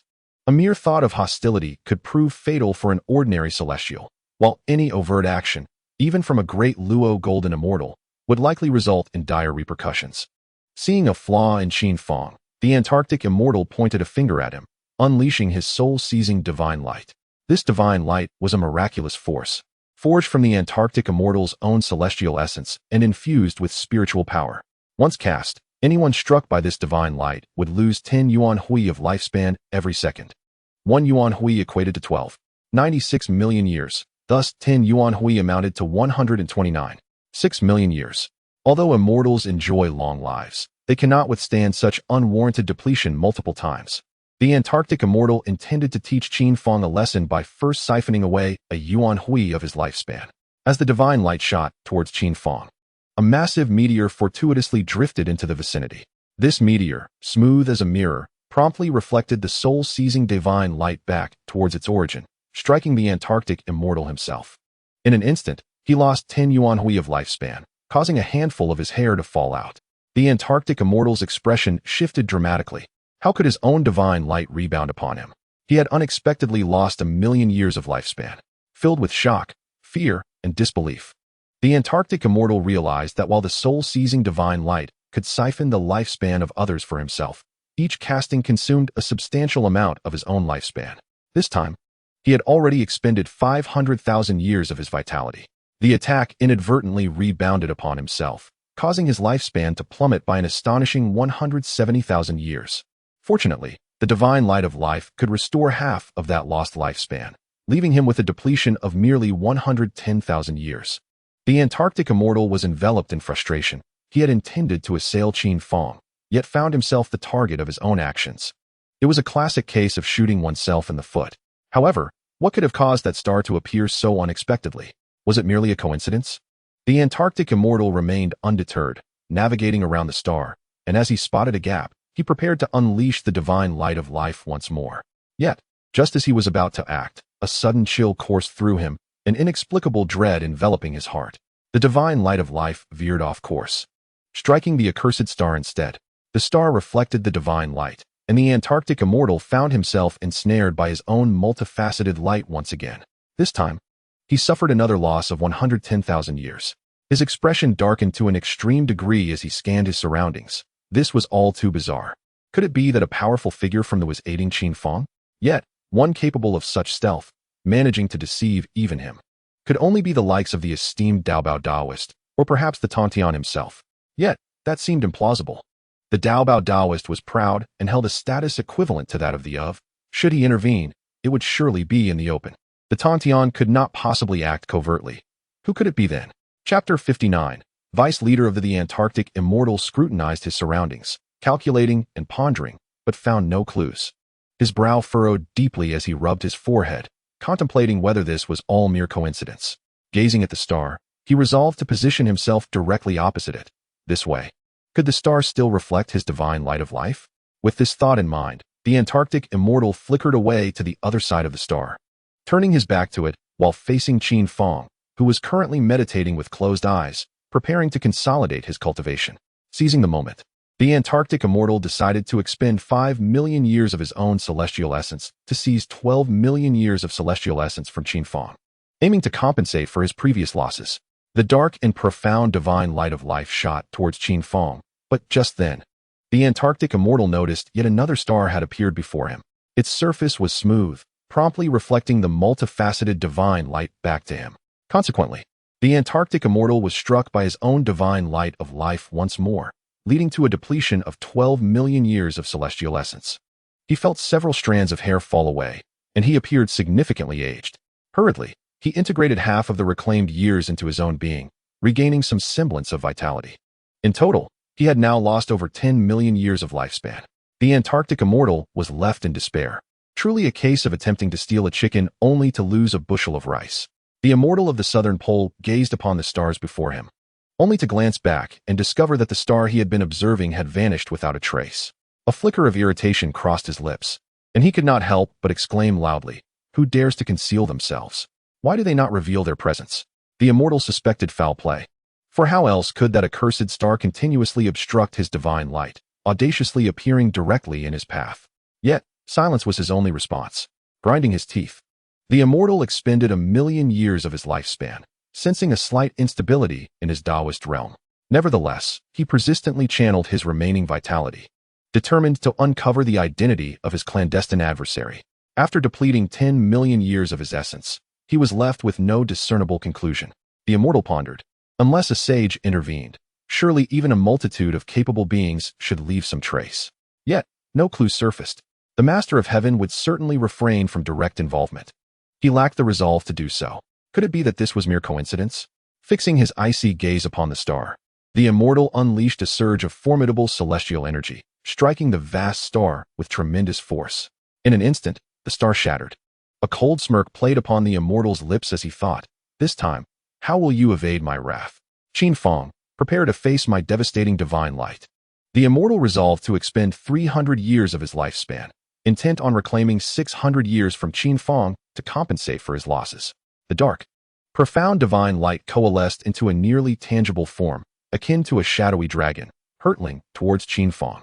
This time, no smooth star could withstand such overwhelming force, destined to be pierced and obliterated upon impact with Qin Fang.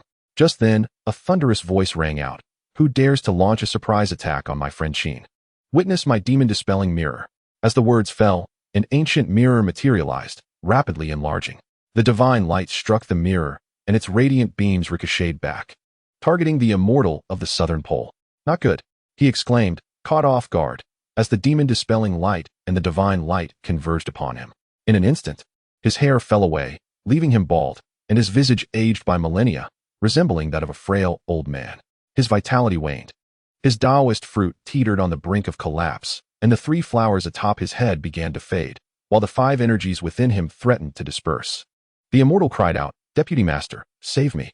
The Tai Chi immortal, alarmed, summoned a beam of celestial light that enveloped the immortal of the southern pole in a golden radiance, swiftly causing him to vanish. "Where do you think you are going?" Came another sharp reprimand, as a golden brick hurtled towards him. Simultaneously, a resplendent golden pagoda materialized, its brilliance illuminating the cosmos, carrying an unparalleled power that collided with the brick. The golden brick suddenly flew back, striking a man in the chest from a distance. He let out a heart-wrenching scream, as the vital energies within him were nearly thrown into disarray. The man was none other than the esteemed Tai Jinren. Taking a deep breath, he gazed towards the horizon, feeling utterly despondent. The exquisite golden pagoda was instantly recognizable to Tai Jinren. It was the treasure of the sub-leader of the Jie Sect, the Radiant Lamp Taoist. It was evident that the one who had just attacked was Radiant Lamp himself.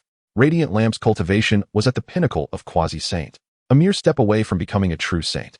His powers were immense, far surpassing even a multitude of Tai Jinrens combined. Moreover, that prominent forehead appeared somewhat familiar to him. After calculating with his fingers, Tai Jinren's expression darkened, resembling that of a pig's liver. The familiar forehead belonged to none other than the Antarctic immortal. With a twitch of his lips, Tai Jinren let out a long sigh, lamenting his misfortune. He had inadvertently offended 2 high-ranking members of the Jie Sect, Radiant Lamp and the Antarctic immortal. It was clear that his future dealings with the Jie Sect would become increasingly challenging. At that moment, Qin Fang regained his composure and, with a flick of his fingers, easily discerned that the Antarctic immortal sought to harm him. In previous encounters, he had been shielded by the power of the 12-petal golden lotus. The third time, however, it was Tai Jinren who had protected him. Stepping forward, Qin Fang expressed his gratitude. "Thank you, Tai Taoist, for your assistance this time." Tai Jinren, lost in thought, waved his hand dismissively. "No need for thanks. I did not intend to help you. I merely acted upon witnessing an ambush." Anyone would have done the same. He was anxious about being labeled as someone who assisted the Jie Sect in undermining the Qin Sect. Yet, Qin Fang smiled and said, Tai Daoist, we have forged a bond, and our interests align well. Why not join my Jie Sect? Tai Jinren's expression shifted, and he was about to refuse and declare his stance when Qin Fang hurriedly interjected, think it over, Tai Daoist. I must take my leave now. With that, Qin Fang vanished, leaving Tai Jinren alone in the vastness of the starry sky, feeling bewildered. After a considerable moment, he shouted, I will never betray the Qin Sect. I shall always remain one of its own. Chapter 60. The contest of the national master Tai Jinren exerted himself to clarify his position. At this juncture, the fortunes of Chaoga were on a downward trajectory. Qin Fang calculated with his fingers, combining his memories to discern the outcome. Ji Chang had entered Chaoga. King Zhou had attempted multiple times to take Ji Chang's life, marching troops to the west at Qi, but was thwarted by the ministers in the court. Emperor Xian, filled with wrath, confided in Daji, who in turn reported to Shen Gongbao. Observing that the execution by Cauldron had failed and the plans to diminish the Shang dynasty's fortunes were continuously thwarted, Shen Gongbao recognized an opportunity. As Emperor Xian harbored grievances against his officials, he could seize this moment to elevate himself to the national master of the Shang dynasty, consolidating power under Emperor Xian's name, executing loyal ministers, and favoring treacherous individuals. Thus, the fortunes of the Shang dynasty would surely decline. At that time, the forces of the West Qi would launch a grand offensive, leading to the inevitable defeat of the Shang army. The fortunes of the Shang dynasty would plummet to their nadir, while the fortunes of the human sect and the expounding sect would soar. In the heat of battle, with their fortunes augmented and the primordial forces aiding them, the expounding sect would surely prevail in the War of the Gods. This conflict between the Shang and Zhou dynasties is fundamentally a contest of fortunes between the intercepting sect and the human and expounding sects. Although fortunes are invisible, inaudible, and intangible, their existence is palpable. Those who possess fortune can find elixirs at every step, achieving immortality effortlessly. Conversely, those devoid of fortune, even if they are emperors, may ruin their dynasties and ultimately meet untimely ends. The leaders of the human and expounding sects are exceptionally adept at harnessing fortune. Had it not been for the emergence of Qin Fang, the fortunes of the Shang dynasty would likely have plummeted, significantly impacting the fortunes of the intercepting sect. Qin Fang's strategic maneuvers effectively thwarted the advances of the human and expounding sects. Not only did he safeguard the fortunes of the intercepting sect, but he also greatly enhanced them, while the fortunes of West Qi diminished due to GFA's drunken indiscretion. After several failures, Shen Gongbao resolved to take matters into his own hands, determined to restore the fortunes of West Qi and revive the declining momentum of the human and expounding sects. Su Daji delicately caressed Emperor Xian's chest, remarking that the ministers in the court were utterly ineffectual, offering nothing but daily complaints without assisting the state affairs. In her view, the emperor should scour the realm for extraordinary individuals to serve as national advisors, commanding the officials to alleviate his burdens. Upon hearing her words, Emperor Xian pondered deeply, recognizing the futility of relying solely on ministers who required his every decision. It became apparent that he needed a capable strategist to oversee the entire situation. A smile graced his face as he gently teased Daji by brushing his fingertips against the tip of her nose, jesting that if she were to be born a man, he would surely appoint her as his national advisor. Daji, blushing shyly, smiled sweetly, her eyes sparkling as she playfully covered her lips with her slender fingers, giggling softly. Leaning against Emperor Xian's chest, she sweetly breathed into his ear, her voice, alluring and intoxicating, whispered that if she were a man, how could she possibly serve the emperor? The way she addressed him made Emperor Xian's heart flutter, rekindling desires he had just subdued. He playfully pushed Su Daji onto the bed, calling her a captivating little enchantress. The following day, the news of Emperor Xian's call for a national advisor spread like wildfire among the 800 feudal lords. People from all walks of life, skilled in various arts of deception, flocked to the city of Chaoga, for being chosen as the national advisor by King Zhou would bring them wealth, beauty, and power within easy reach. Lately, the city was bustling with individuals discussing how to become the national advisor of the Shang dynasty. A robust man brandished a weapon, boasting that to become a fruit of success, one must possess formidable martial prowess, capable of leading armies into battle and earning merit for the Shang dynasty. Beside him, a scholar dressed in scholarly attire shook his head with a smile, suggesting that he had come at the wrong time. The current need was for someone who could lead the ministers, not merely a warrior for the battlefield. You may return when the Shang dynasty seeks soldiers, he added, Upon hearing these words, the crowd erupted in laughter. The burly man, indignant, retorted, "What? Have you not heard that the Grand Master Wen is merely a man of flesh and blood? If he can ascend to such heights, why should we not aspire to become the national master?" The scholar chuckled and replied, "How can a brutish oaf like you be compared to Master Wen? He has been guided by eminent sages and has cultivated profound mystical arts, possessing strategies and wisdom that surpasses all in the realm. And according to your reasoning, who could possibly become the national master? Surely not a feeble scholar who cannot even slay a mere chick." The discourse continued with mutual disputes. In the tavern, Shen Gongbao stroked his dark beard, a cold smile gracing his lips. "Foolish mortals, so arrogantly ignorant. The national master of the Shang dynasty is beyond your comprehension. This position is tailored for me alone." As Qin Fang arrived in Chaoga, he couldn't help but frown upon hearing the city's chatter. Shen Gongbao is indeed a provocateur. With a swift motion, Qin Fang transformed into a streak of azure light, vanishing into the minister's residence. The servants recognized Qin Fang and, knowing his preference for tranquility, guided him to the garden while notifying Baigan. Baigan hurried to the back garden, finding Qin Fang savoring tea and admiring the blossoms. He dared not interrupt, but stood silently, awaiting Qin Fang's summons. After a while, Qin Fang set down his teacup and calmly instructed, "Please come forward and speak." Understanding he was called, Baigan hastily approached and greeted. Baigan pays his respects to the young master. This title was one Qin Fang had requested Baigan to use. "Rise and speak freely. There is no need for such formalities." "Yes," Baigan replied, standing upright and slowly continuing, "Young master, a significant event has transpired recently. The enchanting consort Daji has bewitched the king, urging him to select extraordinary individuals as the national master to command both civil and military affairs. If these are virtuous and capable individuals, it may be acceptable. But I fear the consort harbors ill intentions, seeking to undermine the legacy of our esteemed Tang." Qin Fang, upon hearing this, replied slowly, "I am already aware of this matter. Recommend me for the position of national master." Baigan was overjoyed, for this was the very purpose of his visit. Yet he had not uttered it aloud when Qin Fang preemptively spoke. Baigan immediately responded with reverence, "I shall proceed at once." With that, he respectfully withdrew. A smile graced Qin Fang's lips as he murmured, "Oh, Shen Gongbao, you wish to become the national master of the Shang dynasty and disrupt my teachings. Such aspirations shall not come to fruition." Qin Fang had long since etched an indelible impression in the heart of Zhuxian. His desire to become the national master was an ambition no one could thwart. At that moment, a radiant light appeared in the distance, drawing near. As the light subsided, 3 figures emerged, the Holy Mother of Tortoise Spirit, Neza, and Lei Jinzi, now all grown. Without waiting for Qin Fang to inquire, the Holy Mother of Tortoise Spirit explained, "I pursued the Lord of the Clouds the other day and reclaimed Neza to ensure their self-preservation, hence I brought them to train for 3 millennia.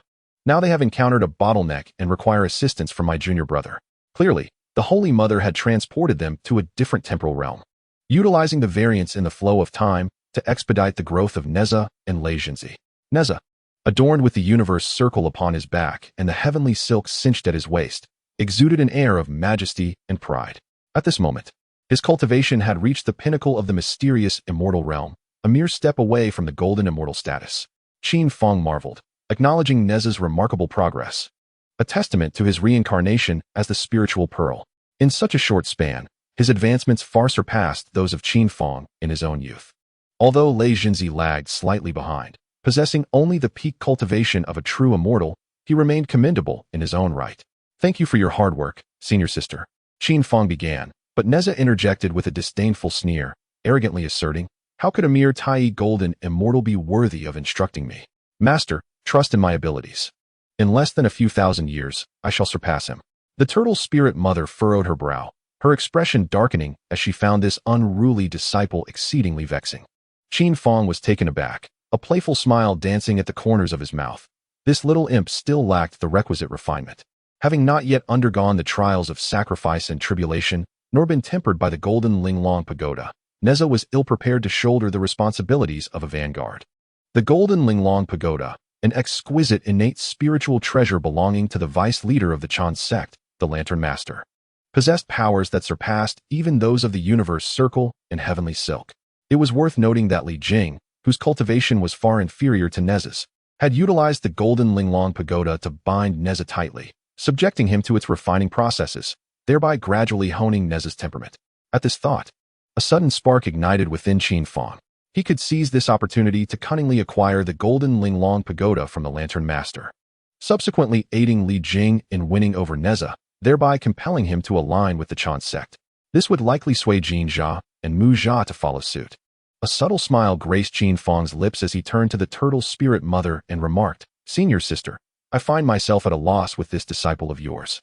I believe it would be prudent for him to return to Chintang Pass, to reunite with his parents and experience the mortal realm. Perhaps this could facilitate a breakthrough in his current limitations." "Very well," the turtle spirit mother replied, directing a stern admonition towards Neza, "though you possess some cultivation. You must exercise caution and prudence in all matters. Do not act recklessly." Qin Fang couldn't help but smirk at the irony of the turtle spirit mother. Renowned for her own impulsiveness, now teaching her disciple the virtue of caution. It seemed that her decision to take on a disciple had proven beneficial for her character. "Understood. Master, I shall take my leave now," Neza declared, and without further ado, he set off towards Chintang Pass. After years of cultivation, he longed to see his mother, while his feelings towards his father were steeped in confusion and resentment. Half a day later, Baigan returned with news. "Young master, the king has summoned you to the palace in 3 days to contend for the position of national master. Additionally, Shang Rong, Huang Feihu, and others have recommended candidates for the role, though none are noteworthy. However, the enchantress Daji and Fei Zhong have simultaneously endorsed a certain individual named Shingongbao. I have conducted a thorough investigation. This Shingongbao appears to be an immortal as well, young master, so one must exercise caution." Qin Fang responded with a faint smile. "Fear not. The position of national master in the Shang dynasty shall surely be mine." In the residence of Fei Zhong, with Yuhan by his side, Shingongbao occupied the main seat. He inquired, "Have you two thoroughly investigated all the candidates for the Grand Sorcerer election?" Fei Zhong and Yuhan smiled, replying, "Esteemed immortal, we have adhered to your instructions and gathered information on all individuals. They are merely practitioners from various sects, none posing a challenge to your exalted self." Shingongbao nodded, stroking his dark beard, and chuckled. "It appears Qin Fang remains oblivious to my machinations. This time, let him regurgitate all that he has consumed." Chapter 62. The fierce tiger Qin Fang concealed himself exceptionally well, shielded by the 12th grade merit spiritual treasure that masked his presence and celestial secrets. With the protection of the celestial master, even the primordial supreme being could not ascertain his whereabouts, let alone his intentions. This situation favored him greatly, and Qin Fang skillfully exploited these advantages to their fullest potential. Beep. New task generated. Prevent Shingongbao from becoming the Grand Sorcerer of the Shang dynasty. Rudimentary completion of the task grants a low-grade, innate spiritual treasure, the Immortal Lotus. Basic completion of the task grants a medium-grade, innate spiritual treasure, the Immortal Lotus. Perfect completion of the task grants a high-grade, innate spiritual treasure, the Immortal Lotus. Exceeding task completion grants a supreme-grade, innate spiritual treasure, the Immortal Lotus. Along with an extravagant deluxe gift package, Qin Fang glanced at the new task and asked, "System, what must be done to exceed the task?" Beep. No information available. Qin Fang scoffed, finding the system's task issuance increasingly capricious. He then checked his points balance. Remaining, 98,562. He was just shy of 100,000. In 3 days, once he vented his frustrations on Shingongbao, he should accumulate the requisite points for another intermediate draw. Items obtained from intermediate draws were highly coveted, even among immortals, and naturally, the more, the better. If he were to draw a jar of exquisite Bodhi brew, it was likely that the simple-minded Tai Jinren would be swayed entirely towards that. 3 days swiftly passed. After rigorous selection and the recommendations of various ministers, 50 extraordinary individuals were chosen and brought to the training grounds. Surrounding the grounds were the soldiers of the Shang dynasty, while 5 exceptional candidates stood at the center. With Emperor Xian seated to the north, gazing down upon the assembly, Su Daji occupied the right side, and Empress Jiang the left. Empress Jiang's expression was solemn, her gaze occasionally darting towards Su Daji, filled with resentment and fury. Since Su Daji arrived in Chaoga and entered the Zhuxian palace, the king had been spending every night there, leaving the other concubines bereft of any favor. Empress Jiang had attempted to confront Su Daji several times, but each effort had been thwarted. Recently, hearing rumors of Su Daji colluding with foreign ministers to promote Shingongbao as Grand Sorcerer, she suspected a conspiracy. Empress Jiang urged Emperor Xian to abandon the selection for the Grand Sorcerer, only to be met with harsh reproach. Empress Jiang, seething with indignation, felt compelled to make her presence known, determined not to allow this wretched woman to prevail. Dxin cast a glance at Sudaji, who sat upright, yet averted her gaze, leaving him feeling rather disheartened. He surveyed the officials flanking him before turning his attention to the 50 extraordinary individuals before him, and slowly proclaimed, "The national master of my great Shang must be a seasoned warrior, capable of commanding officials to alleviate my burdens. Pray, reveal your abilities one by one." A burly man stepped forward, his voice booming, "I possess divine strength, unmatched across the realm." Dxin, once a valiant general renowned for his own prowess, felt intrigued by the man's assertion. "Oh, you too are endowed with such strength, which bears a resemblance to my own." The burly man beamed at the compliment, but his expression quickly soured as Dxin continued, "In my youth, I tore apart tigers and leopards. You may attempt the same. Bring forth a fierce tiger." As his command echoed, for soldiers retreated with an iron cage. Inside was a resplendent and ferocious tiger, its body marred by scars from weapons, its eyes glinting with ferocity. Restrained by a chain as thick as a wrist, the beast's menacing gaze swept over the gathered crowd, accompanied by a series of thunderous roars. "Open the cage and let this warrior subdue the tiger for my viewing," Dxin ordered. Upon the command, the guards tethered the chain to a post and unlatched the cage. In an instant, the tiger burst forth, creating a whirlwind, the chain taut and unyielding. The burly man, upon witnessing the tiger's ferocity, realized he was no match for it. His face drained of color as he fell to his knees, exclaiming, "My lord's might is truly divine. I am unworthy to claim such bravery. I beseech your mercy." Dxin erupted in laughter, then declared, "You all aspire to be my national master of Shang. Thinking it an easy task? Depart quickly if you lack true skill, lest I compel you to feed this tiger." At his words, 43 of the 50 swiftly exited, leaving only 7 standing firm. Among them were Shun Gongbao and Qin Fang, the latter having altered his appearance to remain unrecognizable to Dxin. At this moment, Dxin observed, "It appears that you 7 possess the confidence to face the tiger. Who shall step forward first?" An elderly Taoist spoke. "I, a humble practitioner, am willing to give it a try." Dxin nodded. "Very well, approach." The old man took a deep breath, his muscles tensed, shimmering with a faint golden light. As he struck towards the tiger, the beast evaded and clamped down on the old man's neck, who did not even have time to scream before being violently shaken to his demise. Dxin shook his head. "Such an attempt is beneath even myself. How dare you claim to be extraordinary? Who among the remaining 6 can subdue this tiger?" A monk then stepped forward, proclaiming, "Amitabha, I, a humble monk, am willing to try." Dxin nodded as the old monk approached the fierce tiger, reciting Buddhist scriptures aloud. The tiger, agitated by the words, roared incessantly. After a duration equivalent to the burning of a stick of incense, Dxin grew somewhat impatient and remarked, "Old monk, are you capable or not? If not, kindly withdraw." The old monk, realizing the tiger's ferocity remained unabated, shook his head and said, "This tiger is too malevolent. My humble powers are insufficient to subdue it." Dxin waved his hand dismissively. "Begone." Next. At this moment, 5 individuals remained. Among them, a young scholar stepped forward with a smile and said, "I would like to give it a try." Dxin glanced at the scholar, noting his delicate appearance, and chuckled. "It seems you would merely serve as a meal for the tiger. For your own safety, I suggest you reconsider." The scholar responded with a smile. "If I am unable to tame the tiger, I willingly offer myself as its meal." Dxin laughed heartily. "Very well, let us see your skill." The scholar stepped forward, tossed a piece of meat towards the tiger, which caught it in its jaws, and then suddenly stiffened, collapsing to the ground.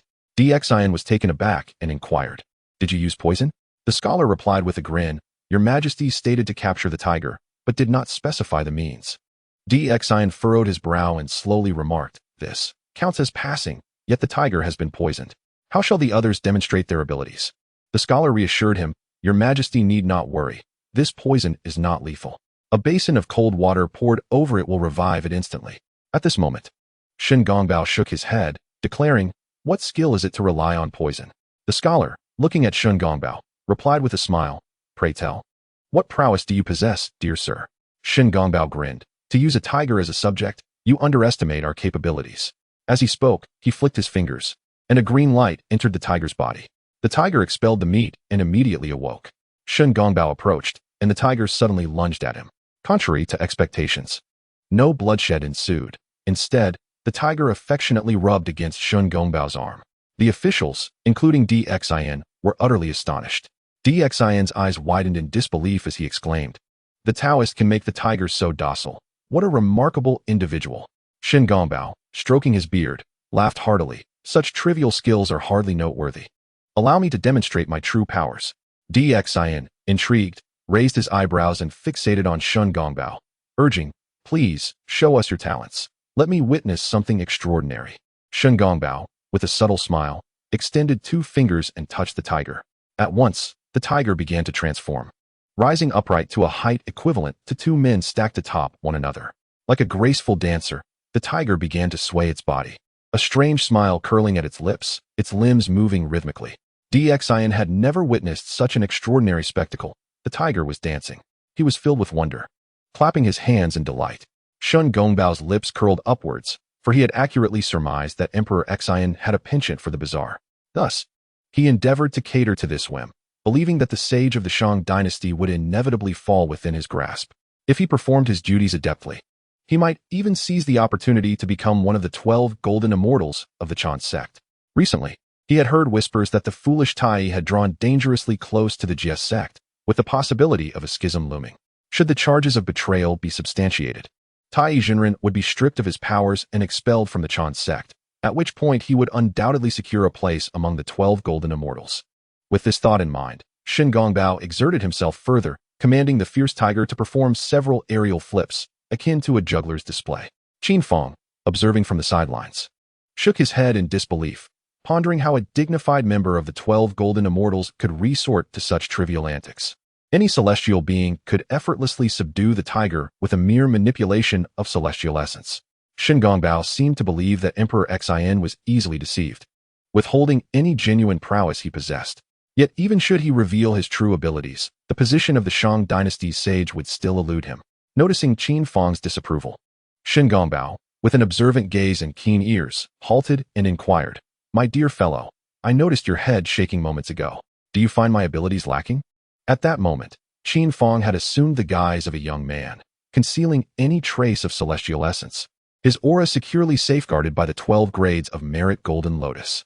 Despite Shen Gongbao's attempts at divination, he could discern nothing.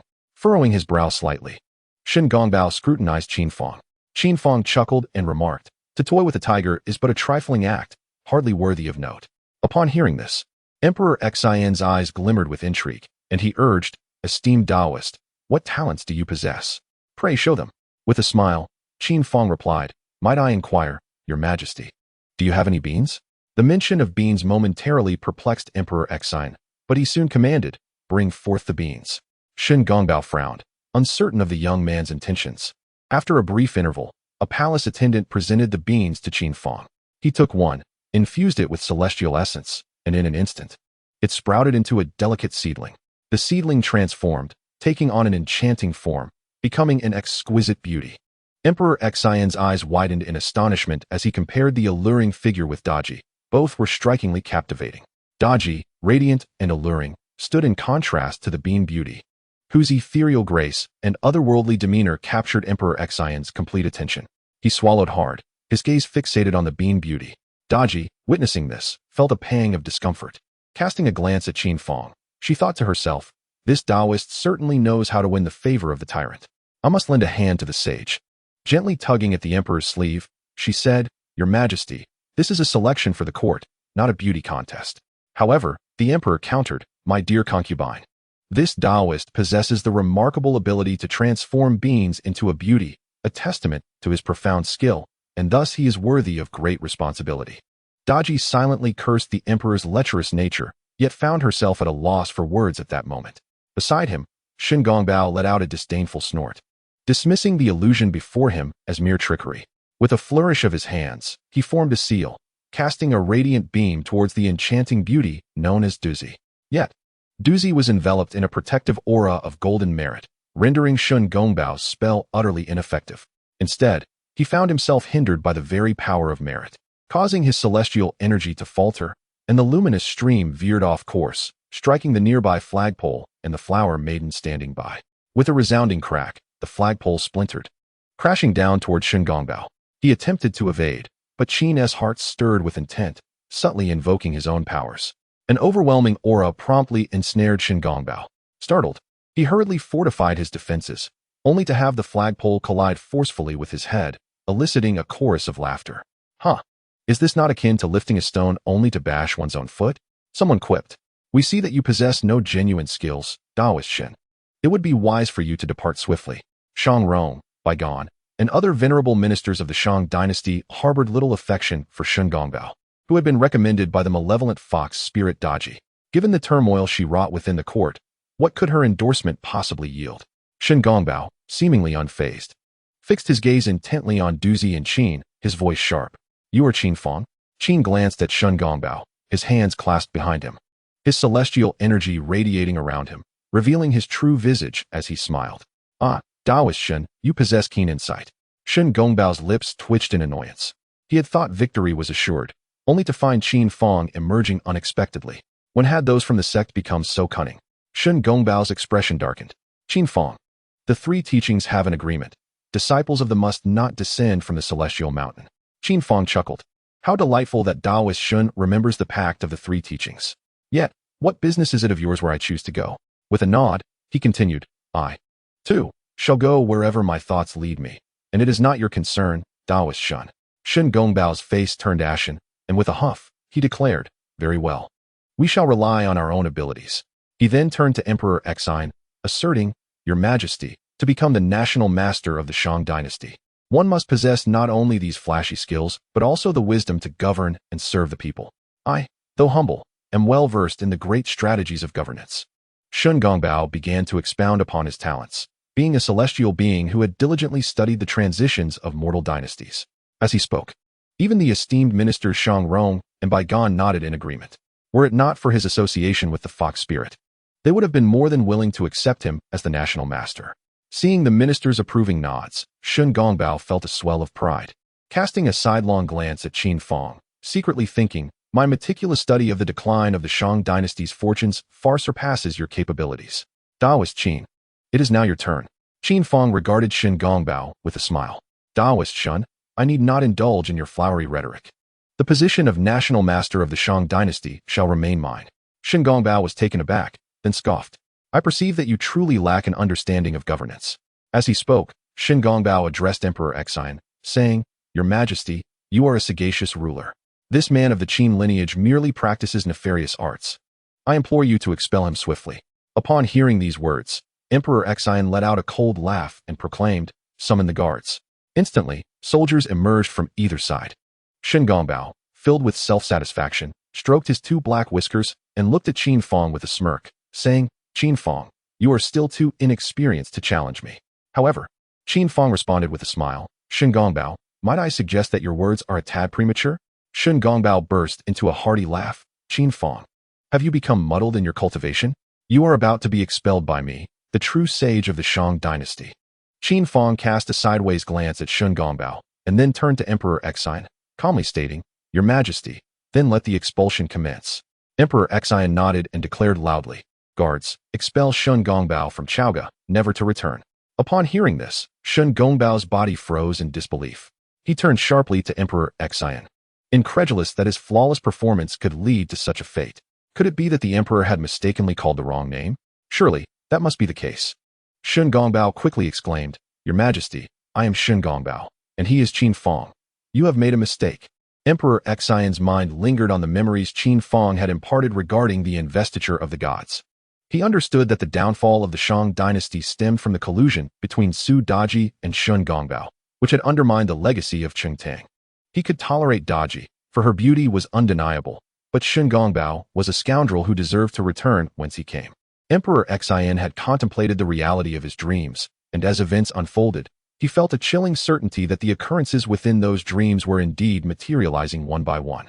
He recognized that the dreams were more than mere illusions. He had to believe and enact change, ensuring that the dreams did not manifest into reality. As he gazed upon Shun Gongbao, a murderous intent stirred within him, yet he understood that he could not kill the man. Frustration welled up inside Emperor Xine, and he coldly remarked, I have not erred in my decree. You are the one I wish to expel. What are you all waiting for? Do you expect me to descend and carry out the expulsion myself? At his command, the guards swiftly drew their blades and advanced toward Shun Gongbao. Enraged, Shun Gongbao summoned his celestial energy, repelling the surrounding guards, and transformed into a streak of azure light, darting into the distance, leaving behind a fierce retort. Qin Fang. Our fates are intertwined. We shall not rest until one of us is vanquished. Watching Shun Gongbao retreat, Qin Fang pondered what schemes the man might devise next. At that moment, Emperor Xian approached him personally, bowing respectfully, saying, "Immortal, I humbly beseech you to accept my obeisance." Recognizing the figure before him as the sage from his dreams, Emperor Xian felt a surge of reverence. Qin Fang waved his hand, replying, "Your Majesty, there is no need for such formalities." Emperor Xian continued, "It is indeed a fortunate occasion for the Shang dynasty to have you as our national sage." At this juncture, Ye Bai approached, exclaiming, "Congratulations, Your Majesty, for gaining an immortal as your sage. Our Shang dynasty is bound to flourish and prosper." In the court of the Shang dynasty, prominent ministers such as Shang Rong and Huang Feihu congratulated the king, expressing their joy at having a celestial being as their national advisor, believing that the Shang dynasty would surely flourish. Emperor Xian, addressing the advisor, declared that he would entrust the governance of the state to him from this day forth. However, the advisor, Qin Fang, expressed his reluctance to serve as the national advisor for the Shang dynasty, stating his disinterest in the mundane affairs of power and his intention not to remain in Chaoga or govern on behalf of the emperor. Qin Fang, being an outsider, had no desire for such earthly authority. His choice to accept the role was merely to prevent Shun Gongbao from taking it, alongside the imperatives of a system task. To exceed the expectations of this task, he realized that appointing a subordinate as the national advisor would be an extraordinary act, potentially leading to remarkable outcomes. While Qin Fang pondered these thoughts, Emperor Xian felt a pang of embarrassment. His original intention in recruiting a national advisor was to have the leisure to indulge in pleasures with Daji, yet now, having gained the advisor's trust, he found himself in a predicament. Nevertheless, recalling the prophetic dreams the celestial being had imparted to him, each manifesting into reality, he dared not act rashly. Ministers like Bygone, Shang Rong, and Huang Feihu also harbored a sense of disappointment. Although they had not heard Qin Fang's strategies for governance, they believed that his extraordinary talents would undoubtedly qualify him as the national advisor. As Qin Fang remained silent, the court held its breath, afraid to speak. Suddenly, Qin Fang shifted the conversation, declaring that while he could not serve as the national advisor, his companion could. He beckoned for the beautiful Doshi to step forward. With a gentle touch to her brow, he infused her with celestial energy. Being a Tai Golden Immortal himself, and possessing the 12th-grade Merit Golden Lotus, it was a simple matter for him to elevate Doshi to the status of a celestial being. Although she was merely a low-ranking celestial, her role as his mouthpiece was sufficient. Doshi, now endowed with wisdom, expressed her gratitude, thanking the celestial for bestowing upon her the ability to comprehend and pursue the path of immortality. Qin Fang nodded in approval and proclaimed that from this day forth, she would serve as his attendant and the national advisor for the Shang dynasty, tasked with assisting King Zhou in governance. He instructed her to report any significant matters promptly, to which Doshi bowed in understanding. With this arrangement settled, a prompt from the system echoed in Qin Fang's mind. "Ding. Your recent actions have been remarkably audacious. Congratulations on exceeding your task." Qin Fang's lips twitched at the phrasing, but he relished the fact that he had surpassed the expectations. Without waiting for the system's countdown, he eagerly began to claim his rewards. "Ding. Congratulations, host. You have acquired a supreme innate spiritual treasure, the 5-color celestial lotus." "Ding. Congratulations, host. You have received a 1,000-fold power amplification." Qin Fang hurriedly departed from Chaoga, transforming into a shimmering azure light that soared beyond the primordial world. He procured the multicolored celestial lotus, which emanated radiant 5-colored celestial light, exuding boundless celestial energy. Its potency far surpassed that of the universe circle and the heavenly silk. Qin Fang nodded in approval. The multicolored celestial lotus was indeed exceptional. He contemplated the 1,000-fold amplification, the supreme immortal sword, the 12th rank annihilation black lotus, and the 12th rank merit golden lotus had all undergone a myriad of amplifications, reaching their limits. Upon glancing at the multicolored celestial lotus, a sudden thought of Neza brought a smile to his face. He decided to amplify the multicolored celestial lotus 1,000-fold. In an instant, its brilliance surged, and terrifying waves of celestial essence rippled outward, significantly enhancing its aura. The vibrant petals glimmered so intensely they seemed on the verge of solidification.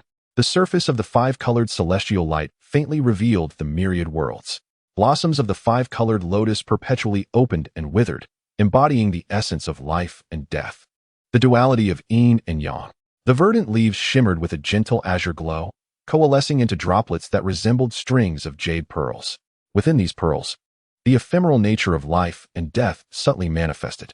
Such a pearl, if presented to the world, could transform into a primordial spiritual treasure. Each leaf and petal could become a supreme primordial spiritual treasure. The multicolored celestial lotus undoubtedly stood as the foremost celestial lotus beneath the creation azure lotus. Chapter 65. The Path of the Immortals. After Neza severed flesh for his mother and extracted bones for his father, the true immortal Tai utilized a supreme primordial spiritual treasure-grade lotus root to reconstruct Neza's lotus incarnation, granting immunity to all attacks, soul techniques, and magical artifacts. However, it could not withstand the forges of the Golden Lantern Patriarch. Yet, if Neza were to condense his incarnation using this thousand-fold amplified multicolored celestial lotus, one could only imagine the spectacle as he shattered the Golden Lantern Pagoda. A smirk crept upon Qin Fang's lips. The Golden Lantern Patriarch, a deputy of the Jie Sect, stood on par with the likes of the treasured Taoist of the being a grand sect, valued reputation, and seldom engaged in acts of oppression against the weak.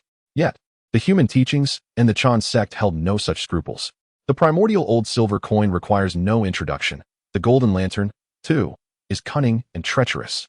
He orchestrated Zhao Gongming's theft of the 24 sea-calming pearls, defected to the Western sect, acquired the powers of the 24 celestial beings, and leveraged the pearls to become an unparalleled figure beneath the saints. In the subsequent battle to break the 10 absolute formation, he callously sacrificed his companions as cannon fodder, later using the sea-calming pearls to slay the Golden Spirit Mother, one of the 4 true inheritors of the. Ultimately, he allied with the Western sect, becoming the Golden Lantern Patriarch, reveling in the incense offerings from myriad worlds. During the investiture of the gods, the Golden Lantern Patriarch reaped considerable rewards. In the hearts of such mighty beings, notions of righteousness are often disregarded. Rather, their sense of righteousness is defined by self-serving interests. The way of heaven diminishes the surplus to supplement the insufficient. Humans understand the need to sacrifice the surplus to serve the needy. The immortals, however, comprehend that they must diminish all things to serve themselves. The path of the immortal is one of contention with heaven, earth, and humanity. In the end, all that fills his vision are adversaries. The ignoble Randang seeks to harm the, and thus it is imperative that he experiences a well-deserved setback. At this moment, in the realm of the 33 heavens, the South Pole immortal remains steadfast in his resolve. Beside him, an elderly Taoist withdrew his hands from behind the South Pole immortal. This venerable figure, with a head of white hair untouched by dust, bore a visage as rosy as an infant's. His narrow eyes slightly squinted as he slowly spoke. Immortal, you should not have acted against Qin Fang. He is protected by the 12-petaled golden lotus of virtue and the covert guardianship of the celestial master. Even if you possess the true principles of the great Luo, achieving immortality and evading the cycle of reincarnation, your divine powers will be rendered futile in the presence of Qin Fang. Moreover, he wields the divine decree list and is under the protection of Nuwa. Immortal, if you are to act against Qin Fang in the future, you must exercise utmost caution. The South Pole immortal's eyes brimmed with resentment. For Qin Fang had insulted the excessively, first seizing Neza and then capturing Lei Zhenzi, thus showing such disdain for our teachings that I cannot endure it. Randang stroked his beard and replied slowly, Neza is the chosen vanguard of our, and we cannot allow him to fall into the hands of. Upon hearing this, the South Pole immortal's eyes brightened. Deputy Master, do you have a plan? Randang nodded and smiled. Although Qin Fang has taken Neza, he is the son of Li Jing, who is neither a disciple of our nor. The reason for selecting Li Jing as Neza's father was precisely to leverage this identity. The South Pole immortal remarked, Li Jing's identity? Is he not merely a disciple of the Taoist Master Dui? He has yet to attain immortality. What use is that identity? Randang chuckled. There is much you are unaware of. The Taoist Master Dui is not to be underestimated. It is not the time to delve into details, but in due course, you shall understand. This time, I aim to achieve 2 objectives with one stroke, to aid Li Jing in reclaiming Neza. The South Pole immortal frowned, Deputy Master. Neza possesses remarkable talent and wields the supreme innate treasures, the Qianquan circle and the mysterious heavenly silk. Currently, his relationship with Li Jing is strained. How can Li Jing hope to recover Neza? Moreover, the 3 teachings have a pact. We cannot intervene directly. How can your plan come to fruition? Randang replied with a grin. This is simple. I shall bestow the golden Linglong pagoda upon Li Jing. With this pagoda, he can subdue Neza. grateful for our. Li Jing will naturally align with us, and since Neza is his son, he too will return to our. The South Pole Immortal's face lit up with joy as he laughed heartily. Deputy Master, your foresight is truly admirable. Ran Deng smiled, considering the time. I must take my leave. The South Pole Immortal then declared, I shall accompany you, Deputy Master. Ran Deng shook his head. You should focus on your recovery. We will need your strength in the forthcoming battle against. Upon hearing this, the South Pole Immortal conceded, very well, I shall respectfully send you off.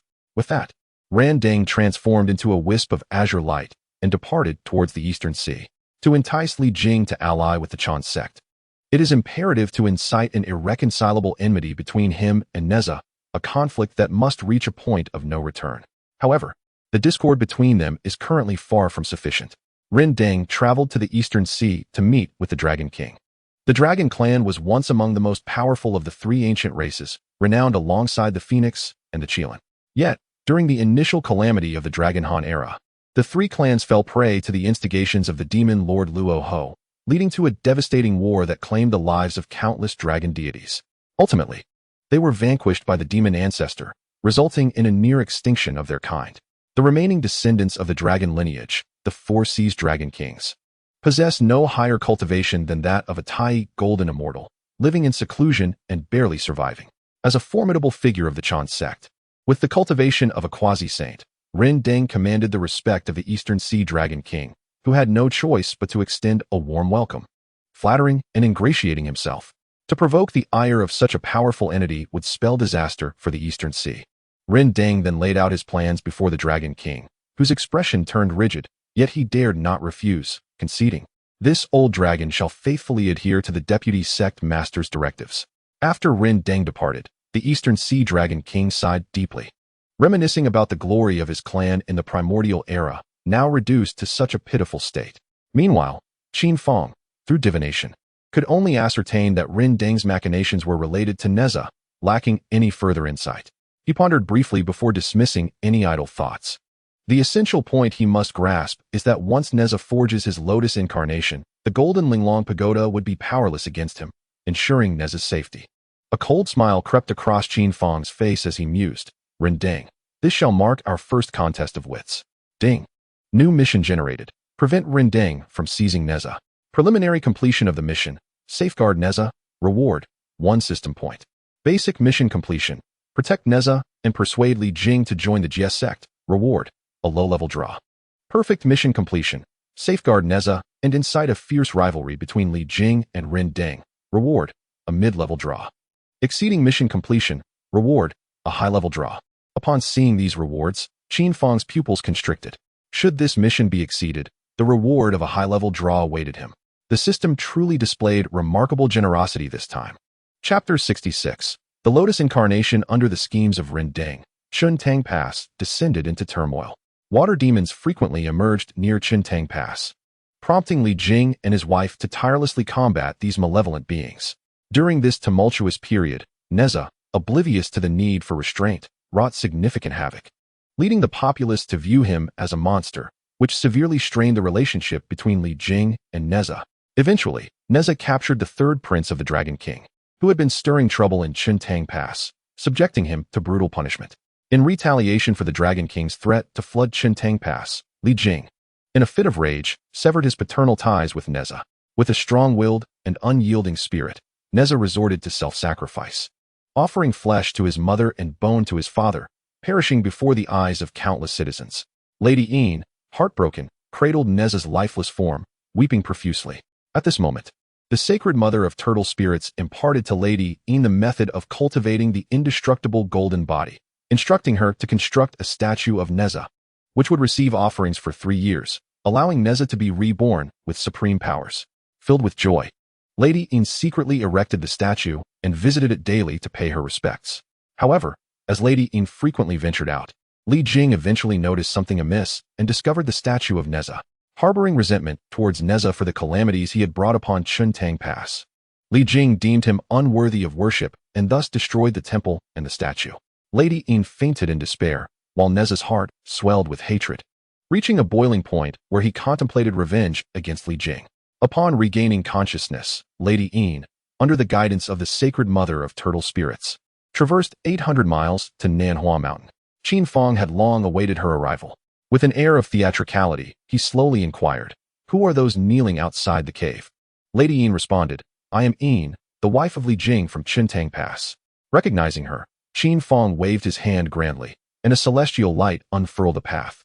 As Lady Yin stepped onto this celestial pathway, she marveled at the sight before her, observing numerous blooming lotus flowers and radiant celestial lights. The lotus flowers in this vicinity were indeed the 5-colored celestial lotuses that Qin Fang had acquired, finally awaiting their rightful master. Approaching Qin Fang, Lady Yin knelt before him with a thud, cradling a jar containing Neza's remains. Qin Fang glanced at the jar, inside which Neza's spirit was curled up, hugging his knees and gazing at Qin Fang with eyes that had lost their former arrogance. Qin Fang nodded slightly, acknowledging the trials Neza had endured in the Eastern Sea. He slowly asked, "Neza, do you recognize your mistakes?" At these words, Lady Yin stood frozen, for Neza was already dead. Whom could the immortal be addressing? Although Lady Yin possessed minimal cultivation, she could not discern Neza's spirit. In an act of humility, Neza bowed to Qin Fang, introducing himself as a disciple and imploring, "Master Uncle, I have erred. I beseech you to save me." Qin Fang nodded, perceiving that Neza had indeed gained some understanding. "Very well. Who can blame you when your master is my senior sister? This time, I shall grant you immense fortune." With that, Qin Fang waved his hand, plucking 3 lotuses and 6 lotus leaves from the pond. He arranged the lotuses into a formation of the 3 powers and fashioned the lotus stems into 300 joints, placing the 6 leaves to represent heaven, earth, and humanity. He then placed a golden elixir at the center, employing primordial techniques and the circulation of energies, separating the dragon from the tiger. Qin Fang summoned Neza's 3 souls and 7 spirits, commanding, "If Neza cannot take form, then when shall he?" With a resounding bang, the lotus transformed into human form, with a face like powdered silk, lips resembling painted vermilion, eyes gleaming with 5-colored celestial light, and a stature of 9 zhang. This was Neza's lotus body. Rejoicing in his restored form, Neza expressed his gratitude, saying, "Thank you, Master Uncle." Qin Fang smiled and replied, "Do not thank me. You should express your gratitude to your master for providing me with this resurrection elixir, and to your mother for carrying you over these 800 miles. Upon hearing these words, Neza felt a surge of emotion within him. The radiant colors of his celestial aura converged, and he transformed into the form of a youthful boy, kneeling before Lady Yin. Memories of all that his mother had done for him over the years flooded his mind. Tears welled in the corners of Neza's eyes as he bowed his head to the ground, exclaiming, "Thank you, Mother, for your immense grace in bringing me back to life." Lady Yin was overwhelmed with joy, rushing forward to embrace Neza, saying, "My foolish son, never again engage in such foolish acts of self-sacrifice. When you harm yourself, it truly pains your mother's heart." A warm current surged through Neza's heart, filled with endless gratitude. Yet, soon after, a figure emerged in his mind, a man. His lifelong nemesis, his estranged father, Li Jing. "Mother, please rest here for a moment. I shall return shortly," Neza stated as he rose to his feet and strode purposefully towards the exit. Lady Yin hurriedly asked, "My child, where are you going?" Fearing to cause her sorrow, Neza refrained from revealing his intent to confront Li Jing, simply stating, "There are matters that must be resolved." With a thunderous shout, he summoned the Qiankuan circle and the Hunyuan silk, which descended from the heavens into his grasp. Just as Neza was about to take flight, Qin Fang suddenly called out, "Hold on." Neza halted immediately, regarding Qin Fang with respect. Qin Fang waved his hand, and a segment of the colorful celestial lotus stem fell into his possession, swiftly transforming into a lotus spear, which he tossed to Neza. Then, Qin Fang proclaimed loudly, "Tai, if you are willing to part with your steed, I shall treat you to 300 years' worth of wine." In a moment, laughter echoed from the sky. "Really? You must not renege on your promise." At this juncture, Tai had already explained the situation to the Lantern Master and returned to seek more exquisite Bodhi brew from Qin Fang. His rotund form descended slowly, glancing at the hefty pig beneath him before turning to Qin Fang, suddenly extending 5 fingers. "I shall drink for 500 years. Deal, but first, hand over your steed." Qin Fang replied. Tai patted the little pig beneath him, saying, "Brother, we have accompanied each other for over 100,000 years. It is finally time to part ways. Go now." The pig cast a disdainful glance at Tai before being tossed toward Neza.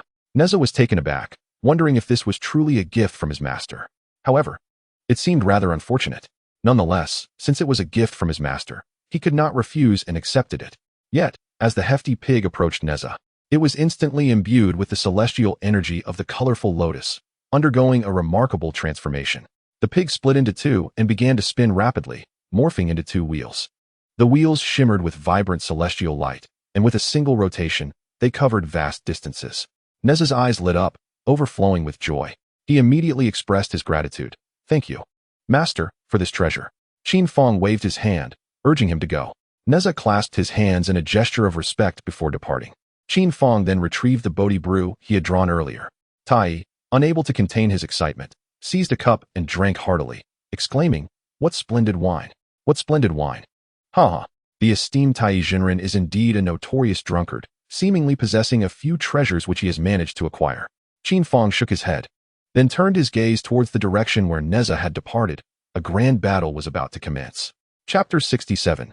You are remarkable. Neza, standing upon the resplendent rainbow wheel, arrived at the skies above Qintang Pass in an instant. The Hunyuan silk billowed in the wind, resembling a fiery cloud that obscured the heavens. A thunderous shout echoed through the cosmos. "Li Jing, come forth to meet your demise." Within the Li residence, Li Jing suddenly looked up towards the horizon, only to behold the dazzling five-colored celestial light illuminating the sky with rolling crimson clouds.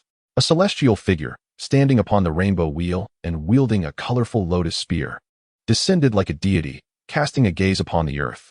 Li Jing immediately recognized this celestial being as his son, Neza. Li Jing realized he had gravely offended Neza. Initially, he had compelled Neza to repay his mother by sacrificing flesh and to repay his father by offering his bones. Later, he had desecrated Neza's temple. Li Jing could hardly believe that these actions were perpetrated by him, a father. Yet, he was unaware that these deeds had been meticulously orchestrated by the ancient sage. Randang. Beside Li Jing, the Taoist Randang stroked his beard and smiled, reassuring him, "Generally, do not fret. With the golden Linglong pagoda I have bestowed upon you, Neza shall be subdued." Li Jing felt a wave of unease wash over him.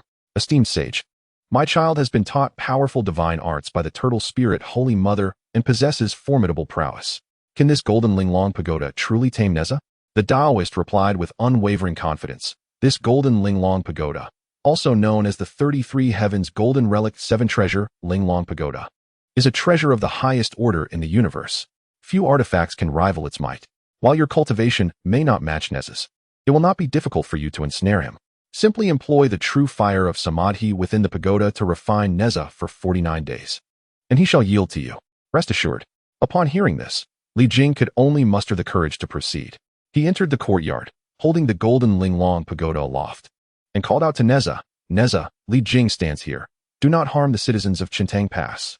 With furrowed brows and wide eyes, Neza clenched his lotus spear and retorted fiercely, "Li Jing, I ask you, why did you destroy the temple my mother built for me, hindering my path to achieving my golden form?" Li Jing, incensed, bellowed, "You insolent wretch! Is this how you address your own father?" At these words, Neza's celestial essence surged wildly, the golden celestial energy rippling forth, causing the very foundations of Qintang Pass to tremble. Meanwhile, within the inner sanctum, the Taoist Randang's expression shifted. When had Neza's cultivation ascended to the golden immortal level? What had the turtle spirit Holy Mother and Qin Fang done? Nevertheless, a glimmer of joy surged within Randang. The more powerful Neza became, the greater the advantage would be when he was eventually seized for the benefit of the Chan school. Neza was engulfed in a tempest of rage. His lotus spear aimed menacingly at Li Jing. "I, Neza, possess only a mother, devoid of a father. Li Jing, you have desecrated my sacred temple, preventing me from solidifying my divine form. Today, I shall take your life. Behold my spear." In an instant, Neza propelled himself upon the vibrant celestial wheel, the surging essence of immortality rippling around him as his multicolored lotus spear lunged toward Li Jing. In haste, Li Jing summoned the golden Linglong pagoda, from which a beam of golden light shot forth, enveloping Neza instantly. In the next moment, Neza was drawn into the confines of the golden Linglong pagoda. Seeing this, the Taoist of the burning lamp stroked his beard with a smile, declaring, "Neza, this is a matter for our Chan sect." However, his smile faded swiftly as the golden Linglong pagoda began to warp. Boom, boom, boom. A series of explosive sounds resonated from within the pagoda, its form shifting violently. A formidable essence of immortality churned within. Neza, a being of golden immortal cultivation, amplified by the thousand-fold power of the multicolored celestial lotus. far surpassed the Golden Linglong Pagoda in strength. Furthermore, Li Jing, lacking even the status of an immortal, could not unleash the true might of the pagoda. The notion that the Golden Linglong Pagoda could bind Neza was a fool's errand. Boom, boom, boom. The explosive sounds continued to erupt from within the Golden Linglong Pagoda. Li Jing, unable to withstand the force, spewed forth a mouthful of blood and promptly lost consciousness. The Taoist of the burning lamp's expression shifted drastically. Should Neza escape, all his schemes would unravel. I must intervene. He swiftly formed a seal with his hands, directing a beam of golden light toward the Golden Linglong Pagoda. Just then, a surge of purple-black light shot forth, colliding with the golden beam, canceling each other out. Concurrently, a voice echoed, Vice Leader of the Qin Sect, Taoist of the Burning Lamp, do not forget that we cannot interfere in the affairs of the mortal realm. As the words lingered, the Holy Mother of Turtle Spirit descended gracefully. At this moment, she had reached the pinnacle of the Great Luo, mere steps away from becoming a quasi-saint. With the formidable power of her treasure, the Sun and Moon Pearl, she was more than capable of contending with quasi-saints. Yet, facing the Vice Leader of the Qin Sect, a being of quasi-saint caliber, she dared not be complacent. The Taoist of the Burning Lamp narrowed his eyes, gazing at the Holy Mother of Turtle Spirit. Oh, it is you. How did you evade my perception? Logically, given his superior cultivation, the Holy Mother should not have escaped his awareness, yet she had eluded him. At this moment, the Holy Mother radiated with purple-black lotus flowers, the result of the 12-grade Annihilation Black Lotus, amplified 10,000-fold by Qin Fang. The Taoist of the Burning Lamp's pupils constricted. So it is the 12-grade Annihilation Black Lotus. You borrowed it from Qin Fang, did you not? No wonder you dare to challenge me, the Vice Leader. The Holy Mother of Turtle Spirit replied with a cold smile, Burning Lamp. Do you intend to break the covenant among the three teachings and incite a great war? The expression on the face of the Lantern Igniter shifted dramatically. With his master still in seclusion and negotiations with the Western sect ongoing, it was not the opportune moment to engage in conflict with the. However, under these circumstances, it seemed unlikely that he would reclaim Neza during this journey. Cursed be the fate. He had meticulously arranged everything, yet this tortoise spirit appeared out of nowhere, thwarting all his plans. Truly, it was infuriating. The Lantern Igniter's eyes sparkled with fury, and ultimately, he had no choice but to concede. Casting a glance at the Tortoise Spirit Mother, he spoke slowly. Very well, I shall retract the Golden Linglong Pagoda and take my leave. As he attempted to withdraw the pagoda, the Tortoise Spirit Mother encased it with the 12th grade Annihilation Black Lotus, severing the connection between the Golden Linglong Pagoda and the Lantern Igniter instantaneously. Enraged, the Lantern Igniter exclaimed, Tortoise Spirit Mother, what is the meaning of this? The Tortoise Spirit Mother replied coldly, You, Lantern Igniter, have violated the agreement of the three sects. Therefore, you must bear the consequences. The Golden Linglong Pagoda serves as your price. If you have any objections, feel free to consult my master for judgment. As the Tortoise Spirit Mother wielded the 12th grade Annihilation Black Lotus to protect herself and Neza, the Lantern Igniter, seeing no opportunity to exploit, could only seethe. You. Very well. Chapter 68. The Art of Witchcraft. At this moment, the Lantern Igniter yearned to unleash his might, to quell the prestige of the and reclaim the Golden Linglong Pagoda. Yet, the Tortoise Spirit Mother was shielded by the formidable 12th grade Annihilation Black Lotus. This Black Lotus could absorb the grievances and hatred of the world, replenishing its owner's celestial essence, while possessing immense defensive power and the ability to disrupt one's mind. Furthermore, the potency of this Annihilation Black Lotus felt even more formidable than the legend suggested, rivaling the might of the Panga banner wielded by the Primordial Saint. A sudden chill ran through the Lantern Igniter's heart. How could he experience such a sensation? The Panga banner was a treasure of innate origin. In the entirety of the primordial realm, only the Eastern Emperor Bell and the Taiji diagram could be compared to the Panga banner. No other artifact could possibly rival its stature. Yet, the immense power of the 12th grade Annihilation Black Lotus was indelibly etched in his mind, and he dared not act rashly. Unless he acquired the 24 sea-calming pearls and cultivated the 24 celestial powers, it was wise to refrain from engaging with the Tortoise Spirit Mother, who possessed the 12th grade Annihilation Black Lotus. With this thought, the Lantern Igniter snorted coldly and transformed into a blue light, departing. One day, the 12th grade Annihilation Black Lotus would certainly belong to him. As the Lantern Igniter left, the Tortoise Spirit Mother let out a sigh of relief. The Lantern Igniter was at the pinnacle of quasi-saint status, while she was merely at the peak of the Great Luo. Battling him would not yield favorable odds. They had only one capable opponent against the Lantern Igniter, the eldest brother, the precious treasure Taoist. She could conceive of no one else who could match him. The Chan school should not be underestimated, after all. At that moment, the tortoise spirit mother assisted Neza in breaking free from the golden Linglong pagoda. Once liberated, Neza prepared to confront Li Jing. The turtle spirit mother intervened to halt Neza and awakened Li Jing, revealing to the father and son the secrets she had surreptitiously documented. In recent days, the turtle spirit mother, wielding the formidable power of the 12-grade annihilation Black Lotus, had disrupted the heavenly mechanisms, closely following the schemes of the lamplighting Taoist. Upon witnessing this, Li Jing was filled with fury, for he had not anticipated that everything that had transpired was but a trap laid by the lamplighting Taoist. However, a thought struck him. Why had the turtle spirit mother chosen to reveal this information only now? Her intentions seemed far from benevolent. These celestial beings played with the lives of mortals as if they were mere pawns. In that moment, Li Jing was engulfed by a sense of helplessness and an insatiable thirst for power. Conversely, Neza experienced a different sentiment, coupled with dissatisfaction towards the turtle spirit mother, lamenting why she had not acted sooner and had orchestrated such schemes against him. With his straightforward nature, Neza voiced his grievances openly. The turtle spirit mother shifted the blame entirely onto Qin Fang. Neza promptly sought out Qin Fang. Outside the cave, he called out, "Master Uncle, Neza seeks an audience." Aware of Neza's intentions, Qin Fang had already prepared his response. Enter. Neza strode inside, expressing his gratitude before articulating his purpose. "Master Uncle, knowing that the lamplighting Taoist plots against me, why did you not intervene sooner?" Qin Fang cast a sidelong glance at Neza, refraining from answering directly. Instead, he posed a question. "Do you wish for me and your master to serve as your lifelong caretakers?" At this, Neza's face flushed crimson, and he opened his mouth. At a loss for words, Qin Fang continued, "Neza, you greatly disappoint me. I have bestowed upon you the finest treasures, the universe circle, the cosmic silk, the multicolored lotus spear, and the multicolored celestial wheel, each a coveted possession among countless immortals.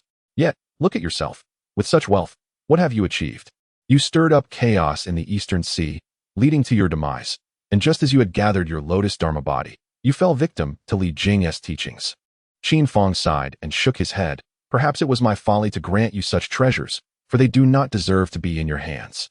With that, he waved his hand, reclaiming the cosmic silk, universe circle, multicolored lotus spear, and multicolored celestial wheel. Overcome with shame, Neza dared not argue, allowing Qin Fang to take back the treasures. At that moment, the turtle spirit mother appeared to mediate. "Master brother, Neza is still young and naive. I implore you, for the sake of your sister, to return these treasures to him." Qin Fang responded nonchalantly. Neza's character is immature. To grant him these treasures would be a waste.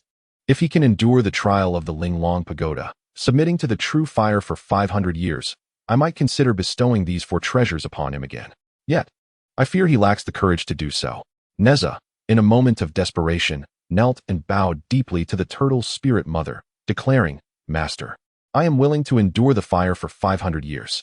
The turtle spirit mother felt a pang of sympathy. However, Neza's resolve was firm. Thus, Qin Fang led Neza away from the primordial chaos, subjecting him to the refining flames of the Linglong Pagoda to forge his lotus dharma body. The lotus dharma body of Neza has yet to fully merge with the 3 souls and 7 spirits. It requires 5 centuries of refinement through the true fire of samadhi to achieve complete integration. This is the true intention of Qin Fang, a fact that the Holy Mother of Turtle Spirit is well aware of, which is why she refrained from intervening. With a melancholic sigh, the Holy Mother of Turtle Spirit contemplated that perhaps her junior brother was more deserving of the title of master. He has meticulously arranged everything concerning Neza, while she finds herself only capable of engaging in combat, unable to assist in any other capacity. The Holy Mother of Turtle Spirit held a measure of admiration for her master. A true master indeed. Choosing to let Junior Master Qin oversee the Fengshan Bang and manage the larger affairs of the Shang dynasty, leading the Jie Sect against the 2 other sects, was undeniably the most prudent choice. 5 centuries passed in the blink of an eye. Qin Fang shared a drink with Tai, while Neza endured the refining process for 500 years. During this time, Neza pleaded for mercy countless times, wishing to cease the ordeal, but Qin Fang, intoxicated, appeared oblivious to his pleas. Thus, Neza was subjected to the grueling process for 500 years. Upon finally emerging from his confinement, the radiant celestial lotus had completely fused with Neza's 3 souls and 7 spirits, elevating him to the status of a Tai golden immortal.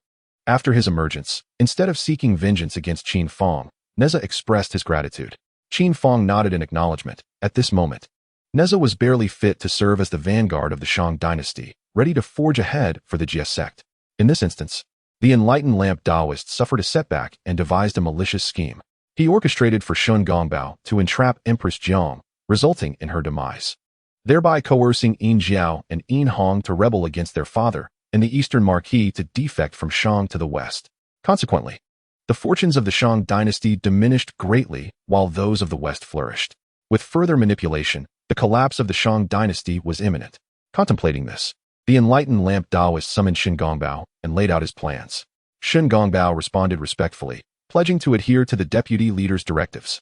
He then departed to begin orchestrating the plot against Empress Jiang. After much deliberation, Shun Gongbao concluded that he should employ witchcraft. He visited Su Daji, presenting her with a small effigy and instructing her to follow the plan meticulously. In the coming days, Su Daji inscribed her name and birth details onto the effigy, concealing it within the chambers of Empress Jiang. Within a few days, Su Daji became increasingly unwell, tossing and turning in discomfort.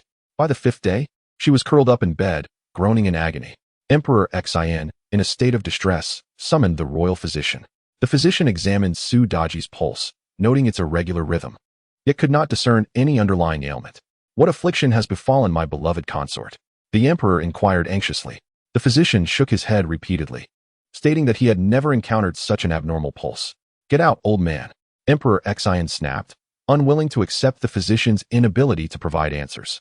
Suddenly, he recalled the Taoist Master Duzi and hurriedly sought him out. Before long, Taoist Master Duzi, enlightened by Qin Fang, arrived. Although she was a celestial being, she was among the lowest tier of immortals, utterly powerless against the poison devised by Shun Gongbao. While unable to ascertain the cause of the ailment, she sensed that treachery was at play. "Your Majesty need not fret," she assured. "Allow me to summon my master." Upon hearing these words, Su Daji felt an even greater pang of anguish.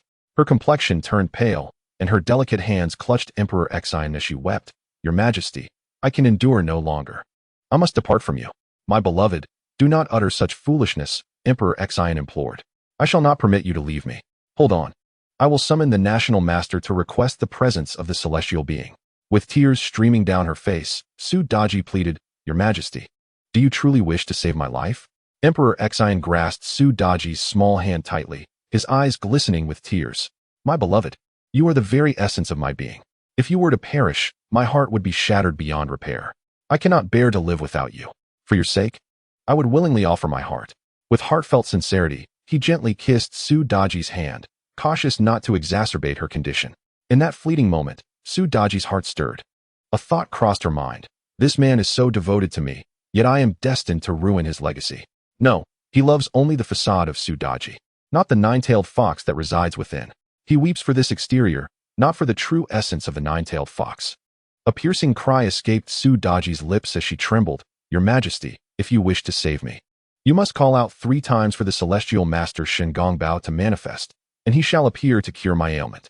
Without a moment's hesitation, Emperor Xin raised his voice. "I beseech the celestial master Shun Gongbao to appear. I beseech the celestial master Shun Gongbao to appear. I beseech the celestial master Shun Gongbao to appear." After his third call, a resounding celestial voice echoed, "This humble monk has arrived."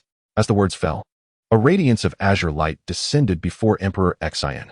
The light dissipated, revealing Shun Gongbao standing at the foot of Su Daji's bed. With a proud demeanor, Shun Gongbao, hands clasped behind his back and stroking his black beard, regarded Emperor Xin with a slight frown. "It is you. Did you not previously dismiss me? Why then have you summoned me again?" Emperor Xin quickly offered his apologies. "Oh, revered master, please overlook my previous transgressions. It is entirely my fault. My beloved states that only you can save her, and I humbly implore you to assist her. Should you be able to save my beloved, I shall grant any request you make," he continued earnestly. Shun Gongbao stroked his beard and grinned. "I am but a wanderer and require no rewards from your Majesty. However, I have a single condition. If you agree to it, I shall proceed with the healing. If you cannot comply, then I shall not intervene. For while I can save her once or twice, I cannot be called upon repeatedly." Upon hearing this, Emperor Xin hastily replied, "I agree. I shall comply with any request. What is it that you ask?" A satisfied smile spread across Shun Gongbao's face as he replied slowly, "Your Majesty, My request is quite simple, to impose severe punishment upon the one who has cast poison upon the noble consort. Emperor Xian was taken aback. Revered master. Are you suggesting that someone has poisoned my beloved consort? Who would dare to do such a thing? Shen Gongbao shook his head and said, This humble Taoist cannot ascertain the matter, but I do possess some knowledge of this poison. It is a concoction crafted from the Yin soul grass shaped into a human form, upon which a strand of the noble consort's hair is affixed. The birth date of the consort is inscribed, and it is worshipped day and night, with a needle pricked into it daily. In just 7 days, the consort shall meet her demise. As he spoke, Shen Gongbao turned to Su Daji and inquired, Noble consort, has anyone recently requested your phoenix hair? Emperor Xian, eager for answers, urged, My beloved consort, do tell if someone has sought your hair. Who might that person be? Su Daji shook her head, replying, Your Majesty. No one has asked me for a strand of hair. At that moment, Su Daji's personal maid suddenly exclaimed, I know. The maid's exclamation drew the attention of both Emperor Xian and Shen Gongbao. What do you know? Speak swiftly. Emperor Xian commanded, his voice firm. The maid hastily knelt, bowing her head to the ground as she recounted, a few days ago, Mistress Daji went to pay her respects to Her Majesty, the Empress. On that day, Mistress was unwell and rose late, causing her visit to be delayed, which angered the Empress greatly. She intended to punish Mistress, and I tried to protect her. But Mistress still suffered a few slaps from the servants, and some of her hair was torn away. Upon hearing this, Emperor Xian's eyes widened in shock, and he gazed sorrowfully at Su Daji, my beloved consort. How could you endure such humiliation without informing me? With tears glistening in her eyes, Su Daji replied, Your Majesty. It is true that I arose late that day, and the Empress's reprimand was warranted. I cannot believe that anyone would resort to sorcery against me. Please do not hold the Empress accountable. Upon hearing Su Daji's words, Emperor Xian's anger surged, and he bellowed, Bring in the guards. Present, the general of the guards, Fang Bai, and the minister, Fang Xiang, strode in. You too, swiftly take soldiers to search the Empress's quarters. No, I shall go personally. In his fury, Emperor Xian, accompanied by Fang Bai and Fang Xiang, made his way towards the Empress's palace. Before they could enter, a servant rushed in to report, and upon hearing the news, Empress Jiang was overjoyed, hastily preparing herself. At that moment, Emperor Xian burst in. Empress Jiang greeted him in haste. Your Majesty, I did not realize you had arrived, and I apologize for my tardiness. Emperor Xian scoffed. Whether your transgressions can be forgiven will depend on the outcome of this matter. Enter, and allow me to conduct a search. Reluctantly, Fang Bai and Fang Xiang had no choice but to order the search. Soldiers rushed in, overturning boxes and searching every nook and cranny. The color drained from Empress Jiang's face as she looked up at Emperor Xian, tears brimming in her eyes. Your Majesty, what offense have I committed that has incited such wrath? Emperor Xian, furious, retorted, What have you done that you remain oblivious? You would do well to confess. For considering our years of marriage, I may spare your life. If I uncover the truth myself, it will be too late for your explanations. Empress Jiang, with her fiery spirit, felt deeply wronged, raising her head defiantly. Your Majesty, I am at a loss as to what I should confess. Very well, even as death approaches, you remain unrepentant. Emperor Xian's face turned ashen. He had intended to offer Queen Jiang a way out, yet she disregarded his goodwill. Moments later, a low exclamation emanated from within. Found it. Fang Bai and Fang Xiang emerged, clutching a straw effigy. Around the effigy's neck was entwined a strand of black hair, and inscribed upon it were 2 rows of crimson characters. The left column bore the name Su Daji, while the right column displayed her birth date and time. 6 silver needles had been thrust into the effigy, piercing the center of the forehead, the heart, the palms, and the soles of the feet. At that moment, Shen Gongbao seized the effigy, inhaling sharply. Fortunately, only 1 needle remains. Had we arrived any later, the 7th needle would have pierced the Zhongwan point, and concubine Su would have undoubtedly perished. He meticulously removed each needle from the effigy and handed it to Emperor Xian. Your Majesty, I have unraveled this sorcery. The concubine's ailment has been cured. Taking the effigy, Emperor Xian gazed at the puncture wounds, recalling how in recent days, Daji had only complained of pain in her chest and palms. Initially, he had not paid much heed, but now, gazing at these wounds, the image of Queen Jiang's malevolent visage surfaced in his mind, her silver needles piercing Daji's heart and palms while she turned a blind eye to Daji's suffering. At this thought, a sharp pang seized his heart, and an overwhelming fury surged within him. He hurled the effigy at Queen Jiang's face, bellowing, Wretched woman, what more do you have to say? Understanding the implication, Queen Jiang realized that the vile Su Daji was still in her midst. Your Majesty, I am wronged. This is not mine. You cannot accuse me unjustly. Beside them, Shun Gongbao, fearing that Emperor Xian might soften, added fuel to the fire. Your Majesty, I can save concubine Su this once, but I cannot guarantee a second chance. You filthy Taoist, you conspire with that wretched woman to ensnare me. Queen Jiang leaped up, lunging at Shun Gongbao, attempting to seize him. Emperor Xian's wrath obliterated all reason within him. Fang Bai, Fang Xiang, restrain this wicked woman and subject her to severe punishment. Your Majesty, Queen Jiang has overseen the harem for many years without incident. Is it possible that Fang Bai and Fang Xiang wish to plead for her? Emperor Xian, incensed, fixed a piercing gaze upon them. Do you have a hand in this matter? Fang Bai and Fang Xiang dared not utter another word. Shun Gongbao's lips curled into a smirk. This time, his plan had triumphed. Yet, at that moment, a melodious voice resonated from the heavens. Emperor Xian, do you still cling to your delusions? The voice descended like a soothing balm, quelling the storm within his heart. Emperor Xian felt as if a bucket of cold water had been poured over him, extinguishing his fury and restoring his clarity. Memories of an early dream, planted in his mind by Qin, resurfaced. In the dream, he had caused Queen Jiang's demise through witchcraft, leading to his two sons rebelling against him and leaving him utterly isolated. Subsequently, he devised a plan to eliminate Dong Bohu. However, the influence of Dong Bohu rebelled against the Yin Shang and sought refuge in the West Qi, leading to the downfall of the Shang dynasty.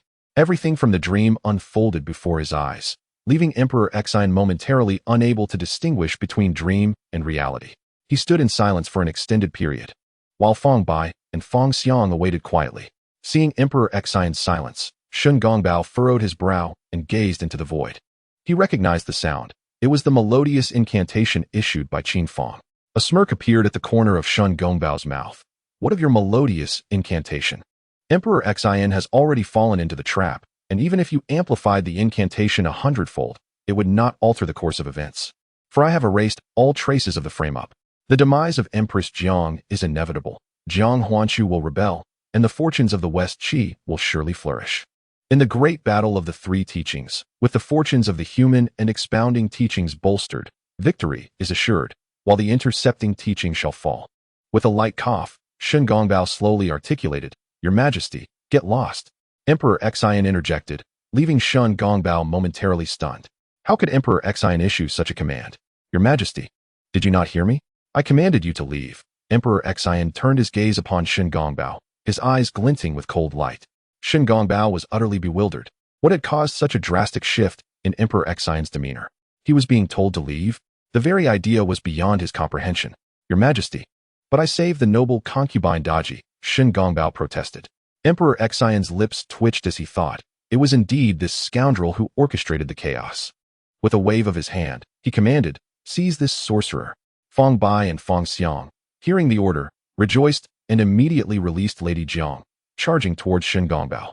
However, Fang Bai and Fang Xiang were no match for Shun Gongbao. With a surge of celestial energy, Shun Gongbao sent them flying. His expression turned fierce. Emperor Xian, do you realize what you are doing? Emperor Xian coldly laughed. Sorcerer, you dare conspire against my empress and beloved? I will not let you escape unscathed. As his words fell, Emperor Xian swiftly drew Fang Xiang's treasured sword. With a flourish, the golden dragon of fortune that enveloped Emperor Xian surged forth, entwining around the blade and fiercely striking at Shun Gongbao. Shun Gongbao retreated to evade the sword, yet the tail of the golden dragon struck him hard. With a cry of agony, Shun Gongbao transformed into a wisp of blue light, disappearing without a trace. Emperor Xian approached to support Empress Jiang. Empress, I was misled by the sorcerer and nearly caused you harm. I beg for your forgiveness. Though Empress Jiang harbored countless grievances, with a single sentence from Emperor Xian, all her resentment dissipated. Tears welled in her eyes as she declared, Your Majesty, if you desire my death, I must comply. Yet, even in death, I shall ensure my innocence. Emperor Xian, unable to bear her sorrow, embraced Empress Jiang, saying, I have wronged you. Tonight, I shall rest in the inner palace. In the void, Qin Fang smirked at the unfolding drama. Truly, he was an emperor worthy of his title. Apologies to whom it may concern, for one must share a bed with whomever they owe. Qin's gaze instinctively fell upon the expression of Empress Jiang, who wore a countenance of delight, leaving Qin at a loss for words. He averted his attention from Emperor Xin and Empress Jiang, redirecting it towards Shingongbao. At that moment, Shingongbao had slipped away to Zhuxian Palace, where he hurriedly briefed Su Daji, cautioning her that Emperor Xin seemed to have sensed their scheme, urging her to exercise caution. Having delivered his warning, Shingongbao departed from Chaoga, making his way to Kunlun Mountain's Yushu Palace to recuperate. Qin then turned his focus to Su Daji, who displayed a myriad of emotions, murmuring to herself, "What should I do? What is to be done?" A faint smile graced Qin's lips. It appeared that the matter at hand had been resolved. Just then, the system's voice resonated once more. "Ding! Congratulations, host, for exceeding the mission requirements and receiving one high-level draw." Chapter 71. The great Taoist Qin froze momentarily. During the mission to thwart the Lantern's attempt to seize Neza, he had successfully incited a fierce rivalry between Li Jing and Lantern, which should have rewarded him with a medium-level draw, not a high-level one. What had transpired subsequently? In truth, the ensuing events were largely beyond Qin's influence. It was Li Jing who took action, completely dismantling the Chan teaching temple at Qintang Pass. Even the temple of Yuanshi Tianzun fell victim to his wrath, resulting in a diminishment of the Chan teaching's fortunes. Thus, the system on Qin's end determined that he had surpassed the mission's objectives. After calculating, Qin deduced the reasons behind this development. A smirk played upon his lips. It seemed that the Lantern Taoist had suffered a setback. What marvels could a high-level draw yield? Qin was genuinely eager, claiming the reward. "Ding! Congratulations, host, for receiving one high-level draw." Just then, a grand voice echoed from afar. "Fellow Taoist, please wait a moment." As the voice faded, a figure soared before Qin. He observed the Taoist, who appeared to be a middle-aged man in his 40s, clad in a water-green Taoist robe that shimmered with an ethereal light, resplendent in golden hues. His long hair was tied with a golden lotus crown, his lips were ruby red, teeth pearly white, and his visage resembled that of an infant, adorned with a smile, while his eyes sparkled as if they contained a multitude of stars. "Who might you be?" Qin furrowed his brow slightly, as he held no recollection of this Taoist. The man smiled gently. "I am known as Grape." "Grape?" Qin was taken aback, then chuckled. "What a uniquely inventive Taoist name. May I inquire where you practice your cultivation?" "Esteemed Taoist Grape?" The Grape Taoist replied with a smile. "I cultivate at Yinshui Mountain." "Yinshui Mountain?" Qin blinked, finding the Grape Taoist rather peculiar, and smiled. "Might I ask where exactly Yinshui Mountain is located?" The Grape Taoist chuckled. "It resides within the hearts of you and me. The heart is as free as the white clouds, and the mind flows like water, traversing east and west." Qin laughed heartily, sensing that the Grape Taoist enjoyed wordplay, yet remained curious as to why he had called out to him. The Grape Taoist stroked his beard, a faint smile gracing his lips as he said, "Naturally. I have long heard of your esteemed name, Taoist Qin. Today, I have come to meet you in person." Qin Fang chuckled, replying, "I possess no esteemed name. I fear it is merely a reputation of ill repute." The Grape Taoist responded with a smile. "A notorious name is still a name, as is a virtuous one. I perceive that you possess your own unique reputation." Qin Fang laughed. "Grape Taoist, do you not find your words a bit contrived?" The Grape Taoist replied, "Contrived is simply not contrived." Qin Fang hastily interjected, "If it is not contrived, then it is indeed contrived. Everything lies in the heart, do you not agree?" The Grape Taoist's eyes brightened, and he laughed heartily. "Precisely, precisely." Suddenly, Qin Fang gazed at the Grape Taoist and inquired, "You must be curious to see if I am indeed the reincarnation of the Panju, are you not?" The Grape Taoist chuckled, "Whether yes or no, it is still a matter of fate." Qin Fang shook his head. "Let me be clear. I am not the reincarnation of the Panju. I have matters to attend to. So I shall take my leave." As he turned to depart, the Grape Taoist blocked his path once more. Frowning, Qin Fang asked, "Grape Taoist, why do you obstruct my way?" The Grape Taoist smiled and said, "Taoist Qin, might you enlighten me on the Great Tao?" Qin Fang covered his forehead, realizing he was confronting yet another fool. "I have already stated that I am not the reincarnation of the Panju. Why does no one believe me?" He was weary of discussing it further and declared, "I shall not speak. I simply am not." As Qin Fang turned to leave, the Grape Taoist followed closely behind. Qin Fang quickened his pace, and the Grape Taoist matched it. When Qin Fang halted, so did the Grape Taoist. Frustrated, Qin Fang exclaimed, "What is it that you truly desire?" The Grape Taoist replied with a grin, "I kindly ask you to expound upon the Great Tao once more. I have already told you I am not the reincarnation of the Panju, and I cannot elucidate any Great Tao."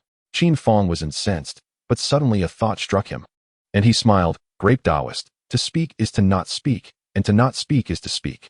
My refusal to speak is, in essence, a form of speaking. Have you not gleaned this insight? Upon hearing this, the great Taoist trembled slightly, a contemplative look in his eyes, while Qin Fang stealthily slipped away, leaving the great Taoist in deep thought. Qin Fang grinned. What a simpleton, ha ha ha.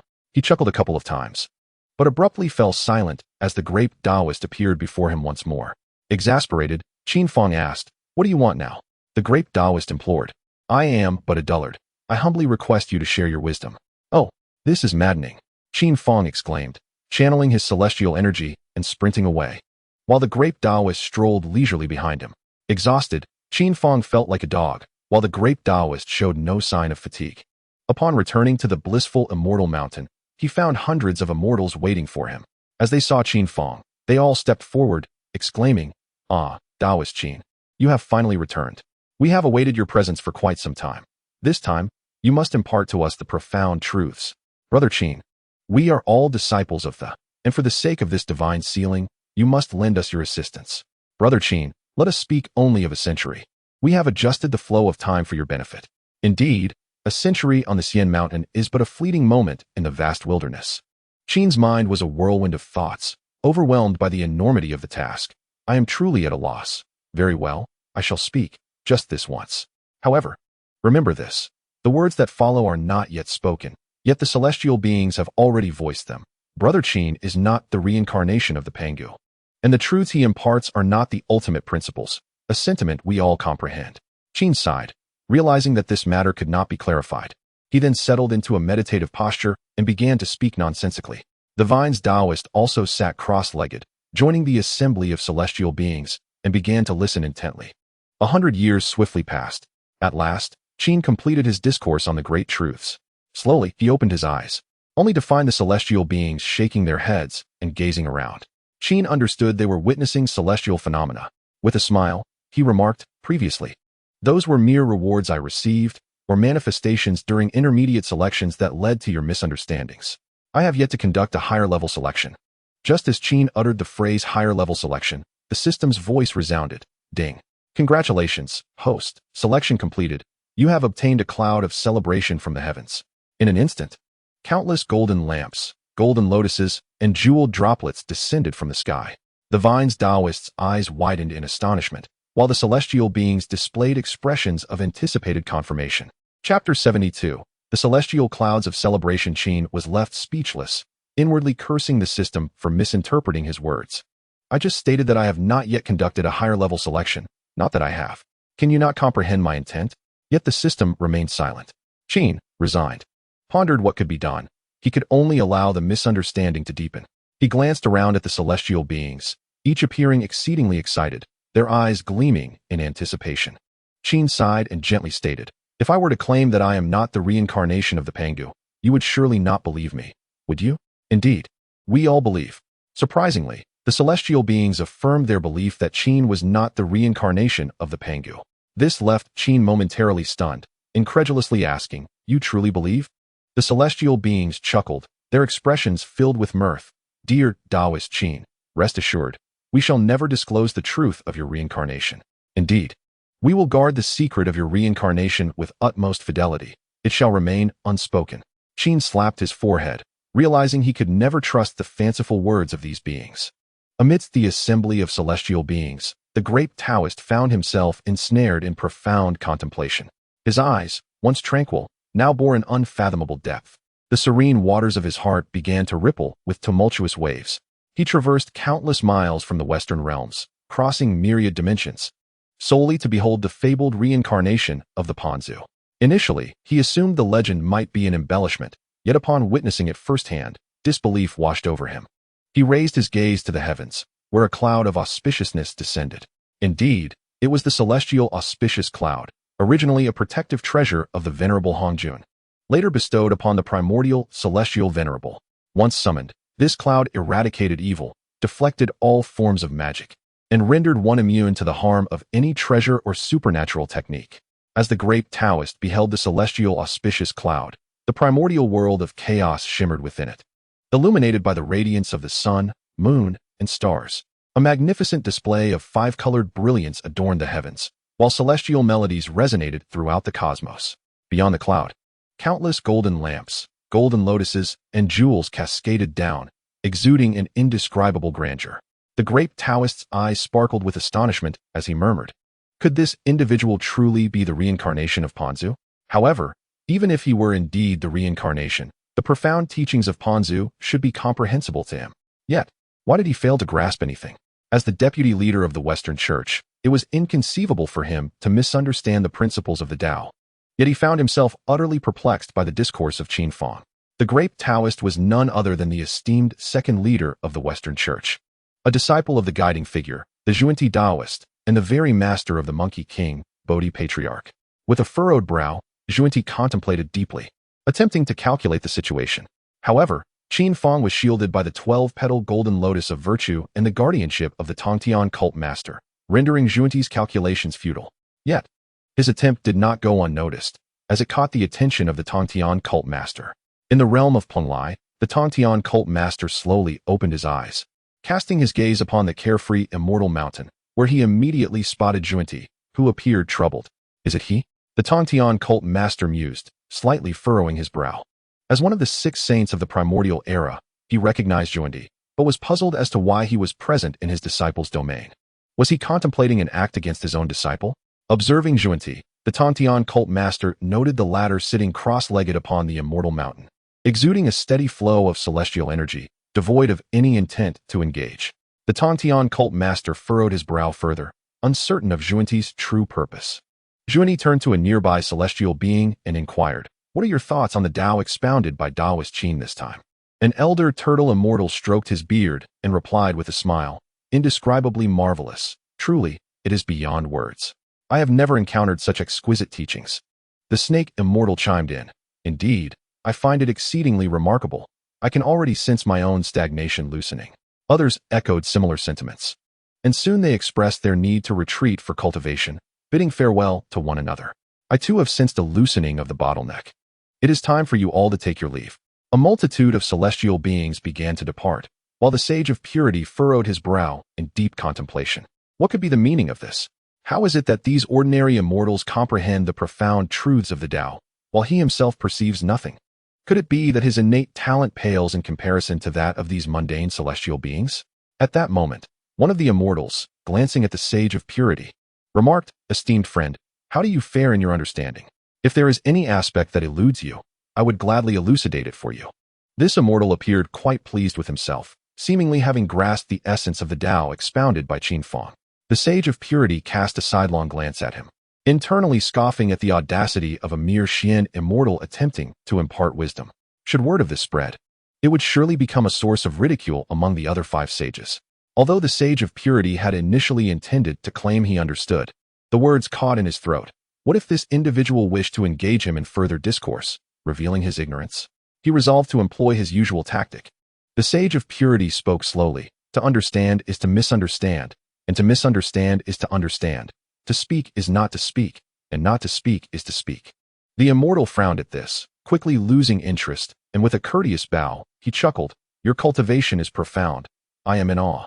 With that, he sought out others to display his newfound understanding. The sage of purity sighed in relief, thankful to have navigated the situation unscathed. Beyond the 33 heavens, the master of heaven smirked slightly.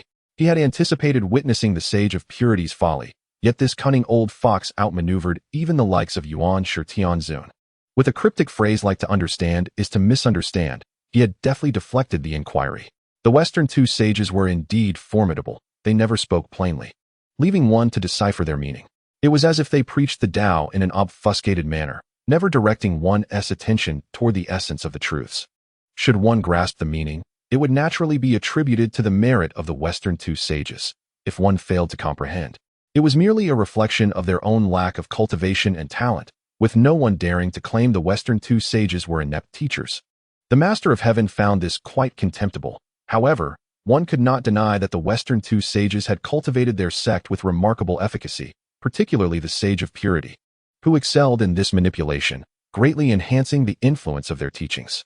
Nevertheless, within the calamity of the Feng Shan, the 4 sages who besieged him included this very Sage of Purity. At this moment, the Master of Heaven contemplated wielding the 4 swords of celestial extermination against the Sage of Purity in a battle of Tao.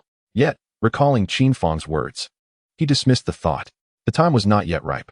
In the words of his disciple, it was prudent to endure, to gather strength, and to amass power sufficient to contend with the four sages.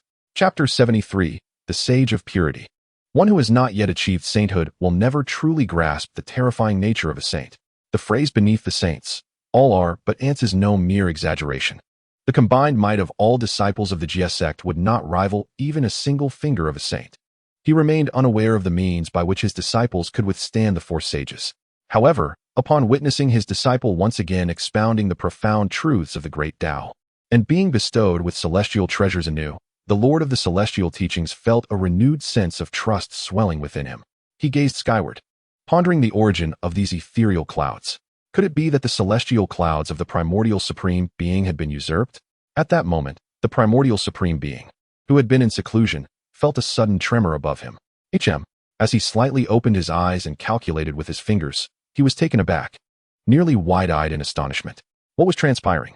How could that young Qin Fang also possess a fragment of celestial clouds? These clouds, a supreme treasure of the heavenly path, existed solely in one manifestation in the cosmos. How could Qin Fang also be its possessor? What could this mean?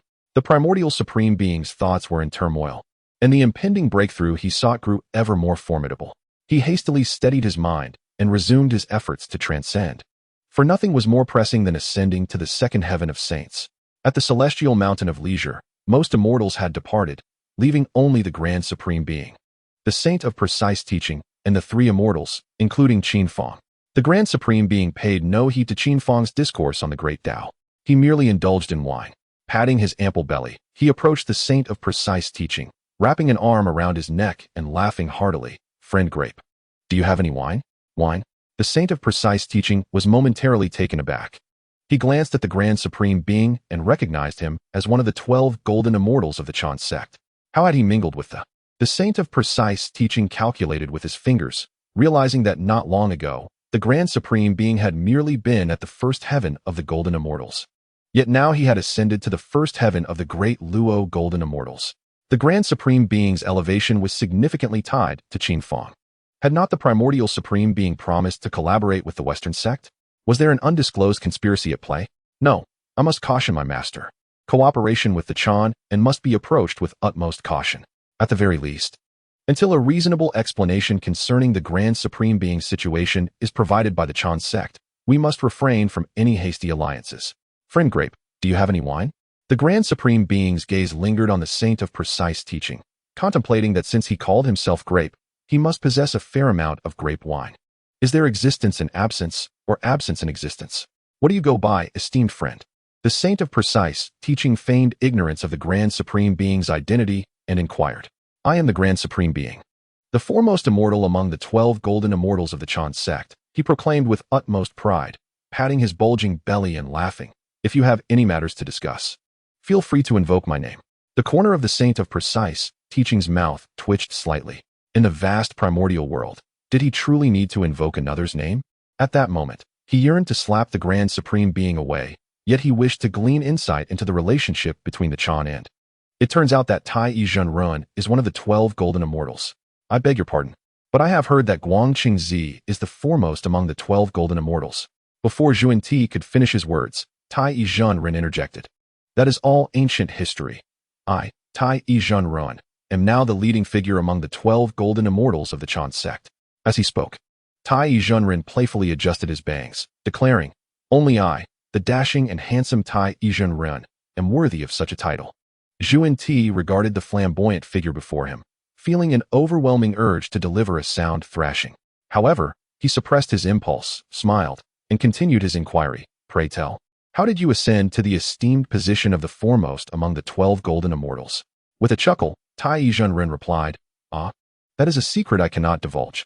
Yuanshi, with a knowing smile, queried, "Could it be related to Dao friend Qin?"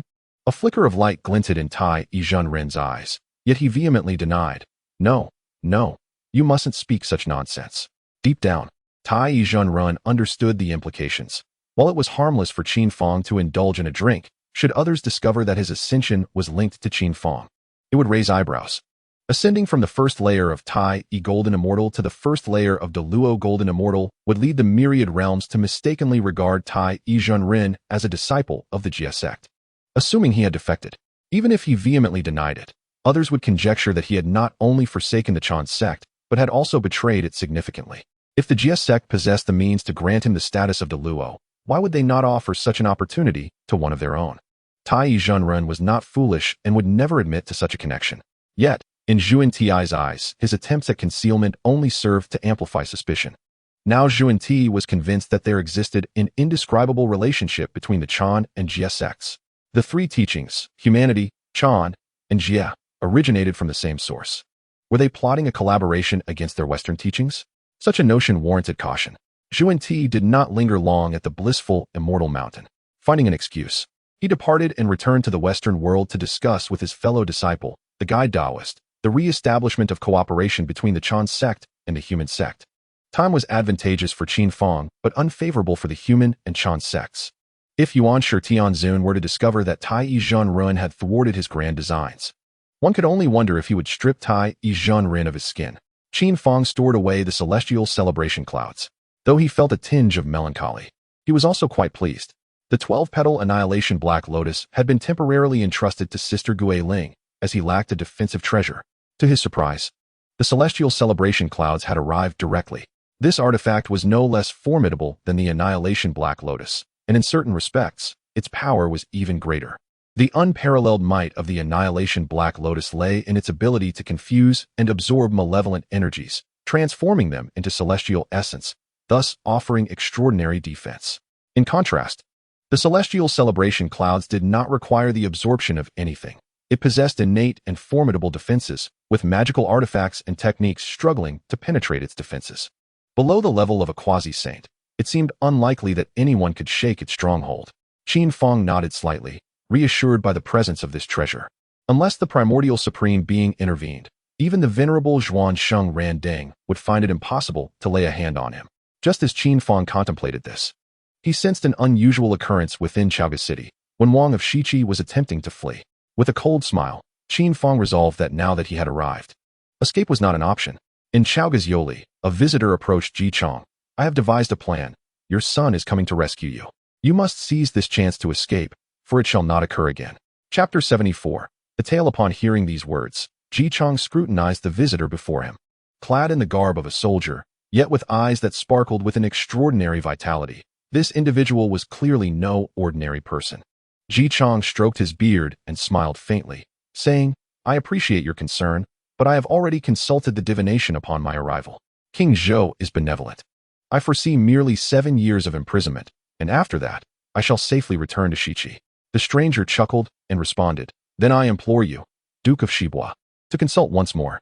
Ji Chong furrowed his brow slightly, pondering the identity of this enigmatic guest. Could this person be a spy sent by King Zhou to test him? While he had spoken a compliment about the king, the stranger's words did not seem to belong to a mere scout of the monarch. Who, then, was this individual? What was his purpose? Ji Chong momentarily set aside these thoughts. Divination required a tranquil mind and sincere prayer. He prepared to divine his fate and discern the path ahead. Closing his eyes, Ji Chong focused solely on one thought. When would he be able to return to Shiqi safely? He vigorously shook the turtle shell, and the small turtle within rattled about.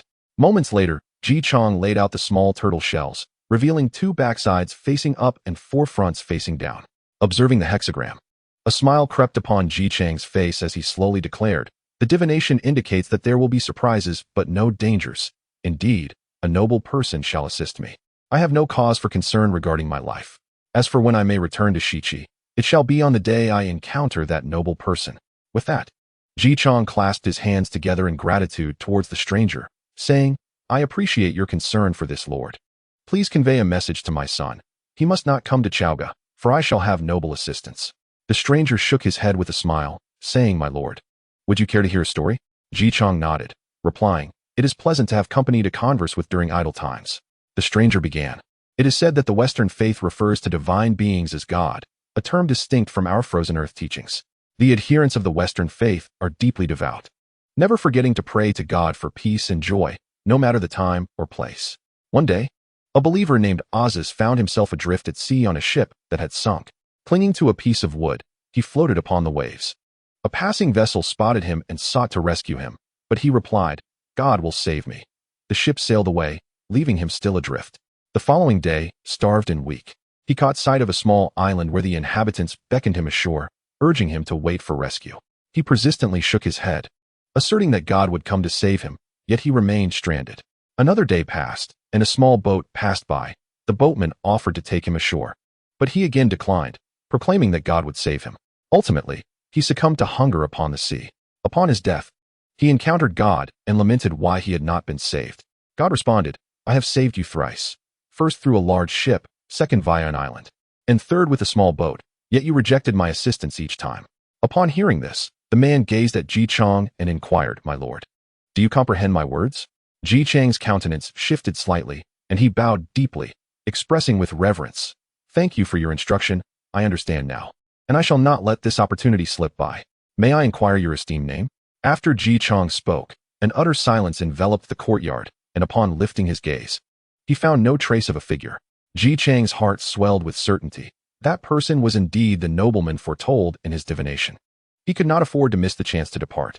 Within the palace, Emperor Xian had neglected Daji for a day, but the following day, he could no longer restrain himself and sought her out. At this moment, Daji had also tempered her demeanor, refraining from excessive flamboyance. Several days later, Shen Gongbao, having restored his prowess, returned to visit Su Daji. Inside the Zhuxian palace, Shen Gongbao stroked his black beard and declared, "This time, we shall not squander our efforts against the Shang dynasty. We must devise a means for King Zhou to release Ji Chang and return to the West Qi to oversee the plan to vanquish the Shang." Upon hearing this, Daji furrowed her brow and asked, "Exalted One, I have a matter that perplexes me." "Speak," he replied. "If Ji Chang is needed to lead the effort against Shang, why was he allowed to enter Chaoga on that day? Was that not inviting trouble upon ourselves?" Shen Gongbao explained, "That was a necessity. At the time, King Zhou was in a furious state. If Ji Chang had not been permitted into Chaoga, the Shang army would have surely marched against West Qi. At that time, West Qi was ill-prepared, and should war have erupted, defeat would have been inevitable." Upon hearing this, Daji's face brightened. "Exalted One, does that mean West Qi is now ready for the campaign against Zhou?" Shen Gongbao shook his head. "Not yet." Daji was taken aback. "Then why not delay for a while longer?" Shen Gongbao sighed. "An unexpected development has arisen, that has surged forth, and a figure named Qin Fang has emerged. In a mere millennium, he has transformed into a celestial being, achieving the status of a Tai golden immortal, endowed with various treasures by this primordial world. It is difficult to fathom the extraordinary level of his cultivation in the time to come. We cannot afford to delay any further and must hasten to elevate the fortunes of West Qi, thereby augmenting the fortunes of our teachings, allowing us to gain the support of primordial destiny in the forthcoming battle against, thus securing a decisive victory over them." Daji interjected, "Exalted One, with two saints from our teachings, is it not easy to vanquish?" Shen Gongbao replied, "If we engage in direct conflict, our two teachings could indeed prevail. Yet the losses would be severe, unwittingly allowing the Western teachings to gain an advantage. Well, these matters are not for you to concern yourself with. Your task is to manipulate King Zhou into releasing Ji Chang." Su Daji declared, "The little demon shall spare no effort." Shen Gongbao interjected, "It is not merely about exerting oneself. It is imperative that the task is accomplished. I shall restrain Fei Zhong and Yu Han, ensuring their assistance to you." Su Daji responded, "With the help of Fei Zhong and Yu Han, this mission shall surely succeed." Shen Gongbao nodded, "You shall oversee the grand scheme here. To guard against Qin Fang's interference, I will entangle him." As his words fell, Shen Gongbao transformed into a swirl of azure light and soared into the void. Within the void, Qin Fang was making his way toward Chaoga when he caught sight of Shen Gongbao approaching. Startled, Qin Fang halted, and as Shen Gongbao revealed his form, he cupped his hands in greeting and chuckled, "Qin Daoist, it has been quite a while." Qin Fang examined Shen Gongbao and smiled, "Shen Daoist, I did not expect you to recover your cultivation so swiftly after being struck by the fortune golden dragon." Shen Gongbao's lips twitched. He truly wished to give Qin Fang a thorough lesson. Yet with Qin Fang wielding the absolute immortal sword, the 12th rank merit golden lotus, and the celestial celebratory clouds, he was no match. Indeed, Qin Fang once again expounded upon the great Tao, and news of his possession of the celestial celebratory clouds spread rapidly throughout the wilderness. Chapter 75. Testing the sharpness of the lonely king's blade. Shen Gongbao chuckled, "Qin Daoist, do not jest with me. I am of the same lineage as our respective masters in the teachings of the intercepting and propagating schools, all stemming from the Tao lineage left by the Pangu ancestor. Ultimately, you and I are of one bloodline. I have long heard of your esteemed name, and I wonder if you would join me for a drink? Upon hearing this, Qin Fang raised an eyebrow, glancing down to see a 2-mile-long procession entering Chaoga City, bearing the banner of the Western Qi. A subtle smile crept upon Qin Fang's lips as he looked at Shen Gongbao. If I am not mistaken, the Western Qi has come to retrieve the Duke of Western Bo to oversee the grand scheme of extinguishing the Shang dynasty, correct? Shen Gongbao maintained his smile. Though internally he was taken aback, Qin Fang indeed possessed an elevated understanding of the Tao, calculating everything with precision. Realizing that concealment was futile, Shen Gongbao resorted to provocation. Indeed, that is the case. Qin Daoist, let us wager, neither of us shall intervene. If Jichang successfully returns to Western Qi, I shall be the victor. In that case, you will owe me a treasure, and I shall not seek your absolute immortal sword, the 12th rank merit golden lotus, or the celestial celebratory clouds. I only desire the Fan Tian seal. What say you? Qin Fang, upon hearing this, replied with a smile, that is agreeable. The Fan Tian seal was originally acquired from a thief. Should you defeat me, I will give it to you. And I shall also bestow upon you the celestial celebratory clouds. Shen Gongbao's eyes widened in astonishment. What he truly cared about was not the Fan Tian seal, but rather ensuring that Qin Fang would not disrupt his plans. As long as Qin Fang refrained from interference, he had complete confidence in ensuring Ji Chang's safe return to Western Qi. He had initially anticipated that Qin Fang would refuse, yet to his astonishment, Qin Fang not only accepted but also staked the celestial celebration cloud as a wager. This revelation left him utterly astonished. The celestial celebration cloud was a treasure held by sages, and his master possessed one for self-defense. The power of such an artifact, used for protection by a sage, was undoubtedly formidable. Should he acquire the celestial celebration cloud, even a great Luo golden immortal would find it impossible to contend with him. Suddenly, Shen Gongbao's breath became rapid. Could this be true? Qin Fang replied with a smile. Naturally, it is true. How could Qin Fang be unaware of Shen Gongbao's intentions? The gambling was a pretense, while the true aim was to divert him to prevent any disruption. However, Shen Gongbao, this time you shall find yourself thwarted in your cunning scheme, destined for failure. Qin Fang smiled slightly and added, however, should I present the celestial celebration cloud, you too must offer a treasure of equivalent value. Upon hearing this, Shen Gongbao furrowed his brow. He was at a loss. The total worth of all his possessions could not even match a fraction of the celestial celebration cloud. My dear friend Qin, my resources are limited. How about this? Propose a request, and I shall fulfill it, provided it is within my means. Seeing this, Qin Fang smiled subtly, thinking to himself that this was precisely the response he sought. He nodded and said, agreed, it is settled. Shen Gongbao inquired, what then would you have me do, dear friend Qin? Qin Fang replied with a grin, I have yet to decide. Once the gambling concludes, I shall inform you. Shen Gongbao frowned, hesitating. Qin Fang, with a playful smile, asked, what? Does Shen Daoist fear defeat? If so, we can abandon this. As Qin Fang began to depart, Shen Gongbao, fearing that Qin Fang might disrupt his plans, hastily replied, very well, it is settled. After much contemplation, Shen Gongbao could not fathom his own defeat. His heart settled, and he cast a sidelong glance at Qin Fang, inwardly thinking, you wish to intimidate me. I almost fell for your ruse. Humph. This plan of mine is foolproof. The celestial celebration cloud shall be mine. Excited by this thought, Shen Gongbao promptly set up a banquet in the void, inviting Qin Fang to take a seat. Meanwhile, the forces of Shiqi arrived at Chaoga City. With Bo Yikao deceased and GFA having previously wronged Su Daji, it was clear that neither of these two would be present in Chaoga. Instead, it was Ji Chang's third son, Zhuxian, who came to Chaoga.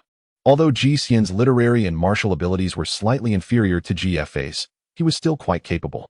His purpose for coming to Chaoga was to seek vengeance for his father, and he had resolved himself to face death in pursuit of this goal.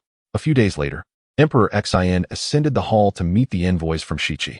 Initially, Emperor Xian had no desire to meet these envoys, but Su Daji had incessantly whispered in his ear. He had also heard of the affair between Su Daji and GFA. However, later Su Daji entered the fragrant palace, where a palace maid examined her body, confirming that Su Daji's chastity still remained. It was this that led Emperor Xian to lavish his affections upon her. Yet outside, rumors circulated about the relationship between GFA and Su Daji, which filled Emperor Xian with intense disdain for the West Qi.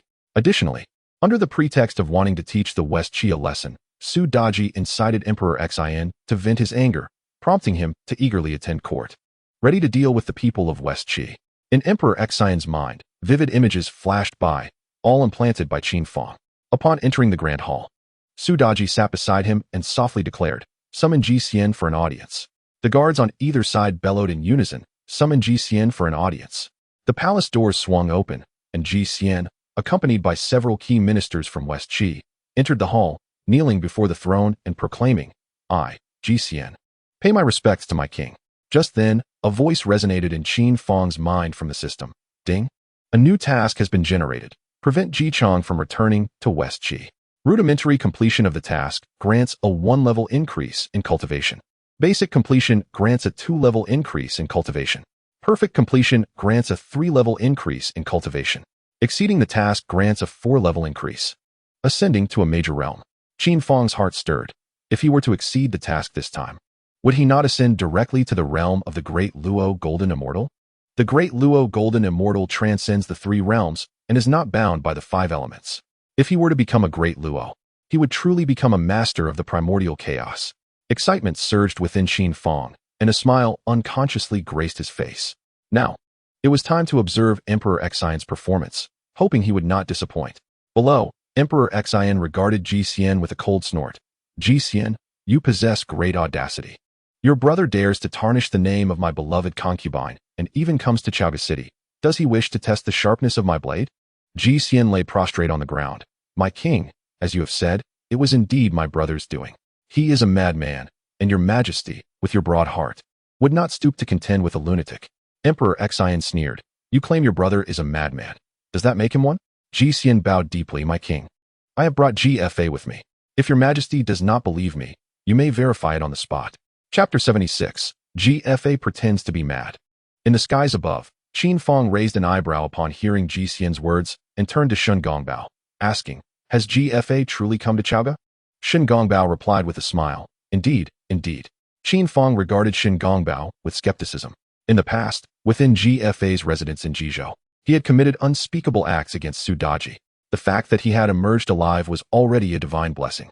Now that Su Daji had become the concubine of King Zhou, GFA daring to come to Chaoga could only mean he no longer valued his own life. Qin Fang gazed down, eager to discern what Shen Gongbao was truly up to. Meanwhile, in the court, Emperor Xin was equally curious. With all information regarding GFA replaying in his mind, a cold smile curled at the corner of his lips, as if he had already seen through everything. The conspiracies of those before him held no secrets in his eyes. This time, he was determined to toy with GFA before ultimately slaying him, to quell the fury of his beloved and simultaneously diminish the spirit of the West Qi. Moments later, a figure was brought before the throne. This person, disheveled and wild, loudly proclaimed, "I shall become the great king, the sovereign of the world." The countenance of San Yisheng, who accompanied him, changed drastically, and he urgently whispered, "Young master, cease your foolishness." The many ministers of the Shang dynasty standing on either side could not help but entertain the thought. Indeed, GFA had truly lost his mind. Shang Rong shook his head slightly, remarking on the childish bravado, "He is undoubtedly mad." Yisi reprimanded him sharply. "How dare you speak so insolently?"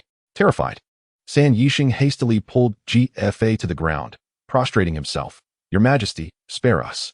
My young master is indeed insane. He truly is mad, uttering such wild words. I beseech you, do not hold the rantings of a madman against us." In the heavens above, Qin Fang smiled faintly. "I never anticipated that the future ruler of West Qi would be a lunatic." At this, Shen Gongbao felt a swell of pride. He had meticulously orchestrated this scheme, successfully deceiving Qin Fang. He sighed. "Indeed, the young master possesses great talent, yet he has been driven to madness by your hand." As he spoke, Shen Gongbao cast a sidelong glance at Qin Fang, whose lips curled into a subtle smile, his eyes dark and profound, fixed intently upon Shen Gongbao. An unsettling sensation stirred within Shen Gongbao. The intensity of Qin Fang's gaze made him feel as though he had been utterly laid bare.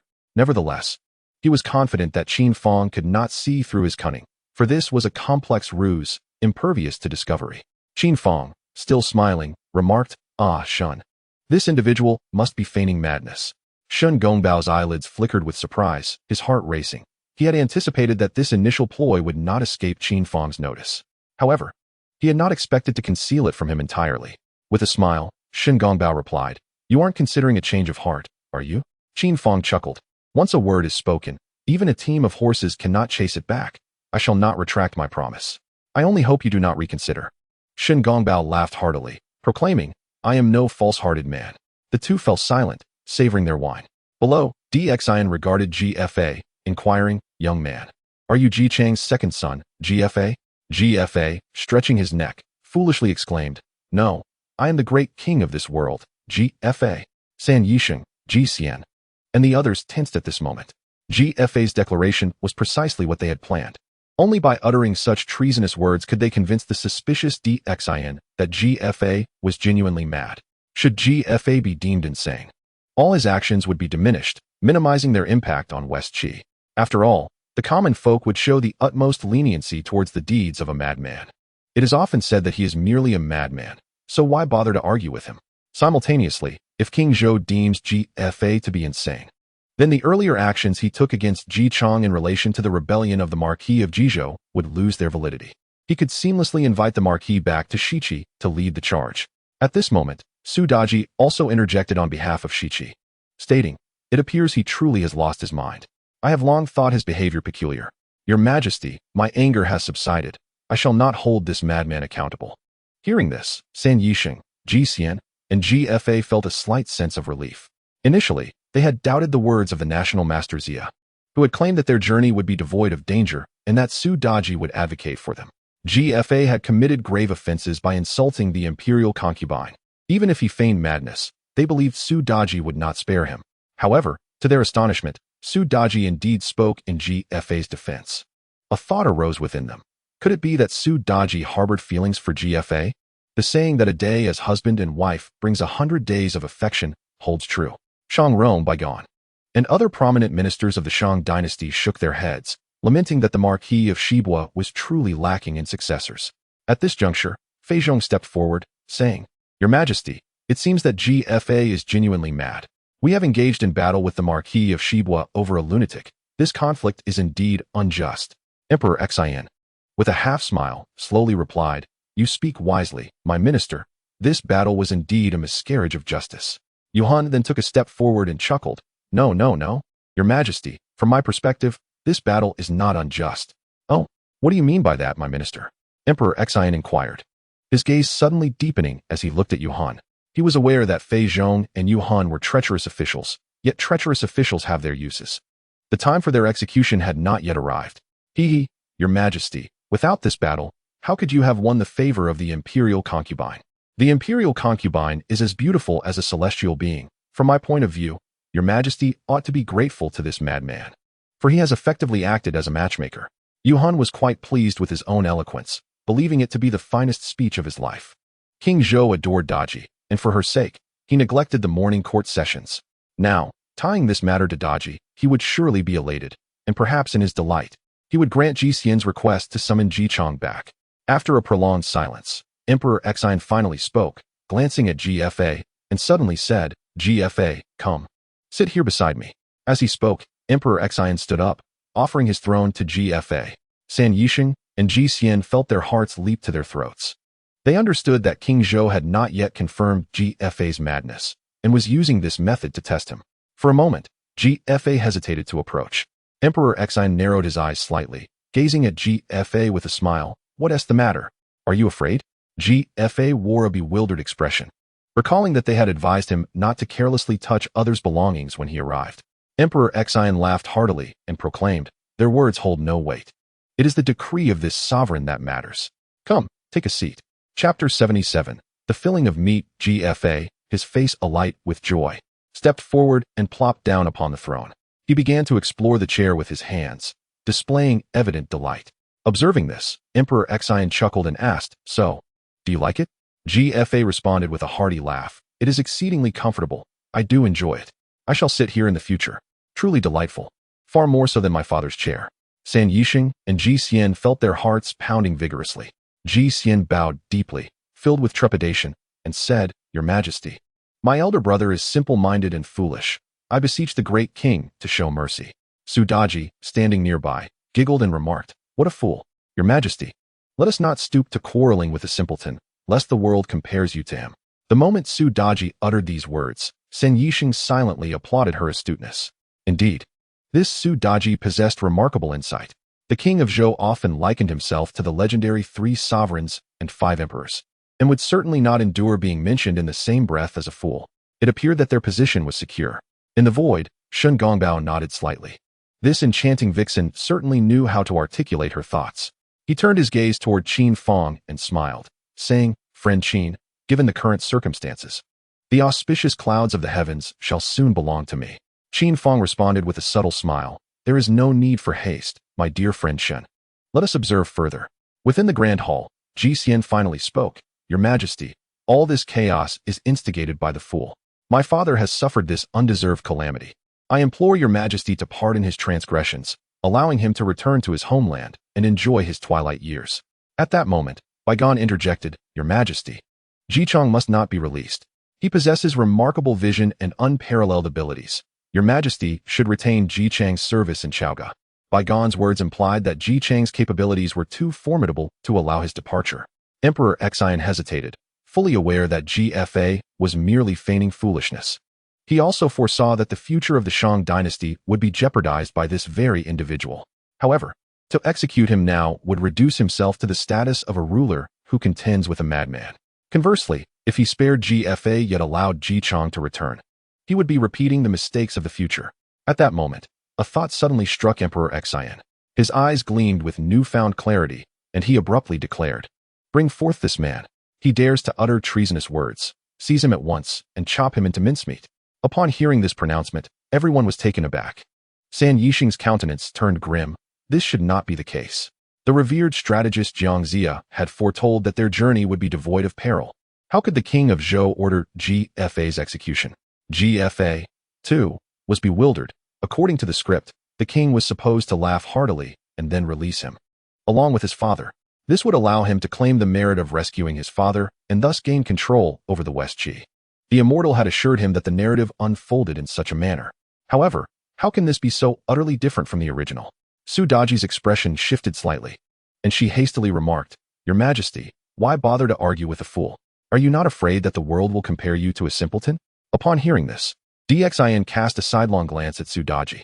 He could shower her with affection and care. Yet when it came to the rise and fall of the Yin and Shang dynasties, he could not afford any leniency. Dxian's countenance darkened. "My beloved, are you truly interceding for this traitor guilty of rebellion? Is it not true that the rumors are not without foundation, and that you and GFA share some clandestine connection?" Su Daji trembled, her eyes brimming with tears, her face a picture of grievance as she wept. "Your Majesty, how can you think so of me?" As she cried, Dxian found it difficult to continue his reproach, merely stating, "Very well, my beloved. This matter does not concern you, so do not involve yourself. Fang Bai, Fang Xiang, drag this treacherous individual away and turn him into minced meat. Then fashion dumplings from him and send them to Jichang. Should Jichang consume the flesh of his own son, it shall prove that his divinations are inaccurate, and I shall release him. Otherwise, I shall keep him here in Chaoga." Horrified, GFA exclaimed, "Your Majesty, spare me. I am not GFA. I am not GFA." "What?" Dxian's expression shifted slightly, and he quickly interjected, "What did you say? You are not GFA?" GFA broke free from the guard's restraints and knelt in a panic. "I am Ji Long, not GFA. I merely resemble GFA. I have come on behalf of GFA, for they feared for his life and deceived me into coming. They told me that as long as I acted boldly, the king would not kill me. They deceived me, great king. I truly am not GFA. I beseech you to spare me." San Yixing and Zhuxian were terrified to the core. They hurriedly bowed their heads, repeatedly pleading, "Your Majesty, spare us. We were unaware of this affair." In the void, Qin Fang observed Xingu bow with a smile. "Friend Shen, is this your strategy? First, one pretends to be foolish, and then employs Ji Long as a substitute for GFA. How clever of you. However, Ji Long's courage seems rather lacking. Dxian merely intended to intimidate him, yet he revealed everything in fright. It appears you are destined to lose this time." Xingu Bao's expression darkened to the utmost, inwardly cursing Jiang Zia. "Jiang Zia. Oh, Jiang Zia, look at the company you keep. My splendid plan has been utterly ruined by this fool." Silently, Xingu Bao gazed below, evidently still harboring hope for Ji Chang's return to Shichi.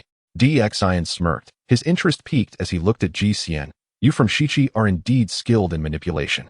However, I am unlike you. I follow through on my words. Fang Bai, Fang Xiang, subdue Ji Long, turn him into minced meat, and send dumplings made from him to Ji Chong. Your Majesty, spare me. Spare me. Ji Long pleaded desperately, yet he was still dragged away by Fang Bai and Fang Xiang. Ji Xian and San Yixing trembled in fear, with Ji Xian even wetting his trousers. A foul odor permeating the air. Emperor Xian furrowed his brow and waved his hand, ordering them to take the intruders away, lest they tarnish the sanctity of his palace. The guards promptly seized San Yixing and Ji Xian, escorting them out. Whether by design or happenstance, the news spread rapidly throughout the city of Chaoga within a single day, reaching the ears of the common folk, vendors, and merchants alike. It was said that Ji Long, masquerading as GFA, had feigned madness in an attempt to deceive King Zhou into freeing Ji Chong. However, the king saw through the ruse and commanded Ji Long's execution, decreeing that his flesh be fashioned into buns for Ji Chong. Should Ji Chong consume the bun made from his son's meat, he would be liberated. If not, he would remain imprisoned in Chaoga. Chapter 78. The poisonous intent high above the clouds. Qin Fang chuckled and inquired, Daoist Shun, do you believe Ji Chong would consume the flesh of his own son? Shen Gongbao's countenance darkened significantly. His mind raced, grappling with the implications. Should Ji Chong indeed partake of the bun crafted from Ji Long's flesh, the populace would undoubtedly label him a selfish, despicable wretch. Consequently, the reputation of the West Qi would plummet, and the fortunes of his religious doctrine would likewise suffer a catastrophic decline. How insidious, this Qin Fang! Yet, an idea suddenly sparked within Shen Gongbao, prompting him to ask, Qin Daoist, do you truly think Ji Chong would resort to eating his own son as flesh? Qin Fang replied with a slight smile, he most certainly will. Furthermore, did you not impart a lesson to Ji Chong? A lesson regarding the relationship between deities and their followers. I trust Ji Chong will grasp your intentions. Shen Gongbao's expression turned as ghastly as that of a liver. He transformed into a guard and urged Ji Chong to seize the opportunity, insisting that he must escape this time. He envisioned Ji Chong, desperate for freedom, consuming the bun made from his son's flesh, resulting in a catastrophic fall from grace for West Qi and a steep decline in the fortunes of his doctrine. Meanwhile, he himself would face severe repercussions from the primordial heavenly sovereign. No, this could not transpire.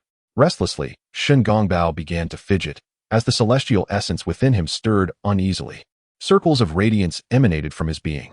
Qin Fang narrowed his eyes slightly, and celestial clouds of celebration materialized, enveloping a radius of 1,000 miles and ensnaring Shen Gongbao within. Shen Gongbao lashed out at Qin Fang, but the resplendent golden lotus that surrounded Qin Fang provided formidable protection. The lightning whip bizarrely missed Qin Fang, and instead struck Shen Gongbao's own face with a resounding crack. Stunned and enraged, Shen Gongbao recognized the sheer terror of the 12-petal merit golden lotus. Bestowed with merit, he was impervious to all forms of attack.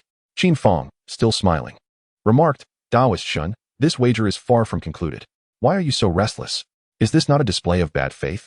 Shen Gongbao glared intently at Qin Fang. You orchestrated all of this, did you not? This is unfair. Release me, and this round does not count. With a faint, cold smile, Qin Fang slowly remarked. What is it? If it benefits you, it is acceptable, but if it favors it is not? Are all of you from the possessed of such character as you? Turning to the Taoist friend Shen, he continued, I believe it would be prudent for you to remain here. We cannot directly involve ourselves in the ensuing conflict. When children quarrel, it is unseemly for an adult to intervene, as it will inevitably lead to a great battle among the three teachings.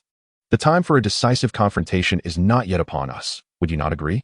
Shen Gongbao's eyes gleamed ominously. Should matters proceed as they were, the fortunes of the would plummet to an irretrievable state, rendering them vulnerable when the time for war arrived. Yet, at present, he found himself bound by the celestial chains. Rendered incapable of action, his only hope lay with Ji Chong, hoping he would not resort to consuming his own son's flesh. With a frigid smile, Shen Gongbao retorted, Qin Fang, you must not forget that Ji Chong possesses the ability of divination. He is well aware of the consequences of consuming his own son's flesh, and he would never do so. Qin Fang chuckled, then let us wait and see. Within the city of Chaoga, the royal kitchen had prepared a steaming basket of buns. The aroma wafted through the air, drawing many citizens to gather around, their eyes fixated on Ji Chong. This place, usually tranquil and devoid of visitors, was now buzzing with life. Ji Chong, surveying the throng, turned to his guards and inquired, what brings so many here today? The guards, casting him a peculiar glance. Loudly proclaimed as instructed, the king has decreed that if you can consume this entire basket of buns, you may return to Shichi. Ji Chong felt a stir of hope at these words. He gazed at the buns before him and then produced a tortoise shell. "What are you doing, my lord?" asked a guard. "Oh, I always pray to the heavens before my meals," Ji Chong replied. The guard remained silent as Ji Chong shook the tortoise shell and performed a divination.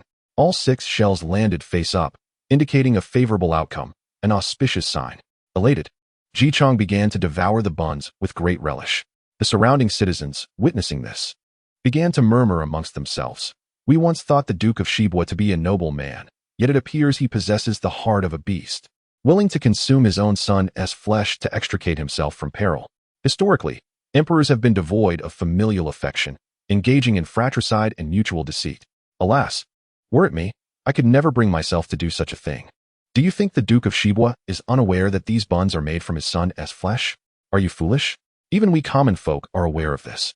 How could he possibly not know? That makes sense. We all know, so he must know as well. After finishing the buns, Ji Chong turned to the guard, asking, "When may I depart?" The guard, displaying a hint of disdain, stepped aside, declaring, "You may leave at once, my lord." Ji Chong was taken aback, asking once more, "I truly can leave?"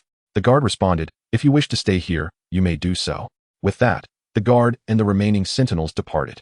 At that moment, Zhuxian rushed in with San Yixing, kneeling before Ji Chong and weeping. "Father, why did you consume that bun?" Ji Chong, taken aback, replied, "The guards informed me that as long as I ate the bun, I could leave. I considered it carefully. The bun posed no poison, so why not partake?" Zhuxian cried out, "That bun was made from the flesh of your brother, Ji Long." Ji Chong was stunned, his countenance shifting dramatically, leading to violent retching as he expelled a considerable amount of meat. Just then, a voice called out, "Father, I have arrived late." Everyone turned towards the sound and beheld Ji Long, who bore a striking resemblance to GFA, rushing forth. Ji Xian, Ji Chong, and San Yixing were all momentarily speechless. Ji Xian, in disbelief, stammered, "Long brother, you are not dead?" Ji Long, in tears, responded, "Fang Bai and Fang Xiang locked me away, but did not slay me." Ji Xian's gaze abruptly shifted to the remnants of meat that Ji Chong had expelled. Her eyes clouded with confusion. Shun Gongbao's pupils constricted as he exclaimed, "Ji Long is alive. Did you manipulate Ji Chang's divination?" Qin Fang, with a smirk, remarked, "Our sect would never unjustly slay the innocent. That meat bun was merely a common pork bun. Thus, Ji Chong could eat it without worry. Consequently, the world believes Ji Chong resorted to cannibalism to survive and return to Shichi. And what do you think his sons, especially Ji Long, will think, and how will they act in the future?" Shun Gongbao's face turned ashen, trembling with rage as he pointed at Qin Fang. You are truly malicious. How could you conceive such a vile scheme? Not only does it tarnish Shichi's reputation, but it also sows discord within our ranks. How despicable." Qin Fang, unfazed, coldly chuckled, "Is your sect truly virtuous? The deeds you have committed are far darker than ours." In Chapter 79, the assassination of Ji Chong, Shun Gongbao, fuming with anger at Qin Fang's words, contemplated engaging in combat. However, upon reflection, he recognized that Ji Chong could finally return to Shichi. Once Ji Chong returned, Shichi could muster a grand army against the Shang. Although the timing was not ideal, the Chan sect had already laid numerous plans. Assisting the Western Zhou in vanquishing the Shang still held substantial promise. Noticing Shun Gongbao refraining from attacking, Qin Fang inwardly sighed. Had Shun Gongbao taken action, the concealed elder disciples could have intervened, capturing or eliminating him, thereby ensuring his place on the divine list. This would relieve him of the need to guard against the cunning Shun Gongbao in the future. Yet, it was also advantageous that Shun Gongbao refrained from acting. For the time being, he preferred not to escalate the conflict among the 3 teachings. This lukewarm state of affairs was greatly beneficial for him. He wished for this period to extend indefinitely, as the longer it lasted, the better. However, Qin Fang sensed that Ji Chong could no longer delay. Ji Chong was a pivotal figure in Shichi, and he must not be allowed to remain. On the journey back to Shichi, Ji Xian and Ji Long accompanied Ji Chong beside his dragon carriage. Throughout this journey, Ji Chong has heard countless rumors about himself. King Zhou, in a bid to test Ji Chang's reputed benevolence, deceitfully claimed that the filling of the buns was made from his own son's flesh. He promised that if Ji Chong were to consume them, he could return to Shichi. With a heavy sigh, Ji Chong lamented the darkness of the king's heart, which devised such a venomous scheme to ensnare him. Could it be that his plans to rebel against the Yinshang had been exposed, prompting King Zhou to orchestrate such a downfall, tarnishing his reputation? Ji Chong cast a glance at Ji Long. Were it not for this ungrateful son as cowardice, he would not have found himself in such dire straits. Yet, now was not the time for inquiries. Everything needed to wait until they returned to Shiqi to discuss with Master Jiang. On the journey back to Shiqi, Ji Long was engulfed in trepidation. He had become acutely sensitive to the movements around him. Firstly, his bodyguards had been reassigned, replaced by unfamiliar faces. Anxiety gripped his heart.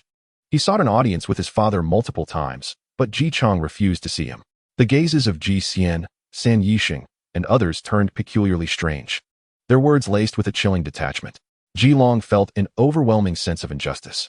It was they who had compelled him to impersonate GFA. Should he succeed, the world would praise GFA's valor and cunning, attributing it all to him. Yet, should he fail, it was he who would be sent to his demise. Why? Why must he bear this burden? At that moment, a beautiful figure emerged in Ji Long's mind, the master of the Shang dynasty, known to others as the Immortal Being Master. She had warned him that if he wished to survive, he must not return to Shiqi. The Immortal Being Master offered him a chance to kill Ji Chong. If he were to slay Ji Chong, the Shang dynasty would ensure his safety. Initially, he had merely sought to escape from Chaoga and return to Shiqi with his father, foolishly agreeing to her proposition. He had even mocked the Immortal Being Master, convinced he could never harm his own father. However, at this moment, with Ji Chong refusing to see him and the guards watching him like hawks, he realized the truth in her words. This old wretch intended to take his life. A surge of resentment filled Ji Long's heart. It was all because of Ji Chong. Why must he, GFA, commit such heinous acts, bringing disgrace to Shiqi, while he himself was captured and taken to Chaoga? Yet, he journeyed across great distances, risking his life to rescue him. Now, Ji Chong could finally return to Shiqi. But this was how he treated him? Why had he ever been born? Was it merely to serve as a pawn for GFA? To die in his stead when the occasion called for it? No, he would not allow that. A crimson fury ignited in Ji Long's eyes as he clenched his fists tightly. He produced a bamboo tube and pointed it towards the sky. Whoosh! A streak of luminous light shot into the sky, swiftly erupting into a brilliant scarlet lotus flower. Young Master Long, what are you doing? A nearby guard inquired hastily upon witnessing the spectacle. Ji Long glanced at the two guards, a sinister smile creeping across his face. What am I doing? Soon, you shall find out. As the procession advanced several miles, upon reaching a gorge, the commanding general, Nangong Shi, suddenly commanded, "Halt." Ji Xian stepped forward, asking, "General Nangong, what troubles you?" Rather than responding to Ji Xian's question, Nangong Shi urged, "Third young master, listen." Listen to what? Ji Xian furrowed his brow, perceiving no sound at all. Nangong Shi's expression turned grave. Precisely, the absence of any sound is what troubles me. This is exceedingly abnormal. In the depths of the forest, there should be at least some chirping of birds or the rustle of beasts, yet here it is hauntingly silent. Ji Xian's countenance shifted slightly as he hastily remarked, "General Nangong, are you suggesting there may be an ambush? But who would dare to ambush us?" Nangong Shi shook his head. "I do not know. Perhaps you should inquire with the Marquis." Nodding, Ji Xian hurried back to Ji Chong's carriage, relaying Nangong Shi's discovery. Ji Chong said nothing. Instead, he produced a large tortoise shell, stuffing it with 6 smaller shells, and began to shake it. Moments later, Ji Chong overturned the 6 small shells, studying the divination before him with a solemn expression. Ji Xian swallowed hard and whispered, "Father, what does the divination indicate?" Ji Chong sighed deeply. The ways of heaven and earth are ever-changing. One moment may be serene, while the next could unleash a tempest. Hearing this, Ji Xian's heart raced, and he pressed on. Is the divination ominous? Did General Nangong's intuition prove correct? Are there indeed ambushers ahead? Ji Chong sighed again. Inform General Nangong that the opposition is targeting me. Advise him not to resist. I shall go with them. At that moment, Nangong Shi overheard Ji Chang's words and promptly stated, "My lord, prior to this journey, the National Master informed us that it would be fraught with peril and promised to dispatch troops for assistance. I shall ensure your safe return to Shiqi." With that, Nangong Shi raised his voice, commanding, "Rear troops, fall back from this place. Rear troops, fall back from this place." The orders echoed back, reverberating through the gorge, while the ambushed merchant soldiers awaited their moment. Yin Po Bai, leading the merchant army, furrowed his brow at the retreating Shiqi soldiers, silently contemplating. It appears the ambush shall not succeed. Indeed, Nangong Shi is worthy of his title as a great general of Shiqi. Ji Chong's divination is formidable, for they arrived here without a sound and yet were detected. Exchanging glances, Yin Po Bai and Lei Kai nodded, and with a single signal, a shot was fired into the sky. Suddenly, the gorge erupted with the clamor of battle cries as Yin Po Bai and Lei Kai led the army of the Shang dynasty into the fray. Nangong Shi's expression changed dramatically. Third young master, you must protect the marquis and flee. I shall hold the rear. Chapter 80. Nangong Shi is one of the four foremost vanguards of the Western Zhou army. Although he is but a mortal, he possesses innate divine strength, further augmented by the teachings of extraordinary individuals, mastering formidable techniques and wielding immense power with his arms. During the reign of King Wu, he vanquished Zhuxian of the seven monsters of Meishan. When King Wan, Ji Chong, set out against Chong Ho Hu, Nangong Shi served as the vanguard, and within fewer than 30 exchanges, he felled the great General Huang Yuanji of the Flying Tigers. When Chao Tian and Chao Lei launched their assault on Shiqi, Nangong Shi again engaged for another 30 exchanges, capturing Chao Lei alive. Zhongshan's campaign against Shiqi saw Nangong Shi slay his vanguard, Li Jin. The four generals of the Mo family, also attempting to invade Shiqi, were steadfastly repelled by him. Despite being of mortal flesh, Nangong Shi achieved extraordinary feats in battle. At this moment, he, a dragon among steeds, took the lead, brandishing a great saber, standing firm against Yin Po Bai and Lei Kai. Nangong Shi immediately leveled his blade and declared loudly, "Who are you to dare ambush the esteemed General Nangong here?" Yin Po Bai replied with a cold sneer, "We have received word that Ji Chong is plotting rebellion. We are ordered to apprehend him." Nangong Shi spat contemptuously towards Yin Po Bai, a chilling smile gracing his lips. "You claim someone has reported my lord's treason. Let that person step forth.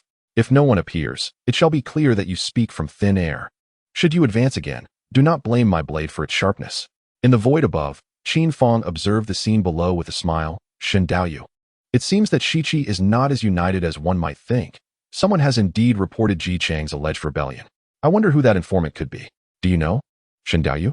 Shun Gongbao's expression darkened. He had already witnessed Ji Long's subtle machinations from the void. Coldly, he retorted, "Qin Daoyu, do you find your inquiry amusing? Did you not see that it was Ji Long, that wretched boy, who betrayed Shiqi? The scoundrel deserves punishment." Qin Fang chuckled. "Do not be enraged, Shen Daoyu. We are elevated in the heavens. Why should we concern ourselves with earthly matters?" Shin Gongbao was left speechless. What did it mean to disregard earthly affairs? Ji Chang's return to Shiqi was crucial for the realm's stability. If Ji Chang could not return, Shiqi would lack a wise and decisive ruler. GFA's reputation had already been tarnished by Qin Fang, and the officials of Shiqi would likely not comply. Even if they forced the officials and soldiers to obey, their fighting spirit would be lacking. The essence of warfare lies in morale. Once the troops are devoid of fighting spirit, defeat is inevitable. Ji Chang is of utmost importance to Shiqi. He must not be allowed to falter. It was a mistake to have permitted Ji Chang to journey to Chaoga.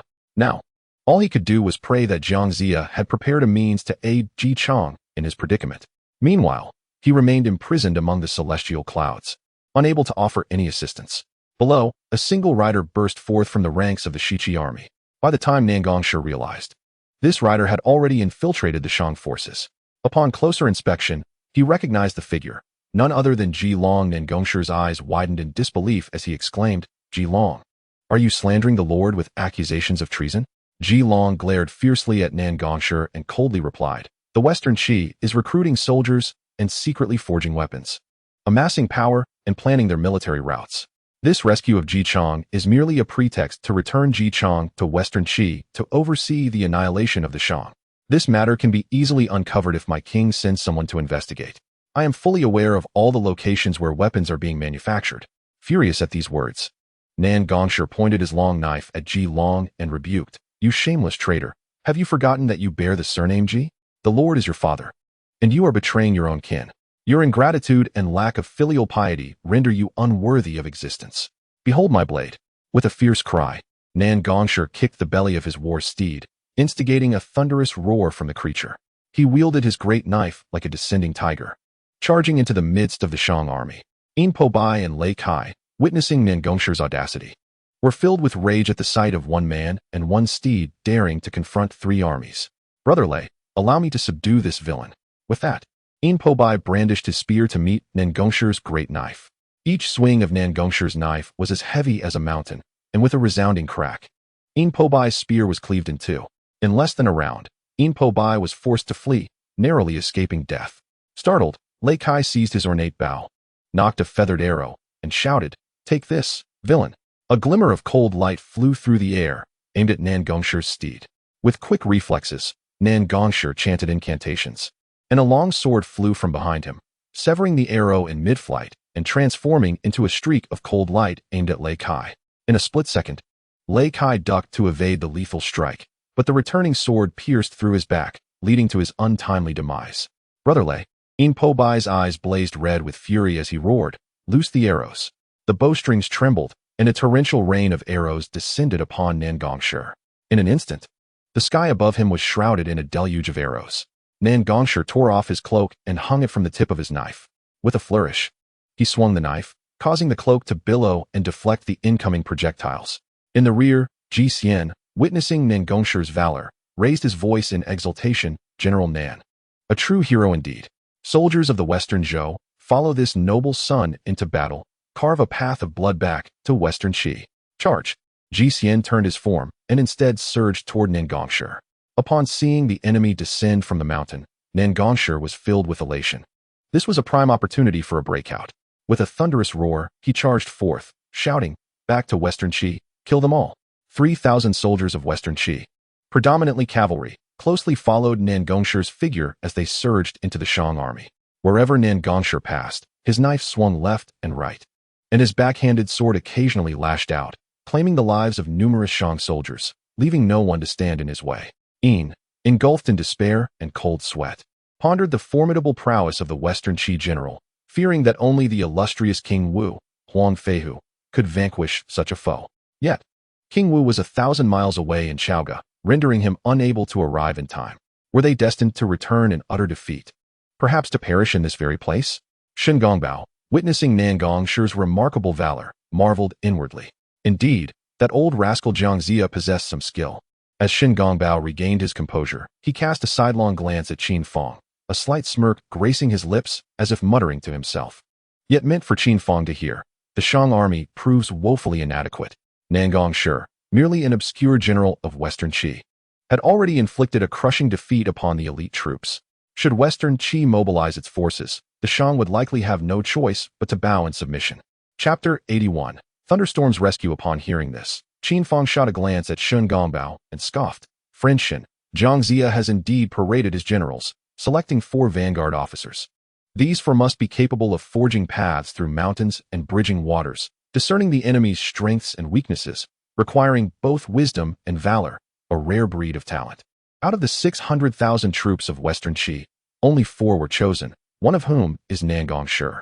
In your disparagement of him before me, do you presume I am ignorant of Western Qi affairs, or is it you who lacks knowledge?" Shen Gongbao's expression soured. He had not anticipated that Qin Fang would possess such insight regarding Nan Gongshi, a figure he himself was unaware of, alongside 3 other such vanguard officers.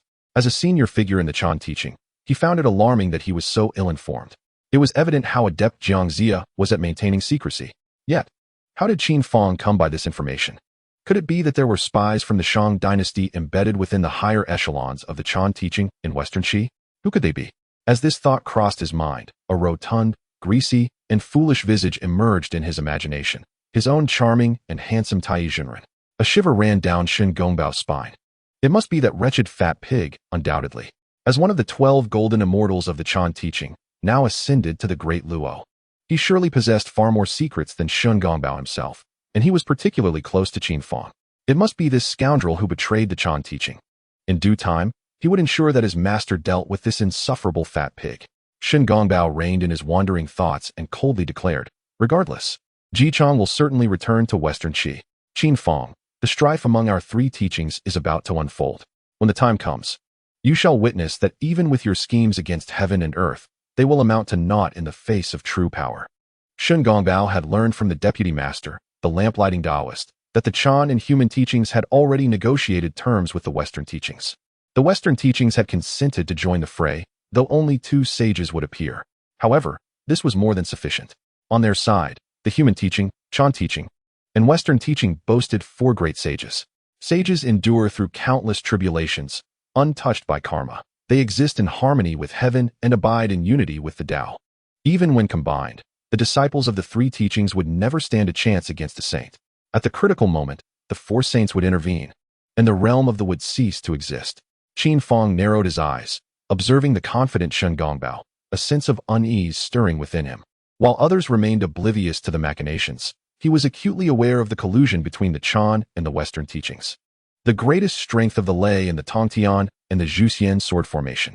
The Tongtian was also a saint of the heavenly path, and with the foremost weapon of annihilation, the Zhuxian sword formation, it was impenetrable by the four saints. The myriad immortals of the brimmed with confidence for the impending battle. Yet, they could not fathom the depths of the shamelessness exhibited by the two leaders of the Ren and Chan teachings, who allied with the two Western saints to shatter the Zhuxian sword formation, leading to a crushing defeat for the. Qin Fang's expression grew increasingly grave. He refrained from uttering any further bravado and directed his gaze downward. Ji Chang must die. He must perish at the hands of Ji Long.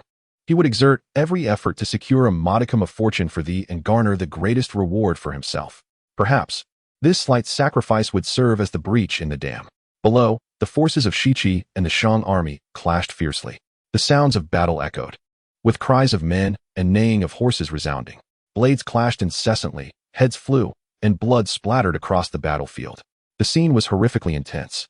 Nangong Shi, mounted alone, was the first to break through the encirclement of the Shang army, then turned back to fight valiantly, entering and exiting 7 times to protect Ji Chang's contingent. Qin Fang squinted slightly, cold light flashing in his eyes. If Nangong Shi survived, Shiqi would remain unvanquished. Shen Gongbao laughed heartily. Excellent, excellent. What a remarkable Nangong Shi. Truly worthy of the vanguard. Qin, my friend, it seems you have lost this time. Qin Fang raised his cup, taking a sip, and replied placidly, no need for haste. No need for haste. Behold, the reinforcements of the Shang have arrived. He gestured towards the battlefield below, where a flash of lightning struck at the heart of the clashing armies. A tremendous roar followed, like thunder cleaving the clear sky, instilling shock in the soldiers of both sides, who turned their attention to this phenomenon. The lightning receded to reveal an extraordinary figure. This person had a face akin to indigo, hair like cinnabar, a gaping maw with fangs, eyes like bronze bells, radiating brilliance, and a pair of cloud and thunder wings sprouting from his back, wielding a wind and thunder staff. This individual was none other than Lei Jinzi, Ji Chang's adopted son, one of the 4 vanguards of Shiqi, who had now pledged allegiance to the Shang dynasty. Upon seeing Lei Jinzi, Shen Gongbao's pupils constricted sharply, exclaiming in astonishment, Lei Jinzi. He then turned furiously to Qin Fang, rebuking, this Lei Jinzi was meant to be one of our Chan teachings. You have stolen him and now use him against us. Do you not find this utterly shameless? Qin Fang replied with a cold smile, Shen Gongbao, your Chan teachings have no right to utter the word shameless. You should focus on Ji Chang's fate. Below, as Lei Jinzi made his entrance, both the Shiqi and Shang armies were taken aback, startled by his presence. What is this entity? Could it possibly be a monster? Is this the reinforcement of the Shang army? Or perhaps the aid from the West Qi? The soldiers from both sides exchanged uncertain glances. While Yin Pabai and Nangong Shi intently observed Lei Jinzi, they all sensed a terrifying aura emanating from him. Nangong Shi, gazing at Lei Jinzi, called out loudly, pray tell, who are you, sir? Lei Jinzi returned the gaze at Nangong Shi and then glanced at the Shang army, swiftly pointing his thunder staff at Nangong Shi, and declared in a stern voice, you are a rogue from West Qi. Upon hearing this, Nangong Shi immediately realized the threat posed by the newcomer and, without further ado, muttered incantations under his breath as a flying sword suddenly shot forth, aimed directly at Lei Jinzi's head. Feeling a chill run down his spine, Lei Jinzi's wings flared, and a surge of brilliant white lightning manifested, striking the flying sword. The sword, overwhelmed by the thunderous force, was sent hurtling away, while Lei Jinzi, with a powerful flap of his wings, brought his staff crashing down towards Nangong Shi. In a rush, Nangong Shi raised his great blade to block the blow, with a resounding bang akin to a celestial thunderclap. The nearby soldiers from both West Qi and the Shang dynasty were left dazed and reeling from the impact. After a fierce exchange, both combatants were forced to retreat several hundred paces, evenly matched yet aware of their precarious positions. Nangong Shi's expression turned grim, though it appeared to be a stalemate. He knew he was likely no match for this strange adversary. The might of the lightning had left his body numb, and should he endure further blows, he feared he might collapse. Suddenly, Nangong Shi bellowed, third young master, quickly escort the lord away. At that moment, Zhuxian, having regained his composure from the shock, shouted, Follow me and protect the Lord as we break through. Zhuxian led the charge, wielding an iron spear, cutting down several Shang soldiers as he pushed forward. Witnessing Lei Jinzi's formidable prowess, akin to a divine being descended from the heavens, Yin Pabai's heart raced as he shouted, "Stop, Ji Chong. He must not escape." Chapter 82. Huang Tianhua Zhou Ji smiled and said, "Elder brother, you and I are brothers. My intentions are solely for your benefit.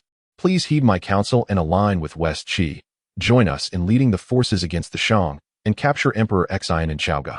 Huang Feibiao and Huang Feibao, witnessing this, were filled with rage. "Zhou Ji, you and my brother are sworn brothers, yet you threaten him with my nephew. What kind of brotherhood is this?" Zhou Ji replied, "Biao brother, Bao brother, in time, you will see that I am not ungrateful. The tides of this world will surely favor West Qi, and the Shang will eventually be eradicated. Now is our opportune moment to ally with West Qi.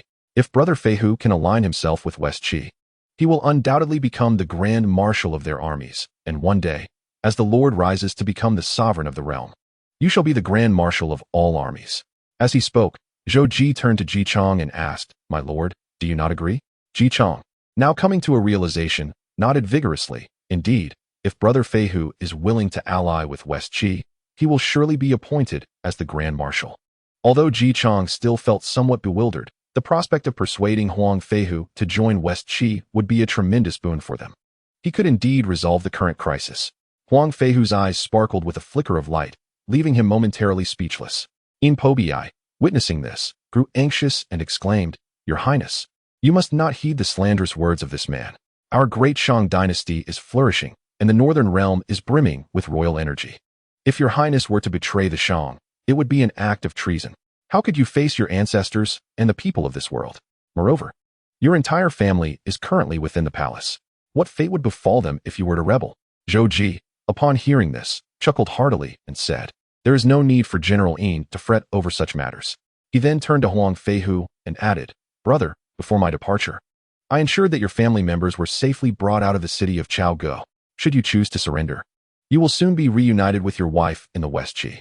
Huang Feihu's expression darkened like a stormy sea as he gazed at Zhou Ji and remarked, "You truly are a good brother." Zhou Ji sighed inwardly and replied, "Brother, do not hold it against me. One day, you will understand that my actions are all for your benefit." With a cold laugh, the martial king Huang Feihu retorted, "A splendid justification, indeed." Yin Pobii, sensing the gravity of the situation, felt a chill run through him. With a fierce shout, he bellowed, "You treacherous scoundrel, take this." Yin Pobii lunged forward with his spear aimed at Zhou Ji, who, abandoning Huang Tianlu, brandished his sword to counter Yin Pobii's assault. Zhou Ji feigned a vulnerability, quickly finding himself at a disadvantage. He shouted, "Brother Feihu, save me. If I perish, who will seek your wife?" Huang Feihu, with no other choice, urged the five-colored divine bull forward, using his spear to block Yin Pobii's advance. Yin Pobii, filled with both shock and fury, demanded, "Your Highness, do you intend to betray Shang?" Huang Feihu stared at the spear in his hand, momentarily at a loss. Above the clouds, Shen Gongbao laughed heartily. "It seems that your Shang reinforcements are about to become allies of West Qi." He then glanced at Qin Fang and said, "Friend Qin, it appears you have lost." Qin Fang observed the unfolding scene, realizing that this moment was never meant to occur in the original script. Yet, under his influence, it had come to pass. He fixated on Zhou Ji below, a character he had never deemed worthy of attention. Even Huang Feihu, the martial king, seemed insignificant in his eyes. Yet it was this seemingly inconsequential figure who could alter the fate of the world.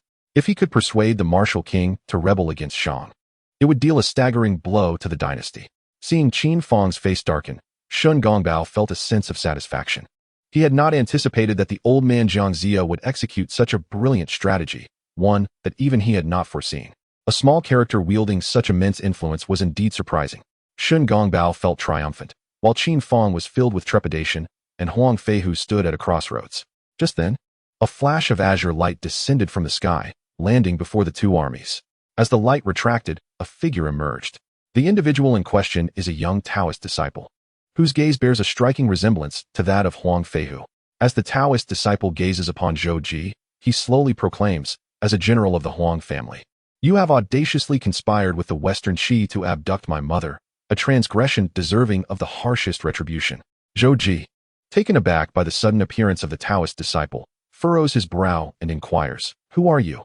The disciple coldly responds, I am Huang Tianhua, the son of Huang Feihu, a disciple of the revered Qingshu Daojinjuan.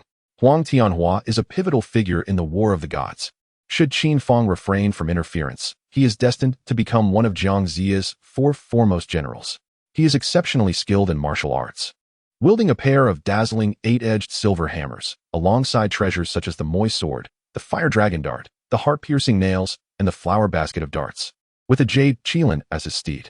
The qilin, one of the ancient three clans, signifies Huang Tianhua's formidable prowess in riding such a mythical creature. Upon hearing this, Huang Feihu is struck with astonishment. When Huang Tianhua was but an infant, a celestial being took him away, and for over a decade, he had not laid eyes upon his own son. To his amazement, they are reunited today. Filled with emotion, Huang Feihu calls out, Tianhua, is that truly you? Huang Tianhua turns to face him and gently replies, Father, please take a moment to rest while I deal with this scoundrel. Zhou Ji's expression shifts slightly. Having witnessed Huang Tianhua's display of skill, he realizes he is no match for him. Attempting to flee, Zhou Ji turns.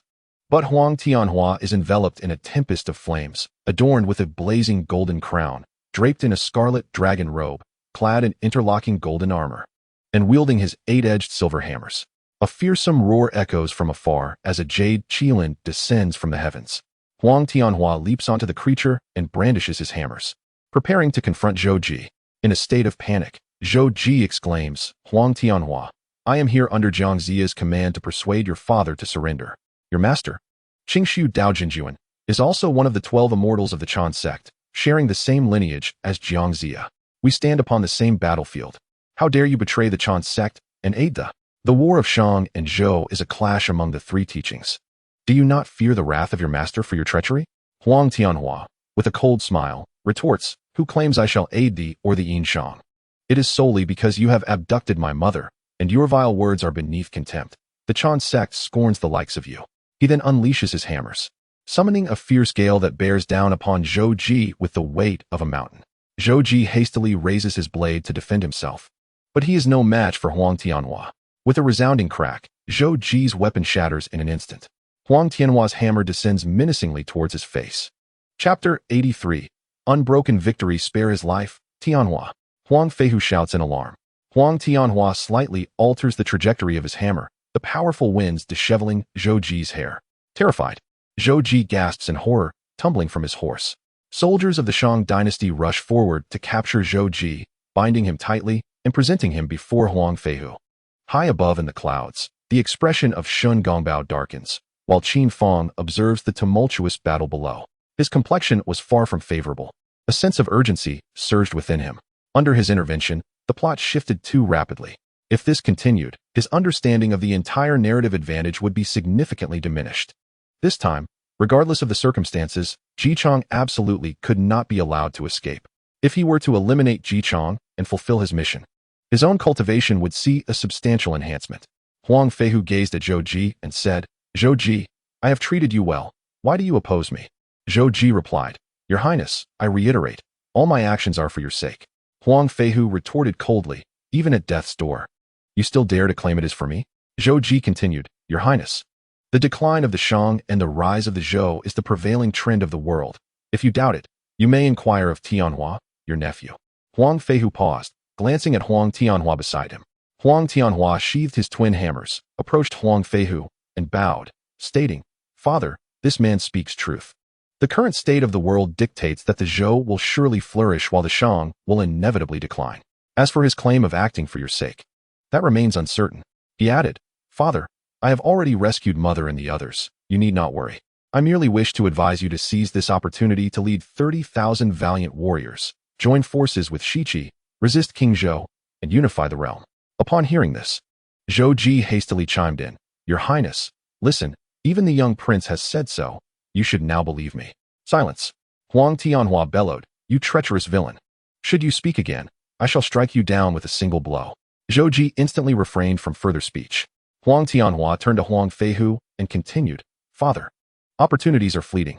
After a long contemplation, Huang Feihu slowly articulated, My Huang family has long been indebted to the nation, and as your father, I hold the esteemed title of Martial King. I share a brotherly bond with King Zhou. How could I betray the Yin Shang and my own brother? Huang Tianhua countered. Father, the downfall of Shang and the rise of Zhou is an inevitable trend. Even the celestial beings above cannot escape it. As a mere mortal, if you insist on defying the will of heaven, you will only meet with destruction. Huang Feihu sighed and stated, a true man knows what to pursue and what to forsake. If Emperor Xian does not betray me, I shall never betray him. Huang Tianhua, upon hearing this, praised, Father, you are indeed a hero. Huang Feihu felt a sense of relief, looking at Huang Tianhua and saying, my son, mastering divine abilities makes one a true hero. If that day ever comes, the Huang family will rely on you. Huang Tianhua asked, Father, is there truly no room for negotiation? Huang Feihu shook his head. As long as I draw breath, I shall remain a loyal subject of the Shang dynasty, devoted to my duties. Huang Tianhua sighed deeply. Must it be that upon our reunion, we are to turn against one another? He then insisted, Father, you are no match for me. Step aside and allow me to take Ji Chong away. I assure you, not a single soldier of the Shang will be harmed. Huang Feihu sighed, Tianhua, you serve your own master and fulfill your duties. Should you wish to take Ji Chong, you must first slay your father. Huang Tianhua's lips twitched slightly as Huang Tianlu, Huang Tianjue, and Huang Tianxiang immediately positioned themselves in front of Huang Feihu, their expressions alert as they regarded him with caution. Eldest brother, refrain from behaving like a disciple of the Qin sect. Rather, return home to serve our parents. Eldest brother, they gave you life and nurtured you, regardless of the circumstances. We shall not allow you to lay a hand on our father. Huang Tianhua felt an overwhelming inner turmoil, and at that moment, a tremendous sound resonated from the heavens. After engaging in battle with Lei Jinzi for several rounds, Nangong Shi was finally struck down by a powerful blow from Lei Jinzi's staff. Seizing the opportunity, Huang Tianhua called out, General Nangong, I come to assist you. He mounted his jade qilin and soared into the air, escaping the current awkward situation to confront Lei Jinzi. This, perhaps, was the most prudent choice for him at that moment. Huang Tianhua possessed exceptional talent and had received the complete teachings of the Clear Void Taoist. The Clear Void Taoist had even bestowed upon him the treasured sword, Mo Xie, which was immensely powerful. A flash of golden light would sever heads from shoulders. However, this artifact consumed vast amounts of celestial essence, and Huang Tianhua would not invoke it unless absolutely necessary. He wielded his octagonal bright silver hammer and clashed fiercely with Lei Jinzi's thunderous staff. Crack! Bang! The sky was constantly filled with the sounds of thunderous explosions. Golden light dazzled, silver serpents flickered, and fierce winds howled, sending dust and stones flying. Huang Tianhua and Lei Jinzi battled for hundreds of rounds without a clear victor. Truly a match of equals. Huang Tianhua silently marveled what a formidable opponent Lei Jinzi is. Indeed, a worthy adversary. If this continues, we may remain at an impasse. The Shang army surrounds us below, and should I delay further, I shall undoubtedly fail to fulfill my master's task. With this thought, Huang Tianhua feigned a weakness, pretending to retreat. Unaware of the ruse, Lei Jinzi bellowed, Huang Tianhua, where do you think you're going? With that, he pursued fiercely.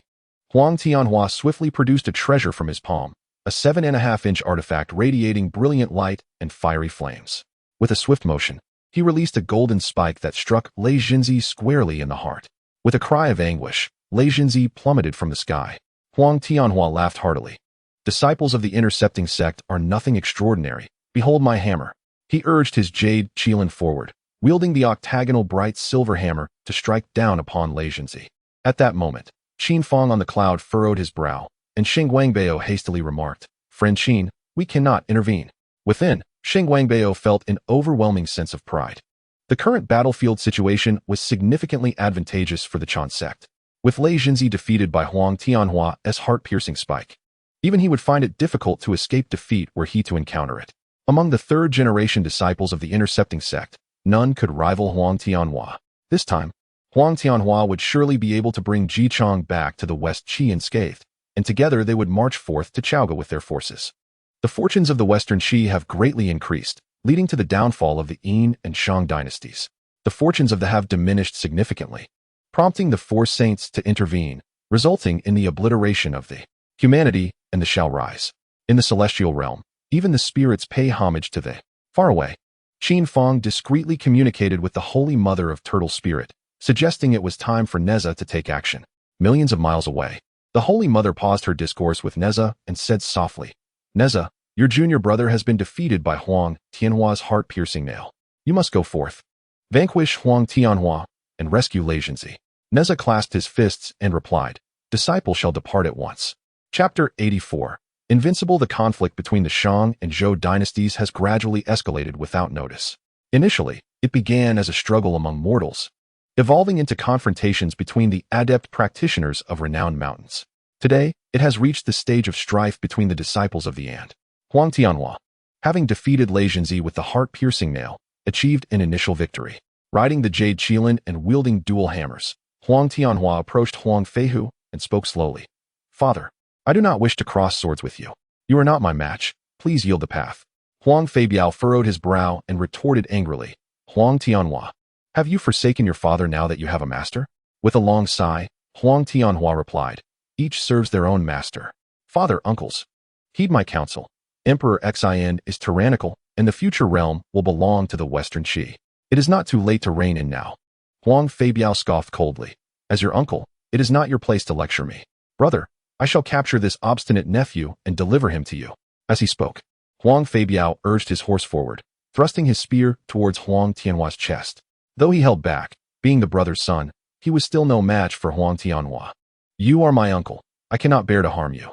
Step down from your mount, Huang Tianhua declared, raising his 8-edged silver hammer above his head. With a surge of strength, the two hammers clashed. With a resounding boom, it echoed like thunder in a clear sky, as if the heavens themselves had been struck. The immense sound radiated from Huang Tianhua, reverberating in all directions.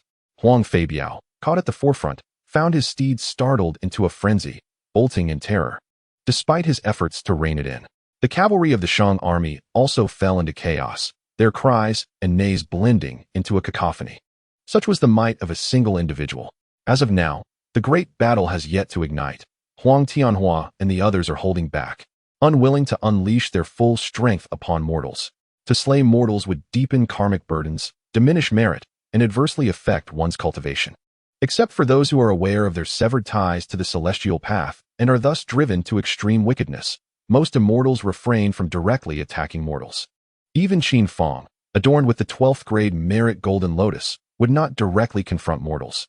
Karma, much like virtue, is an intangible force, unseen yet profoundly real, influencing one's cultivation, shaping insights, and giving rise to inner demons. It is a taint that every practitioner of the immortal path strives to avoid.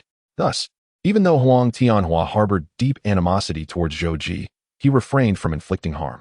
Despite his desire to swiftly escort Ji Chang away, he did not resort to violence. After all, how could a mere mortal withstand his might? With a tremor of his twin hammers, Huang Feibiao retreated to his formation. Huang Feihu's expression was a mixture of joy and worry. He was elated that his son possessed such formidable abilities, yet troubled that his son stood opposed to him. The thought of father and son turning against each other twisted his heart with anguish. Huang Tianhua, too, felt the weight of the moment. But duty to his master compelled him forward. He called out, Father, throughout the Shang dynasty, even if Grandmaster Wen were to arrive, he would not be a match for Tianhua. It would be best for you to surrender to Shiqi. Huang Feihu tightened his grip on the spear. Each of Huang Tianhua's words struck him like a series of hammers upon his heart. As he summoned the divine bull, which stepped forth gracefully, Huang Feihu positioned the spear across his chest and said slowly, Tianhua, your martial prowess brings me great pride. Yet, we serve different masters. Today we shall settle our differences on the battlefield, where there is no place for father and son. You need not hold back. Huang Tianhua sighed at his father's words. Very well, forgive me, father. I must subdue you first and bring you back to Shiqi. Huang Feihu erupted with laughter. What an audacious claim. More so than I in my youth. But do not underestimate me, Tianhua. Be cautious. As his words fell, Huang Feihu kicked the divine bull, which, attuned to its master's intent, charged forth. Gripping his spear tightly, Huang Feihu surged toward Huang Tianhua, with his twin hammers raised above his head. Huang Tianhua struck down with force, producing a thunderous explosion. The divine bull's ears were already tightly sealed, rendering Huang Tianhua's attack ineffective. Huang Feihu laughed heartily. Do not underestimate your father, Tianhua. Show me your true abilities. He thrust his spear towards Huang Tianhua's chest. In response, Huang Tianhua revolved his left arm, wielding the 8-sided gleaming silver hammer, deflecting Huang Feihu's powerful strike with ease. Following that, he aimed the hammer in his right hand towards Huang Feihu's chest. Though he did not exert full force, the power of this strike was nonetheless formidable. The overwhelming pressure and the weight of the silver hammer descended like a mountain, threatening to collapse upon him. Huang Feihu felt a chill run down his spine. He was eager to test the extent of his son's strength. Drawing his right hand back and extending his left forward, he met Huang Tianhua's silver hammer with the shaft of his spear. A resounding crash echoed once more. The spear's shaft bending into an arc. Huang Feihu's face flushed as he struggled to contain his breath. Huang Tianhua quickly retracted his strength, withdrawing the gleaming silver hammer. The divine bull and the jade qilin passed each other in a graceful dance. Huang Tianhua turned his body, his face calm, as if he had merely executed a routine strike. In stark contrast, Huang Feihu's complexion flushed red, breath coming in gasps. His hand trembling uncontrollably around the handle of his spear. Eldest brother, father, cried Huang Feibiao, Huang Feibao, Huang Tianlu, Huang Tianjue, and Huang Tianxiang in unison. After a few deep breaths, Huang Feihu regained his composure and looked at Huang Tianhua with a bitter smile. Indeed, talents emerge in every generation, with the new surpassing the old. Alas, Tianhua, if only you would serve the great Shang, you could inherit my throne and become the foremost warrior of the Shang dynasty. Surpassing Master One, Huang Tianhua replied, Father, the wealth and nobility of this world are but fleeting clouds to me. Please let it go. Huang Feihu's expression turned grave. Tianhua, my son, each person has their own desires in life. For me, my aspiration is to serve the king loyally and leave a mark in history. However, I do not wish for you to bear the disgrace of patricide.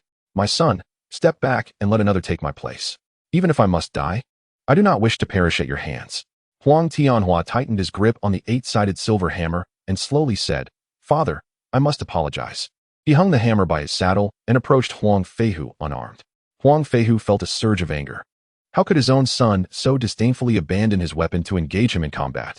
He struck at Huang Tianhua with his spear, but Huang Tianhua was swift, grasping the spear's shaft with his left hand. In a fluid motion, he seized Huang Feihu's clothing with his right hand and gently tugged him towards himself, effortlessly capturing him in a single move. Chapter 85. Neza battles Huang Tianhua, Part 1. Excellent. Excellent. Excellent. The troops of Shiqi shouted in unison, their morale soaring. Who was Huang Feihu? He was a renowned general of the Shang dynasty, possessing the strength of 1,000 pounds in both arms. In his youth, he fought alongside Emperor Xian and was celebrated as one of the two great heroes of the Shang. His fame resounded across the 800 feudal lords. Yet now, this illustrious Huang Feihu could not withstand even a single move from Huang Tianhua, being captured with ease. Huang Tianhua's martial prowess had reached an extraordinary level. Ji Chang felt a surge of excitement. With such an unparalleled warrior in Shiqi, the pacification of the Shang dynasty was imminent. San Yisheng, Zhuxian, and others shared in the joy, having believed they were trapped, only to find a glimmer of hope. Huang Feibiao, Huang Feibao, Huang Tianlu, Huang Tianjue, and Huang Tianxiang's expressions shifted dramatically. Zhou Ji, Huang Ming, Long Huan, and Wu Qian, along with other allies of Shiqi, were filled with delight. Zhou Ji called out loudly to the Shang forces, Do you see? Tianhua is the son of the prince, possessing unmatched strength. He has allied with Shiqi, and none of you are his match. If you surrender, you may save your lives. Otherwise, you shall find no place to rest in death. Upon hearing Zhou Ji's words, confusion spread among the Shang troops. Huang Tianhua cast a glance at Zhou Ji. Though he harbored disdain for the man, they were on the same side.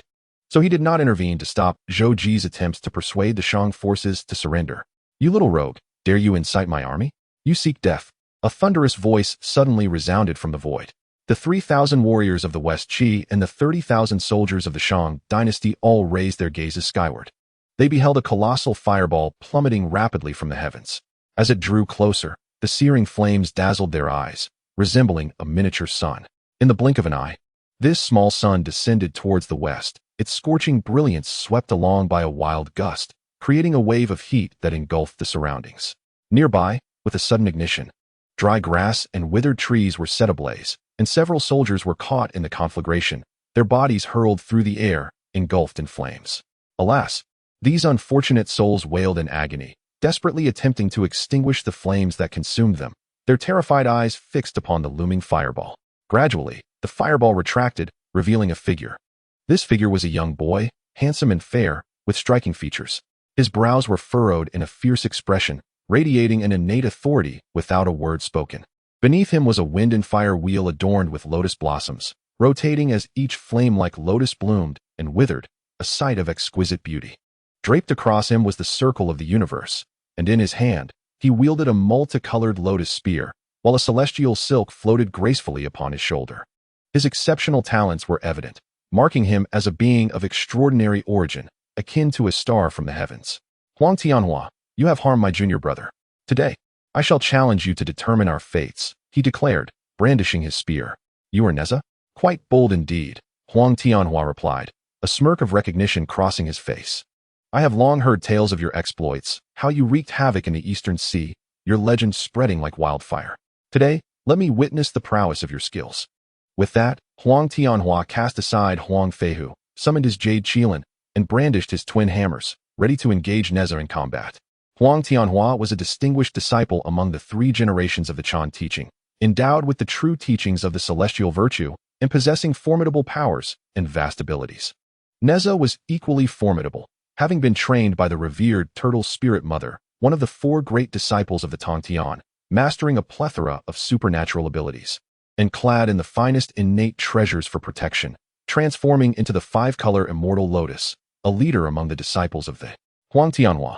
Born with divine strength and having cultivated the great strength divine art, wielded his 8-edged shining silver hammers with such might that even the weapons of ordinary immortals would be sent flying upon contact.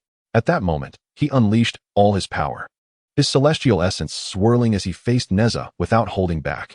The 8-edged shining silver hammers glimmered with a green aura, the terrifying celestial energy pulsing and undulating, forming a tidal vortex of force that locked onto Neza.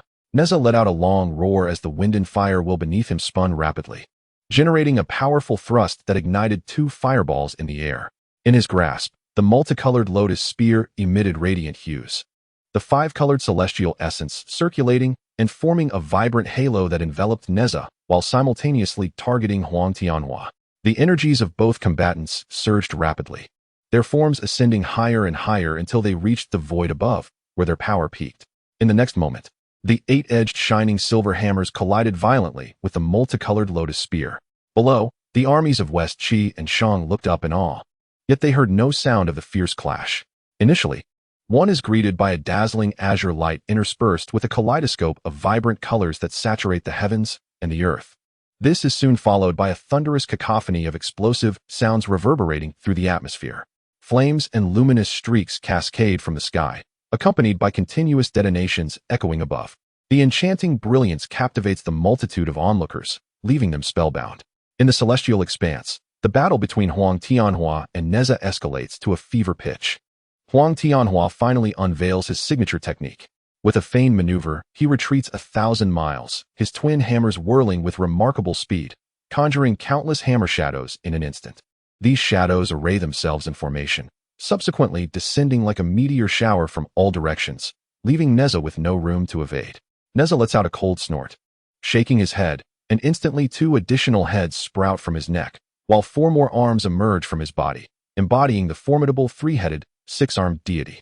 Wielding 3 long spears with his 6 arms, Neza unleashes a flurry of spear shadows that collide with the descending hammer apparitions, resulting in a dazzling display of radiant bursts. The sky reverberates with explosions and thunderous roars as the battle reaches an impasse. Qin Fang squints slightly, remarking slowly, I truly did not anticipate that your sect could nurture such a heroic figure. Shun Gongbao, brimming with pride, retorts that Huang Tianhua is but a triviality, asserting that among the disciples of his sect, there are many who surpass Huang Tianhua in prowess. Qin Fang scoffs, is that so? Yet even in their combined might, they would not match my nephew's strength. Shun Gongbao smirks, Dear Qin, you ought to observe closely. Huang Tianhua has yet to unveil his treasured artifact. Once the heart-piercing nail is unleashed, Neza will be grievously wounded, akin to Leijianzi. Is that so? Qin Fang replies with a smile, Your words have piqued my curiosity. I truly wish to witness the heart-piercing nail in action and see which is mightier, it or Neza's lotus dharma body. Both Qin Fang and Shun Gongbao extol the virtues of their respective nephews as the battle intensifies below. Huang Tianhua's meteor hammer storm clashes violently with Neza's 3-headed, 6-armed form. Huang Tianhua suffers numerous spear strikes, his protective garments shattered, revealing a multitude of wounds across his body. Gasping for breath, Huang Tianhua's resolve intensifies. Neza's strength far surpasses his expectations, proving that renown is indeed well-deserved. Neza, slightly winded, has endured several strikes from the meteor hammers. Yet thanks to the protective embrace of his colorful celestial lotus, he remains largely unharmed. Realizing that his meteor hammer barrage cannot secure victory, Huang Tianhua understands that it is time to unleash the heart-piercing nail. In Chapter 86, the fierce confrontation between Neza and Huang Tianhua continues. Huang Tianhua feigns a weakness and turns to flee. Huang Tianhua, do not escape. Neza cries out as he pursues. On the cloud summit, Shun Gongbao laughs heartily, declaring, "Dear Qin, your nephew has fallen into a trap." Qin Fang responds coolly, "In the face of absolute strength, all schemes and tricks are but paper tigers." Laughing heartily, Qin Daoyu, open your eyes wide and observe how my master's disciple has sent your disciple to the Fengshan Bang. Below, Huang Tianhua fled at remarkable speed. With Neza in hot pursuit, Neza's wind-fire wheels propelled him forward with such swiftness that he caught up in the blink of an eye. Huang Tianhua, where do you think you're going? Neza thrust his spear towards him. How fast? Huang Tianhua was taken aback. In the blink of an eye, he summoned the heart-piercing nail. A needle, slender as a cow's hair and gleaming with golden brilliance, materialized in his palm. With a fierce flick of his wrist and a loud shout, he launched it.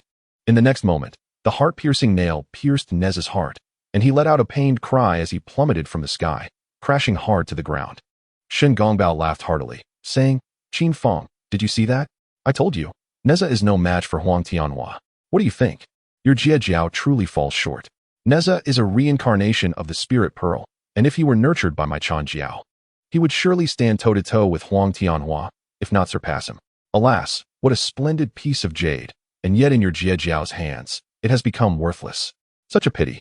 Having already defeated the great general of the Shang dynasty, first vanquishing Lei Jinzi and now Neza, Huang Tianhua's spirit sword. The disciples of Jie Jiao are but trifles. Watch as I send you to the Fengshan Bang, and then I will do the same for Lei Jinzi." With that, Huang Tianhua swung his twin hammers towards Neza. At that critical moment, a brilliant golden light erupted from Neza. The radiance illuminated hundreds of miles, and the Qianquan circle he bore trembled violently, producing a buzzing sound. Huang Tianhua was taken aback, and it was too late for him to defend himself. The Qianquan circle transformed into countless shadowy rings, striking fiercely at Huang Tianhua's forehead, chest, and back. He could not evade the full force of Neza's attack. Huang Tianhua, his celestial essence in turmoil, spat blood, gravely wounded. In the blink of an eye, he coughed up a flower basket, which released beams of light as the countless shadowy rings were drawn into it. Thus, he narrowly escaped disaster. At this moment, Huang Tianhua appeared utterly wretched. His body a gruesome sight, blood and flesh in disarray, with blood dripping continuously. Taking a deep breath, he glanced at Neza, who, invigorated by the wind-fire wheels, charged toward him. Huang Tianhua was alarmed and turned to flee. On the cloud's peak, Qin Fang chuckled, "Shen Daoyu, it seems that employing strategy is not solely your disciple's forte." Shun Gongbao, wide-eyed, expressed disbelief. "Impossible. How could this be? Neza clearly was struck by the heart-piercing nail, yet he is unscathed?" Qin Fang smiled silently, for he knew not that Neza's incarnation was that of the multicolored celestial lotus. The multicolored celestial lotus is, in itself, a supreme innate spiritual treasure. Qin Fang had amplified its power 1,000-fold. Such a celestial lotus as Neza's incarnation, how could Shun Gongbao even begin to fathom its might? The incarnation of the lotus is a corporeal form devoid of flesh and blood, lacking internal organs, and possessing a defense that surpasses that of a corporeal body. This grants Neza an immunity to soul-based artifacts and spells, rendering him impervious to poisons and diseases. The heart-piercing nail wielded by Huang Tianhua may be effective against other celestial beings, but it is utterly useless against Neza. Shengwang Bao, taken aback momentarily, then chuckled, asserting, "Even if Neza can evade the heart-piercing nail, he will undoubtedly not stand a chance against my disciple." Qin Fang raised an eyebrow and remarked with a smile, "You just stated that. Does Huang Tianhua possess any further abilities?" With a confident grin, Shengwang Bao replied, "My elder brother, the pure and virtuous Taoist, holds my disciple in high esteem. He has entrusted his treasured artifact to him. Once my disciple activates that treasure, Neza will surely meet his demise." Upon hearing this, Qin Fang sipped his drink and replied with a chuckle, "Is that so? I am quite eager to see what other skills Huang Tianhua possesses." "Well then, keep your eyes wide open and observe closely," Shengwang Bao retorted with a light snort, refocusing on the duel below. Huang Tianhua was desperately fleeing ahead, while Neza pursued relentlessly. With superior cultivation and the swiftness of the wind-fire wheels far surpassing that of the Jade Qilin, It was not long before Neza caught up to Huang Tianhua. Upon glancing back, Huang Tianhua saw Neza had closed the gap, and realizing the gravity of the situation, he had no choice but to wield the treasured Moi sword bestowed upon him by his master. He drew the sword from his back. It measured about 2 feet in length, lightweight, with a subtle azure glow gracing its surface. As he infused his celestial essence into the Moi sword, a starry light manifested at its tip, no larger than a teacup, and flew toward Neza. Neza noticed the glimmering light, but did not pay it much heed. However, in the next moment, his head suddenly detached from his neck, his body severed in two. Qin Fang, observing from the clouds, narrowed his eyes slightly. Indeed, the Chan school possessed its unique prowess. The Moi sword was indeed remarkably profound. Shengwangbao erupted in laughter, exclaiming, "Qin Fang, do you see? Neza has already been decapitated by my disciple. Your sect cannot compare to our Chan school. Ha ha ha." Qin Fang remained silent, watching the unfolding battle below. As Neza's severed head fell downward, Huang Tianhua laughed heartily. "Ha ha ha. Neza, even if you are invincible, before my Moi sword, you too shall be severed." Ha ha ha. Yet, moments later, Huang Tianhua's laughter ceased abruptly. Before his eyes, white threads burst forth from the cut on Neza's neck and head. These threads intertwined, merging into a single strand, reattaching Neza's head. Neza shook his head, gazing at Huang Tianhua with a cold smile. "Huang Tianhua, what other abilities do you have? Feel free to unleash them. I shall withstand them all." Huang Tianhua stared in terror at Neza, astonished that despite having lost his head, he could reattach it. What manner of creature is this? As Neza observed Huang Tianhua's silence, a cold smirk crept across his face. "It seems you have exhausted your options. Now it is my turn to strike, Huang Tianhua. Behold my Hunyuan Ling." With these words, Neza yanked the Hunyuan Ling, which unfurled in the wind, transforming into a colossal crimson dragon, soaring through the skies, and ensnaring Huang Tianhua in an instant, binding him tightly. Chapter 87. The slaughter of Zhuxian. Neza manipulated the seals, tightening the Hunyuan Ling, eliciting a painful scream from Huang Tianhua. Observing this, Huang Feihu urgently cried out, "Spare him, O immortal." At these words, Neza loosened his grip just enough to prevent Huang Tianhua from being strangled. Turning his gaze towards Huang Feihu, Neza then addressed Huang Tianhua. "Huang Tianhua, were it not for your father's plea, I would have surely executed you. I now offer you a chance. Abandon your dark ways and submit to the Jie Sect, joining your father in the campaign against the West Qi, and I shall spare your life." Huang Tianhua fell silent, pondering the proposition, while Neza remained patient, commanding those below, "What are you waiting for? Seize Zhuxian at once." Awakening to the urgency, Huang Feihu declared, "Men, heed my command. Draw your arrows." Instantly, the 30,000 troops of the Shang dynasty sprang into action, the thunderous drums echoing through the heavens. The formidable Shang army aimed their strong bows and crossbows at the soldiers of West Qi. The Shang forces, powerful and numerous, overwhelmed their adversaries, leaving the West Qi troops at a distinct disadvantage. Reluctant to harm the innocent, Huang Feihu called out once more, "Lay down your weapons, surrender peacefully, and you shall not be harmed." San Yixing's face turned pale with despair. He had hoped Huang Tianhua's arrival would bring salvation. Yet he was astonished to find such formidable prowess among the Shang. Even Huang Tianhua was no match. Meanwhile, General Nangong Shi's fate remained uncertain. Turning to Zhuxian, San Yixing inquired, "My lord, what shall we do?" Zhuxian, aware that surrendering now would be tantamount to suicide, stroked his beard and proclaimed loudly, "Our soldiers of West Qi shall never yield. We shall charge forth with all our might." With Zhicheng's command, 3,000 soldiers from West Qi surged towards the Shang army. Huang Feihu's expression hardened as he motioned for the arrows to be released. A volley of arrows soared from the ranks of the Shang army. The sharp tips sliced through the air, a dark cloud of projectiles descending upon the West Qi forces. In an instant, nearly 1,000 soldiers from West Qi lay dead or wounded. Once more, the bowstrings trembled, and another barrage of arrows took flight, targeting the West Qi troops. After several waves of arrows, the West Qi forces suffered catastrophic losses, with fewer than 1,000 warriors remaining capable of fighting. The Shang army, wielding spears and great swords, surged like a tidal wave towards the remnants of West Qi. In mere moments, the West Qi forces were utterly decimated, and Zhuxian was personally captured by Huang Feihu, thrown unceremoniously to the ground, bound and helpless as soldiers approached to secure him.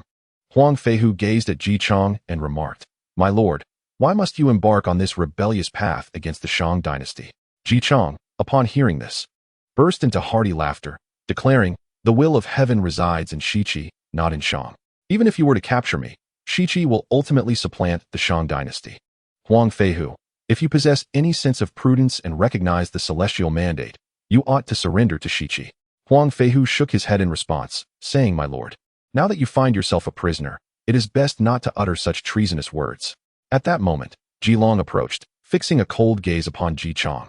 San Yisheng and Ji Xian, sneering, Ji Chong, San Yisheng, Ji Xian, did you ever think that you would one day fall into my hands? Ji Xian spat vehemently at Ji Long, exclaiming, Bah!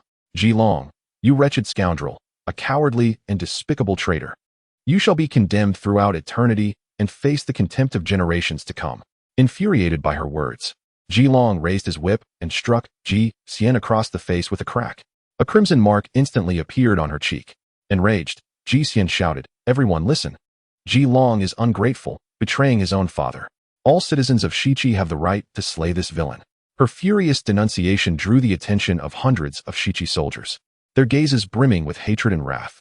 Their eyes resembled those of famished wolves and tigers, yearning to consume Ji Long's flesh, to drain his blood, to crush his bones and swallow them whole. Under that intense scrutiny, Ji Long felt a chill run down his spine, an inexplicable fear enveloping him. This dread quickly morphed into a surging tide of fury. He roared, venting his pent-up resentment, Ji Xian, cease your reckless words. I have arrived at this dire juncture because of your relentless coercion. I never intended to come to Shiqi. It was you who forced my hand. You spoke of feigning madness to deceive King Zhou, yet he sought my life for the grave offense of disrespect. I knew you harbored ill intentions, insisting that I masquerade as GFA. If it succeeded, all the rewards would belong to GFA. If I were to perish, GFA would live on, and posterity would consider me merely a scapegoat. Why must it be so? Why must he enjoy everything while I am relegated to the role of a sacrificial pawn? I demand to know why. Why? Ji Long's anguished cries pierced the air as he pointed an accusing finger at Ji Xian, declaring, Ji Xian, I ask you, if you were to take my place, impersonate GFA, risking life and death, and if successful, all the benefits would accrue to GFA, with no relation to you. While failure meant your demise with no impact on GFA whatsoever, even future generations would proclaim that GFA, a man of virtue, had brothers who eagerly sacrificed themselves for him. Would you agree to such terms? Ji Xian's expression shifted. Deep down, he knew he would refuse, yet in that moment, he could only respond with a facade of righteousness. I would willingly accept. Recognizing his likely fate, he resolved that if he must die, he would do so with grandeur and fervor. Though everything was but a charade, in the annals of history, when Ji Xian's name was mentioned, he would still earn a thumbs up of respect. With a tone of admiration, he exclaimed, What a remarkable young man. Yet, hypocrisy seeped through the words of Ji Xian, revealing his true nature. Since you are eager for death, allow me to fulfill your wish. At that moment, Ji Long felt a tumultuous surge of blood within him. Ji Xian's declaration had irrevocably cast him into the depths of infamy. He, the scoundrel, would execute the hero that was Ji Xian. Ji Long stepped forward, unsheathed a soldier's sword, and plunged it into Ji Xian's chest. Ji Xian's body quivered slightly, and as Ji Long twisted the blade, his insides were shattered. Blood gushed from his mouth, and he met an untimely demise. With the sword withdrawn, Ji Long felt a slight abatement of his fury. Meanwhile, Ji Chong, witnessing the scene, erupted in wrath, cursing, Ji Xian, I truly regret having brought forth this deranged wretch. A resounding slap from Ji Long struck Ji Chang's face as he bellowed, You old scoundrel, what face do you have to reprimand me? Ji Chong glared at Ji Long, shouting, You have betrayed your ancestors and slain your brother. I shall never forgive you. With fury igniting in his eyes, Ji Long plunged the sword into Ji Chang's chest. You biased old fool, perish. Ji Long roared. Twisting his wrist forcefully, Ji Chang's heart was instantly crushed, blood flowed forth, and he too fell victim to a cruel fate. Above the clouds, Shen Gongbao could no longer remain passive. Glancing at Qin Fang, he roared, Qin Fang, if you dare to slay Ji Chong, do you wish to incite a war among the three teachings? Qin Fang shrugged, chuckling, I must clarify, dear Shun. It is not a disciple of the Jie Sect who has slain Ji Chong, but rather one of your own, his son.